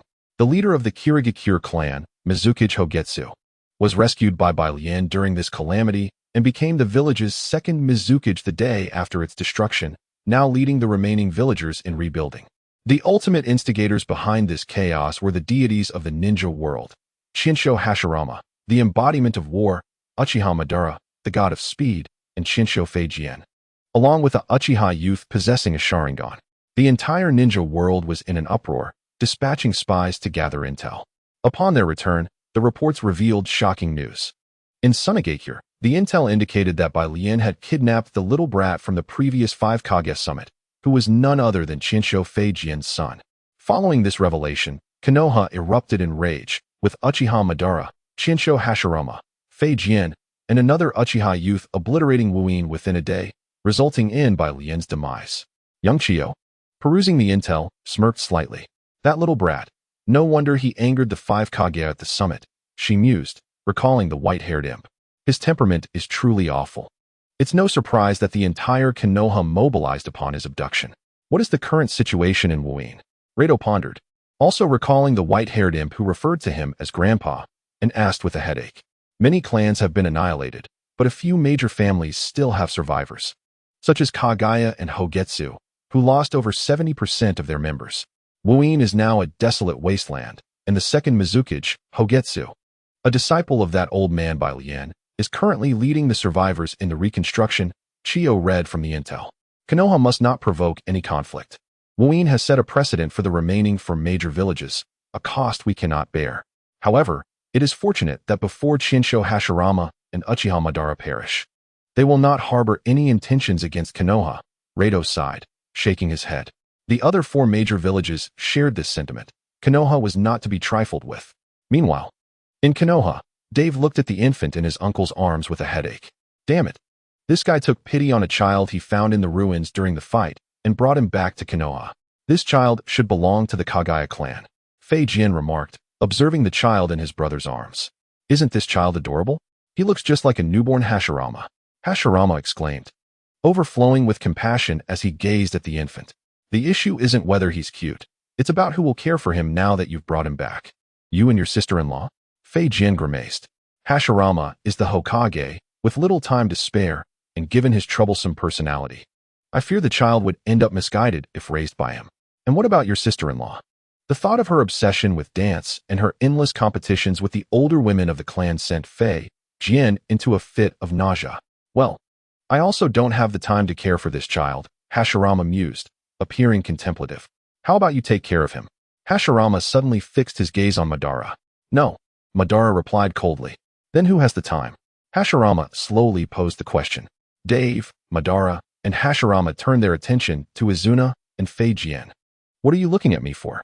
I'm busy with matchmaking, Izuna exclaimed, suddenly finding the prospect of matchmaking appealing. Consequently, they directed their gaze back to Fei Jian. I can't. I have to teach students and conduct experiments. I simply don't have the time. Fei Jian internally cursed Izuna while stammering in protest. Enough said.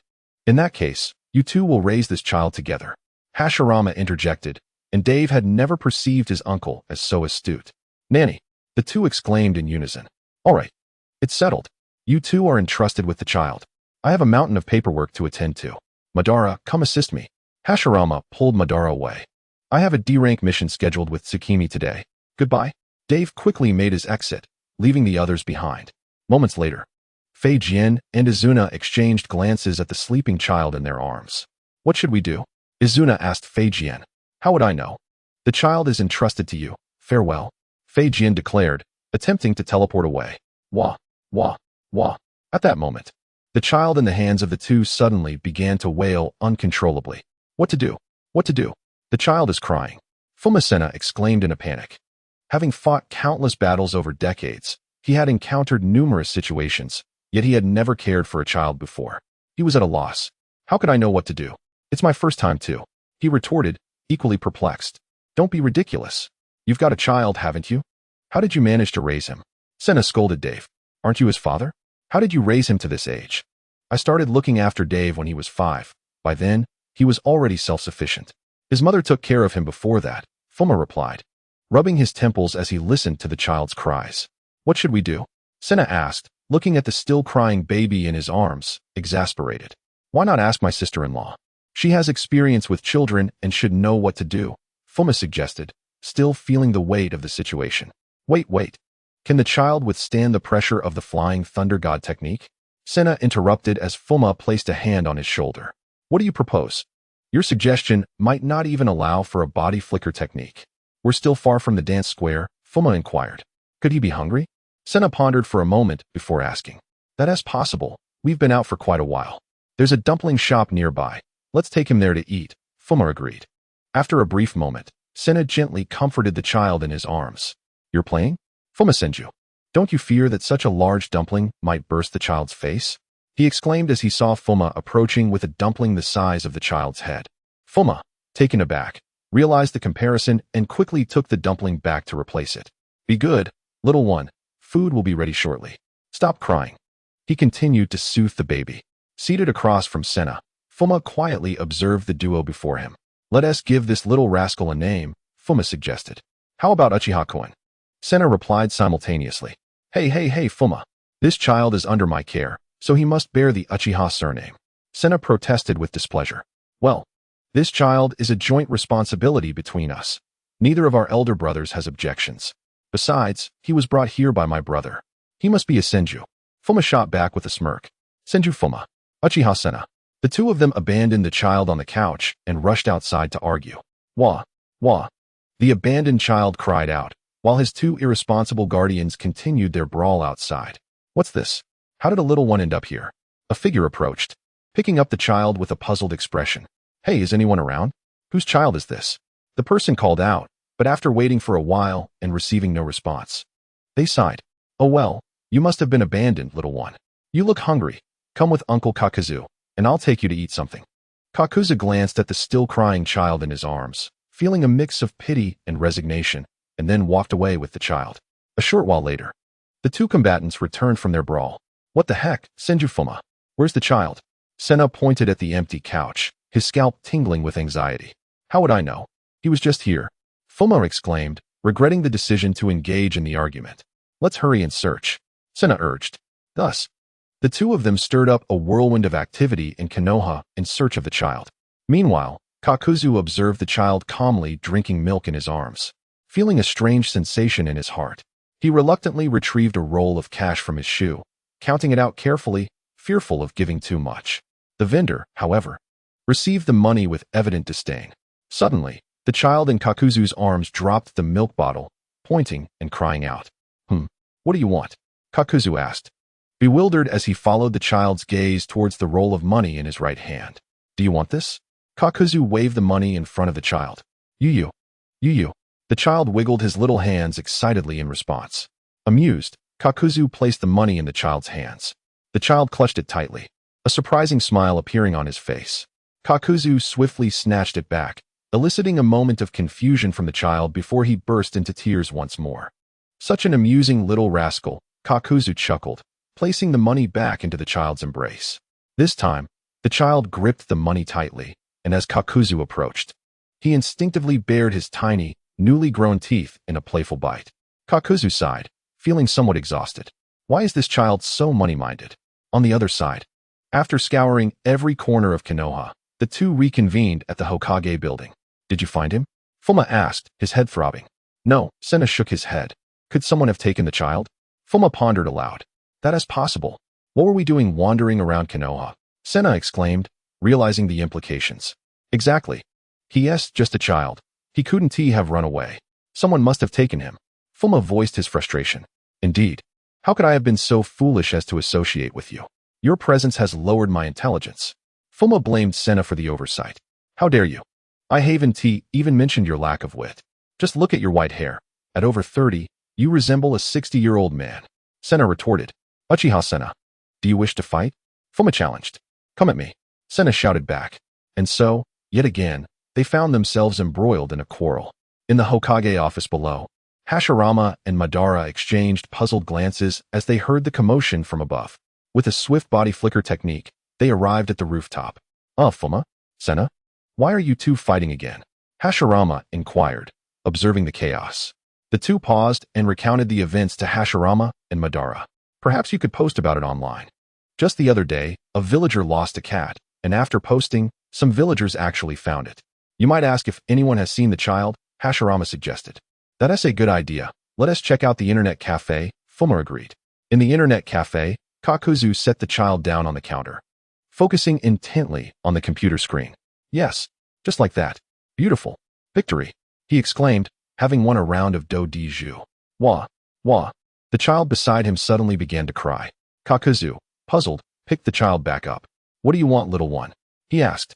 The child, perhaps understanding Kakuzu's words, pointed eagerly at the computer. You want to play do-di-ju too? Kakuzu questioned, amused. However, as soon as he spoke, He chuckled to himself, thinking, what am I even saying?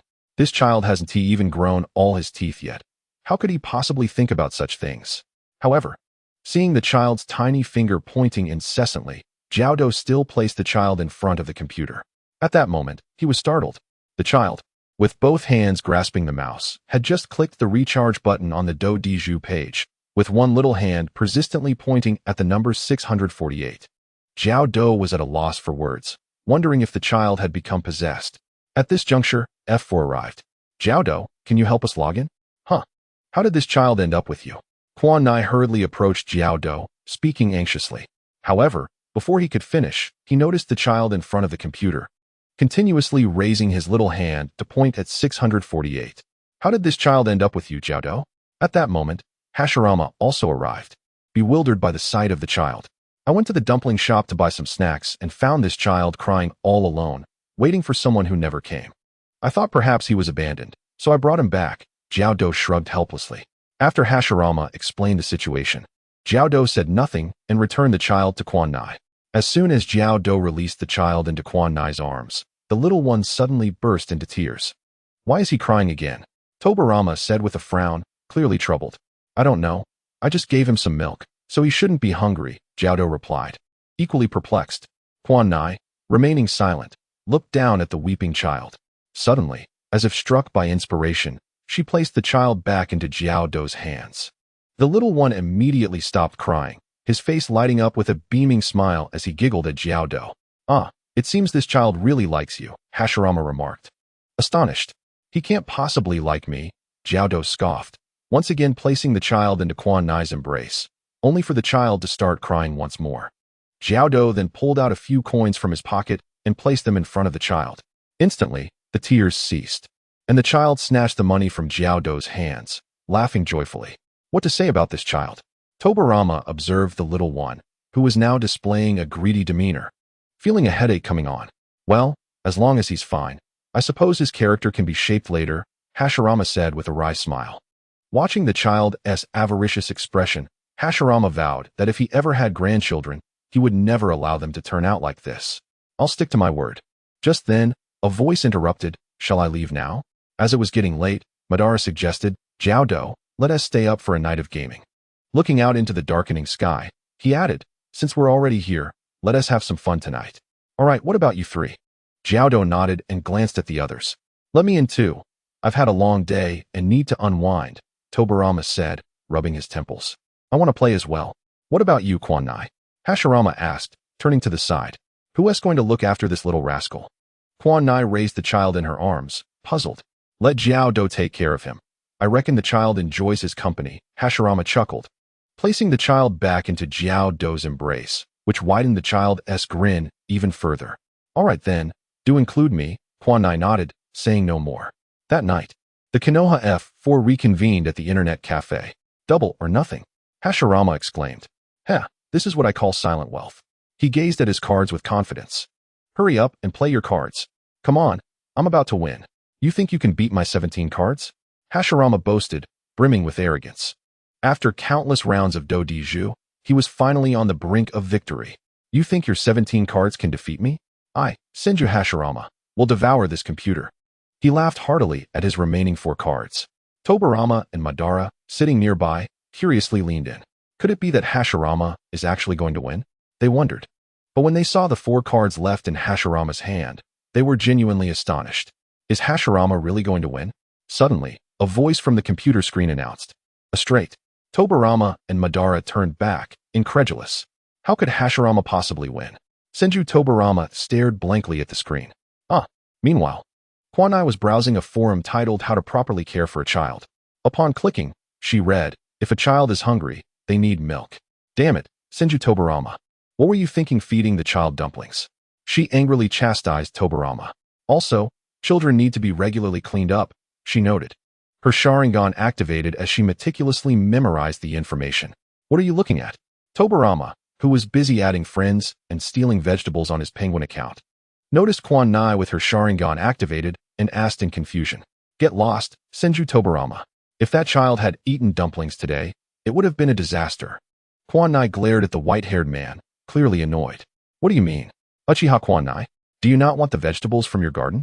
Tobirama retorted, flipping through her vegetable patch. Despicable. He scoffed. Damn it. Who is the cowardly thief in the ninja world? They added me as a friend, stole my vegetables, and then deleted me? Those sweet potatoes take 7 days to mature. I waited a whole week. 7 days. Aya! Shouts of rage erupted from the internet cafe. There he is. Tobirama, Hashirama, and Kwanai pointed at Tobirama. Damn it. You three rascals. Chapter 74. Might Guy, Muscular Gold Wheelom, Sarutobi Sasuke? Tobirama asked, bewildered, as an irate figure charged towards him. Senju Tobirama? Sarutobi Sasuke was on his way to confront the miscreant behind such heinous acts when he realized it was Senju Tobirama. Are you the swift thief of the ninja world? Sasuke glared at the penguin account on Tobirama's computer. No, you must be mistaken. By the way, Dave hasn't had dinner yet. I need to go cook for him. So, I'm off, Tobirama awkwardly mumbled before using Flying Thunder God to escape. It wasn't that he couldn't handle Sarutobi Sasuke. It was just that Sasuke was his elder, being over 20 years his senior.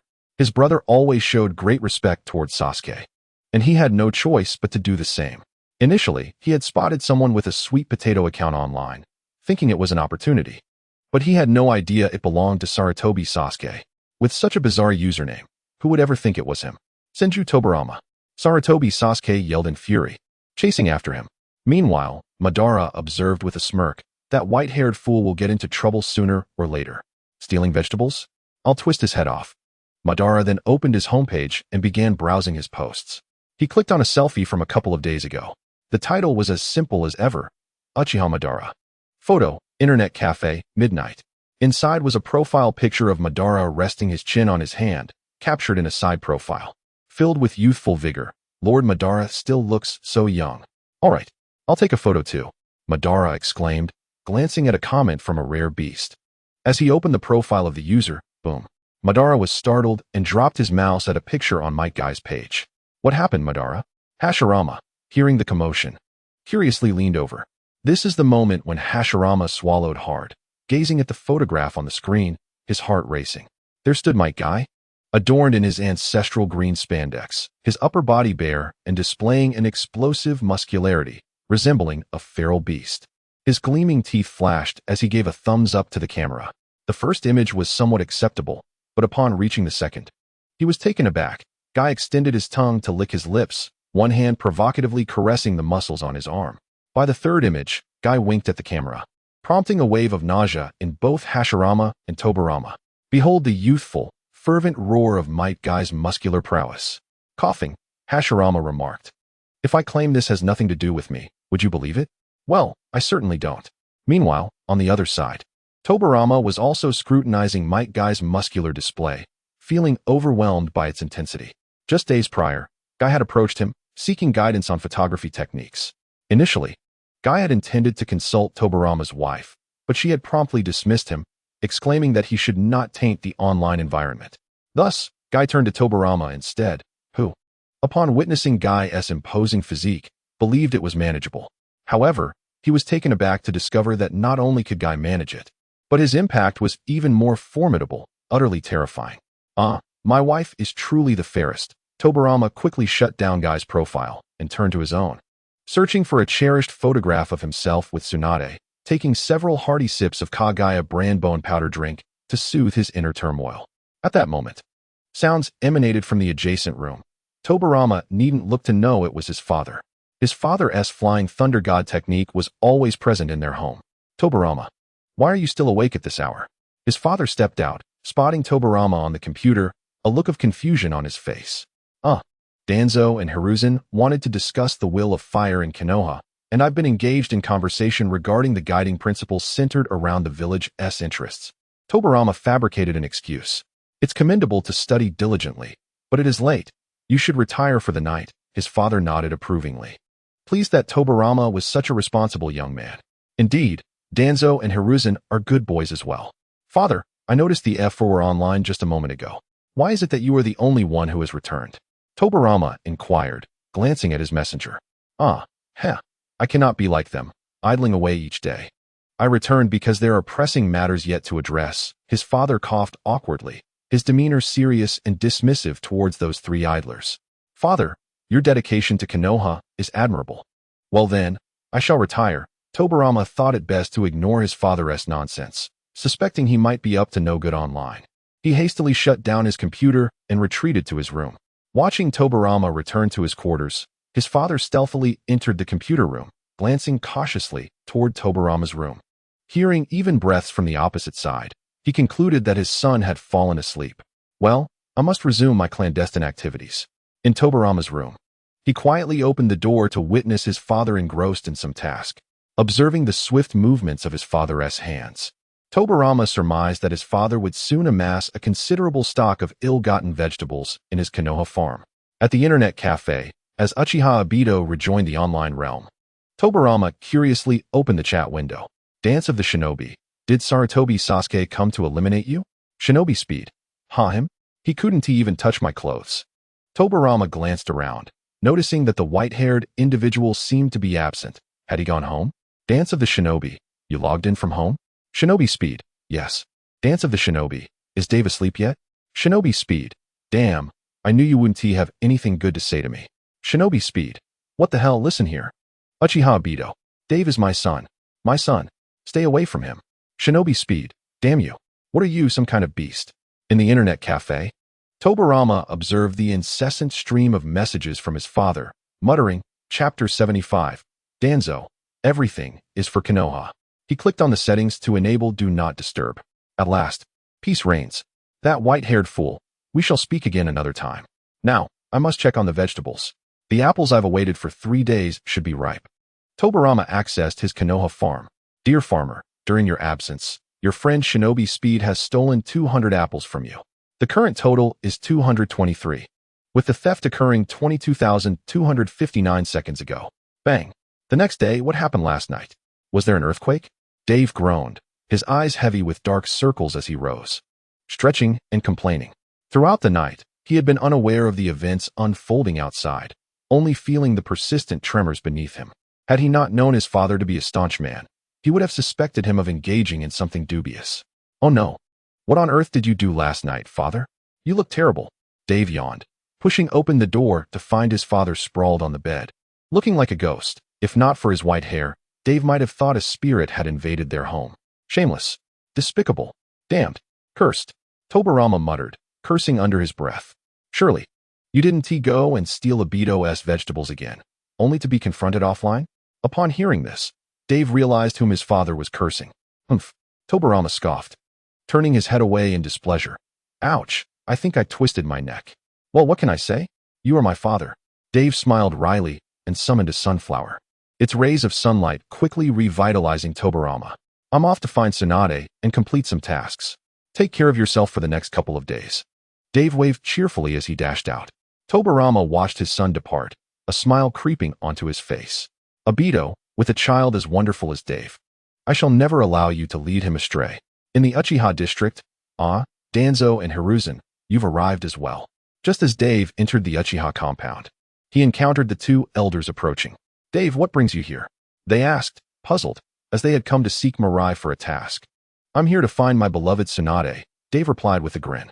Danzo and Hiruzen felt as though they had been force-fed a mouthful of dog food by Dave's unabashed display of affection. They decided to ignore him and proceeded into Mirai's abode. Dave chuckled, trailing behind them. Tsunade, are you home? Dave called out as he reached the front of her house. Yes, Dave-kun, I'll be right out. Tsunade's voice echoed from within. Mirai, are you home? Hiruzen called out, disregarding Dave. I'm not home, came Mirai's somewhat languid voice from inside. Danzo and Hiruzen's faces darkened. Surely she had not yet risen? Ugh. TSK, Dave remarked disdainfully. What do you mean by that? Hiruzen's forehead twitched, his anger flaring. Dave-kun, I'm here. At that moment, Tsunade emerged.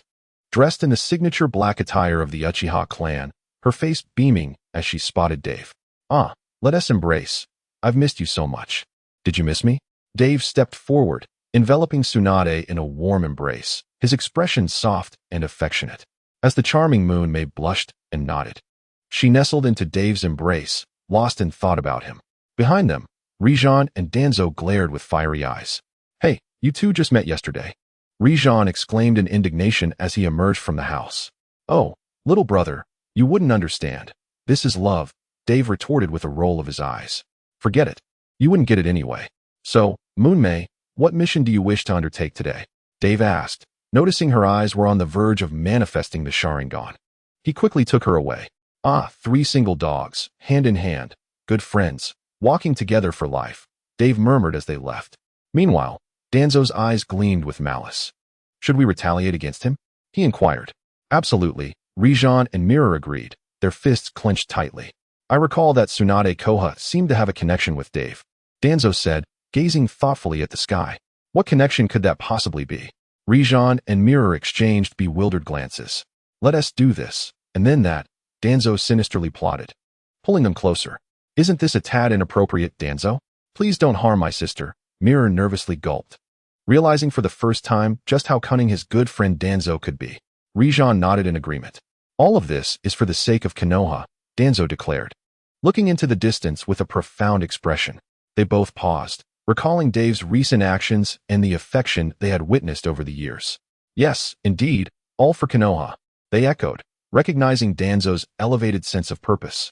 By noon, Dave and Moonmei had completed their morning mission and found a tree under which Dave lazily reclined in Moonmei's arms, who tenderly fed him. The author became emotional while writing this. Meanwhile, Danzo and his companions had secretly perched in the tree, their eyes ablaze with rage. That rascal. However, they quickly broke into mischievous grins. Hey, you won't be lying there for long. Danzo brandished a kunai, attaching a note to it before tossing it down. Below, Moonmei immediately heard the whistling sound and quickly threw her kunai in response. What the hell? That old schemer is launching a sneak attack, Dave exclaimed, startled. The two remained vigilant for a moment, sensing no immediate threat. Dave-kun, that kunai has a note attached, Moonmei pointed out, noticing the paper trailing behind the kunai. Let us take a look, Dave said, retrieving the note. They both examined it together. Moments later, Moonmei, if I say I know nothing about this, would you believe me? Dave asked, bewildered as he stared at the love letter in his hand. Moonmei remained silent, simply gazing at the note. In the tree, Rijan was brimming with excitement. The show is about to begin, he declared. However, after waiting, the anticipated screams from Dave never materialized. They peered down and saw Moonmei quietly nestled in Dave's embrace. What is going on? Rijan asked, perplexed. How would I know? Mirror and Danzo replied, equally baffled as the situation unfolded unexpectedly. Just then, a rush of air announced another kunai's arrival. Instinctively, the trio leaped from the tree. Mirror, can you explain this? Moonmei asked, smiling at Mirror. Danzo, Rijan, can you also explain? Dave inquired, returning their smiles. Chapter 76. Kakuzu's commission. Sister, this was all Danzo's idea. He is to blame. Mirror confessed, looking into the gentle smile of his sister, feeling her palpable aura of fury. Yes, Dave, this was Danzo's plan. It's his fault. We had nothing to do with it, Rijan chimed in, quickly throwing Danzo under the bus. Danzo's expression turned to one of disbelief as he watched his friends betray him without hesitation. You two care for me so much. There's really no need. Looks like Danzo's shadow is looming, Dave noted with a knowing look, recognizing the resemblance to the first Hokage. Dave, I can explain. You can explain that to the Hokage. And you too, don't even think about escaping. After a moment, Dave turned to Moonmei. Let us go. We just received another mission, he said, satisfied as he clapped his hands, glancing at the 3 defeated figures on the ground. All right, Moonmei replied with a sweet smile, leading the way as they departed. I'll kill you 2 rascals. Danzo roared in frustration once Dave and Moonmei had left. Danzo, let me explain that situation. It was all unavoidable, Rijan and Mirror stammered, backing away. Tonight, you can go home and explain it to your father. On the way, Dave asked Moonmei, what is our mission?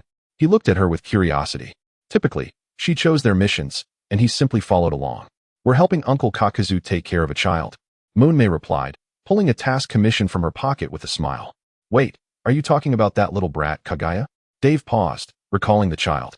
After a dispute between Tobirama and Izuna over the last name, they decided to let the child retain the Kagaya name, hoping that the Kagaya clan might flourish in Konoha in the future. Now, the child was under the care of Kaku, Tobirama, and Izuna, although Tobirama hardly ever checked in. Are we really going to take care of a child? We're still kids ourselves. Plus, are you sure Kakuzu will even pay for this task? Dave expressed his doubts. Kakuzu being stingy and all, I doubt he'll actually pay for this mission. Well, he is indeed using 100,000 Konoha beans as payment for a day's babysitting. Moonmei laughed. But since we have nothing else to do, let us consider it helping Uncle Kakuzu and building our task experience. Alright, that sounds like Kakuzu, Dave smirked, amused at Kakuzu's character. At the internet cafe, Kakuzu looked at Dave with curiosity. You two took this mission? Yep, what is it to you? Dave replied defiantly. Be careful. I might take your share away. Fine, fine. Just keep an eye on that little brat, and don't disturb me. Kakuzu said with a headache as he handed over the child, Kayamaru, who was playing at the counter. Kakuzu had been nearly driven mad by the child's demands while he was trying to concentrate on ranking up in a card game. With that, Kakuzu eagerly dove into the game, hoping to reach the diamond stage, where he could earn super multipliers. Damn it. Why do I keep facing those weirdos from the Nara clan? Kakuzu fumed as he entered the match. Kakuzu, does the Nara clan also play this game? Dave asked, puzzled as he watched Kakuzu play. Given the Nara clan's notorious intelligence, Dave had assumed they would scoff at such games. Certainly, let's play. However, in lower-ranked matches below Diamond, one rarely encounters members of the Nara clan. Perhaps if luck is not on your side, you might stumble upon them in matchmaking. They are truly formidable. I have observed them in the back office of Orochimaru. Damn, that group consists of players whose lowest rank is Diamond, with 80% being in the King rank. I have faced them several times in ranked matches. If I were farming alongside them, it would be manageable, but if they are the ones leading, there is no point in playing. The tone of Jiao Du was filled with resentment towards the Nara clan. Well, Dave was speechless. Nevertheless, the Nara clan is indeed somewhat overwhelming. Yume, let's take Xiao Junma out for a stroll, Dave called out to Yume, who was still playing with Junma over there. Okay, on the street. Dave, have you seen your uncle? Tobirama approached, his face brimming with excitement as he spotted Dave. He had completed his new technique after months of experimentation and research and was eager to share it with his elder brother. Didn't you check the Hokage office? Dave, holding Xiao Junma, asked with curiosity. I did, but he wasn't there. That rascal ran off again while working, leaving Sarutobi Sasuke to handle the paperwork alone. Tobirama replied, visibly irritated. Sarutobi Sasuke, after all, is an elderly man in his 50s or 60s. Yet he is made to clean up the mess left by the Hokage every day. Well, didn't you check the internet cafe? He is not leaving the village. So he must be around here, either in the cafe or with Uncle Madara. You could try looking there, Dave suggested with a wry smile. Why are you and Yume holding on to this kid? Tobirama asked, looking at the little boy in Dave's arms, feeling a headache coming on. We're on a mission. Helping Jiao Du look after this child for the day, Dave shrugged helplessly. Humph, a mission without a team leader? What kind of mission is that? Fine.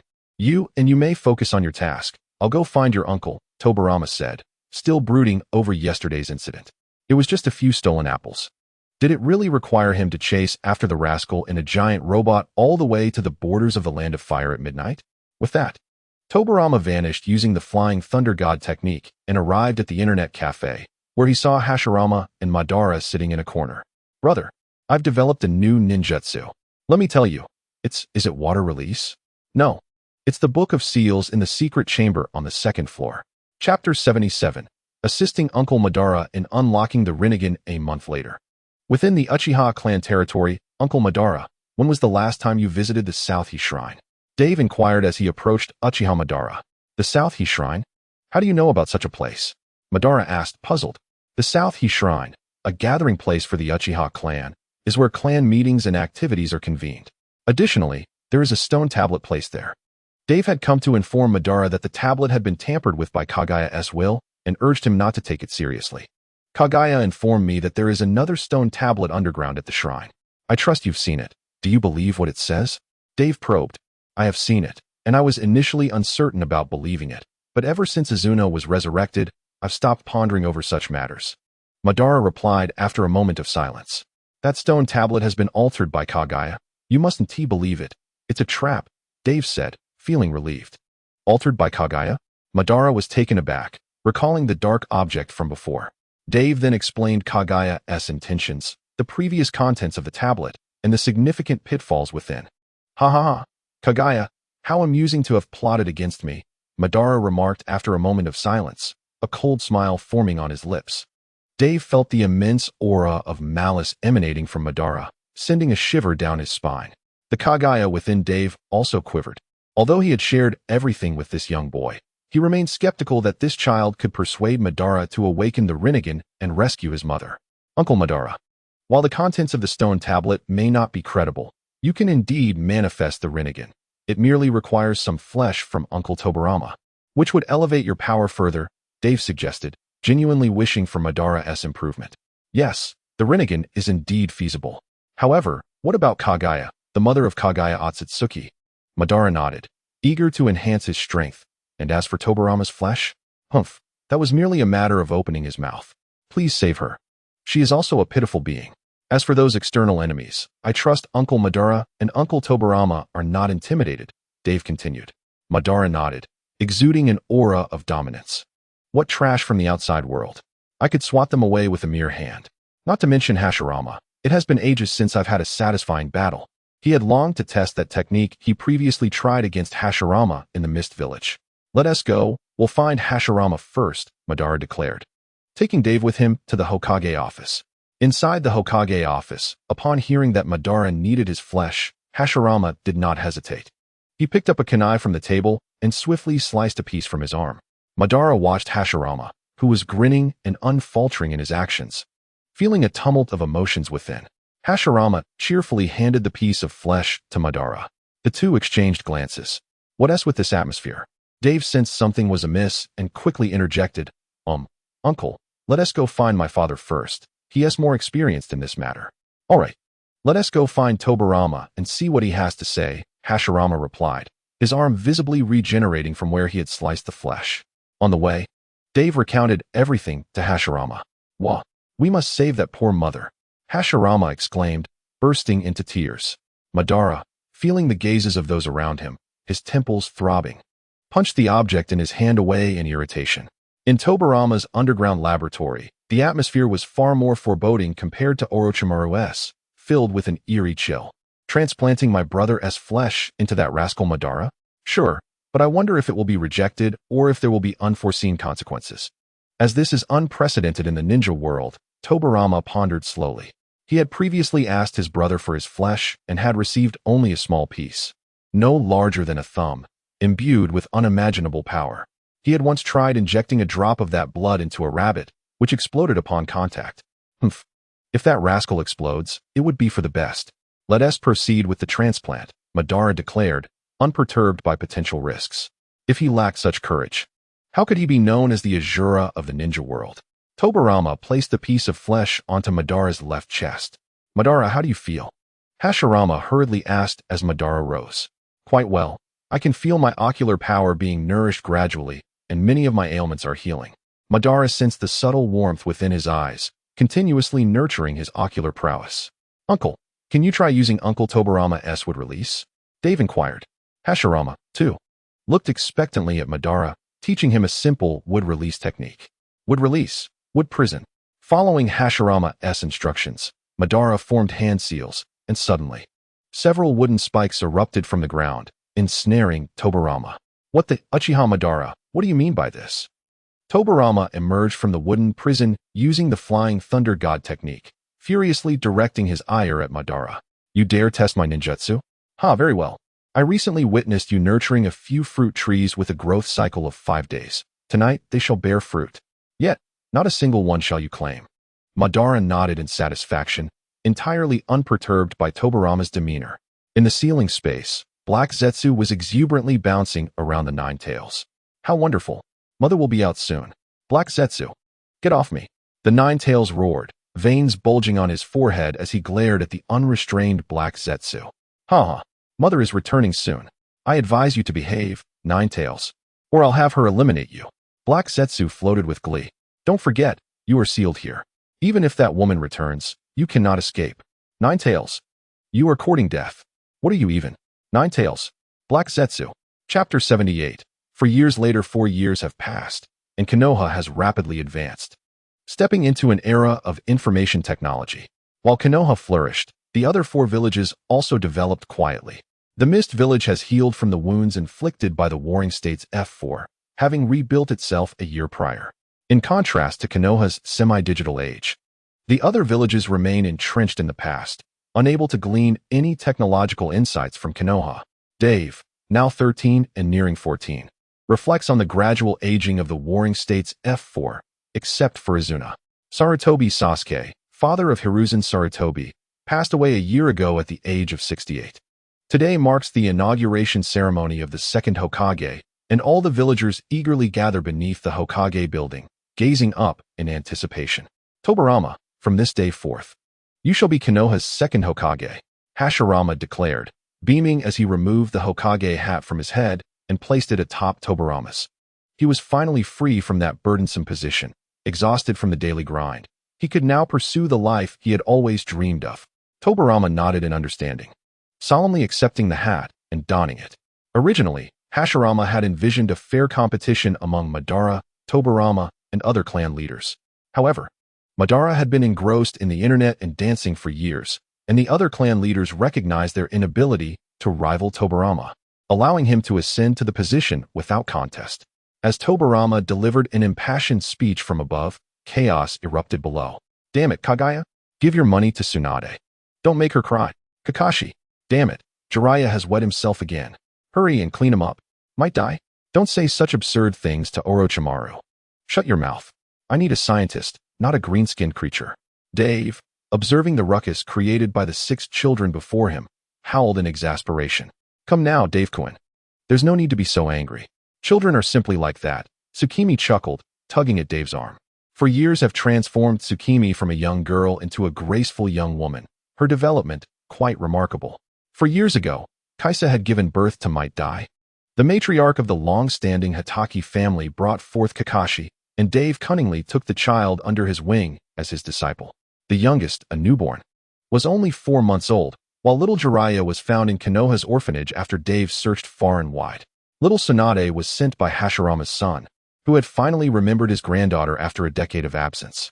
Yet, ultimately, all these children fell into Dave's care. He was almost becoming the principal of a kindergarten, spending his days with Tsukimi at home, attending to the little ones. Orochimaru, who was preoccupied with experiments, and Yuki, who accompanied Mito in her passion for dance, rarely needed to assist unless Orochimaru grew hungry. Naturally, when it was heard that Dave was caring for 5 children, Orochimaru insisted on including his son as well. Dave and I've run out of money, complained Kaguya, clutching little Tsunade, her voice laced with tears. Kaguya was indifferent, happily clutching her money and giggling. Izuna withheld money from Kaguya, fearing he would develop the miserly traits of Kakuzu, who found it exceedingly difficult to part with even a single Ryo. As for Tobirama, Kaguya seldom managed to find him. Don't think I don't know you've been secretly selling your bone powder online. You little rascal, you must have more than this. Dave kicked back, frustrated. This child had awakened a penchant for commerce early on, upon discovering that his brother Dave often used his bones to make drinks. He began peddling his own bone powder online. That teacher Jiraiya is too mischievous, said Kakashi, struggling with the squirming little Jiraiya in his arms. Dave glanced at little Jiraiya and, taking him from Kakashi, placed him in Tsukimi's embrace, where he miraculously grew quiet. Kakashi stared in astonishment. Oh, Orochimaru, have you already grasped the fervor of youth at such a tender age? Let's celebrate youth. Damn it, the genes of Uncle Wei are formidable. Stay away from me, lest you spoil my future scientist. Dave kicked Might Dai to the side, retrieving the obedient Orochimaru. The strength of Uncle Wei's genes was undeniable, and it seemed that Kaisa had not intervened at all. Observing her child resembling his father, Kaisa was exasperated, her hair now streaked with white, nearly losing hope in life. To prevent Might Dai from becoming like his father, she entrusted him to Dave. Only when they could no longer resist the passionate father-son bond would she allow them to be together for a while. Meanwhile, in Sunagakure, today marks the day of Tobirama Senju's inauguration as Konoha's second Hokage, and Hashirama Senju officially steps down from his position. Chiyo, still vigorous in her 30s, remarked slowly. Hashirama and Madara are nearing 50, aren't they? Indeed, Chiyo nodded. Wait, continue waiting. In 2 or 3 years, when they can no longer move due to the lingering ailments from the warring states, we shall wage war against Konoha, Ryudo sneered. So what if they are gods of the ninja world? They will grow old like everyone else. Just wait 2 or 3 more years. Ryudo, now in his 40s, had begun to feel the gradual decline of his body, the aftermath of the warring states' era's afflictions surfacing. He refused to believe that those two were unaffected. Other ninja villages shared similar sentiments, observing Konoha's development with envy but unable to halt its progress. After all, those two were still around. However, in 2 or 3 years, the situation could be quite different. Chapter 79. Dave. Earning money is just a side affair after the inauguration ceremony. Dave, the principal of Konoha Kindergarten, returned home with the 6 little ones. Upon returning home, Shuamao, holding a short knife in his hand, looked at Dave with great respect and said, "Teacher, I wish to train." "Very well, create a wooden wall of nuts. Form a pea shooter formation with your wood release. You may train on your own. Save any questions for the evening when the Hokage arrives," Dave replied, cradling Tsunade and Jiraiya in his arms, a smile illuminating his face as he regarded Shuamao. With a slight grin, Shuamao grasped his knife and moved to the training area. Dave, not being a conventional ninja, could not impart anything particularly useful to Shuamao. At most, he could assist in honing Shuamao's taijutsu, allowing him to take some hits and chop at the wooden wall. As for ninjutsu, he typically left that instruction to Tobirama. "Yes, I, Dave, am a good teacher," he mused. "Hey, Shuamao, accept my challenge. We haven't fought in 1 hour, 36 minutes. And 5 seconds, cried Might Guy, the energetic turtle, trailing closely behind Shuamao. "Get away from me," Shuamao exclaimed, veins bulging on his forehead, clearly exasperated. He wondered if Might Guy had a screw loose, constantly seeking to challenge him. Can you imagine being in the restroom, exerting yourself, when suddenly a boisterous turtle monster shouts a challenge through the window? "Yo, Flagwood Shuamao, my lifelong rival. Let me see if your youth still roars," shouted Might Guy, launching into an attack. Without further ado, Shuamao had no choice but to engage in combat with him. Watching the two youngsters spar, Dave felt a sense of contentment. While they could be troublesome at times, they were still remarkable children. Suddenly, he heard a familiar grinding noise and turned his headache towards the room. A single bone could yield 500 grams of bone powder, currently valued at 10 silver per gram in the market. After deducting the 30% service fee charged by Kakuzu's father, a single bone could sell for 3,500 silver. Given his physical condition, Dave could manage a maximum of 10 bones a day, amounting to 35,000 silver. With the additional 2 bones he had to provide for his brother daily, that equated to 28,000 silver each day, coupled with various fees and the passage of time. Kaguya Junma sat at a table, her left hand gently dropping a bone into the mortar, grinding it relentlessly, while her right hand scribbled calculations on paper. "Kaguya Junma, stop grinding those bones and go train with Dave and Shuamao," Dave called out, exasperated. Why does this child need so much money at such a young age? He pondered. While he had once cherished wealth, it no longer held any allure for him. Money had become merely a concept. The last time he had reconciled his finances was 2 years prior, when he had several billion silver to his name. For Dave, earning money had become a secondary concern. He felt like a salted fish, simply observing the children and going on dates with Suki. Tasks. He had long ceased to engage in them. Completing an A-rank mission for a mere few 100,000 silver no longer appealed to him, when he could earn that amount back in mere minutes. "Brother Dave, I calculated that battling Shuamao will cost me 6 bones, plus the losses incurred in combat. Ultimately, I will only gather 4 bones, which means a loss of 7,000 silver. And with Dave, I might expend a dozen bones, only to recover 1 or 2, which would be an even greater loss," Kaguya Junma earnestly explained, presenting her calculations to Dave. Dave grinned, his smile morphing into a grimace as he cracked his knuckles. Startled, Junma dashed outside to join the fray. At that moment, Dave's phone beeped. Someone was messaging him on his mobile. Over the past 4 years, phones had evolved from outdated models to smart devices, albeit basic ones. Primarily used for a few single-player games, sending messages, making calls, and taking photos. Online gaming remained exclusive to computers, and now Riku was developing a new game titled Ninja World Alliance, which piqued Dave's interest. "Ninja World Dance God. Dave, why hasn't Hashirama arrived yet? We were supposed to take down the Nine Tails today. I messaged him, but he hasn't responded. Is he with you? Wabi Babu, Uncle Madara. Isn't today my father's inauguration ceremony? He is likely still at the Hokage building, transferring responsibilities. Ninja World Dance God. Haha, Tobirama's inauguration? How amusing. My freshly planted vegetables vanished in a second. Does the Hokage building have computers now? Wabi Babu. Yes, Uncle Madara. How long has it been since you visited the Hokage building? They've installed computers for more efficient handling of affairs. Ninja World Dance God. Whether they handle affairs or not, I don't know, but Senju Tobirama just stole my vegetables. Wabi Babu, haven't you danced in a while? I heard someone was caught dancing the forbidden pole dance a few days ago and is still in Konoha prison. Ninja World Dance God. Heh. Not everyone can master the pole dance. Can you even handle it? Due to the chaos caused by the daily dance parties, which allowed certain spies to infiltrate Konoha, Hashirama had prohibited dancing in the village a year ago, but he had opened a bar where villagers often stayed out late. While he had considered stopping the square dance, he ultimately could not, as Mito, the leader of the square dance, had given him a thorough scolding, leaving him speechless. Ninja World Dance God. Alright. Do you have any plans for tonight? Wabi Babu. Nothing much, just watching those kids. Ninja World Dance God. Okay, once those kids are asleep, come find me at the internet cafe with Izuna, Tobirama, and Hashirama. We'll go to the bar for a bit and have some drinks. Wabi Babu. Sure. Chapter 80. Stop it, you two rascals. You three take the kids to bed first. I'll step outside for a moment, Dave said with a smile. Addressing the trio before him, each cradling a child. Brother Dave, are you going out to earn some money again?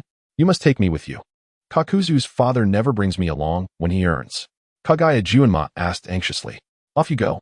All you think about is money. Just go to sleep, Dave replied, giving Juinma a gentle shove. Thus, Shuan Mao, Dai, and Juinma, each holding their own child, cast melancholy glances at Dave as he departed. All right, the teacher has left. Let us go to bed, Shuan Mao said, the most sensible of the trio, noticing that darkness had descended. Yo, Shuan Mao, how about a youthful sleep challenge? Might Guy, cradling Orochimaru, exclaimed with fervor. Get away from me. Shuan Mao kicked him aside. The three then returned to their respective rooms, each cradling a child. Shuan Mao, wishing to refine his chakra before sleep, first soothed the slumbering Jiraiya in his crib, then sat on his bed to begin his meditation. Suddenly, just as Shuan Mao was about to refine his chakra, Jiraiya in the crib erupted into a fit of wailing. With a headache, Shuan Mao rose from his bed, approaching the crib to comfort Jiraiya once more. Half an hour later, after the little Jiraiya finally fell asleep in his arms, Shoma, feeling utterly drained, gently placed him back in the crib and immediately collapsed onto the bed. Just then, the little Jiraiya began to cry once more. Shoma, struggling to open his weary eyes, picked him up again, soothing him once again. After another half hour, the child was lulled to sleep once more, and a weary Shoma lay back down. But alas, the cries resumed. Shoma, in a fit of frustration, drew a knife and pressed it against the neck of the little Jiraiya, glaring fiercely at him. It seemed even the child sensed the impending danger, promptly closing his mouth and ceasing his cries. Shoma, bemused by the antics of this little creature, could hardly afford to ponder too long. It was already past 10 o'clock, quite late for a child of just over 4. As Shoma lay in bed, eagerly hoping that he might dream of a comforting sister, suddenly there was a loud pounding at the door. Shoma, a voice cried out, Might Guy? You better have a good reason for disturbing me. Otherwise, I swear I shall end you. Shoma sprang from his bed, thrusting the door open to find Might Guy standing there, cradling a child. In a fit of rage, he pressed the knife against Guy's throat. All he wanted was a moment of peace, yet it eluded him. That little Orochimaru won't sleep, and I don't know how to calm him. Can you help me? Might Guy swallowed awkwardly, pointing to the child in his arms. Shoma shot him a piercing glance before taking Orochimaru, spending yet another half hour trying to soothe him. Shoma, let us sleep together. Might Guy exclaimed, oh yes, this is youth. To be honest, Might Guy felt a twinge of fear at the thought of sleeping alone. Previously, he had Dave sleeping next door, whose snoring provided him with a sense of security. But tonight, Dave was absent, and he found himself alone in a room where Orochimaru was surprisingly quiet, playing by himself. The silence was eerie. Without another word, Might Guy ignored Shoma's protests and lay down on Shoma's bed. At this moment, Shoma was too exhausted to care about anything other than sleep. As Might Guy lay on Shoma's bed, he removed his ancestral green jacket. Just as he was about to settle in, he noticed Shoma staring intently at him, specifically, at his lower half. Little acorn? Shoma remarked softly. Silence. Shoma, I will kill you. In another room, Kagaya was busy tallying her finances. I currently possess 186,432.9 silver coins, which is still far from the 1 million gold that Dave mentioned. Meanwhile, little Tsunade in the crib began to wail. Kagaya paid her no mind, tossing a silver coin from her pocket into the crib, which Tsunade eagerly grabbed. Giggling through her tears, little Tsunade will undoubtedly become a formidable rival in my quest for wealth. I must earn 1,000,000 before she grows up, Kagaya thought, eyeing Tsunade, who was gleefully waving the money. Suddenly, Kagaya felt a tremor and stepped out of the room to investigate. What she witnessed left her astounded. A naked Might Guy, glowing green, was grappling with Shoma. "Oh my goodness!" Kagaya exclaimed, nearly blinded by the sight. "Have you both lost your minds? Stop. This room and floor are made of Hashirama wood. Each plank is worth 1,000 coins. You two spendthrifts, cease at once." Yet, the two were locked in a heated struggle, ignoring Kagaya's pleas. "Damn you both. Stop," Kagaya shouted, her frustration mounting. Bone dance of corpse and blood. With the floor sustaining more and more damage, Kagaya's anger boiled over. A bone knife materialized in her hand, and she charged forward. Her precise and fluid martial arts delivered a series of rapid strikes, separating Might Guy and Shoma instantaneously. "I don't care how you two got into this mess. You will pay for the damage to the floor and the room. I've counted 14 damaged floorboards, and according to market rates, each Hashirama plank is worth 1,000 silver coins. Since each plank can make 2 floorboards, you've destroyed 7 planks, totaling 70,000 silver coins. And don't forget the items in the room that were damaged. That was a gift from Sister Tsukimi to Brother Dave, wasn't he it? You've ruined that too. You're finished. I won't even discuss compensation. When Dave returns, you can explain yourselves to him. And, because I intervened, I've ruined a 1-meter-long bone of mine. Typically, half a meter can yield 500 grams of bone powder, which is 10 silver coins per gram. That means you owe me 10,000 silver coins. You two can sort it out amongst yourselves. I expect to see the payment tomorrow." With that, Kagaya departed, leaving the two in a state of utter confusion. Chapter 81. Izuna, the newcomer in the workplace. "Wow, Uncle Madara, you're looking increasingly dashing," Dave exclaimed upon seeing Madara, his eyes lighting up. "Oh." Madara removed his sunglasses, adjusted his cap, and shook out his casual black suit, a sardonic smile gracing his lips as his long hair danced with the breeze. "Absolutely stunning. I can't help but feel a twinge of envy," Dave remarked. "Hashirama must keep up with the times," Madara scoffed, glancing over at Hashirama, who was still clad in the outdated attire from the Warring States period. "Awful. Let us go. We need to buy some clothes." Hashirama glanced at Madara, then at himself, muttering, "Damn it, let us get some new clothes." "What about Izuna?" Madara asked, looking toward Tobirama. "He is still organizing documents. He'll be here shortly." Tobirama replied with a nod. During Hashirama's tenure as Hokage, Madara and Sarutobi Sasuke served as his advisors, while Tobirama assumed the role of Hokage, with Izuna as his aide. Tobirama's intention was to keep a close eye on Izuna, ensuring this notoriously wicked Uchiha didn't lead the children astray at the academy. As for Madara, Tobirama no longer kept tabs on him, as he spent his days online and dancing in the village, posing no threat. Yet, there remained a sliver of caution, given that Madara often received a thorough beating after pilfering his food. "Brother, I'm here." Just then, a voice called out from a distance. "Ah, there he is," Tobirama remarked, not daring to turn his head. Dave, who had just taken a sip of his Kagaya brand bone powder drink, spat it out upon seeing Izuna arrive. "Ah, Izuna?" Hashirama echoed, equally taken aback. "Izuna, what are you wearing?" Madara asked, momentarily stunned. Izuna approached, clad in a sharp business outfit, a tailored blazer on top, a sleek black knee-length skirt below, complemented by shiny black stockings that gleamed in the dim light. "I bought this the other day at a clothing store. I wanted a proper work outfit, and the owner recommended this. He said it suited me well," Izuna explained, a faint blush creeping onto her cheeks. Eyes averted, eyes averted. Dave quickly turned away, muttering, "Isn't it rare for men to wear such skirts nowadays?" Madara questioned, puzzled. As the foremost dance king of Konoha and a fashion icon, he was always at the forefront of trends, well aware of the current fashion scene in the village. "It's acceptable to wear, but these stockings feel a bit uncomfortable." "Forget it. I won't wear it tomorrow," said Izuna with a touch of resignation. "The suit you had custom-made for me a few days ago is still there. I'll just wear that when I return." His curiosity had led him to try it on, and now it would remain at home. Meanwhile, Hashirama remained silent, his gaze fixed intently on Izuna, memories of a few years ago flooding his mind. As he pondered, a trickle of blood began to flow from his nose. "Hey, you're bleeding. Cough, cough." Are you thinking of something unpleasant? Here, wipe it, Dave exclaimed, hastily retrieving some tissues from his pocket and offering them to Hashirama. Oh, right.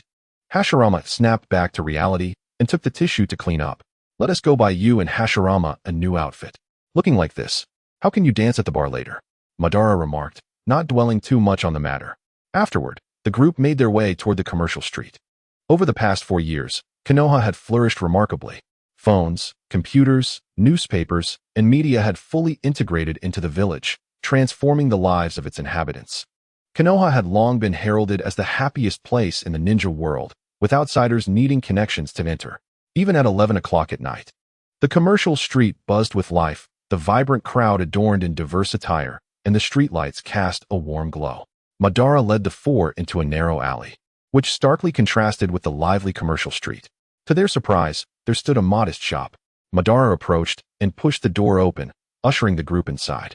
The interior was quite simple, illuminated by a single bulb, with various suits displayed along the walls. Dave could tell these garments were of exquisite quality. Ah, Madara, please, come in, greeted a kindly elderly woman, her silver hair framing her smiling face. Elder Tian, do you have anything suitable for them? Madara gestured toward Izuna and Hashirama. Oh, it's the first Hokage and this young man. Come in, let me see what I can find for you. The woman, referred to as Elder Tian, said cheerfully, leading the two inside. Uncle Madara, who is this woman? Dave inquired, puzzled, as he had lived in Konoha for nearly a decade without hearing of such a place. Her name is Tian Shuetian. She was a renowned tailor during the early establishment of the Land of Fire. In her youth, even the feudal lords had to queue for her creations. She never had children and came to Konoha to retire after the village was founded. I found her a few years ago. She has since been learning modern tailoring techniques, and almost all my clothing has been custom-made by her, Madara explained slowly. Dave, of course, was unfamiliar with a legendary tailor from the Warring States period. Before long, Hashirama and Izuna emerged, each donning a new outfit. Izuna looked as handsome as ever, while Hashirama's striking red suit gleamed in the night. Elder Tian, we'll take our leave now. By the way, remember to inform me when those new outfits are ready. I should be about prepared on my end, Madara said as he bid farewell. Of course, the elderly woman nodded, smiling. On the way, Dave asked, Uncle Madara, what preparations have you made? I recall you mentioning a fashion show, something about Victoria's Secret. Hashirama, and I thought it would be a splendid idea to promote these outfits, help Elder Tian thrive, and liven up Konoha a bit, Madara replied, still contemplative. Are you both going to walk the runway? Goodness, you plan to model? You're so fashionable, Dave exclaimed, almost stumbling in disbelief. Of course. What shall we call this event or theme? Let us name it the Secrets of Senju Hashirama. Fool, you're not worthy. It should be the Secrets of Uchiha Madara. Let us go with that. Chapter 82, Madara. Care for a smoke? Ultimately, Madara and Hashirama decided to hold a contest at the bar that evening. The bar's owner was none other than Dave, accompanied by Kakazu and Orochimaru. Madara found great pleasure in the vibrant atmosphere of the bar, a place where he could rekindle his long-lost youth.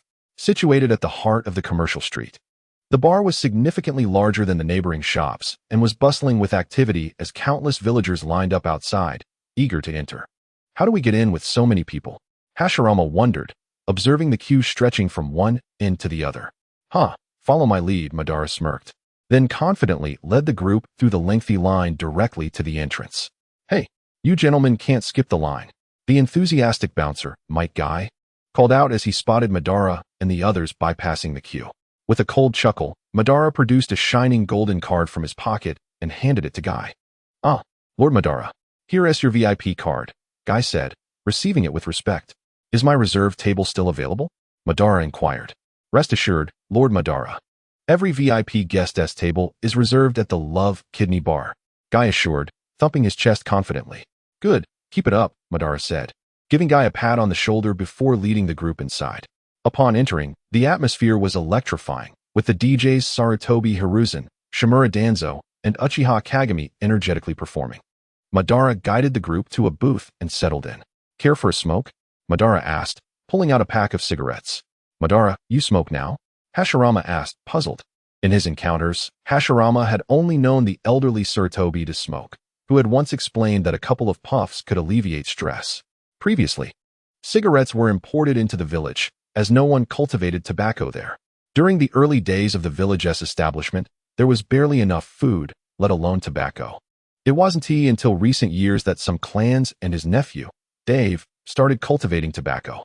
Uchiha's special brand, Red Tower Mountain, was priced at 50 ryo per pack, offering decent quality. Madara nodded, acknowledging that he often indulged in a smoke or two at the internet cafe, then extracted a cigarette. Fire-style, cigarette ignition technique, he declared, snapping his fingers, causing a small flame to ignite at his fingertip, lighting the cigarette. Dave smirked slightly, sensing the overwhelming aura of this underworld figure, Uchiha Madara. Indeed. My brother, our Senju clan has its own offerings, the Senju Hongshuangsi. Here, have one. Tobirama, standing nearby, pulled out a box of Senju Zuankman and handed it to Hashirama, who hesitated for a moment before accepting it. Uchiha Hongtashin, Senju Hongshuangsi, Saratobi Huangalu, Nara Furongwang, Tsudao Yushi, Yamashiro Lakun, Shimura Shangbation, Inazuka Yunyun, Yinu Zuankman, Hyuga Honkik, Moonlight Kipalang, Midokado Daizen, Vortex Zongnanhai, Kagaya Yuhua Stone, Mizuki Baisha, Guizong Helian, Tian Chung Huangshan, Night Moon Xiaoxiangmio, and so forth. Among these, only a few families from other nations exported their tobacco, such as Vortex Zongnanhai to the land of Vortex, Tian Chung Huangshan to the land of Earth, and Night Moon Xiaoxiangmio to the land of Lightning. The remaining products were primarily consumed locally, with villagers selecting those that suited their taste and budget, while clan members, driven by familial pride, opted for their clan's creations. Currently, Kakuzu managed the export business, finding joy in it. He had recently traveled to the land of water to export Mizuki Baisha, Guizong Helian, and Kagaya Yuhua Stone, where he had a dispute with local merchants over pricing. Dave, still adjusting to the rapid developments, remarked, "By the way, Dave, you're still young and shouldn't smoke." Tobirama, observing his beloved son with the Uchiha Hongtashin, snatched it away, speaking gently. In truth, Dave did smoke, and these tobaccos were not harmful. Even young children could partake, benefiting from the stimulation. It was all thanks to Orochimaru, the people's scientist. Keep up the good work. Just a few more years until your son grows up. The tobaccos received favorable responses within the ninja world. The Raikage of the Land of Lightning claimed that Night Moon Xiaoxiangmio was the true tobacco for men, while the Tsuchikage of the Land of Earth asserted that Tian Chung Huangshan was the finest. The Mizuage of the Land of Water favored Guizong Helian, labeling other tobaccos as inferior. Only the Kazakage of the Land of Wind expressed discontent, questioning why the Hidden Leaf didn't recognize his land's unique offerings. Enraged, he tore open a box of Uchiha Hongtashin and Senju Hongshuangsi. "Waiter, bring me 2 bottles of Ace of Spades," Madara called out to the server. Moments later, Dave gazed into his glass, savoring the luxurious life as the sake flowed. As the evening progressed and the group indulged, they prepared for the night's most significant event. "Hashi, do you wish to dance too?" "Madara, let me show you what true belly dancing is," Tobirama exclaimed, eager to demonstrate his skill. "Izuna, tonight, you shall witness the prowess of the second Hokage." The 4 intoxicated men were now in a frenzy. "Let you all see how there's always someone greater," Dave shouted. His face flushed. The 4 turned to him, and he declared, "Plant ensemble. Would release, Morning Glory. Would release, Siren Beat. Would release, Moneywort Drummer. Would release, Sunflower Singer. Would release, Tulip Trumpeter. Would release, Banana Dancer." With a clap of his hands, stylish plants sprang forth from the ground. Appa Gangnam style. "Dave, are you challenging me? Bring it on." Madara laughed heartily, instructing the DJs to raise the volume. Saratobi Hizashi gave Madara an approving gesture. Tonight was destined to be extraordinary, as the 5 drunken revelers danced wildly in the bar. Chapter 83. Dave, I advise you to show kindness the following day, at noon. Wah. Might Guy, Hataki Sakomo, and Kagaya Kamara looked at the 3 crying children before them, feeling a headache. "Is Dave not back yet?" Kamara inquired. "I don't know. I called the teacher." But he didn't answer. Sakomo shrugged helplessly. "What should we do? They haven't eaten anything the whole morning." Kamara rubbed her weary little face, concerned. Orochimaru said, "Might Guy, you should carry him to find Aunt Yumi."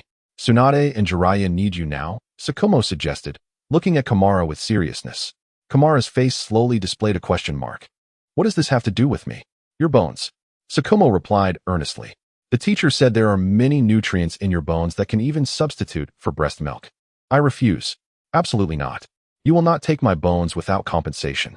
Kamara interrupted, hugging herself tightly and shouting defensively. Well, that is not up to you. Tsukumo and Might Guy exchanged amused glances. What are you going to do?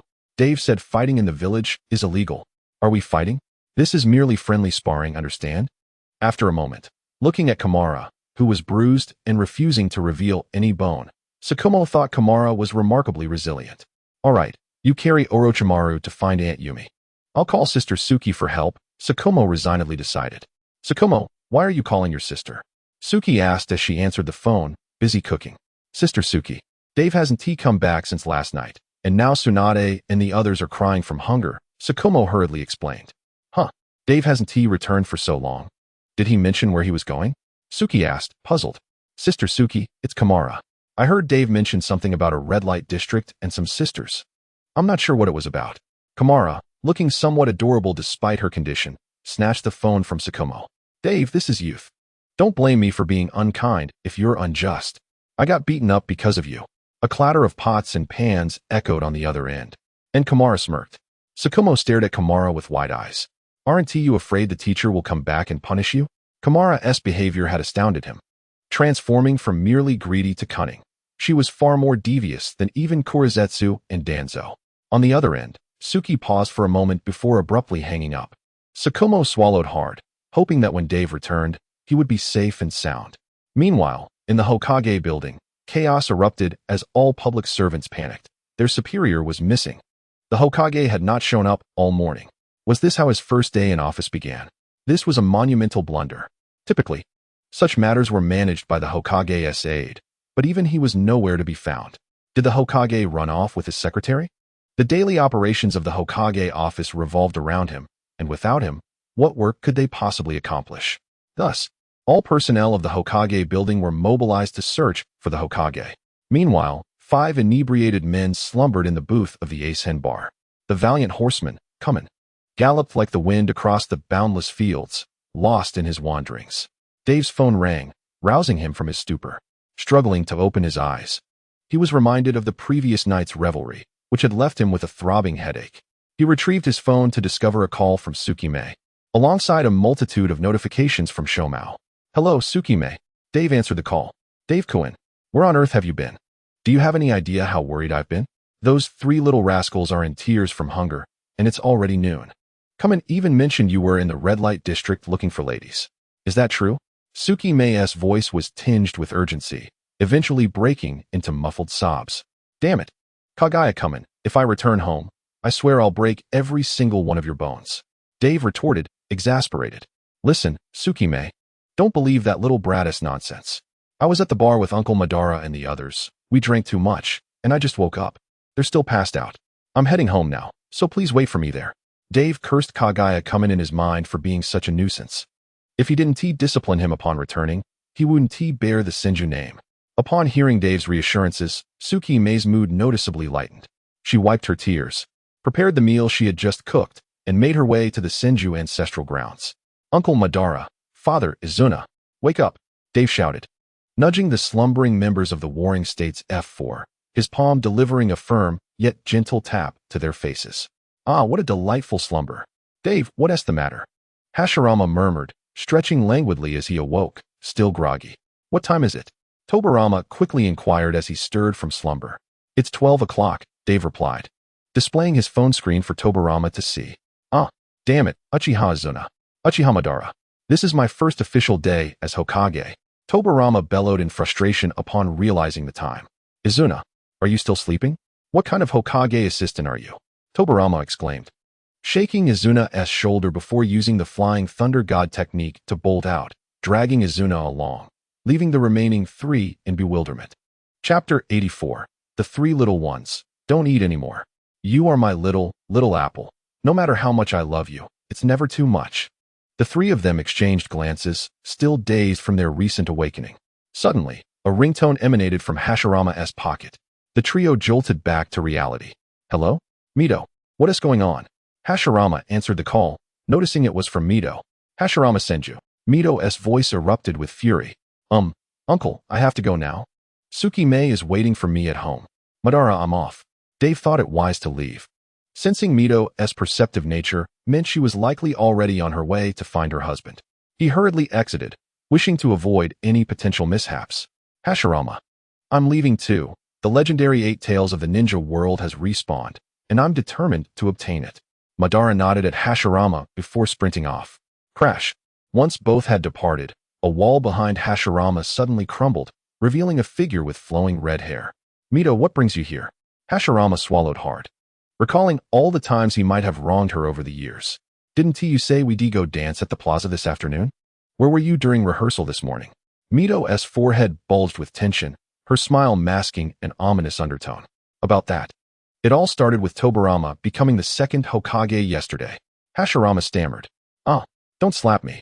Mito's voice rose in exasperation, while Akai, the security guard, observed their interaction with a grin, brandishing his broom. Get out of here. Fix that wall over there. Mito snapped, kicking him aside, her patience wearing thin. Each encounter with him reminded her of her unfortunate child, even though she had tried her best to keep Mike Guy and Dave apart. Meanwhile, at Dave's residence, Tsukime arrived. Tsukime, you're here. Oh, is Teacher Dave still not back?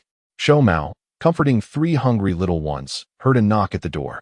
He opened it to find Tsukime standing there, his eyes darting to see if she had brought along the expected bruised figure. By the way, you little ones haven't tea eaten yet, right? Here, these are for you, Tsukime said, handing Shou Mao several boxes of food. Thank you, Tsukime, Shou Mao exclaimed, his spirits brightening. The 3 little ones were indeed famished. They hadn't tea eaten all day, and Tsukime was a true lifesaver. Just then, Dave burst through the door. Kagaya, come in. Get out here, he bellowed. Come in froze, while Shou Mao and Dave exchanged knowing glances and simultaneously kicked Come in out of the house. You 2 rascals. If you don't stop this, I swear you won't get any of my bone broth. Come in shouted, rising from the ground, dusting himself off as he seethed with anger. You 2 ungrateful brats will never touch a single bone of mine again. Let me help you loosen those bones, little Come-in, Dave said cheerfully as he approached. Dave Onaikin, youth is not something that allows for bullying children. Come-in stammered, mimicking Mike Guy's mannerisms. Do you think a child can hold thousands of Ryo? Save it. I'll keep it for you, Dave replied, half amused and half annoyed. Forget it, just hit me instead. Dave Onaikin, you're really going to hit me? Of course. Not hitting you 1T satisfy my ire. Moments later, with Come-in resembling a pig's head, Dave clapped his hands together, feeling a sense of relief. At that moment, cries erupted from little Tsunade, who, witnessing the 2 larger children being fed, lamented her own lack of food. Where's my feeding official? I'm hungry. I want food. Quick, feed little Tsunade, Dave exclaimed, giving Come-in a nudge. Thus, Tsunade began to eat amidst Come-in's pitiful glances. Dave, you haven't eaten yet, have you? Here, this is for you, Tsukime said, entering with a bright smile, handing him a special heart-shaped lunch she had kept warm. As for the troublesome Come-in, he was indeed too mischievous and deserved a good lesson. Well done, Dave-kun, Tsukime praised. Thank you, Tsukime. Dave smiled warmly, kissing her on the cheek as he held the warm lunchbox, feeling grateful. Tsukime beamed back, realizing Dave-kun truly was the same Dave she adored. Dave casually took Yume's hand and led her to the outdoor platform, resting in her embrace. Yume, you mustn't listen to those little brats' nonsense. Last night, I was at the bar with Uncle Ben and the others, and I drank a bit too much. Only just waking up now. You know who I am, right? I swear, I love you, Yume. Looking up at the charming figure above him, Dave gently held her delicate hand and smiled softly. Yume sweetly nodded in response. Moments later, the 3 little ones, Shou Mao Maite and Jun Ma, watched the salted fish lying in Yume's arms, continuously being fed. They glanced at their own food, then at the trio before them. Stop staring. I'm talking about you 3. Chapter 85. The Ninja World Alliance. Hey, Lu Ge, what's up? Dave, still being fed, answered the phone with a hint of confusion. Daifu. The Ninja World Alliance you mentioned last year is ready. It can now be installed and used on the computer, came the voice of Orochimaru from the other end. Really? Dave suddenly sat up, filled with excitement. Yes, the manager Kakazu just installed the game on the Asen gaming platform. It's available for download now, Orochimaru continued, slightly taken aback. Got it. With that, Dave ended the call. Hey, Yume, I have something to take care of. So I'll need you to keep an eye on these little ones this afternoon. Dave looked at Yume with a cheeky grin. All right, Dave. If you have something to do, you should go, Yume said understandingly. though a hint of disappointment lingered in her heart about not being able to spend the afternoon with him. "I'm sorry, I won't have time to accompany you this afternoon." Dave noticed the disappointment on Yume's face and hugged her, placing a gentle kiss on her forehead, filled with regret. Meanwhile, the three larger ones, having finished feeding the three little ones, looked at their own meals and then glanced over at the scene unfolding nearby. With a hearty bite, they began to wolf down their food. Why does it suddenly not taste good anymore? After leaving the clan grounds, Dave called Uncle Ban, who was already at the internet cafe. "What's up, Dave?" "I'm currently engaged in a life and death struggle with the Eight Tails," Ban's voice came through, with indistinct sounds of exertion in the background. Uncle Ban, is there a free computer next to you?" Dave inquired. "Yes, I usually sit in the corner. It's quite quiet there." "Great. I'll be right over. The new game is now playable." "Okay." A short while later, Dave arrived at the internet cafe. Pushing the door open, the cafe was drastically different from a few years ago. Previously, stepping inside felt like entering a den of darkness, with flickering lights and an overwhelming stench of feet along with the smoke from several smokers. Now, it was much improved. Smoking was prohibited, and the place had been renovated. Upon entering, one was greeted not by foul odors, but by a pleasant fragrance. The computers had also transitioned from bulky desktops to sleek LCD screens. "Please assist me in accessing the computer next to Uncle Ban." Dave handed his card to the attendant, a village resident. Now, Aunt Kai managed the bar while Mike Guy lent a hand, and Kakuzu had finally embarked on his path to prosperity by trading in the ninja world, selling exports from the village, including old phones. "Boss, you're here," greeted a middle-aged man who recognized Dave, the cafe's owner. After setting up, Dave joined Uncle Ban and opened the computer. "Dave, this game looks quite impressive," Ban remarked, gesturing toward a character on the screen. Uchiha Ban, Youth, Role, Warrior Passive. When attacked, Ban automatically forms Susano'o, with each layer reducing damage by 1%, up to 20 layers. Q skill, Fire Style, Great Fireball Technique. Ban casts a jutsu, creating a wall of fire that inflicts magical damage on the enemy. W skill, Uchiha Reflect. Ban wields the Uchiha fan, charging up for 3 seconds. During this time, he is in a state of invulnerability. The charge can be released at any moment, granting Ban a 30% damage reduction. Upon release, it deals 20% of the damage taken during the charge to the enemy. E skill, Scythe Swing. Ban wields a scythe in a designated area, dealing physical damage. Damage increases based on 14% of the enemy's lost health. Killing an enemy with this skill reduces its cooldown by 5 seconds. R skill, Susano'o Final Form.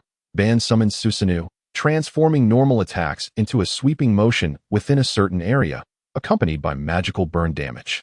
During Susano'o's duration, Ban gains a shield equal to 15 times his current level in health.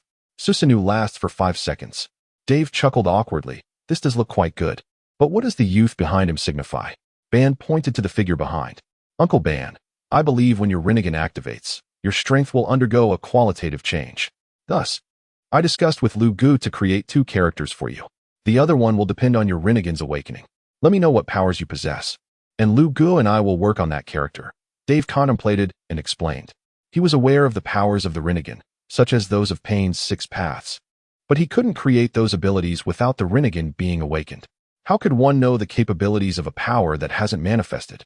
Imagination? Don't be ridiculous. That's acceptable. But does Hashirama also have to? Ban closed the current page and opened the hero profile for Senju Hashirama. "No, Uncle, he only needs one." Dave chuckled, shaking his head. "Well, he does seem quite formidable." Ban nodded. "Looks like you lost again, Hashirama." Senju Hashirama Role, Tank Warrior Passive. Hashirama's Sage Body allows him to recover 4% of lost health per second when out of combat. Q skill, Wood Release, Wood Prison. Hashirama summons a wood prison in a designated area, silencing and immobilizing enemies while inflicting damage. W skill, Wood Release, Wood Barrier. Upon using this skill, Hashirama increases his dual resistance and gains a shield based on 5% of his health. E skill, Wood Release, Flower Tree World. Summons trees in a designated area. Enemies who remain within for 3 seconds or more will be immobilized for 1 second, and the trees will continuously absorb the enemy's chakra, replenishing Hashirama's. Our skill, Sage Art, True Tree Thousand Hands. Hashirama uses sage techniques to summon the true Tree Thousand Hands, during which he cannot use other skills and blinds enemies for 1 second. His attack speed is doubled, and each attack from the true tree thousand hands inflicts 0.1% of the enemy's health as damage. Dave, what about your own hero? It seems a bit dubious, Ban queried, opening the main character page for Senju Dave. Dave was taken aback. He had previously told Kakuzu to unleash his creativity, but he hadn't seen what his character looked like. Chapter 86. Dave, is that me? Dave quickly glanced at the screen. Senju Dave role. Warrior Mage passive. Dave enters a stealth state when stationary. Moving or attacking breaks the stealth. If he moves in the grass, the stealth state remains unbroken. Q skill. Wood release. Blow wood. Dave summons a piece of wood to strike the enemy, inflicting magical damage and blinding them for 15 seconds. W skill. Dave's quick escape. This skill enhances Dave's movement and attack speed. E skill. Toxic infusion.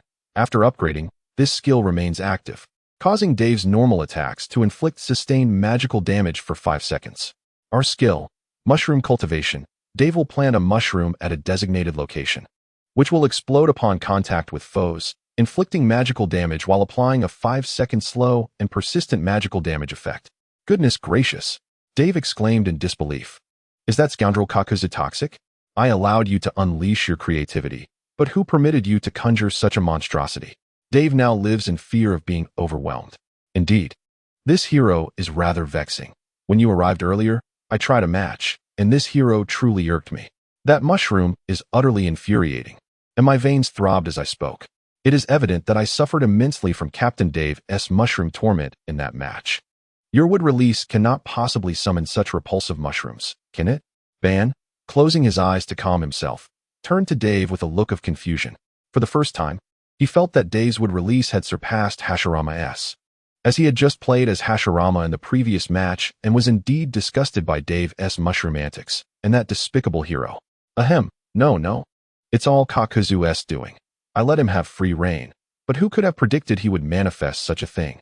Dave also felt a headache coming on. Forget it, let us play a match together. Hashirama is going to dance with Mito later. After that, he will join us. Ban shook his head. There aren't many heroes left in the Ninja World Alliance nowadays. After all, in this era, the renowned figures of the ninja world, coupled with those with distinct characteristics, are quite rare. The top lane has the most heroes, totaling 4. Dave, Ban, Hashirama, and Sarutobi Sasuke. The mid lane has 3. Kakuzu, Tsunade, and Wu. There are 2 junglers, Tobirama and Uai. 3 marksmen, Akatsuki, Chiyo, and Uzumaki Mito. 1 support, Retsudo. Since today marks the first day of the game's launch and the commencement of ranked seasons, there is also an event where players can obtain the limited skin for Uzumaki Mito, Light of the Dance. Achieving gold in ranked matches and winning 10 games thereafter will reward players with the limited skin for Senju Tobirama, Vegetable Thief. Other skins can be purchased with in-game currency, such as Uchiha Ban, Youth, Black Silk Ban, Legendary Skin, Senju Hashirama, Belly Dance, Legendary Skin, Senju Dave, Kindergarten Principal, Legendary Skin, Chiyo, Elderly, Epic Skin, Chiyo, Swimsuit, Legendary Skin, and Sarutobi Sasuke Girl Group Fan, Fine Skin, among others. After Dave and Ban played a few matches against AI, they unlocked ranked play. Uncle Ban, I invite you. Let us engage in ranked matches. The skin for Tobirama, the Vegetable Thief, looks appealing. Let us secure it today. Dave pulled Ban into the lobby. They then entered the selection phase. Upon seeing the first pick, Please Don't Hurt, instantly selecting Dave, both Ban and the other 3 players suddenly erupted in frustration. Everything is for Konoha, Uchiha Kagami. What do you mean? Can that cursed hero, Senju Dave, even be played? Will of Fire, Uchiha Kagami. Leave Dave alone. Damn it. Leave him be. This is ranked play. Please don't hurt. Hey, can we not be so harsh on Dave? Just wait till you see how my Dave's mushrooms shine in this match. Ninja World Dance God. Whoever plays Dave, prepare to die first. Why by Babu Dave, with a frown, rubbed his temples, knowing it would turn out this way. Damn that Kakuzu. I'll have words with him when I see him. Dave realized these 3 were part of the Will of Fire trio. The second floor Danzo chose Tobirama for the jungle role, the third floor Nichiren selected Wu for mid, and the fourth floor Ban chose Uzumaki Mito as marksman. Reluctantly, Dave had to play Retsudo, that dreadful support. Upon entering the match, the opposing team, with Dave in the top lane, initiated the banter. Please don't hurt. Damn it, I knew it. How is that foolish hero Dave playable? Huh. That hero can be played? Opposing Dave. Just watch me not eliminate you.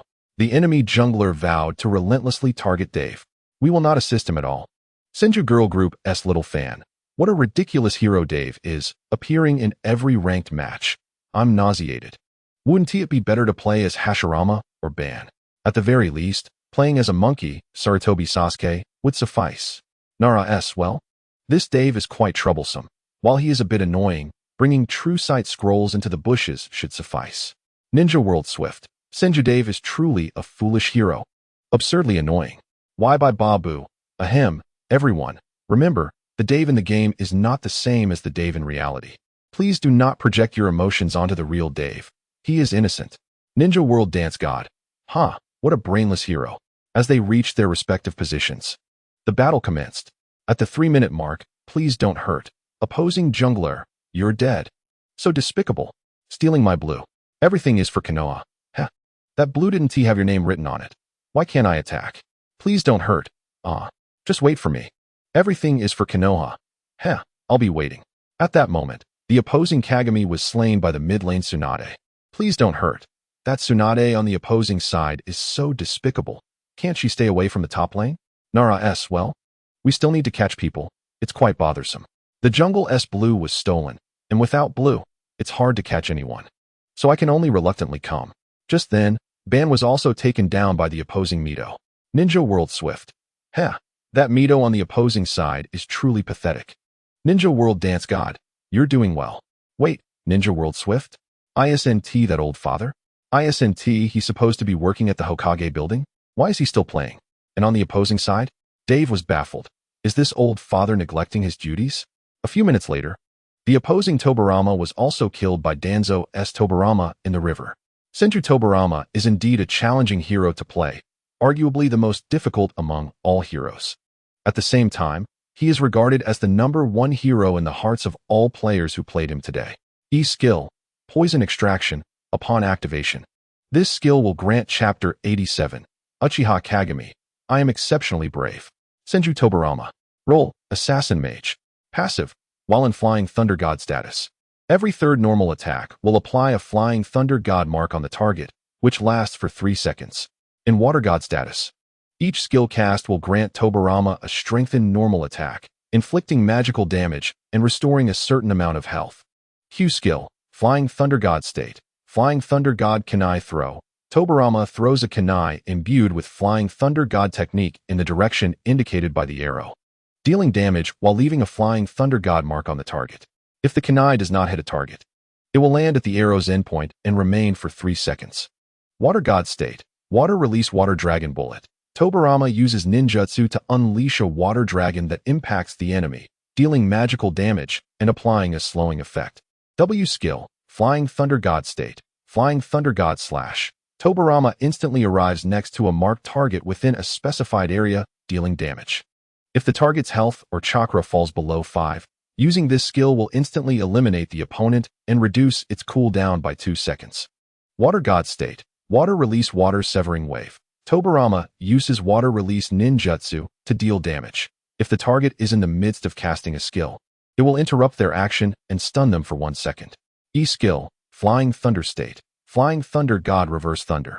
If there are 2 or more targets within range, Tobirama will select one target and swap positions with them, leaving a Flying Thunder God mark at the original location. If the swap target dies, this skill will refresh. Water God state. Water release Sky Weeping. Tobirama casts Sky Weeping in a designated area. Enemies within this area will have their dual resistance reduced by 60. Our skill, State Switch. No upgrade required. Tobirama can switch between Flying Thunder God and Water Release states. The skills displayed were flamboyant, certainly more impressive than those of Thousand Hand Dave. Observing the lengthy introduction, Dave felt a headache coming on. It was evident he preferred to engage in fierce battles. Soon, this round concluded amidst the cultural exchange between both parties, resulting in Dave's team's defeat. He watched as Madara, with his kaleidoscopic Sharingan glaring at the computer, swallowed hard. Where is Uchiha Kagami, that little brat? Madara inquired, turning to Dave. As the leader of the Uchiha clan, it was only fitting to check in on his younger kin. Reflecting on Kagami's recent performance, Madara felt compelled to reach out. He's probably at home. He isn't here at the internet cafe, Dave responded. Slightly taken aback by Madara's intention to show offline concern for the clan's younger members. That sounds like a splendid idea, Dave thought. Wait for me a moment, Madara said, rising and vanishing in an instant. Dave opened his messaging application. Yabi Baba. Risen. Are you with Danzo and Kagami? Will of Fire. Yes. We are at Kagami's house. He was just playing Dave, and now Danzo is battling him. Yabi Baba, run. Uncle Madara is going to find Kagami. If you don't want to be caught in the crossfire, hurry. On the other side, upon receiving the message, Risen quickly stood up. Danzo, stop. We need to leave now, he urged, pulling Danzo away from his intense game against Kagami. What's the matter? This brat is still playing that wretched hero, Dave. He needs a proper lesson. Danzo replied, still slightly irritated. Uncle Madara is here to find Kagami. Let us not get caught up in this, Risen exclaimed, dragging Danzo towards the exit. After Risen spoke, Danzo, holding on to him, swiftly retreated, leaving a bewildered Uchiha Kagami behind. Hey, are you guys not going to fight anymore? I'm really strong with Dave, Kagami shouted after their departing figures. Danzo paused upon hearing this, turned back, and kicked Kagami before making his escape.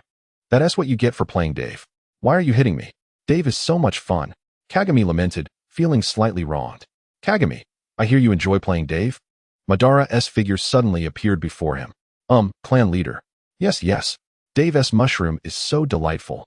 Ah, so it is confirmed. Moments later, after concluding their exchange, Uchiha Madara wiped the blood from his hands and vanished in a flash, leaving the half-conscious Uchiha Kagami lying on the ground, pondering life. Back at the internet cafe, Madara and Dave invited a player known as Thorny Rose into their team. Uncle Madara, who is this Thorny Rose? Dave questioned, pointing at the name in confusion. It's Izuna, Madara replied. Are you two, one a Hokage and the other a Hokage's aide, beginning to stray from your duties?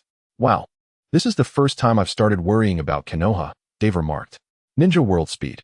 Let us go. By the way, no one can use that wretched Dave. Thorny Rose, no problem. Ninja World Dance God, understood. Yabi Baba, alright. Yabi Baba, old man, aren't you working? Ninja World Speed. Work? Shadow clones are sufficient. I have 2 computers, one for me and one for my clone to farm.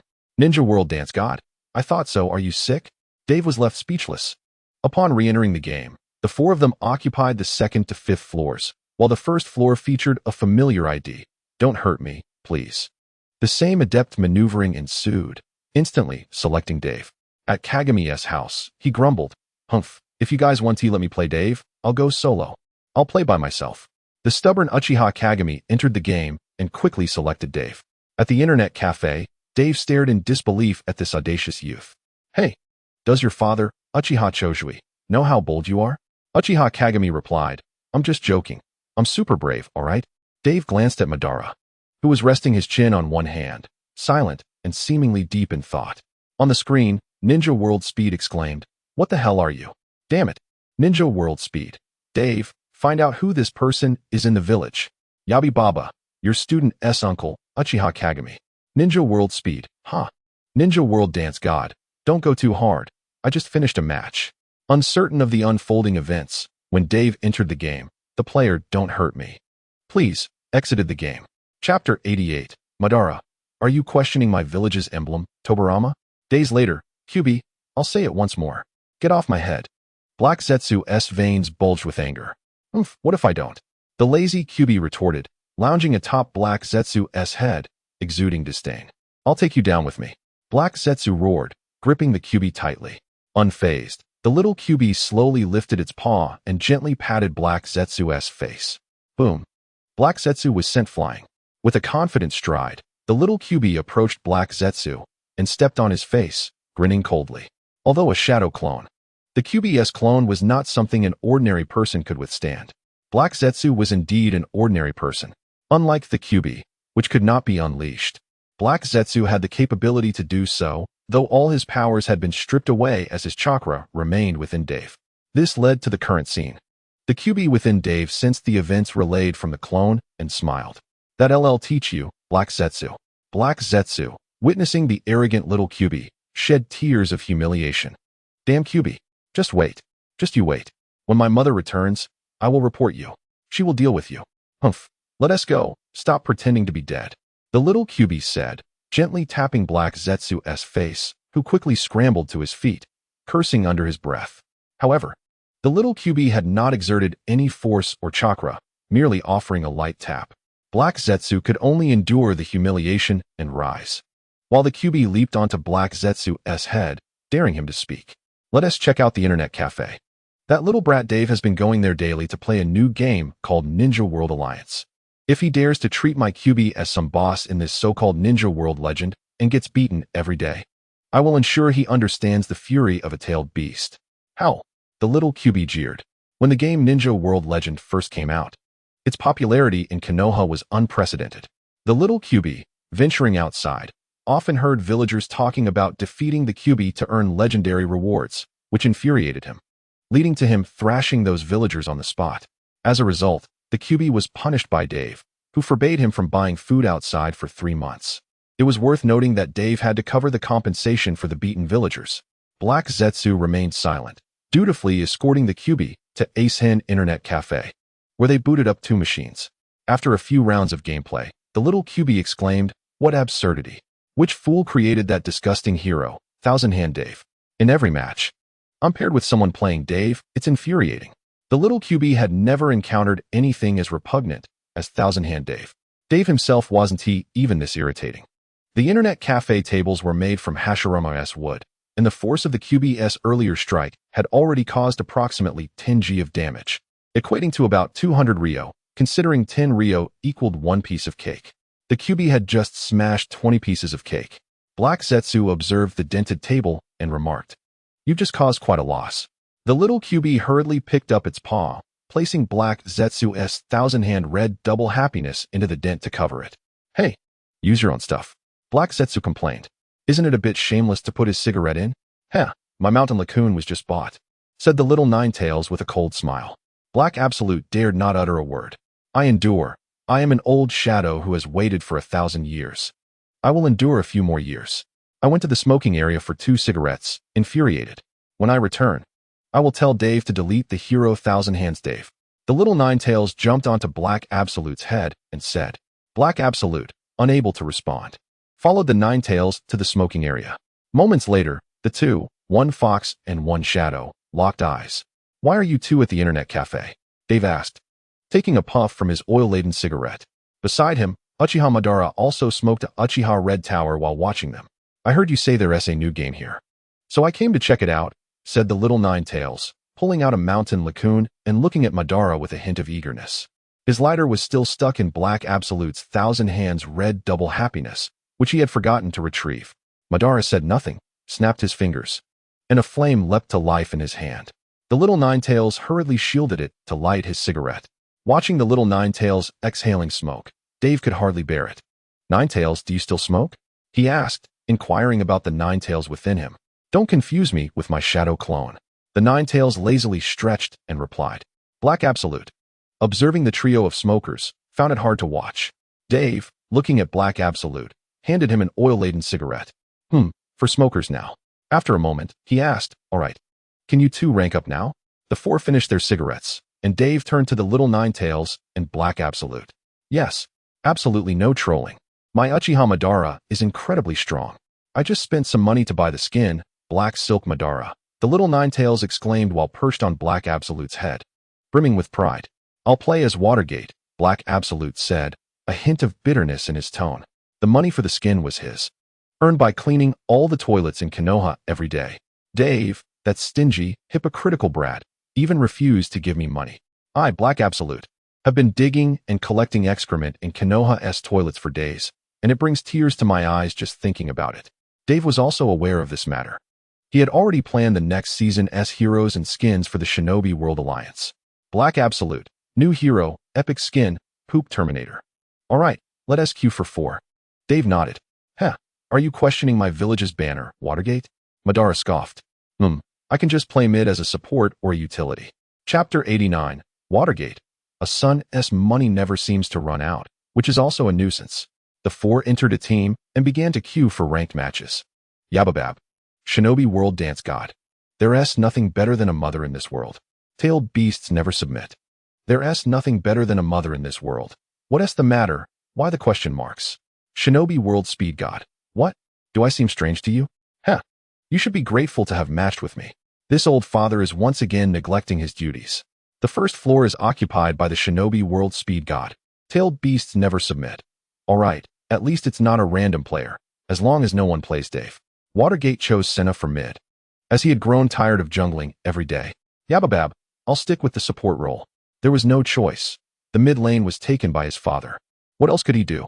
Of course, he would play as a support. The benefits of a support character are undeniable. Mobility to escape control, shields, and assists all over the map. Madara on the second floor selected Watergate for jungle. Shinobi World Speed God. Heh, the evil Uchiha Madara. Do you understand how to play Thousand Hands Watergate? Madara did not respond. Instead, he shared his 100 win rate record and his village emblem. In the Hokage building, Thousand Hands Watergate stared at his computer in silence. After a moment, he turned to his shadow clone. Go to Madara's vegetable patch. 1 month's worth of mangoes is ripe. Also, after you finish stealing, use another account to play Thousand Hands Watergate and get me the village emblem with a 100 win rate. Understood. Heh, Uchiha Madara, have you lost your touch? Is your village emblem even useful? Is it useful? Humph. Watergate chuckled coldly to himself. After entering the game, the opposing top lane was still the habitual inhabitant. Thousand Hands Dave. The little Ninetales was quite irritated. However, it was fortunate that he had played a few matches against Thousand Hands Dave. The little Ninetales, have experience. As the game progressed to around 20 minutes, after eliminating 5 opponents and achieving a pentakill, Madara coldly observed the computer and slowly typed a line on the screen. Shinobi World Dance God. So how about it? Is my Watergate good? Shinobi World Speed God. Damn it, that cursed Uchiha Madara. Are you brave enough to solo me as Thousand Hands Watergate? I'll make you unrecognizable. Shinobi World Dance God. Heh. Thousand Hands Watergate was furious.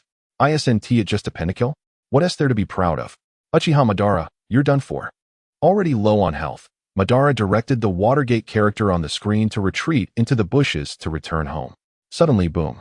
Madara watched his Watergate character get exploded by a mushroom, and the smirk on his face froze. Shinobi World Speed God. Ha ha ha. Look at you. Are you still feeling proud? Ha ha. Oh dear, how did you die? Ha ha ha.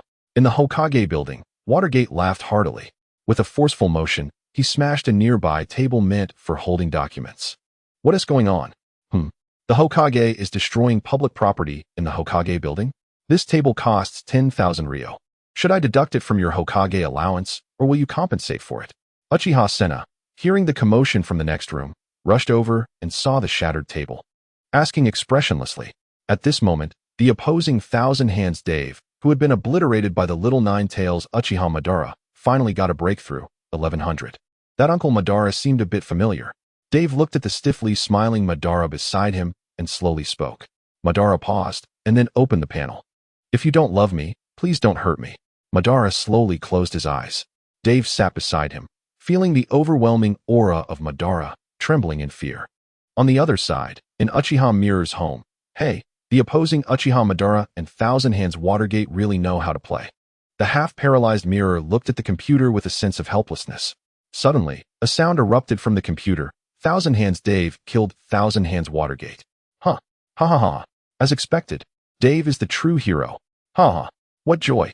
Mirror exclaimed, oblivious to the gravity of the situation after being beaten twice. Madara respawned and quickly secured another pentakill. Wrapping up the game. Wait for me. I have something to take care of, Madara said before vanishing with a body flicker technique, leaving one fox and one person staring at each other in confusion. Meanwhile, having compensated for the table with his son Dave's money, Thousand Hands Watergate no longer felt the previous joy. Previously, all the household finances were managed by Water, and with his temperament, he had always been quite frugal during his experiments. However, he had a precious son, and that precious son was wealthy. The family had no idea how many billions they had. From then on, Thousand Hands Watergate never faced financial struggles again. No money for experiments? Dave, take it. Feel free to spend. I set a small goal for you. Finish all the money at home. After several years of experiments, not only had he failed to meet his son's small goal, but the family also accumulated more money than ever, to the point where they needed to use the experimental facility to store cash. Sigh, having money that never runs out is also a worry. His precious son earns too quickly and is filial, leaving him quite helpless. As he pondered, Thousand Hands Watergate sighed and pulled out a box of Dave's cigarettes, quietly lighting one up in the smoking room of the internet cafe. Uncle, what have you been busy with these past few days? I haven't seen you around much. Dave gazed at the recently arrived Hashirama Senju, offering him a Ninja cigarette with a puzzled inquiry. Isn't it because of your aunt? Ever since I stepped down from the Hokage position, she has been engaging with Madara daily, leaving me to accompany her to dance in the square. The square dance is truly dull. It pales in comparison to the allure of belly dancing, Hashirama remarked with a resigned shrug. Hey Dave, why do you always smoke this Ninja? Hashirama asked, eyeing the cigarette in his hand with curiosity. I only smoke Ninja. I pledge my love to but one, Dave smiled, reciting the promotional slogan of the Ninja clan. Hashirama was left speechless, realizing that the boy could even connect smoking with the charming Yukime. Oh, what a beautiful and sincere sentiment. Observing the blissful smile on Dave's face and glancing back at the lively internet cafe, Hashirama's heart brimmed with wonder. This was the essence of true peace. Meanwhile, the small Ninetales, clutching a Shoten Shuin, trembled as he watched the dented Senju read double happiness on the table. Filled with pity. Chapter 90. On the matters of revenge upon Mother's return soon, Madara returned. Upon seeing the bloodstains still fresh on Madara's hands, Dave swallowed hard. May the afterlife be devoid of Uchiha Madara. Madara is back. Come log in. I have been diligently practicing with Uchiha Madara and Senju Dave these past few days. My Uchiha Madara is now the finest in the village. Hashirama exclaimed with delight at Madara's return. By all means, enjoy playing as Uchiha Madara. But seal away your Senju Dave, Madara replied with a cold smirk. A few days prior, he had spent an entire afternoon playing, and indeed, the power of Senju Dave was such that even Uchiha Madara could not secure a victory. All right, Hashirama chuckled awkwardly. The three of them, along with the fox, played throughout the night. The following morning, at 8 o'clock, Dave, wake up. Yukime, knowing Dave had spent the night gaming, had brought him breakfast. Seeing Dave sprawled on the chair, she gently tapped his face, calling out softly. Beside them, the weary Uchiha Madara opened his Sharingan, glanced at Dave, then resumed his game. No. Get away from my wife, you damned Kuro. Dave suddenly woke up, his face ashen, and shouted in alarm. The surrounding patrons turned their attention to Dave as he gradually regained his composure, glaring at Kuro, who was still engaged in a duel with the Ninetales. Dave slapped Kuro on the forehead with a resounding thud. Kuro, bewildered, turned to face Dave. What are you staring at? Do you want to fight? Dave shot Kuro a sidelong glance. Kuro, feeling utterly wronged, turned away, producing a notebook filled with grievances. Chapter 90. On the matters of revenge upon Mother's return in it. He had recorded hundreds of grievances. Kuro added a new entry, 234, in the year of Konoha, on the X day of the X month. The damn Ninetales used my Senju red double happiness to wreck the cafe's furniture. I shall remember him. 235, in the year of Konoha. On the X day of the X month, the damn Ninetales used the money I earned through hard work to buy Uchiha Madara's skin. I shall remember him. 236, in the year of Konoha, on the X day of the X month, the infuriating Dave slapped my head without reason. I shall remember him. Dave smirked at Kuro's antics. Kuro, I just soloed you. Ha. During Kuro's distraction with his notebook, the Ninetales swiftly eliminated the stationary vortex of Naruto in the center of the screen. Dave turned to observe the Ninetales screen, noting the score. 160. The Ninetales has made a killing. Kuro scoffed at the Ninetales, smirking. Upon respawning, he immediately targeted Senju Hashirama. The Ninetales, facing the stark black and white screen, suddenly grinned, leaping onto Kuro and tackling him to the ground. Ninetales, why are you hitting me? Kuro roared in anger. You think I can't defeat you online? I'll settle the score offline. The Ninetales calmly replied, continuing to unleash his assault. Moments later, 237, in the year of Konoha, on the X day of the X month, the damn Ninetales, unable to defeat me in the Ninja World Alliance, resorted to beating me up offline. I shall remember him. Dave looked at the pitiful Kuro, unsure of what to say. Dave, you're awake. Here's your breakfast. Yukime beamed, handing him the meal. Thank you for your efforts, Yukime, Dave said, his face filled with bittersweet emotion. Spending each day gaming in the internet cafe while his wife brought him meals was something he had never dared to imagine in his past life. He picked up the food, put pushed the keyboard aside and began to hastily devour it. Yukime took a seat at the nearby empty chair, watching Dave with soft eyes, gently reminding him to eat slowly lest he choke. Having played all night, I must head home to sleep. I feel quite tired, Hashirama said, removing his headphones, yawning, and stretching. Sleep? Madara questioned, casting a curious glance at Hashirama. This was the same person who had played tirelessly for an entire day and night without showing signs of fatigue. What had changed? Well, this afternoon, the feudal lord of the Fire Country will visit to discuss matters with Tobirama, and I must attend to him, Hashirama replied with a nod, resigned. He had hoped that stepping down from his position would allow him to enjoy a peaceful retirement, yet each day proved busier than his tenure as Hokage. What could he possibly want here? Madara seemed quite displeased with the notion of the Fire Lord's visit. I do not know, but both Mikage and my daughter-in-law will return. Naruto awaits me at home with the groceries I purchased, Hashirama said, a smile gracing his face at the mention of his son. Very well, you may leave first. Madara nodded, choosing not to press further, as this was indeed a matter of importance. By the way, Dave, you and Yukime should bring Tsunade over for dinner tonight, Hashirama suggested, recalling something as he turned to Dave and Yukime with a smile. Certainly, Dave affirmed with an outstretched hand, and Yukime nodded in agreement. After finishing his meal, Dave played a few more rounds with Madara before departing with Yukime, leaving only Madara, the Ninetales, and Kuro still engaged in their game. The cafe was filled with intermittent roars. Kuro, can't you stop stealing kills? I'm at 0-2-1-0. Is this the score of a marksman? You're a mid-lane support. Why do you need so many kills? Use them to wipe your backside. That damn Ninetales. I swear I didn't do it on purpose. Kuro, are your eyes blind? Didn't you see that pesky Senju Dave intruding in my jungle? Are you still playing house in mid lane?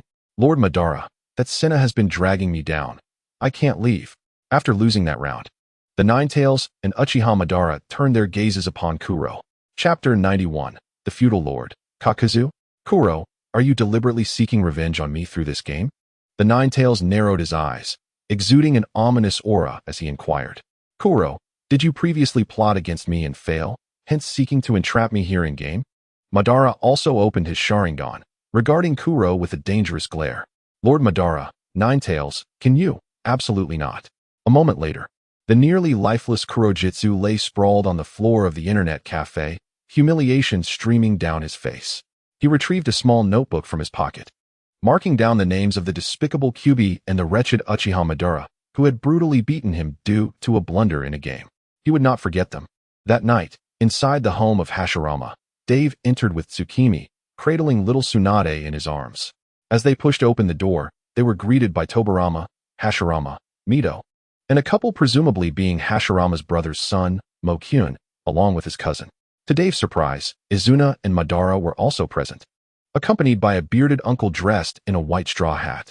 Ah, you must be Senju Dave, the son of the second Hokage. Please come in. The uncle, slightly flustered upon seeing Dave enter, rose with an eager smile. Thank you, sir. I am indeed Dave, he replied, waving his hand as he stepped further inside. I am the daimyo of the Land of Fire. But here, just call me Uncle Nara, like Mokyun does, the daimyo chuckled. Understood, Uncle Nara, Dave nodded in acknowledgement. Tsukimi, holding Tsunade, handed her over to Mokyun and his wife. Ah, Dave-kun, I apologize for troubling you with Tsunade, Mokyun's wife, the daimyo's cherished daughter, said apologetically as she held the fussy child. Haha, no trouble at all. Little Tsunade is quite well behaved, not troublesome at all, Dave responded with a hearty laugh. Thank you, Dave. Both Umbrella and I have many matters to attend to at the daimyo's palace, leaving us little time to care for Tsunade. We truly appreciate your help, Mokyun said, his tone carrying a hint of disdain for certain irresponsible elder figures. Hashirama chuckled awkwardly. Though his relationship with Mokyun had improved, there remained a lingering distance. All right, everyone. Let us sit down for dinner, Mito suggested with a smile. As they gathered for the meal, Dave noticed that Mokyun's personality closely mirrored Hashirama's, albeit with less depth. Due to Mito's careful arrangement, Mokyun and Hashirama sat together, with Hashirama constantly serving Mokyun dishes, while Mokyun remained motionless, oblivious to the attentiveness. Hashirama, believing Mokyun had simply not noticed, playfully brought food to his mouth, speaking in a childish manner to coax him into eating, which only served to infuriate Mokyun, who shouted at him. Yet, Hashirama continued to chuckle, unfazed, insisting on serving him, leaving Mokyun exasperated. After their meal, the group engaged in casual conversation, though much of the focus remained on the playful banter between Hashirama and Mokyun. Come on, Yuya, since you're here, let me take you to the Konoha Internet Cafe or a bar for a bit, Hashirama proposed after finishing their playful exchanges. Internet Cafe? Bar? What are those? The daimyo inquired, bewildered. Konoha was still in a semi-digital age, with many innovations not yet reaching the outside world. Even the capital of the Land of Fire lacked modern devices.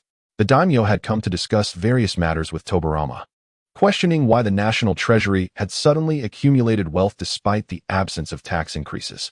Upon inquiring with tax collectors, he discovered that Konoha had indeed contributed significantly. Thus, he had come to observe any changes in Konoha firsthand. Haha, those are wonderful places. Hashirama laughed heartily. Soon, Tsukimi, Mito, and Mokyun's wife remained at home, while the others ventured to the Internet Cafe. The daimyo's guards stayed behind, as it would be foolish to risk their lives in the presence of the warring state's F4. Upon arriving at the Internet Cafe, the daimyo appeared bewildered, holding a card in hand, unsure of what to do. Mokyun, his son-in-law, mirrored his confusion. Has Konoha developed so swiftly? Humph. Yuya, you truly are out of touch with the times, Uchiha Madara sneered from the side. Nara Yuya's veins throbbed with annoyance at Madara's insufferable arrogance, which had remained unchanged over the years. Meanwhile, Hashirama chuckled as he began to instruct Yuya and Mokyun on how to navigate these new technologies. Moments later, Mokyun, staring at the monochrome screen, fumed as he recalled the laughter of Dave when he was obliterated by a mushroom bomb in the game. Could we perhaps add the word hero after Dave's name next time we mention him? Mokyun suggested, feeling slightly offended. Although Dave had grown accustomed to such remarks, each time it ignited a desire to retaliate. Dave and Mokyun teamed up for a duo Q, while the warring state's F4 played a 5-man match with the daimyo. After a few rounds, the daimyo turned to Tobirama. Tobirama, this is the reason for the substantial taxes Konoha has been paying, isn't it? A virtual game, and a single skin can sell for 168 ryo. I noticed that with so many games, the profits from these items must be considerable, the daimyo queried. Tobirama nodded, remaining silent, likely understanding the implications of the daimyo's words. Is it possible to introduce such technology to the Land of Fire? The daimyo pondered aloud. After a moment of contemplation, he asked. Tobirama suddenly turned to face the daimyo, a sly grin spreading across his face, causing the daimyo to feel a sense of unease. This is a private venture. As Hokage, I lack the authority to decide. If you wish, you may discuss with this individual, Tobirama suggested, producing a phone and pointing to a name in the contacts. Kakuzu? The daimyo murmured in confusion. When Hashirama was Hokage, and Sarutobi Sasuke was still alive, he had suggested that the major tax contributors like the Aishin Internet Cafe be brought under the Hokage's authority. Hashirama had declined at the time, as it was Dave's own hard work and talent that had brought about such success, making such a move inappropriate. However, Sarutobi Sasuke, being a cunning old fox with over 60 years of experience, had some way of persuading Hashirama. At that time, when Sarutobi Sasuke approached Dave regarding this matter, Dave had merely directed him to Kakuzu. In the realm of economic negotiations, few could rival Kakuzu's prowess. Did they wish to acquire my technology and resources? Had they consulted our financial manager at Aishin? It was unclear what sort of negotiations had transpired between the two, but later, Tobirama learned that Kakuzu had thoroughly outmaneuvered the old man Sasuke, who ended up spending a significant portion of the Sarutobi family's wealth only to receive the techniques for crafting old-fashioned mobile phone cases. This left Sarutobi Sasuke so exasperated that he spent over a month in the hospital's cardiovascular department. Well, the daimyo might want to try negotiating with Kakuzu, the narrative continued. Chapter 92, Kakuzu vs. Retsudo Hei, Financial Manager. Dave, overhearing his father's conversation, felt a chill run down his spine at the crafty smile on his father's face. He picked up the phone and called Kakuzu. Kid, what's up? Don't you see I'm busy here? Kakuzu's voice crackled over the phone, with distant sounds of commotion audible. Huh, what is happening over there? It sounds like someone's screaming, Dave queried, puzzled, recalling that Kakuzu had taken a shipment outside. Some foolish merchants from the Land of Wind are trying to negotiate prices with me. They hired a few ninjas to come after me. Huh, what a joke. Just a bunch of trash. Kakuzu's voice came through, calm and collected. Be careful, Your reputation as the black-faced demon in the ninja world isn't exactly a pleasant one. Dave warned. Making a phone call to you is simply to discuss a matter. When you return from the land of wind, you should visit the capital of the land of fire, the daimyo's residence. Dave found it perplexing. What business do we have at the daimyo's residence? What is there to gain? A few dark lines shot out from Kakuzu's hand, directly targeting a nearby ninja. With a puzzled expression, he inquired, "Oh, the daimyo wishes to acquire our technology regarding computers and other items. Remember, you must engage in a proper discussion," Dave replied with a smile, emphasizing the importance of a cordial conversation. "I understand," Kakuzu chuckled softly from the other end of the line. After hanging up, he glanced at the blood and corpses strewn about, smirking disdainfully. He recalled his previous confrontation with Sarutobi Sasuke. It piqued his interest. I wonder if the daimyo's residents would be interested in claw machines? At that moment, the bushes behind Kakuzu began to rustle. He turned slowly, extending a hand, sending his threads flying toward the disturbance. A wall of sand abruptly blocked Kakuzu's attack. He paused, his expression serious as he looked ahead. Black-faced Kitsuki, how intriguing. Killing our own ninjas and Sunagakure? A figure emerged from the underbrush, a cold smirk upon their face. First Hokage, Retsudo, Kakuzu said gravely, taking a cautious step back. Since you have arrived, do not leave, Retsudo sneered, waving his hand as a torrent of sand surged toward Kakuzu. Kakuzu swiftly leapt onto a tree. Even if I have a formidable reputation in the ninja world, is it really necessary for the Hokage to personally intervene? He retorted coldly. Kakuzu found it somewhat absurd. He was not so powerful as to warrant the direct attention of a Hokage. He understood that he could not defeat the first Hokage. None of the original 5 Kages were to be trifled with. No, I am merely a retired elder now. Sunagakure had held a succession ceremony for the second Hokage yesterday, though the news had not yet spread. Kakuzu had received this information while in the land of wind. But he paid it little mind, being merely a trader with no interest in the political affairs of these villages and nations. Kakuzu, is it? A rogue ninja from Takigakure who joined Konoha a few years back. Since last year, you've been continuously selling cigarettes and other goods exported from Konoha in the ninja world. Retsudo continued. Why all this chatter? Kakuzu intently gazed at Retsudo, slowly removing his clothing. 5 distinctive masks appeared on Kakuzu's face. Moments later, he activated the Earth Grudge Fear mode. 5 threads, each adorned with a mask, materialized beside him. You have amassed quite a fortune for Konoha over the years. I cannot allow you to return easily, Retsudo remarked, unfazed by Kakuzu's transformation. Suddenly, a river of sand surged from behind Kakuzu, shattering the phone he had been manipulating with his threads. The device crumbled to pieces. Such petty tricks should be avoided, Retsudo declared. Sand manipulation, sand hand. He detected Kakuzu's subtle movements, though he was uncertain of their intent. It was better to be cautious. Retsudo spread his arms, and a colossal hand made of sand rushed toward Kakuzu. Little brat, I rely on you for assistance. Water release, water curtain jutsu, Kakuzu murmured, as one of the masked figures beside him opened its mouth, unleashing a massive torrent of water that collided with the 2 hands of sand. Fire release, fireball. Lightning release, false darkness. After dispelling the 2 sand hands, Kakuzu immediately counterattacked, as the 2 masked figures unleashed their jutsu against Retsudo. Sand manipulation, sand shield. Retsudo remained unperturbed, spreading his hands wide, a vast wall of sand shielding him from the jutsu. Sand manipulation, flowing sand waterfall. Retsudo suddenly clapped his hands together, summoning a tidal wave of sand that surged toward Kakuzu. What the hell? Kakuzu was taken aback and quickly reacted. The wind and fire masked figure merged, then unleashed a tremendous sea of flames from their combined mouth. Flames versus sand. Meanwhile, Dave's phone vibrated. Confused, he opened the message from Kakuzu. Hadn't they just hung up? Money is life. Sunagakure, XX location, Retsudo, me speed. Dave was speechless. Just as he had cautioned Kakuzu to be careful, he had managed to provoke the first Hokage, Retsudo. Father, did you leave a flying thunder god technique on Kakuzu? Dave glanced at Tobirama beside him. Konoha was still quite far from Sunagakure. He could not arrive immediately. Tobirama pondered for a moment, then nodded.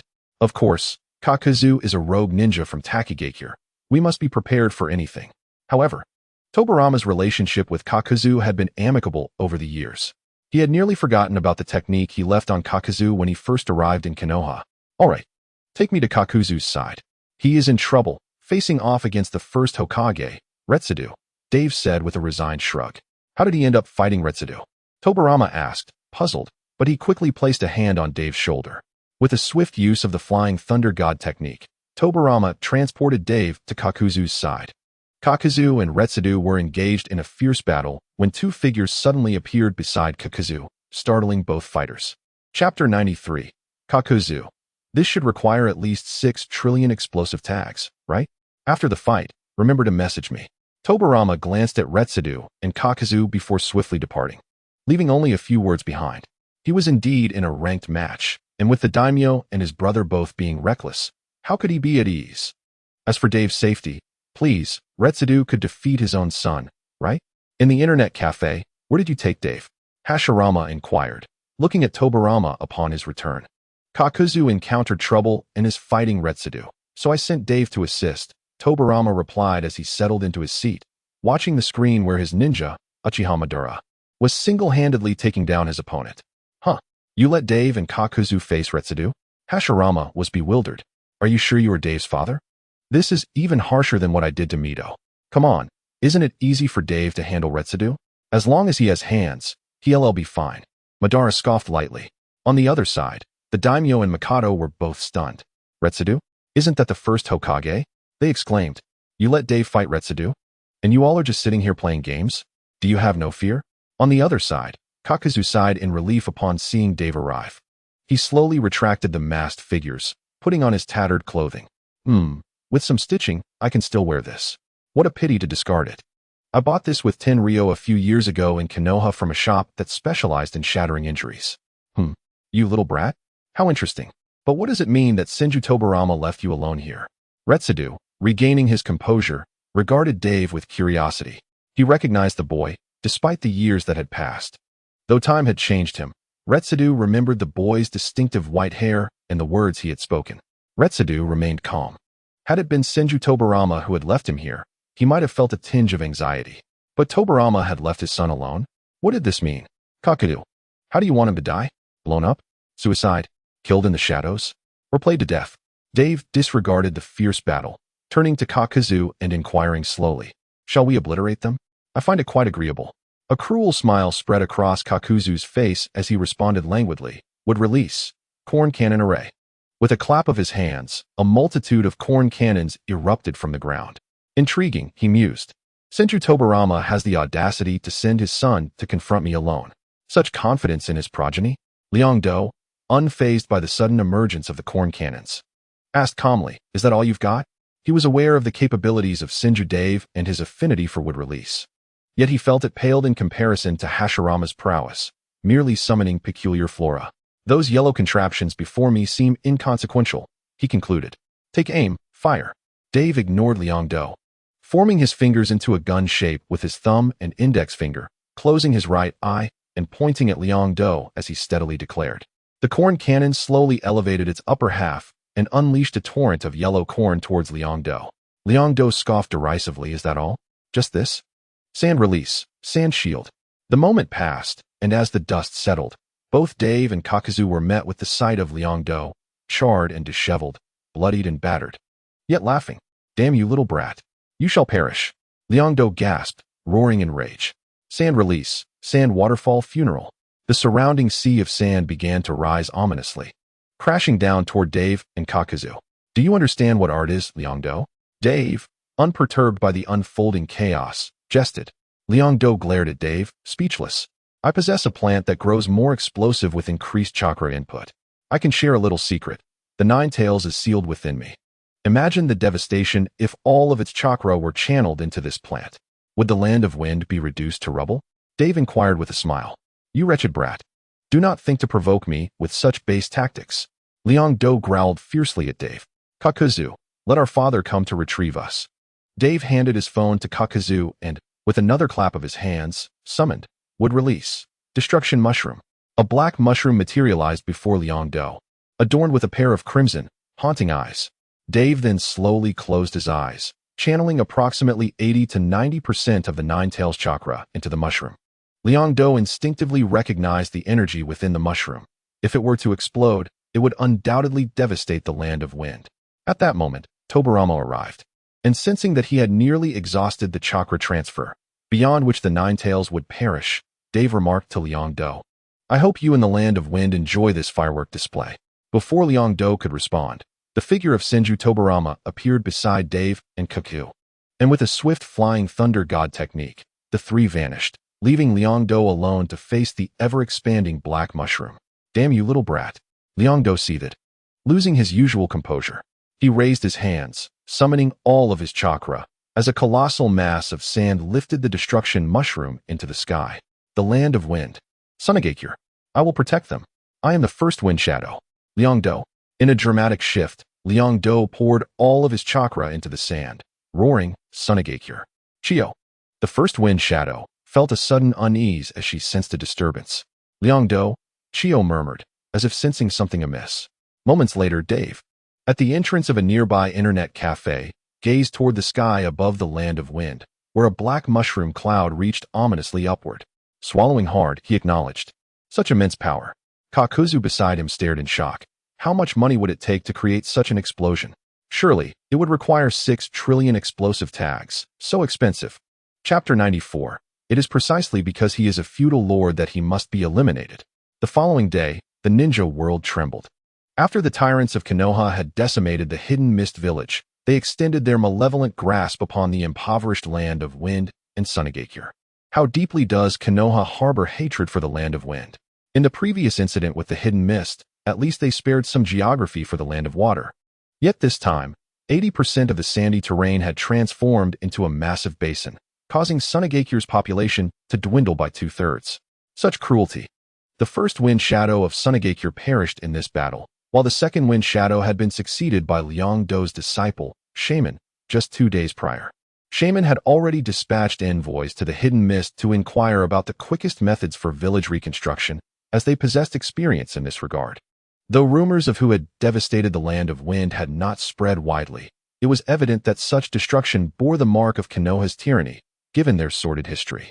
Sunagakure dared not act rashly, having already lost a significant portion of its populace. To confront Konoha now would be sheer folly.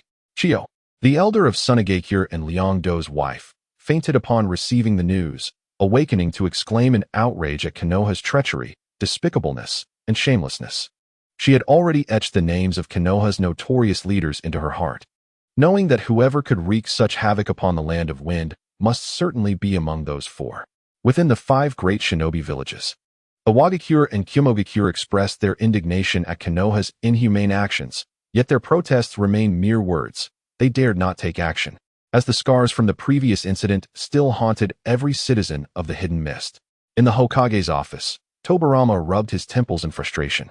Flanked by Izuna and seated beside the feudal lord, Madara, and Hashirama, Dave stood awkwardly in the center, scratching his head, while Kakuzu nonchalantly mended his attire. "I didn't send you to obliterate Sunagakure," Tobirama exclaimed, exasperated, as he glared at Dave. Who could have known Sunagakure was so fragile? Liangdo is utterly pathetic. It's no wonder he is merely a supporting character, Dave retorted boldly, chest puffed out. Huh, Tobirama, Dave has a point. That pathetic Liangdo is still a wind shadow, yet he cannot even best Dave.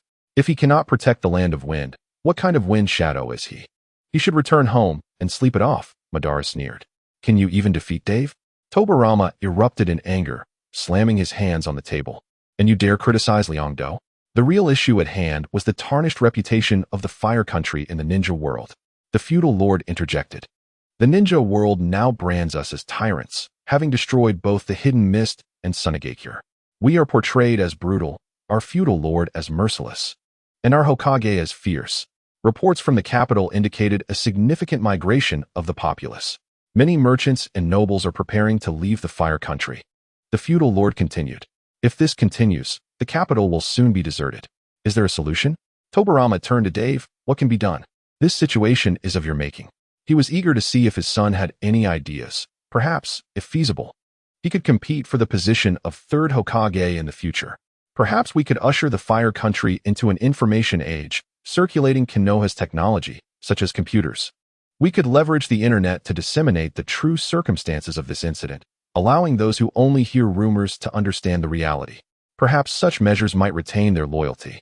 Dave suggested with a shrug. That is a possibility. However, once goods circulate into the Land of Fire, it is no longer the Hidden Leaf Village. It is the Land of Fire, where spies from other villages are omnipresent. Are you not afraid that such technology might spread to other villages? Tobirama inquired. Let them steal. What can those spies actually take?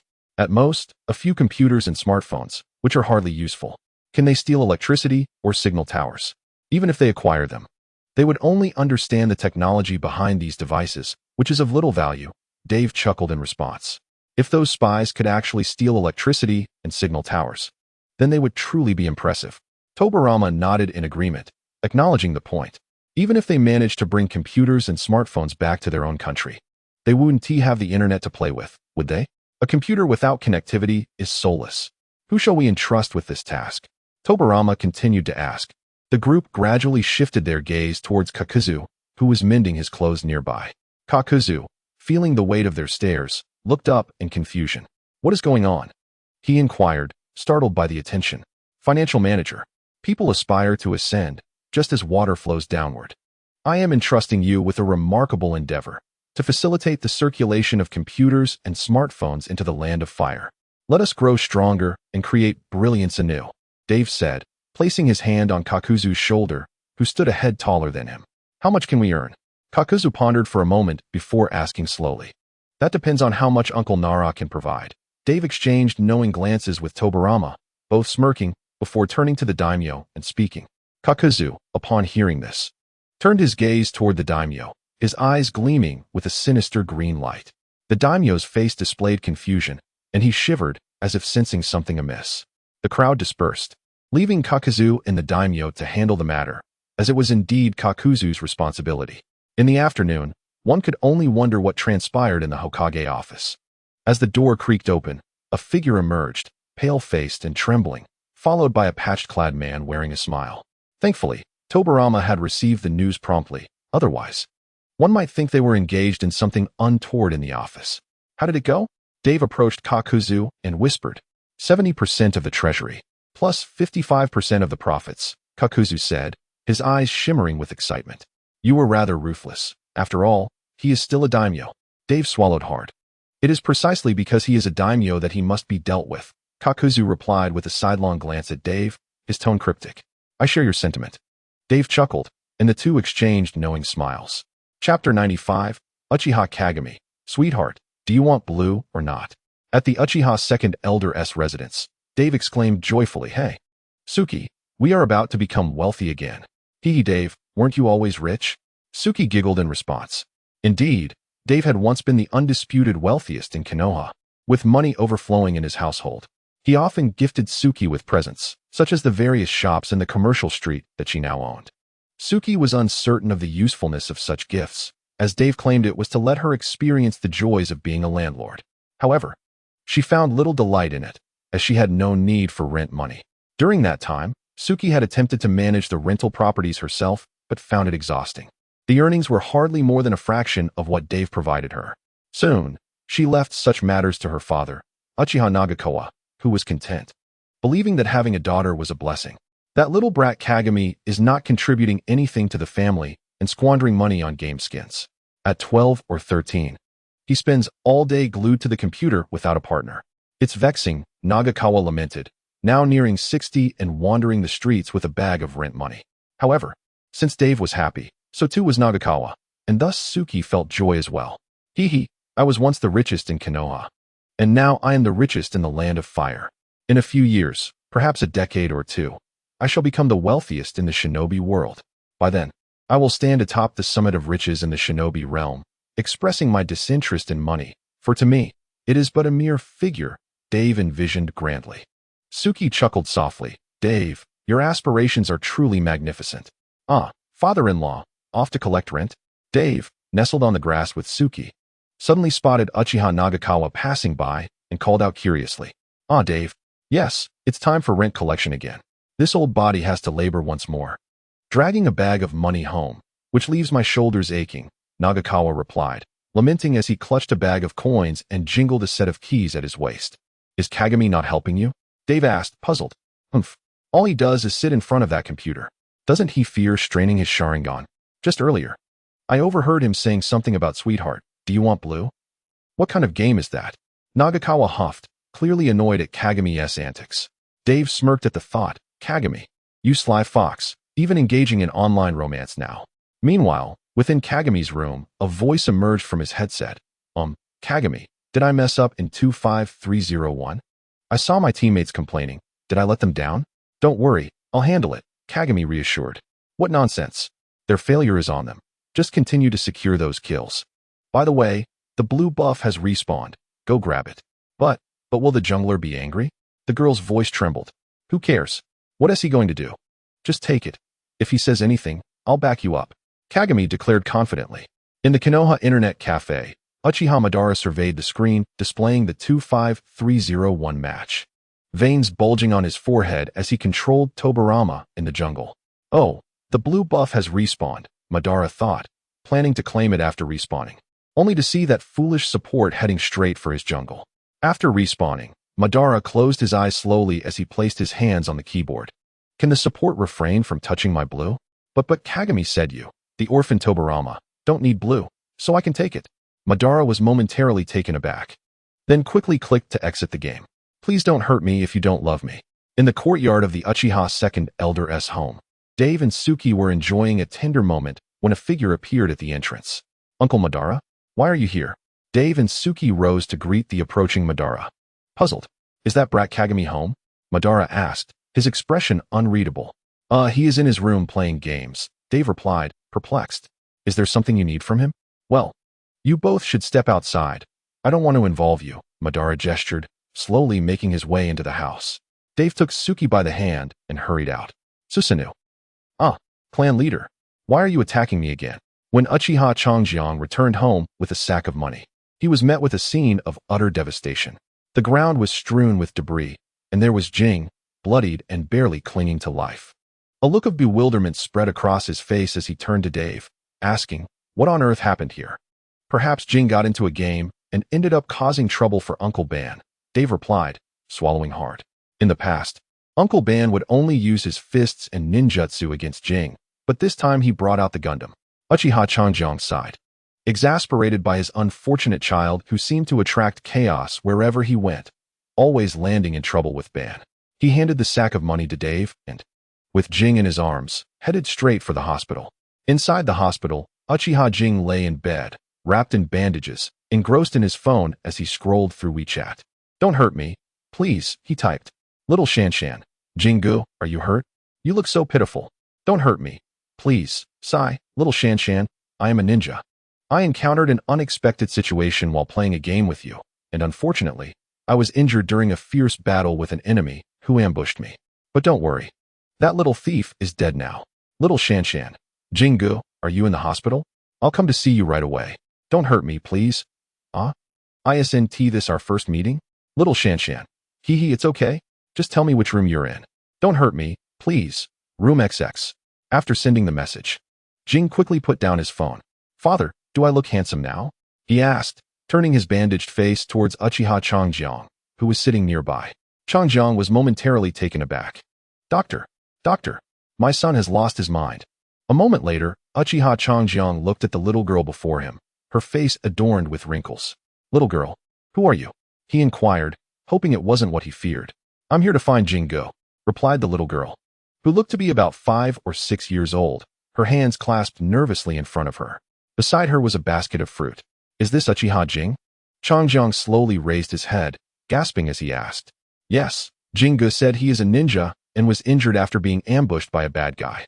I brought some fruit to see him, the girl replied, her face lit up with excitement. Little girl, please wait a moment while I handle something. Changjiang forced a smile. He considered charming and stepped into the room behind him. The little girl stood outside, puzzled, hearing voices from within. Father, what are you doing? Unfilial son. While I said to find a partner, I didn't mean to choose a girl of 5 or 6. Don't hit me. Please don't. A moment later, Uchiha Jing, already battered and bruised, felt even more overwhelmed as he looked at the little girl. You're a little Shanshan? He asked, confusion etched on his face. Yes, Jingu, I am little Shanshan. I am also from the Uchiha clan. My name is Uchiha Shanshan, she replied, her expression bright with joy. Jing's mind was in chaos. Jingu, why aren't you speaking? Little Shanshan asked, her small face filled with curiosity. Shanshan, you didn't mention how old you are, Jing stammered, swallowing hard, his voice trembling slightly. I'm 6 years old, she replied, her face beaming with a smile. Jing slapped his forehead, realizing the implications of her young age. Shanshan, you didn't mention you were this young, he thought, feeling a pressing need to clear up the misunderstanding. His father was looking at him as if he were a beast. Jingu, do you dislike me? Little Shanshan suddenly began to cry. Jing felt like jumping out of the window. Uchiha Changjiang slowly stood up, heavily patting Jing's shoulder with a complex expression in his eyes. Such misfortune at home, he sighed as he left the room. Shanshan, don't cry. Your tears are like blood to my heart. Your sorrow feels like the collapse of the world to me. Jing exclaimed, bewildered by the sobbing girl before him. Having been single since birth, he had no idea how to comfort a girl, especially a little one. After a moment's thought, he recalled how he had comforted his sister when she cried and decided to give it a try, hoping it would work. Shanshan suddenly stopped crying and stared at Jing, her eyes wide. Senju Dave, you are indeed a hero. Jing silently cheered, relieved that she had stopped crying. Jingu, do you like me? But my father says I'm too young to think about such things. Oh, how embarrassing. But if it's you, Jingu, then I'll pretend I didn't hear my father. Little Shanshan blushed, her face turning crimson. Senju Dave, you are a legend. Jing mentally cursed Dave for his meddling. Suddenly, a noise came from the doorway, causing Jing to look up abruptly. Sarutobi Hizashi, Shimura Danzo, Dave, and his sister stood at the entrance, staring at him in shock. Fruit scattered on the floor. Jing, you May trembled, pointing at Shanshan and then at Jing. Jing, Dave regarded Jing with the same expression one would have for a pervert. Online dating is one thing, but how could you possibly lay hands on such a young girl? You have betrayed us, and with such a young child. Hizashi exclaimed, his face a mixture of disbelief and outrage. Danzo said nothing, but his gaze spoke volumes, full of condemnation as he shook his head in disbelief. Can you at least let me explain? Jing pleaded, his voice quaking. No, you pervert, Dave said, grabbing Yume's hand and hastily leaving the room. Yume activated her Sharingan, fearing that Jing's injuries would worsen if they remained any longer. Beast. Hizashi clutched his chest, filled with indignation as he pointed at Jing, then turned away, leaving Jing in despair. Danzo snorted disdainfully, exiting as well. Jing, wrapped in bandages, sat forlornly on the bed, feeling desolate. At the Sarutobi clan's residence, Hizashi approached his mother. Mother, please help me find a suitable partner in the clan, he said gravely upon returning from Jing's hospital room. Although Sarutobi Sasuke had passed away, Hizashi's mother was still alive, now over 60 years old. Didn't I tell you before that no one is willing? His mother replied, puzzled. Well, I didn't mention it to you or father before, but the truth is, I'm not against having a child. Mother, don't scare me like that, Hizashi exclaimed, horrified as he watched his mother collapse. He had only just lost his father 2 years ago. He couldn't bear to lose his mother as well. You. Summoning technique, Sarutobi water. Hizashi's mother, upon regaining consciousness, summoned a female monkey from the clan's spirit beasts. It's been years since you summoned me. Is there something you need? Just like the reason you called me a few years ago. I understand. Oh. Wails echoed throughout the Sarutobi clan's territory. Chapter 97. Little Shanshan, brother, do you want to eat too? As dusk fell in the hospital, Hizashi asked, how come you're here too? Jing swallowed hard, glancing at Hizashi, who was similarly wrapped in bandages. Did you disguise yourself to keep me company in this lonely hospital? Is this what friendship and brotherhood mean? Half conscious, Rizanzhao lay on the hospital bed, casting a meaningful glance at Jing, who seemed to understand the unspoken sentiment. Indeed, it must be so, exclaimed Xiaoshan, appearing at the doorway with a box of takeout in hand. Rizanzhao, lying on the bed, felt a wave of emotional turmoil. Wait, does your mother know me? Jing gulped, a sense of foreboding creeping over him. Yes. Xiaoshan nodded enthusiastically, recalling how her mother's Sharingan had activated when she mentioned Jing's injury, expressing her excitement. Later, her mother had given her a packet of white powder, claiming it would help Jing recover faster, adding several packets to the meal. As Jing slowly opened the takeout box, he looked at the delicious food sprinkled with a layer of white powder and swallowed hard. Why aren't you eating, Jing? Would you like me to feed you? Xiaoshan asked, her expression filled with concern. I'll manage myself, Jing replied, feeling a mix of dread and resignation, before shoveling a large spoonful of the powdery food into his mouth. Susano'o, watching from the side, chuckled with a hint of mischief, saying, "Jing, I will always remember you." "Hey, there's another brother here? Why are you just watching Jing eat? Are you hungry too?"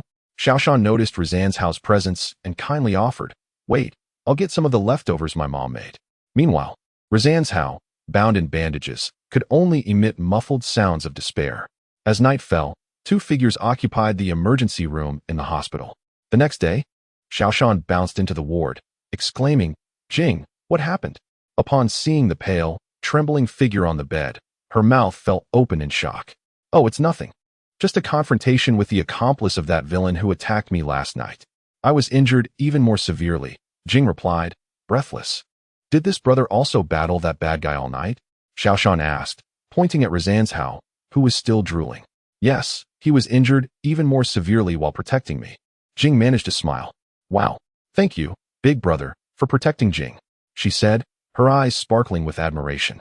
Susano'o weakly raised a finger, indicating himself, then Jing, before collapsing into unconsciousness.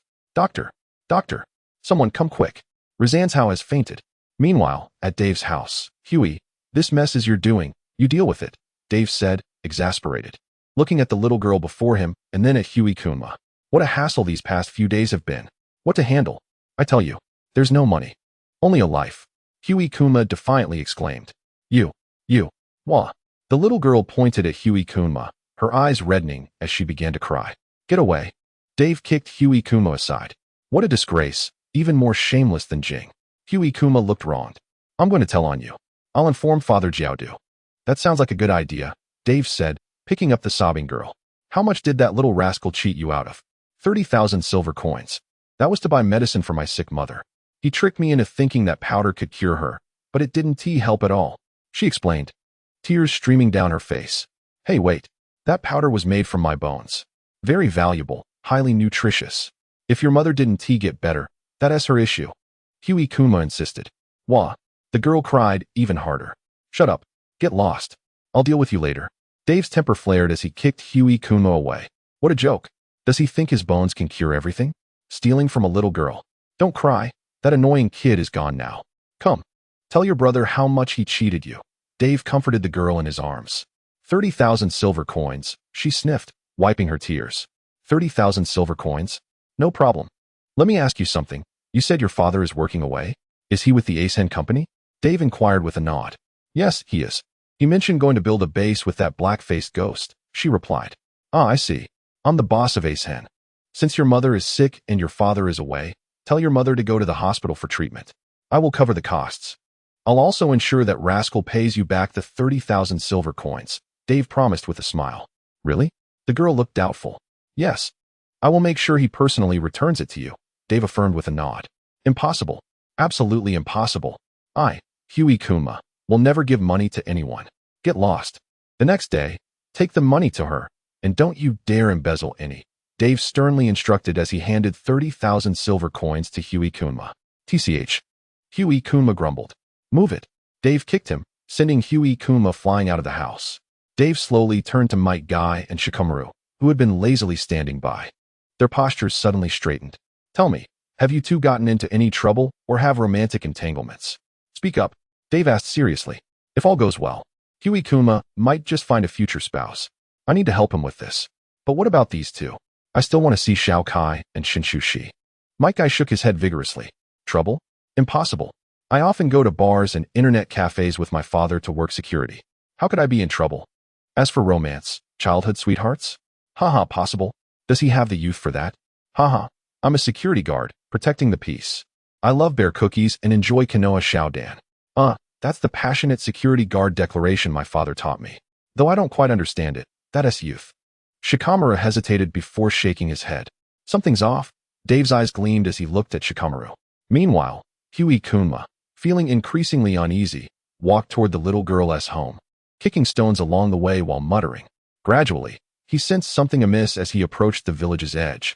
Following the address left by the girl, Huey-kuma entered a dim alleyway, glancing around until he spotted a dilapidated wooden door over a meter high on the right wall. He slowly opened the door and stepped inside. Cough, cough, who is there? A weak female voice echoed from within. The door opened, and the little girl emerged. Wah, mother, that bad liar is here. Upon seeing Huey Kunma, the girl froze for a moment before turning and running back inside, crying uncontrollably. Kaguya Juanma stared at the little girl's silhouette, momentarily taken aback. Ahem, Xiaolan, stop fooling around. Please invite the guest in. A frail voice drifted from within. Humph, liar. Come in. The little girl reluctantly opened the door and called out to Juanma. Feeling somewhat at a loss, Kaguya Juanma slowly stepped inside. The room was quite modest, furnished with merely 2 tables and chairs, and a bed upon which lay a woman with a pallid complexion, coughing incessantly.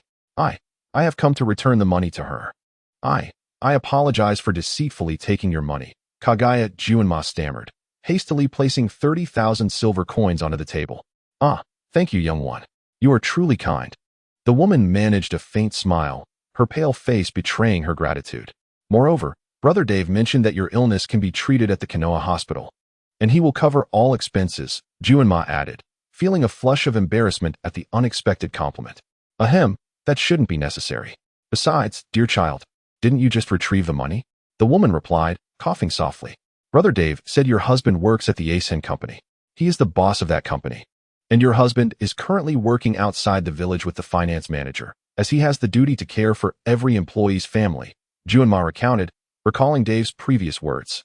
Ahem, there's no need to trouble the boss. The woman weakly raised her hand to dismiss the notion. Not at all.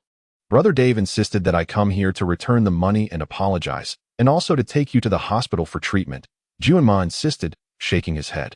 The woman still seemed incredulous. All right, Mama, that brother has told me himself that he is a good person. Let us hurry to the hospital for your treatment. The little girl said, tugging at her mother's hand. With no other recourse, the mother allowed the 2 children to lead her to the hospital.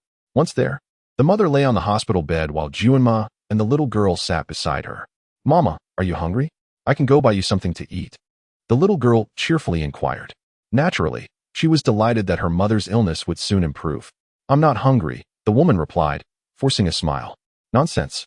You are clearly hungry. I heard your stomach growl just now. Let me go get you some food. The little girl pouted adorably. Without waiting for her mother to respond, she turned and left. I'll go too. Juanma, feeling a bit awkward with just himself and the girl's mother, hurriedly followed. The woman watched the 2 little figures retreat, a smile faintly gracing her pale visage. What are you following me for? Liar? The little girl shot a disgruntled look at Juanma. Humph. Silly fool who was deceived by me. I'm worried you might be tricked by that vendor, so I followed to check, all right? Juanma retorted, equally displeased. Who are you calling a silly fool? The little girl erupted.